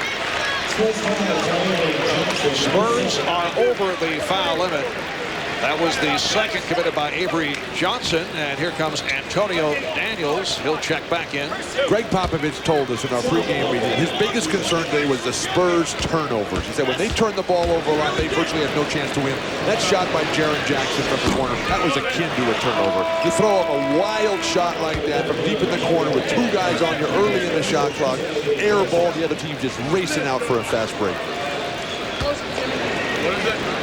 I got it out. There is Jaren Jackson, who had the terrific run in the playoffs last season. 13-4 run over the last 4 minutes for New York, and they now lead 31 to 20. 35 seconds left in the first quarter. Samaki Walker posting and fouled by Kurt Thomas. So the Knicks are over the foul limit. The developing, emerging Samaki Walker, making a case for himself as the league's most improved player this week. Very, very noble that you qualify things like that. He didn't play much. Duncan and Robinson were taking all the minutes. Walker wasn't the type of player who's just going to force himself into the scene. Coming over from Dallas as a free agent. Well, Samaki was actually presented the opportunity in preseason, and then Greg Popovich did some shuffling. Took a look at Malik Rose in the absence of Sean Elliott, who is slated to make his return at home in San Antonio Tuesday against the Atlanta Hawks. Historic. Unprecedented return. Sean telling us he's a little bit nervous. He'll be talking with Paul Sunderland throughout the evening. And Sean will be featured at the half. Back in the studio. Here's Sprewell. It counts at the foul. Latrell Sprewell taking it strong to the rim once again. A 13-point first quarter for Sprewell. Latrell Sprewell, who had his Knicks season high of 33 points at Washington on Wednesday night. The shake and bake. Jaren Jackson playing defense with his feet, but not getting his arms wide enough to allow himself to keep his balance and move. But who realistically is going to be able to stay with Latrell Sprewell? Final seconds of the first quarter. The Knicks lead is now 34-22. Antonio Daniels with 2 seconds remaining. Here's Duncan. He gets it off. So Tim Duncan just 1 of 7 from the field. David Robinson leading San Antonio. Overall team defense has been spectacular today. John Wallace, who in recent weeks has been doing the job coming off the bench. John Wallace shaky for that. The Knicks have controlled tempo all day with their blistering offensive attack and the defense. The defense would just created great opportunities, but with Sprewell posting up against the shorter Antonio Daniels time and time again. Then Jaren Jackson unable to control on the perimeter. Sprewell taking a well-deserved rest right now. 14 early points. Fabulous field goal shooting. That last foul on Jaren Jackson, his 3rd, so he sits down. Mario Elie is back. Here's Wallace over Kersey. The Knicks lead is 9. We are early in the second. The Knicks are clearly the aggressors today. They're the ones who are getting to the foul line time and time again. Again, up in the passing lane. This time, John Wallace. Here's Walker. So Markey Walker over Patrick Ewing, who just checked back in. Ewing is playing with 2 fouls. Patrick Ewing is going to make Samaki Walker convert a number of those shots before he gives out the respect he would give to David Robinson. Nice pass by Wallace, though. It was deflected and broken up. Here's Duncan. Tim Duncan off to the slow start. That is only his 2nd field goal. He's 2 of 8 from the field, and the Spurs are within 5. The Knicks want to talk it over. So San Antonio, well, as usual, a star-studded crowd here at Madison Square Garden is Billy Baldwin. Robert Woody Johnson is the new owner of the New York Jets. Another Woody. A fellow by the name of Woody Allen. Star Jones from The View. And there's Heather Locklear from Spin City.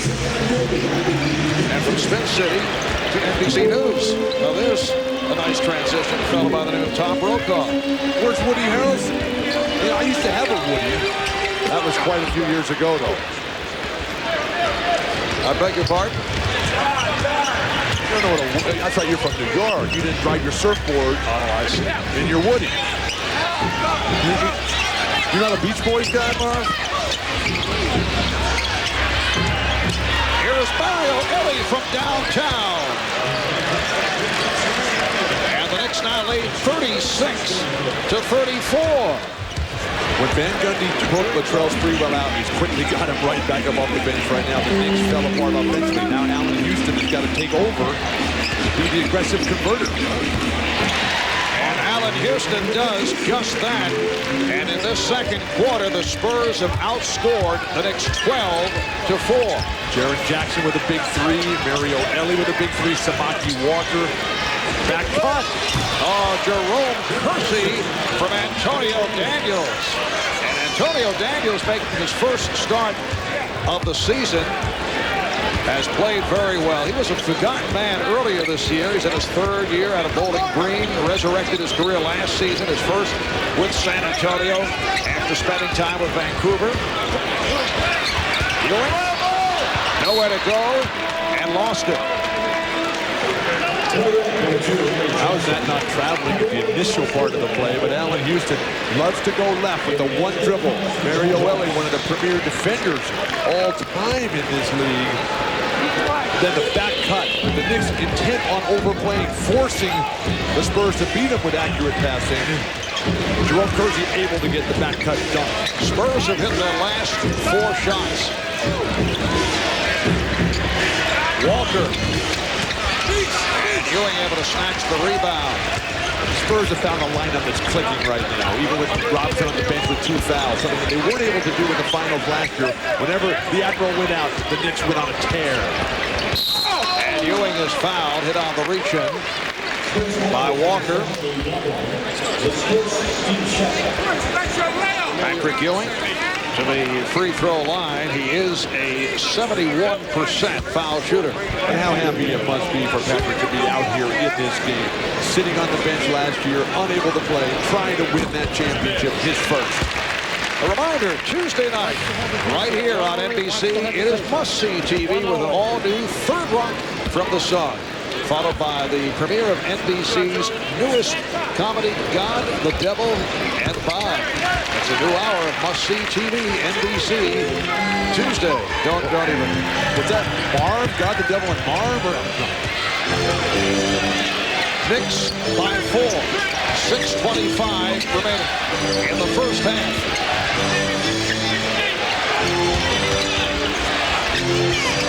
Larry Johnson again denying Duncan. Shot clock is down to 1. Elie launches the 3. Mario Elie. It might be time to start blowing kisses the way Mario Elie is just kissing the top of the garden here. Mario Elie grew up in Manhattan. Used to come to Madison Square Garden to watch the New York Knicks. Allen Houston.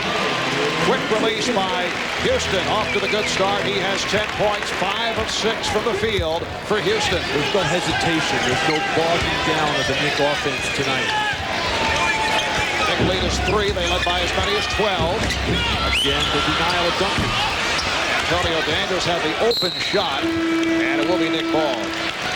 With Mario Elie able to bail out the Spurs, they forced him all the way to the last second on the shot clock. The clock had expired while the ball was still in the air.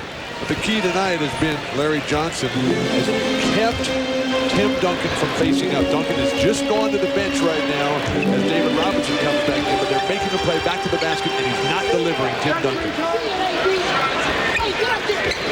Houston again with the quick release. Avery Johnson is back. Ewing the only Knick on the offensive glass. Good ball movement by the Spurs, but that pass was thrown inside. Walker could not get to it. Smuffy Walker is calling and arguing, trying to get fouls. A guy like him was really, this is basically his rookie year after having done nothing down in Dallas for those 3 years. He's got to earn the respect of the referees. They're not going to give him anything, particularly in a game of this magnitude and this intensity. Yes, those were injury-hit seasons for Walker with the Mavericks. Sprewell shot blocked by Robinson. Here's Daniels on the run, but the Knicks got back. Robinson. Crowd looking for a travel. David Robinson has had a sensational first half. 7 of 8 from the field. He has 14 points. So the Knicks lead is down to 1 with 4.5 left in the half. The ability of Robinson to recover after being bumped off. Now Ewing is going to set a big, massive screen. Mario Elie cannot believe the foul is on him. Robinson gets bumped by Larry Johnson down low. This man is 7 feet tall. He's got a ton of hard miles on that body, yet still able to step out gracefully, beautifully, majestically, and just swish a difficult jumper from the baseline. Knicks now going with Childs and Houston in the backcourt. Sprewell, Johnson, Ewing up front. They clear it out for Sprewell, draws the double. Shot clock is at 5. Here's Childs for 3. Ewing with the rebound. And last touch by the Spurs. Knocked out of his hands by Robinson. The way that the Knicks perimeter players, Houston, Sprewell, Larry, Johnson, Childs, are all dropping back, they are conceding the defensive backboard because they're so concerned about the Spurs' vaunted fast break. Ewing is the only guy attacking the offensive glass. You need at least one more on there. Oh, what an inbounds pass. Sprewell on the recovery. And a foul. They want offensive. But Hugh Evans saying no. And then, well, apparently, Hugh Evans indicating a technical foul on the Spurs, and Greg Popovich being restrained by assistant coach Paul Pressey. It was a terrific inbounds play. Chris Childs put the ball right in the hands of the slashing, cutting Sprewell along the baseline. Robinson was there for the attempted stick back. The technical is good. We're not sure who it was on yet. But right to Sprewell. And then David Robinson, that's where he wanted the offensive foul. And that was a good argument by David Robinson. A technical on Greg Popovich. Now better him than David Robinson. So now Sprewell shooting the free throws. He's a 86% foul shooter. Problem is that that's 3 fouls on David Robinson. Now he's going to have to sit down for the rest of the half. The Spurs had fought all the way back. Even though they've been outplayed, they're still right in the game. Now the Knicks can capitalize here. This game has been played at a very crisp tempo, which is not the style you'd expect between the Knicks and San Antonio, both outstanding defensive teams. And it's amazing that the Knicks are as high in the standings as they are, because you look at their rankings on the offensive end, and the Knicks are at the bottom in virtually every single major one. Here's the double on Duncan, finding the open Johnson. Still no sign of Malik Rose, so obviously that ankle just not ready for a game of this magnitude. Although he is available, the foul is on Daniels. Malik Rose been out with a sprained right ankle. He's missed the last 5 games, and as Paul Sutherland mentioned earlier, Terry Porter sitting out, including tonight. He's missed the last 4 with that left medial collateral sprain. Steve Kerr did not make the trip on the injured list with a sore right knee. What we're seeing here with Houston at the free throw line is a parade of the Knicks to the line, and that is the exact opposite of what has happened historically between these two teams. Tonight, 13 for 50, just 2 for 2 for the Spurs. In the game January 22nd, the Spurs took 32 total free throw attempts. The Knicks only 8 attempts. The Knicks 47 and the Spurs 41. 3.5 to play. First half. Nice backdoor pass from Duncan to Johnson. That's the only way that Tim Duncan has been able to make that contribution today. The jumpers are not going, the jump hooks, the turnarounds. He needs to try to get to the free throw line. He took 18 free throws in the first meeting at San Antonio. Ewing, what a pass from Sprewell. Latrell Sprewell among the Knicks leaders in assists and has been playing very unselfishly, in particular when the Knicks have gone to the big backcourt with Houston and Sprewell. Here's Walker digging hard. He was stripped. Nice recovery, but Duncan could not hit. Sprewell on the loose ball. Duncan told us beforehand that he was feeling fine, and his injury to that abdomen has absolutely no impact on his performance. So I don't know what's going on today. We rarely see him shoot up flankers like that. Ewing, yes. And San Antonio will talk it over with 2:21 remaining. First half. Little shot of the first half. Come to Duncan in the low post. Oh, they're going to play him at the high post. Try to work against Samaki Walker. Down to 5 seconds.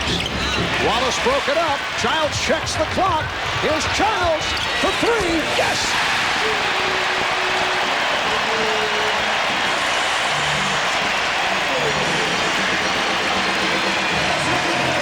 Could not have been executed. Patrick Ewing cannot pick up a quick one at the start of the second half, and the bench has to produce when he needs to sit Latrell Sprewell or Allen Houston. For Greg Popovich and the Spurs, he was not at all happy with the start they had. I asked him about Tim Duncan. He said, hey, he's getting quality shots. He's just missing. We're just going to keep going to him and going to him. Remember, it worked here once before. Back to you guys. All right, Paul, Tim Duncan able to hit on the putback. He now has 10, and the Knicks up 54-49. The Knicks open up with Allen Houston and Charlie Ward in the backcourt. Patrick Ewing, Larry Johnson, and Latrell Sprewell up front. Johnson hits from downtown. So the Knicks with a 57-49 lead. David Robinson playing with the three. He's up front with Tim Duncan, Mario Elie. As San Antonio again opens with a smaller lineup, Antonio Daniels and Avery Johnson at the guards. And that was rebound number 8 for Patrick Ewing, who had 21 the other night against Philadelphia. Ewing wide open. The Knicks by 10. Sprewell has been the man forcing an early 22nd timeout here by Greg Popovich. So San Antonio going to the early 20s. We'll be right back. And the Spurs have their best moments, and he's up in the passing lanes again. Oh, Sprewell with the hustle, but could not come up with the save, and then a foul is called. Elie picked it off, but Latrell Sprewell with another good effort. Houston called for the foul a second as Latrell goes crashing into press row, and that will mean some immediate repairs. And looked like Latrell was shaken up.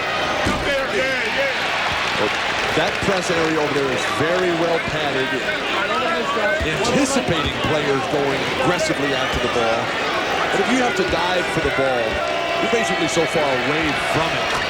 Better just to pass on it and wait till the next one comes by. The Knicks lead is now 9.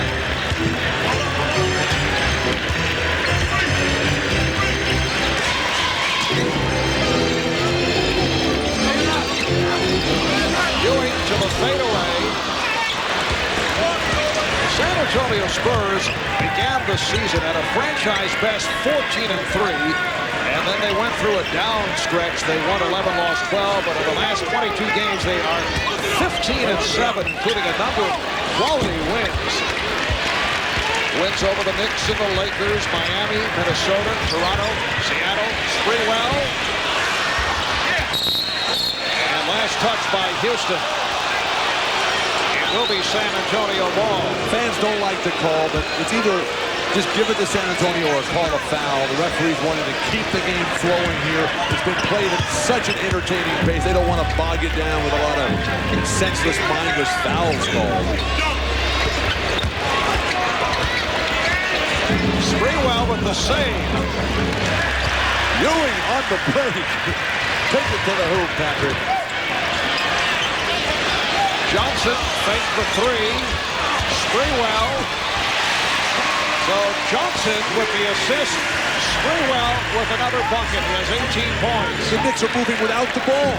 Something rarely seen with this team. They tend to stand around and bog down. They're just everybody on the tips of their toes. And Ewing in the passing lane again. Houston was trying to hit Sprewell on the run.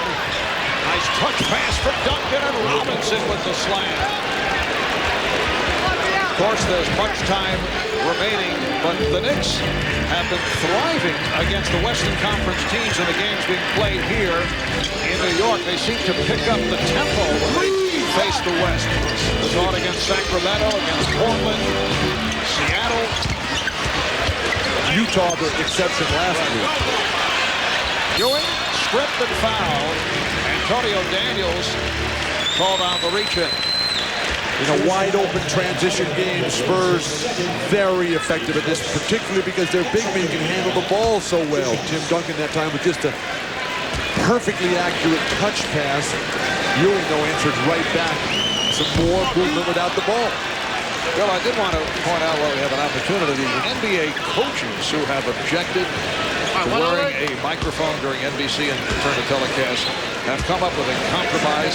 They say they will wear the microphone if you take yours off. I'm sure you suggested that one. I heard you negotiating with Van Gundy and Popovich that if they would please take my microphone, you would be a lot happier. It's a 10-point Knick lead. Robinson, oh, he's been way off in this third quarter. But the Knicks closeout defense has been spectacular. Again, the passing. Charlie Ward setting it up for Patrick Ewing. The passing very crisp, very sharp. As a result, the Knicks are up by 12. No lethargy whatsoever for the Knicks today, who have pushed themselves through the pain. Charlie Ward down the lane. Ewing floating gracefully to the corner away. Nothing that the outstretched arm of David Robinson could do to influence that. A second look. Patrick Ewing in the rhythm, in the groove. Everything happening right for New York. The fans standing, applauding to his performance this evening. Ward missed 9 games with that broken right pinky. Well, Tim Duncan, 5 for 14 from the field. He had a 10 of 13 performance the other night in the win over the Wizards in Washington. Ewing. And a loose ball foul. Which was his third. Could be critical because Johnson's defense has been outstanding. Avery Johnson drawing the double. Robinson with the bucket and the foul. So David Robinson will go to the free throw line. Foul on Ward, his second. Again, ball movement for both teams has been remarkable tonight. David Robinson, who has been the recipient of some questionable calls as he's in foul trouble himself, gets an opportunity to get it back in the line. The Knick lead is now 9. 5 minutes gone by in the third quarter. Houston being played by Daniels. Sprewell played physically by Ellie.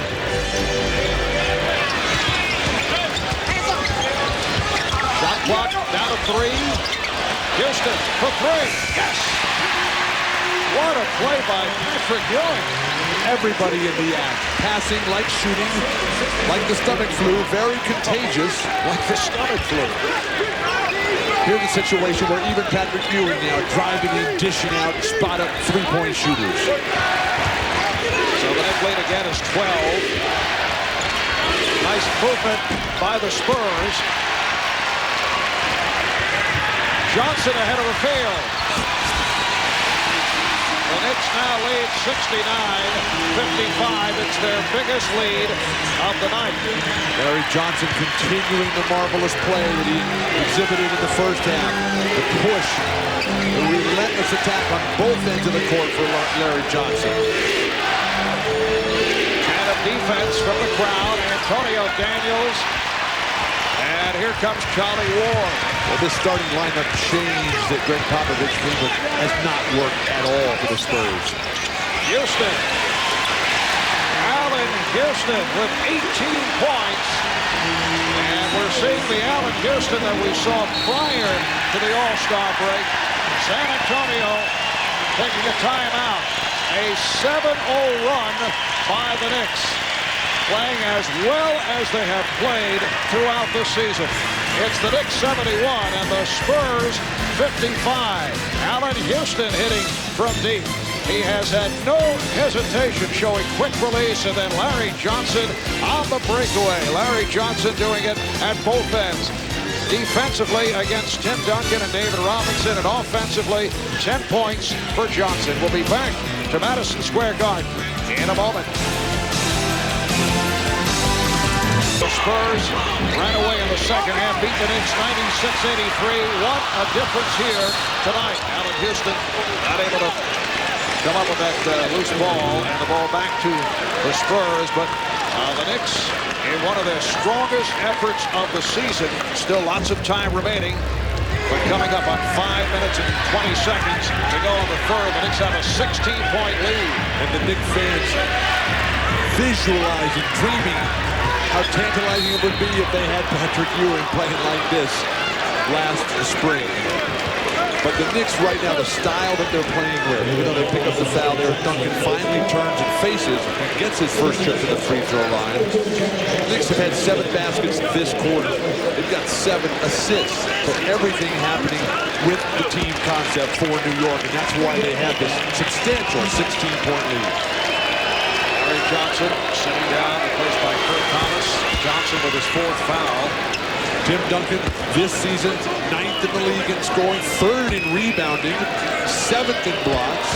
MVP type numbers, but the MVP's already been decided. They're already chiseling in Shaquille O'Neal's name on that massive trophy. The Spurs get another possession. Here's Jaren Jackson. Spurs not hitting the perimeter shots. And the Knicks close out defense. They're chasing down everything, even plays they don't have a chance on it. But it's that extra hustle that has been the edge as New York has outworked the Spurs tonight. Here's the double on Duncan. Ward came over to help. Shot clock at 6. Ellie called for the offensive foul. Charlie Ward stepping in. Did a phenomenal job, the rest of the Knicks defense, and working the Spurs down so they're playing against the shot clock. And then with Mario Elie forced to put it on the floor to his left, not the strength of his game. And Charlie Ward willing to stand in there, put his body on the line, broken finger and all.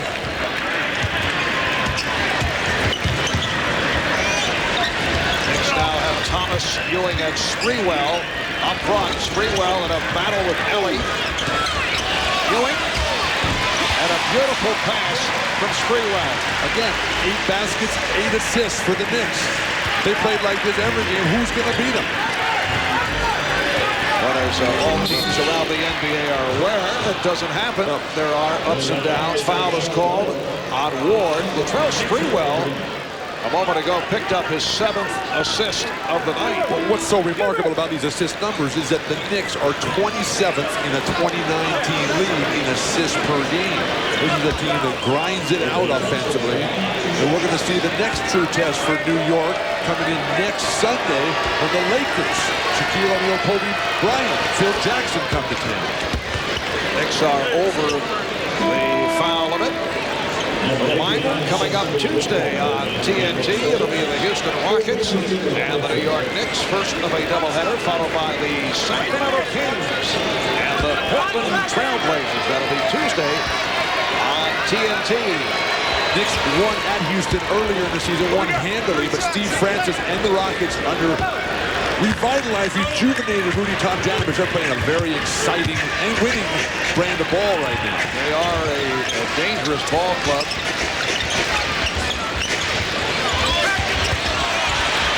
Sprewell getting inside. 20 points for Latrell Sprewell. 7 assists and another team assist for New York. The back cuts have been a thing of beauty and wonder this evening for New York. Duncan and the baseline closed, and it's a San Antonio turnover. Can Sean Elliott play tonight? Again, the back cut. Those back cuts set up by the fact that San Antonio is committed to playing the overplay denial defense, but with the Knicks back cutting so well, they might want to back off and change that strategy.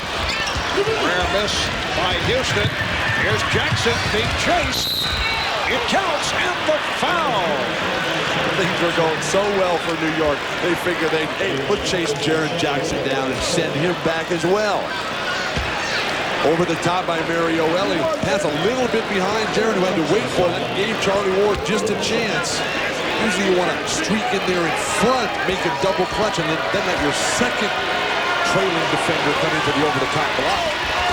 Jaren Jackson trying to work his way back into it. He had been struggling and showing signs recently of shaking the slump. Knicks now lead 75-61 as we come up on 3 minutes to go in the third. Ward for 3. Charlie Ward, who had been shooting 40% on his three-point shots before he broke that hand, now just a week back. He tugs at that right broken finger. He's not wearing any tape on it. He's got a little sleeve that kind of holds it together on Charlie's right shooting hand.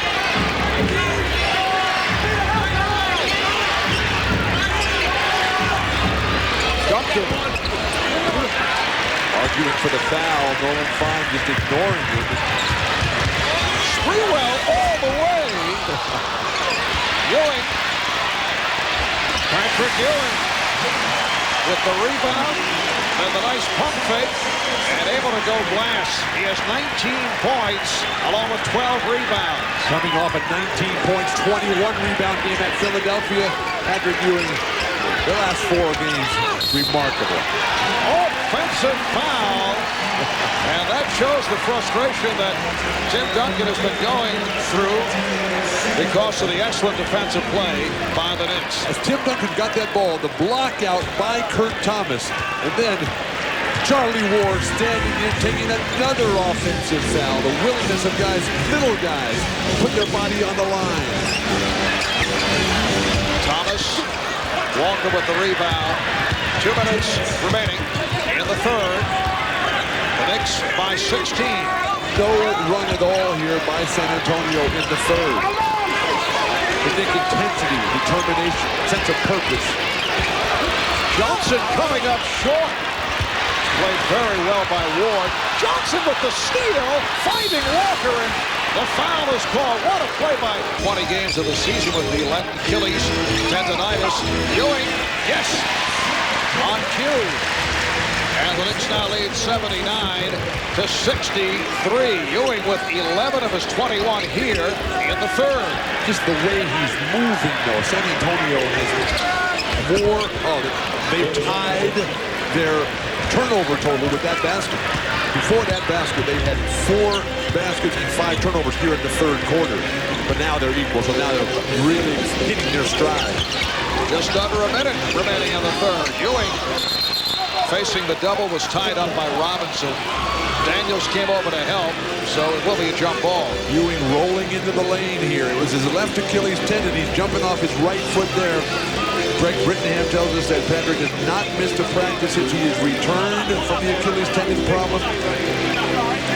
Puts it on display every single day, whether it's a game or not.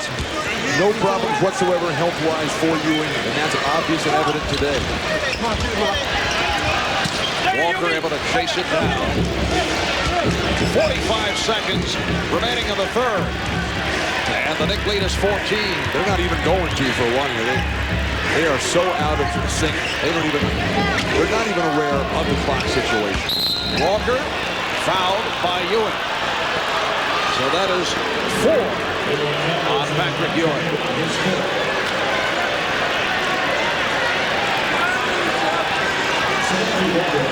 Once again, Samaki Walker to the line. He's 4 of 6 from the foul line. Left Louisville after just his sophomore season. Lottery pick, 9th player chosen overall. He's up on that last defensive exchange. Sprewell, 22 points for Latrell Sprewell. What New York wants to do here now is milk Latrell Sprewell. Try to get John Wallace hot as well. Give Ewing as much rest as possible. Jackson played by Wallace. Larry Johnson's defense, whoever he's guarding. Daniels, Antonio Daniels in the starting lineup tonight for the first time. He's 2 for 7 from the field. He has 4 points. Greg Popovich going with the rookie out of Eastern Michigan that spent last season playing in Greece. Derek Dial for the first time this evening. Wallace, Dial with the rebound. But the adjustments that Popovich tried here, they really haven't worked. Oh, nice baseline drive there. Those adjustments for San Antonio have been negated by the fact that the Spurs have been outworked this evening here. New York has set a blistering pace throughout. Never gave the Spurs a chance to get any sort of control of the flow of the game. Yet the Spurs very much alive, down by as many as 17. It's a 10-point game. Offensive foul. Derek Dial took the charge. It's on Latrell Sprewell. Derek Dial, who's 24 years old, grew up in Detroit, went to Eastern Michigan University, which is in Ypsilanti, right next to Ann Arbor, Michigan, where the University of Michigan is. Eastern Michigan has already given the NBA George Gervin, Grant Long, and Earl Boykins. Dial activated from the injured list earlier in the week and made an impact in his debut against the New Jersey Nets last Monday. Springwell. So the Knicks have hit a bit of a slide here at the start of the fourth. Here's Dial from three. Knicks need to get back to running. It looks like Chris Giles can't run out there. He tells us that his Achilles tendon is no longer a problem. It kept him out for a while.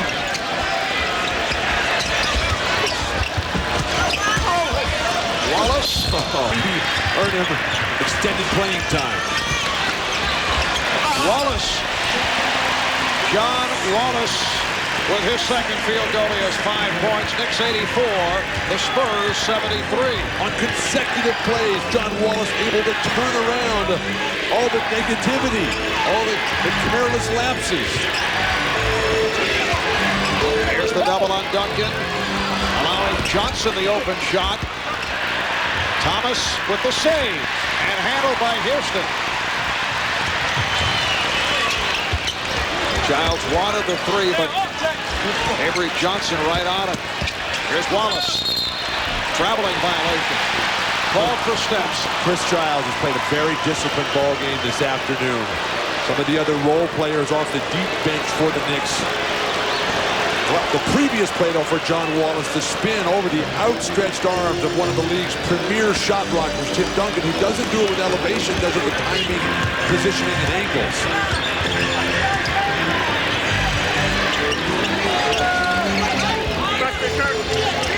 Now Walker, one-on-one cover by Johnson. Oh! Ran with Thomas, no call made. And Johnson with the rebound. Classic example, that play up the way it's been for San Antonio. Nice decision once again by Giles. Johnson hits the three. That's his third from three-point land. 6:53 to go in the fourth quarter. The Spurs taking a timeout. The Knicks 87 and the Spurs 73. Larry Johnson knocks it down. You are watching the NBA on NBC.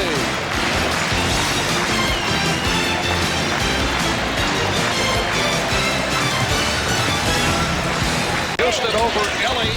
Oh, God! I don't think we needed a microphone for Patrick Ewing for that one. I think you used yours. Just under 3 remaining in the fourth. Hesitation by the Spurs today. Not normally their style. Shot clock at 3. Avery Johnson. Tim Duncan not able to hit on the tip. The Knicks fast breaking. This is something we don't see a lot of. They're coming up the court in unison. 4 or 5 players dreaming, visualizing one common goal. Well, as we discussed earlier, they seem to pick it up against the Western Conference teams when they play at home. Houston, he thought he was fouled, was deflected. Here comes Dial with Duncan. Dial putting moves on Childs and takes it to the rim. Derek Dial, the rookie from Eastern Michigan, bringing the Spurs within 9. Knicks have to finish strong offensively, regain the momentum. Spurs virtually need a miracle at this point. Ewing. Go. Well, San Antonio very much in it. Robinson to the left-hand hook. Larry Johnson once again ripping the ball away from the much taller Tim Duncan.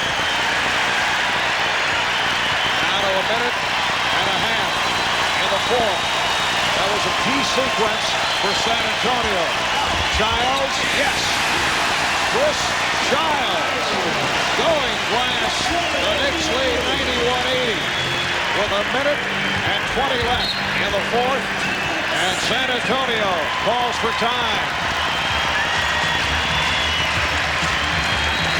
San Antonio 40-23. Apparently there is a fraction of a second remaining. The game is not officially over because of the air ball thrown up by Johnson. The San Antonio Spurs see the win streak stopped at 3. And now off the inbounds, the game is completed. San Antonio shoots 11 of 42 from the field in the second half. Latrell Sprewell, the high man, with 24, also had 8 rebounds, 7 assists. Another outstanding all-around game for Patrick Ewing, 21 points and 15 rebounds. David Robinson, 22 points. Tim Duncan did not shoot well. 7 of Marcus Cammy's return tonight is a big thing for the Knicks. They're still fighting for the East, and I think this gives them a legitimate chance to win the East. This is a guy off the bench that gives them energy. He gives them what they need in the hustle area. Of course, Coach Van Gundy says that he's hustle points, gives them offensive rebounds where they're the worst in the league. He gives them more block shots and inspirational plays. I talked to Marcus before the game. He says he's about 95% healthy. He's still got some swelling in his knee, but he's ready to go. And the timing's good for the Knicks because with about 20 games to go in the season, that gives them a chance to get about 100% for the playoffs. And it's a pick and roll. You got to switch that. Here is Steve Francis with a spectacular play. Francis playing his first game ever at Madison Square Garden. Said he was confident coming in, and he says, my one memory here is when Michael Jordan came back and scored 55 against the Knicks. And force Wallace to play some defense. Wallace in for that offense. A little finger roll action by John Wallace, who has 7 of the Knicks' 11 points with 5:12 to go in the first. Well, you know, a lot of people kind of fail to remember that he averaged 14 points a game one year in Toronto. This guy can score if he gets the opportunity. Shandon Anderson can also score in a drive. Anderson doing a great job getting inside for layup. We should have the other 8 guys sit down, let these guys play horse, because that's what we have going on here. Well, we started with Ewing and Elijah trying to go. They couldn't score, so give it to a couple of guys who can. 1 point Nick Hyde, and Wallace goes in again. And in 3 minutes, John Wallace has scored 9 points off the bench for the Knicks. There is Patrick Ewing in traffic and a low player. Patrick Ewing really feeling it, and a lot of aggressiveness in his offensive rebound. Another thing he hasn't done lately. To play 3. And now you got the jumper, or you can break them down off the dribble. Unselfishness, and then the execution. Side by Ewing, and Sprewell strips him. It's a 2-on-1. Thomas and Sprewell, and Kurt Thomas, and the perfect timing. Opening stanza. Here is Sprewell with a fake and a put-in. Latrell Sprewell with only a second basket. And here is Sprewell changing hands and getting in. You just talked about that aspect of his game. Yeah, you see, he comes off that down screen, Dick. When he comes off the down screen and curls hard into the lane, he's such a tough cover because he shoots. Can get you to high 20. Here is Sprewell. Sprewell hitting, and one of the reasons he is hitting better this year going to go. Sprewell underhands it to Ewing, who hits. A great jump stop by Sprewell. Brought 3 defenders to him and made the pass. Ewing has 8, Sprewell with 12, and leading. And fronting the post options, guys. All right, thank you, Rudy. So Latrell Sprewell, who had a big first half, goes right around 0 for 7 from the field. Yeah, this is major because he's getting good shot attempts. Sprewell off the glass. Mobley crashing the board, and there goes Mobley for 3. And a loose ball foul this time. Cole against Mobley. Sprewell with 18 points, doing it all. Here is Charlie Ward for 3. And that is the first 3-point basket tonight by the Knicks. Charlie Ward has done an excellent job in shooting the 3 all year.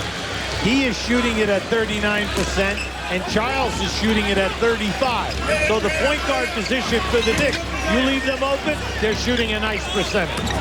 Winding down the halfway point of the third quarter, and a good drive by Thomas.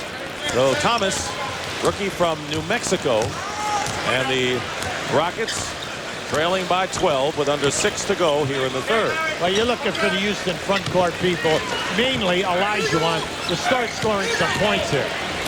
Sprewell has it batted away by Mobley. Gets it back and doesn't get the roll. Get it out. Get it out. Mobley from Olajuwon. Larry Johnson back defensively. Scatino Mobley off balance. And the Knicks get it back and they bring it up. They have a 4-on-3 break right now. Sprewell gets it in low. Good ball movement by the Knicks. And no basket traveling is the call against Allen Houston. Once again, we catch Houston out in the open floor with an advantage, and they just do not make the easy pass. Because what happens is, instead of making the easy pass and then getting the ball back, they force the action, turnover, or a bad field goal percentage shot. And in a way, Allen Houston is playing like Houston, the team. He's having a struggling kind of game, getting in early foul trouble at only 4 points. And now the Rockets also, after staging a couple of mile runs, trailing by 12. And now the Knicks are called for their second illegal defense. It's a technical free throw. And you wonder what Rudy Tomjanovich is laughing about. But here's Mobley on the line. Rudy T coaching the Olympic team in Sydney, Australia come September. Larry Brown coached the team when Rudy was ill this summer. Larry Brown coached the qualifying team down there in Puerto Rico. They won the gold. Larry Brown and Tubby Smith and Gene Cady will be the assistant coaches to Rudy Tomjanovich. And it should be an exciting team that the U.S. puts out in Australia. Thomas feeding Anderson. Shandon Anderson with the lane. And it is a 9-point game as the Houston Rockets refuse to be buried here with 4:50 to go in the third. If you do not give up on yourself, the Knicks will always allow you back. The games are constantly played in peaks and valleys. Ewing. In his hands. And Francis working against Ward. And hits. Now he made an easy attempt, a difficult attempt right there. Now Jeff Van Gundy very upset. Should be. You only have a 7-point lead right now. And double team. Kurt Thomas is in the game right now. And Charlie Ward short on the perimeter shot. And the Rockets now can cut the deficit more. 3:15 remaining in the third quarter. The Knicks led by 11 at the half, stretched the lead to 17. Williams into the game, and he found Kenny Thomas. 5 seconds on the shot clock. Francis, pass inside to Shandon Anderson, and a great pass that time. A terrific pass made by Walt Williams. They moved the ball around until they finally got the backdoor move. It's a 3-point game now. The Rockets causing some anxiety in the Garden crowd, but John Wallace with the turnaround. He had 9 first quarter points off the bench and now 15 in the game. 60-55 to score. Anderson will fire a 3, and it's Shandon Anderson with a 3-point basket, and the Knicks lead down to 2. The Houston has a lot of guys that take 2 to 3 3-point shots a game. Anderson is one. And Rudy T calling out the play. Clear out. He's going to take him one-on-one. So it's a challenge between Francis with a little hot dog between his legs, and now it's fired up and missed. So Steve Francis got too fancy, and the Rockets couldn't get a shot off. Well, the fans didn't like the high stepping and going through the leg without him going anywhere. But remember, when you try to hand on it for the second time, 4-on-1, and Cato puts it through on Francis's lob. And the Houston Rockets have climbed to within 1 point after trailing by 17. 8.5 minutes left in the third. Now you can see the quickness. That's there for them. But they've got to be conscious of getting the ball out and looking to force the action. And this crowd stunned right now. Here is Childs, and Francis playing right up on it. Thomas with a fake, and the tip-in misses. And the Rockets come out with it and a chance to take their first lead since the opening minutes. And Sprewell. Houston went under the screen. Sprewell, who seems to make the big defensive play when you need it, and the big basket now with 22. Anytime he goes from the left side of the floor to the baseline, Dick, he scored. He scored or he's been fouled. And here's Francis getting it out to Anderson, and the offensive foul has been called. Camby gets it in down low to Thomas, and Thomas with a great move. Zone call. Meanwhile, the Knicks lead is only 1 here, and Allen Houston firing the Thomas who scores. Kurt Thomas now with 10 points off the bench tonight. Big contribution for him. Oh, he's moving without the ball. He's catching his man behind him or trying to help out on ball penetration into the lane. So he's open. Under 6 minutes remaining in the fourth. Francis with a stop and go. And here is Rodney Rogers throwing and missing, firing away from 3. The Rockets with the Rogers, Mobley, Williams, Francis, and Cato in there. Carlos Rogers, that is. No relation to Rodney, who's not in the building tonight. That's a clear out. Houston spots up and hits over Mobley.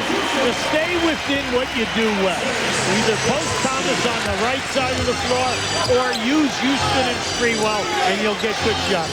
So the Rockets, who climbed to within 1, trailing by 5, and they cut it down as Cuttino Mobley, a candidate for 6th man award, but starting tonight with a small lineup with a chance for the 3-point. And Allen Houston has now picked up his 5th. See, this is what Mobley does well. Takes you, he faces you up, he gets you out there 18 to 21 feet. He's strong to the rim, and he's a left-handed guy.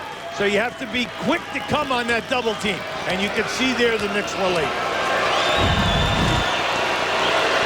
Cuttino Mobley, 3rd in minutes played on the team behind Shandon Anderson and Steve Francis, so he gets a lot of activity. And the Knicks lead is just 2 now with 5:10 to go in the 4th. Childs guarded by Francis. Oh, nice move. Houston breaks away from the Ewing screen and doesn't make it. Houston tonight just 6. Yeah, that was a beautiful play. And this is a good, excellent call by Joe Forte. Right there, Houston trying to take away Mobley, going to the spot, and they catch Houston with another foul. And that's his 6th foul, and he is out of the game. So it just hasn't happened tonight for Allen Houston, who comes in as the Knicks' leading scorer at 20 points a game. 3 for 8 shooting from the field, and fouls out with only 6 points. All right, they're bringing Larry Johnson. Larry Johnson will play small ball blocks. Hit back for the 3. 25 for Steve Francis, but Ewing answers that with his 14th point of the game. The Knicks lead is 5, and they're getting close to the 2-minute mark. As long as the Knicks stay in that half-court offense, they're getting good shot attempts. Their problem is they cannot stop this young, aggressive. By the way, still have a foul to give. 2-man game here. 2 minutes to go. Olajuwon. And Ewing getting 2 big baskets under 2 minutes to go. And the Knicks lead is again 5. The Olajuwon's not loose. That was a very nice move by Patrick. And Francis double teamed out on the perimeter. There is Cato. Ewing the rebound, and Ewing doing the job defensively, and Cato committing the foul. Cato took himself behind the backboard, ended up with a bad percentage jump hook. Complicated the situation by then fouling Ewing. So the Rockets, who had a great chance in the game, and certainly not out of it yet, but a couple of missed threes by Mobley. And here is Thomas driving in for the layup. No one was there to pick up Thomas, and the Knicks lead by 7 with 1:34 remaining. The crowd on its feet as the Rockets call a timeout. Wow, listen, the players on Houston are all upset. He took that basketball, Dick, and dribbled down the lane. 3 guys could have fouled him. 3 guys could have contested. And what did they do? They just allowed him to take him. 39. Sprewell with 27. Leading the Knicks, John Wallace with 17 off the bench. Kurt Thomas with 12. And Steve Francis with 32. So, I should say, in Charlotte. Pick it up in the second quarter. Knicks by 3. Larry Johnson in the St. Patrick's Day green spot shadow there. Now, Larry Johnson's about 6'7" or so. How do you lose him? The Hornets apparently managed to do just that. Later, second quarter, Knicks by 6. Childs finds Allen Houston for the hoop and the foul. Knicks by 11 at the break. Third quarter, Knicks by 12. Charlie Ward for the long 2-pointer. Charlie Ward for the long three-pointer. Knicks go on to win 118-99. 15 points, 8 rebounds, and 2 block shots for Marcus Camby off the bench in his second game back after sitting out a month with a strained ACL. Great night for Charlie Ward, too. 20 points, including 4 for 4 from behind the three-point line. It was the Hornets' worst loss at home. Kobe Bryant being played by Latrell Sprewell, able to whip right by him. Harper lost it. Ward with the steal. Oh, what a pass! Ward for you. At 21 as we come up on 1 minute left in the first. Ewing. Open shot for Houston for 3. Giles for 3. Thomas with another offensive rebound and the assist. Now since Thomas and Camby have come in the game, that's 20-13 on the boards. Now the Lakers are up 7. They were trailing by 6 on the boards early in the game. That's what these two guys have brought off the bench. Bryant trying to get back into shot for Bryant. That's it. Bryant, we mentioned, come away from the start of the season. Well, he's got the feeling that, you know, he can make that shot. He's an experienced player, and you've got to trust him. And now he's finding his role in there. That's a big hoop to keep his team around here now. And there's a comfort zone between Brian Shaw. Bryant to the hook. Kobe Bryant. Now Kobe. And the Lakers defeat the Knicks 92-85. Let's go to Ahmad with Shaquille. Smits is on Ewing, and they haven't doubled him, and Patrick Ewing getting the basket. Did a great job at trapping screen and roll, and then Ewing on a rotation. And Sprewell driving to Houston. Sprewell fakes out Rose, goes up with a jumper, and the Knicks starting off red-hot lead, 6-0. Well, since the All-Star games, go anywhere in playoff time, they need him. Camby tips in to Johnson. That's an unusual lob pass because that time Camby was facing Larry Johnson all the way. Yeah, what you have there is Harrington played him incorrectly. You cannot lose contact of a guy like Camby, especially a guy who's always going to the glass. Here is Rick Smits missing the hook shot and crashing the board. Finally healthy. Ewing is healthy. Camby is almost back 100%, and Childs is healthy. Here is Ewing. Ewing goes around and Houston finds him. Patrick Ewing now with 11 points. The Knicks. A week ago we had Olajuwon and Ewing brought back memories also of those two. And Ewing with the tip missed by Davis. You got to get it going here. See, with Camby, you got to go because he can run. Nice. Great touch pass from Camby. Staying in with the 4 personal fouls. Good. Ewing to Camby. Great.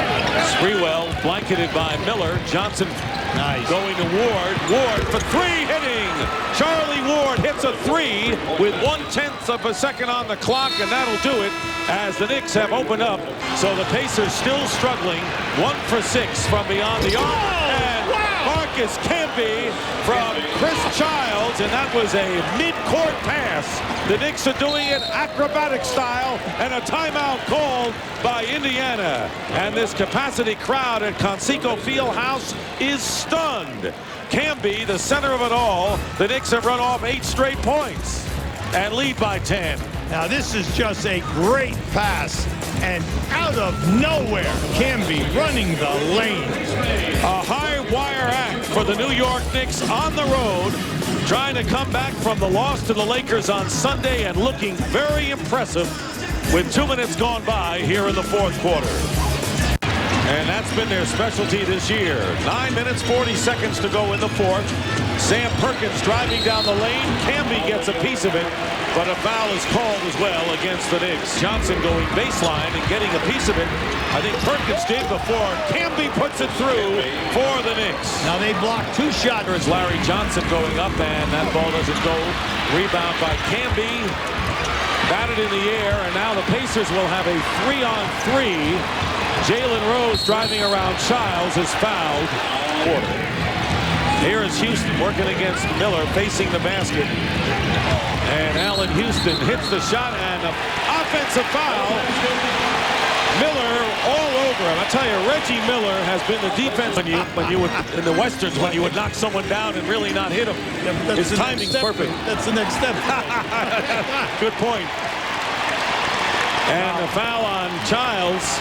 So a lot of unhappy players and coaches out on the floor right now, most of them wearing blue and orange. 7-8 to lead the way and lead them to victory here. Well, you can see right now he's working hard, taking the ball very strong. He knows anytime he gets Rick Smits outside, it's no problem. He can run without the ball anytime that Smits goes to double team. And this is the move. 3 baskets on that drop step power. Now, Patrick, dynamite night. They'll trap the screen and roll. You can get this at will anytime that you want from now to the end of the game. It's too far of a rotation for Ewing. Indiana has a foul to give. The Knicks are in the penalty. Ewing hitting over Rick Smits. So Ewing now with 23 points in the game. The Knicks led by 8. And in 3 minutes and 10 seconds, the Pacers came back to tie it up. And then the Knicks regained the lead with 3:20 to go. Travis Best to Crozier going for 3 again. And an air ball that time. And Sprewell bringing it up. The Pacers getting back defensively. This one going down the wire. And Ewing again, the horse. And the miss. Johnson puts it up and misses. Crozier coming down. The Knicks with 2 opportunities down low. Good strong move by Ewing. That was a crib, an easy shot for Larry Johnson. Reggie Miller rims the basket. And the Knicks come back leading by 2 with under 3 minutes remaining. In the 4th quarter, the Knicks trying to win on the road, and a big win it would be considering that Miami and Toronto have already lost. Nice. Here's a feed inside to Sprewell. So Larry Johnson finds Sprewell, and the Knicks are up by 4. That was a beautiful screen off the lane. It's about a 4-foot screen, and you just curl Sprewell. The man is following. He's open. First basket for Sprewell here in the second half. He is now 1 for 7. And here's Crozier, hit a big 3 moments ago, and won the game and the series and became the first 8th seed in history to advance to the NBA Finals. And tonight, it may not be the playoffs, QB, but it's the latest chapter in what has been a tremendously intense rivalry. It's been an excellent game here tonight. The defenses have been outstanding. They're really trying. They're pressuring every shot. Marcus Camby has come in for Larry Johnson for the Knicks. Here's Rick Smits working against Ewing, and Smits breaks the tie. He wants it. And the time running down, and the Pacers are going to win it. So what could have been a huge victory with the other contenders losing in the Eastern Conference turns out to be a big disappointment for the New York Knicks, who fail to capitalize. While to get on the board, they didn't score. There was 5:15 left in the first. Meantime, Allen Houston and Knicks, they were cranking it up. Houston with 7 in the first quarter. Knicks up 13-4. Knicks increased the lead to 10 in the second. Chris Childs with the steal. 3-on-1 break here to Marcus Camby. Big time finish. 30-18. Knicks in front. Peak skills, Elton Brandy gets into the mix. He'll probably be your NBA Rookie of the Year. Strong move on the baseline there. He had 17 in the first half. 43-35 Knicks. More good defense here. Sprewell with the steal. Charlie Ward on the other end. He will finish. Knicks up 47-41 at intermission. Third quarter now. Larry Johnson, he's had his problems offensively of late here. The left-handed runner over Brand.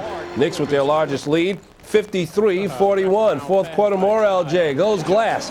Knicks on an 8-0 run. Larry Johnson had 14 points. Fourth quarter, Knicks closing it out. Patrick Ewing says, I got to get me an assist. Who wants it? Marcus! Finish, big fella. 10 points in 26 minutes. The knee apparently feeling real fine for Marcus as the Knicks rolled to the victory tonight over the Chicago Bulls. Charlie Ward now to Marcus Camby trailing. 6 points for Camby, and oh yeah. Action, Knicks playing some defense. Jimmy Jackson has the ball, loses the ball. Latrell picks it up, goes in for the layup. Knicks by 3 in the third. Allen Houston showing that he can score, drives past Jackson, and he gets the layup. He gets the whistle. He finished with 27 third quarter. Latrell Sprewell heating up. On the loose ball, Charlie Ward. Larry Johnson to Spree. Goes up for the jam and one. And then more from Latrell. Charlie Ward finds Spree. Gets the runner to go. Knicks up by 15 in the fourth. Sprewell putting it away for the Knicks. Chris Childs finds Spree. He leans in and gets the roll. Knicks by 20. Jackson congratulating Sprewell on a job well done. And you know what? The Knicks like it when Latrell hits. Knicks visiting the Rose Garden, first quarter. New York up 3 on a break. Charlie Ward. Have you seen Latrell? Oh, yes, you have. Spree by 19, Knicks by 5 early. The suddenly inconsistent Blazers. Patrick Ewing getting the feed from Kurt Thomas and finishing. Then working on Brian Grant. Nice spin move for the layup. 6 of 8, 13 points at the half. First quarter, Allen Houston goes baseline for the reverse and the foul. Houston 19 points in the game. Knicks down 1 after a quarter. Second quarter to be all Knicks. Chris Childs to Latrell Sprewell for the trifecta. Spree 19 points, 9 assists. New York led 56-43 at the break. Third quarter, Houston draw on the D, dishes to Patrick Ewing for the baseline J. Pat 19 points, 9 boards. Knicks up 8 after 3. In the fourth, Kurt Thomas, the hanging bucket. Thomas 10 points. None prettier than that, though. Knicks up 7. Pippen looking for help. Patrick Ewing drives. He will miss, but Marcus Camby, I got you back. 27-66, but Mike Dunleavy and the Blazers resilient. Damon Stoudemire, the pull-up J, finished with 20, bringing the Blazers within 1. Now 25 seconds left in the game. Blazers down 3. Scottie Pippen from the corner takes it in and is rejected by Ewing, sealing the deal. The Blazers make quite a game of it, but come up short as the Knicks hold on for the 93-89 win. The Knicks pull into a tie with the Heat for first place in the Atlantic Division. The Knicks also improved to 14-18 on the road. It's in the Emerald City, so the Sonics can host the Knicks. Seattle trying to avoid their 5th straight loss. First quarter, Knicks down 2. Charlie Ward off the break for 3 hits. Next trip, the Knicks work the arc. Childs again for 3. Knicks down 1. Tied at 19. Spree to Ward, letting it 3. Ward 4 of 4 field goals in the first quarter, tied at 30 after 1. Second quarter, Sonics down 1. Childs, lazy pass picked up by Matt Max. He gets the lay. Later, Spree missing, but Patrick put back and 1 basketball. That's a 3-point play. Knicks up 5. Then Patrick working Ben Baker. Son of the preacher man had to eat the fade, and 1 again. Another break. Ruben Patterson coming to get him. Playoff foul. Now let's go to the fourth quarter. Similar. Sprewell, the entry pass, and Ruben Patterson again. Sprewell. Max gets teed up for this whole thing. Game out of hand now. New York's by 13. Sprewell went over 10,000 points in his career in this game. This time gives it up to Kurt Thomas. Knicks win it. Buck 10-95. New York shot 52% from the field. 6 players in double figures. Camby goes for 18 points and a career high 19 rebounds for the Shawshank Redemption. One of the best of all time. Chris Childs to Patrick Ewing to Allen Houston. Allen Houston had 24 on the night. Half 39-38. Win the game 89-83. They have won 5 of their last 6. Sprewell goes for 20. Wizards and the Knicks. Allen Houston driving the baseline, and looky here. And a foul. Houston 13 of the game. Knicks up 31-24. Later in the second, Patrick Ewing. Minutes, Patrick Ewing. If you want to cheer for children, dial 212-465. You saw the rest of it. Ewing, meanwhile, 10 out of 15 from the floor. Fourth quarter, Wizards trying to make a game out of it. They're down 12. Richard Hamilton from UConn. 17 points for him off the bench for 3 there. Another 3 is up, and that's good. Wizards only down 92-84, but Marcus Camby, tremendous game off the bench in transition. You want to cheer for children, 212-465-4130. Knicks win at 101-92. Ewing, the season-high 30. Camby off the bench, 21 points, 15 boards. Chris Childs serving the first game of his 2-game suspension for fighting Kobe Bryant, did not play. And Knicks reserve forward John Wallace sprained his ankle in warm-ups, was put on the injured list. So 1, 2, 3 in the East. Indiana leading Miami by 2. Miami leads the Knicks by 2. But this is a fluid situation. 2 of the next 3 games are against Miami and Indiana. Jeff Van Gundy focused on something, perhaps the game. Allen Houston missing, Patrick Ewing will not. Knicks up 19-12 after 1. Second quarter, the Magic bench making things happen. Chucky Atkins to Monty Williams, and the foul, 24 points in the first half from the Magic bench. Knicks would respond, Ewing, Charlie Ward, because Chicks dig the long ball from the former Seminole quarterback. Third quarter, Darrell Armstrong, the man who's played in virtually every country on the planet, hitting a 3 on the break. Stop, pops, drops, as some like to say. The pull-up J will also find the mark. 11 in the third quarter for Armstrong, and that had the Magic within 3, and he's all excited. Fourth quarter, Knicks pulling away, though. Allen Houston, not fade away.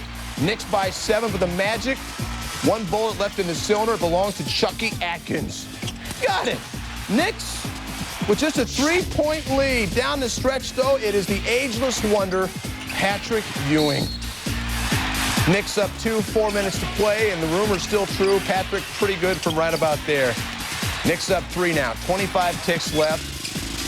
We need insurance, and like a good neighbor, Patrick Ewing is there. 28 points and 18 boards for the large fella.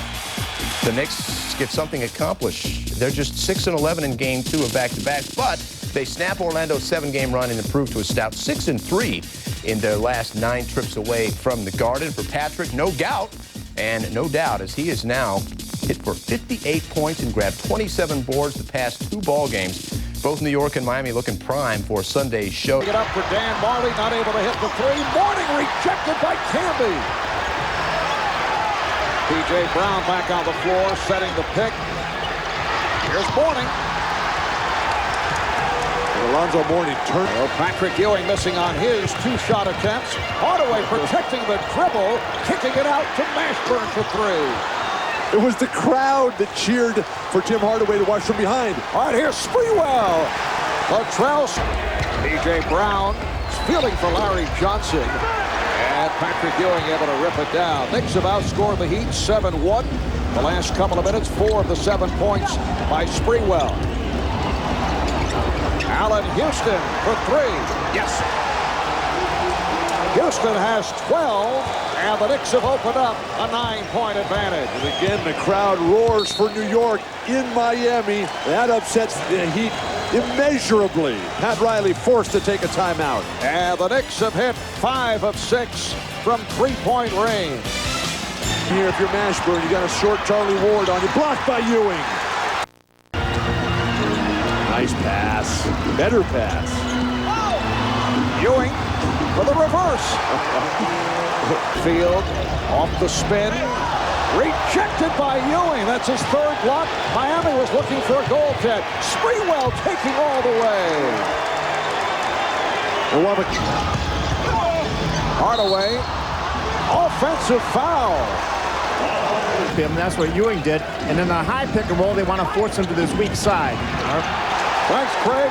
Once again, the explosion by Latrell Sprewell. He has 13 points. The story of Latrell Sprewell today, who has just destroyed Jamal Mashburn.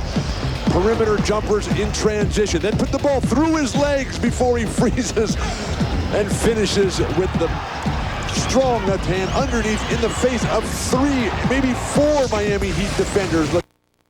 Long time. Latrell doing it very nonchalantly, too. Putting it right between the legs to open, to get that move going. The beautiful pass. Sprewell feeling much better. Right on target with Patrick Ewing. And the Knicks now lead 62-55. They began this 3rd quarter 1 for 7 from the field. They're 5 for 5 since then. Where's the offense going to come from now? The Heat are down 7. Mashburn having a horrendous afternoon or evening, both. Here's Bowen. Larry Johnson off a series of moves. Larry Johnson on the up and under play, and then you just come and pin it. The quickness. Ewing on the follow. So Patrick Ewing with 8 points. In the case, Hardaway intimidated by Camby. Here comes Childs. Houston is open for 3. Yes! Allen Houston with 20 points.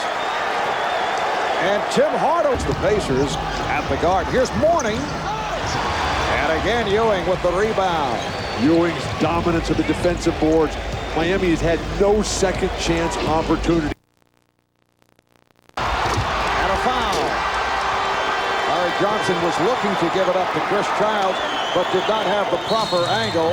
Now Miami calls for time with 9:31 remaining in the 4th. Weatherspoon, the trailer in transition. Bowen, offensive foul. Camby taking the hit. Rarely do you see the 6'11", 7-foot shot blocker trying to stand in there and take a charge well outside the dotted line. Easy play to call as Bowen deep low post position for the Knicks. The Knicks with 5 turnovers within 4 minutes of this fourth quarter. Here's Carter. Nice pass for Weatherspoon. And again, Camby with the rejection, and the ball ends up getting stuck between the glass and the rim, so they'll jump. April, right, when the Atlantic Division Championship on the line. Yes. Camby with his 3rd rejection of the game. The Knicks lead is 4. And Miami continues to go with its bench players, aside from Mashburn, who has the baseline closed, and then he's stripped by Sprewell. Sprewell had a notion to take it all the way. Calling a foul. Offensive foul. 4 for 15 from the field. Kurt Thomas again. Got a piece of it. Here comes Childs. Rejected by Weatherspoon. Recovered. It counts. And the foul. We talked earlier about Riley. Dribble move, but Miami gets it right back. It's a 3-on-2. The lob for Camby. Chris Childs with a beautiful pass on target for Marcus Camby, and the Knicks lead by 3. The Knicks able to capitalize on the turnover while the Heat a little bit too careless and casual. Hardaway fires one off balance. Brown with the rebound. Coming up on 2.5 remaining in the fourth quarter. Come back to Mourning. He's got the hot hand. Morley for 3. And the game is tied at 83. Yes.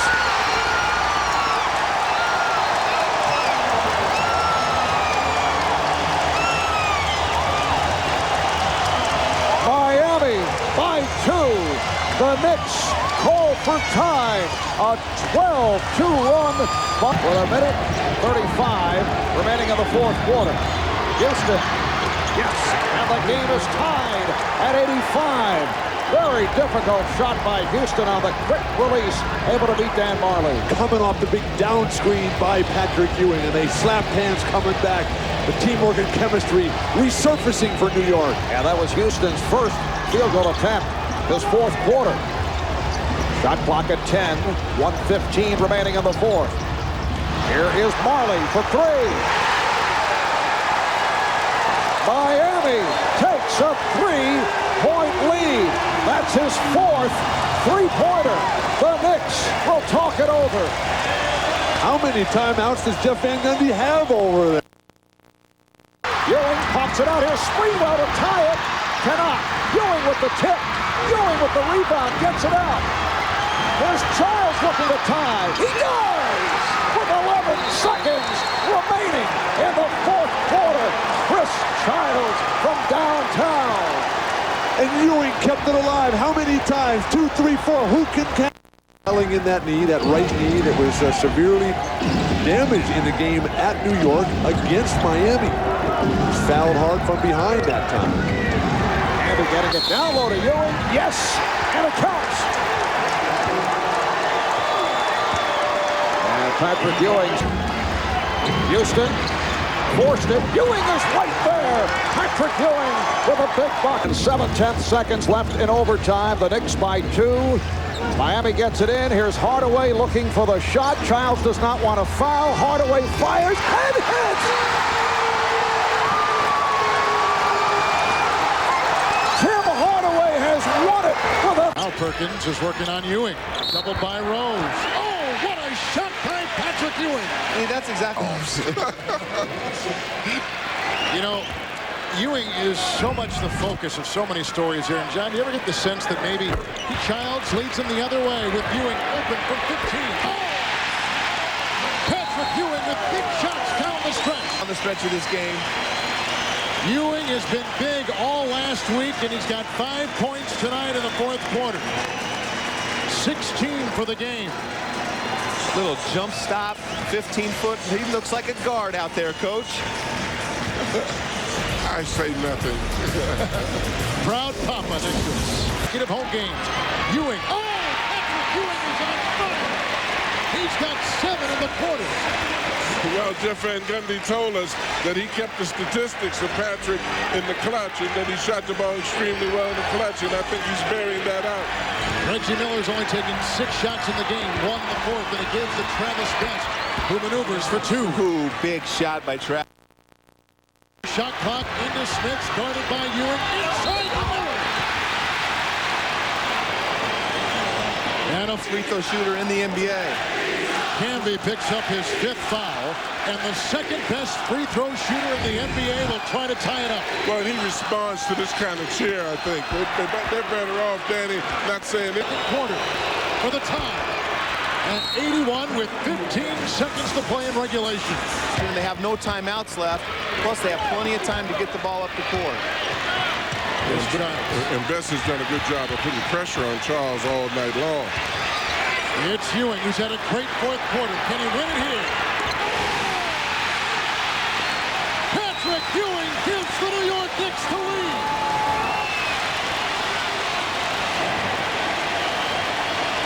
What was it that Van Gundy said to us? Going to Patrick, and is there any question, all those people that doubt whether New York should go to Patrick in the clutch, forget about it. Against these kind of matchups, they need to be getting him the ball. The big fella is back. He is back. I'm surprised right here. They got all that room. There's no double team right here, but they don't have Smith. Smith did a nice job of defending Patrick on the last fadeaway with his length, 7'4" frame. Right here, Patrick doesn't have much respect for Dale Davis's size, but great defense. Just a great shot. It was a great shot, and I tell you what, the Knicks have to be very careful because also Indiana has a lot of great shooters, and you know, it's no telling. This game is not over yet.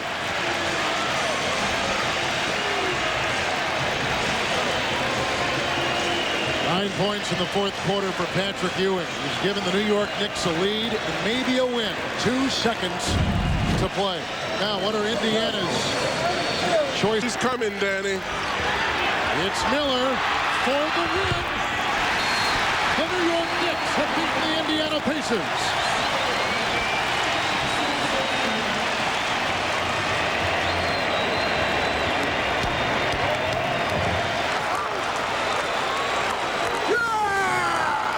Battle of the New York metro area, Knicks-Nets. 3rd quarter, Knicks down by as many as 16. Johnny Newman, Jay New blocked by Marcus Camby. Charlie Ward to Latrell Sprewell. I see you, big baller. Knicks ended the 3rd on an 8-0 run. 4th quarter, Camby gets a piece of Newman's jumper. Knicks get the loose ball. Chris Childs, half-court alley-oop. Camby running and freaking the oop. Marcus, 6 points, 7 boards, 2 blocks. Later in the 4th, Knicks down 1, Sprewell. This is how he rolls. 21 points, 6 assists, 4 rebounds, 2 steals. Knicks points in overtime. 8 seconds left. Knicks up 2. Van Horn in the drive, off-balance shot. See what had happened. Nets are 10-22 in games decided by 5 points or less. They lose at 91-89. To road losses to the Raptors and the Cavs. To the highlights we go. Patrick Ewing getting ready for the big bat. Little drop step. Patrick catches it. Knicks had 20. Keep going, Kurt Thomas. Great pass from Allen Houston. Here, you can't be a top-sided guy up the lane. If not, he will reverse. Well, with the anger management cram to ice it, New York goes on to victory.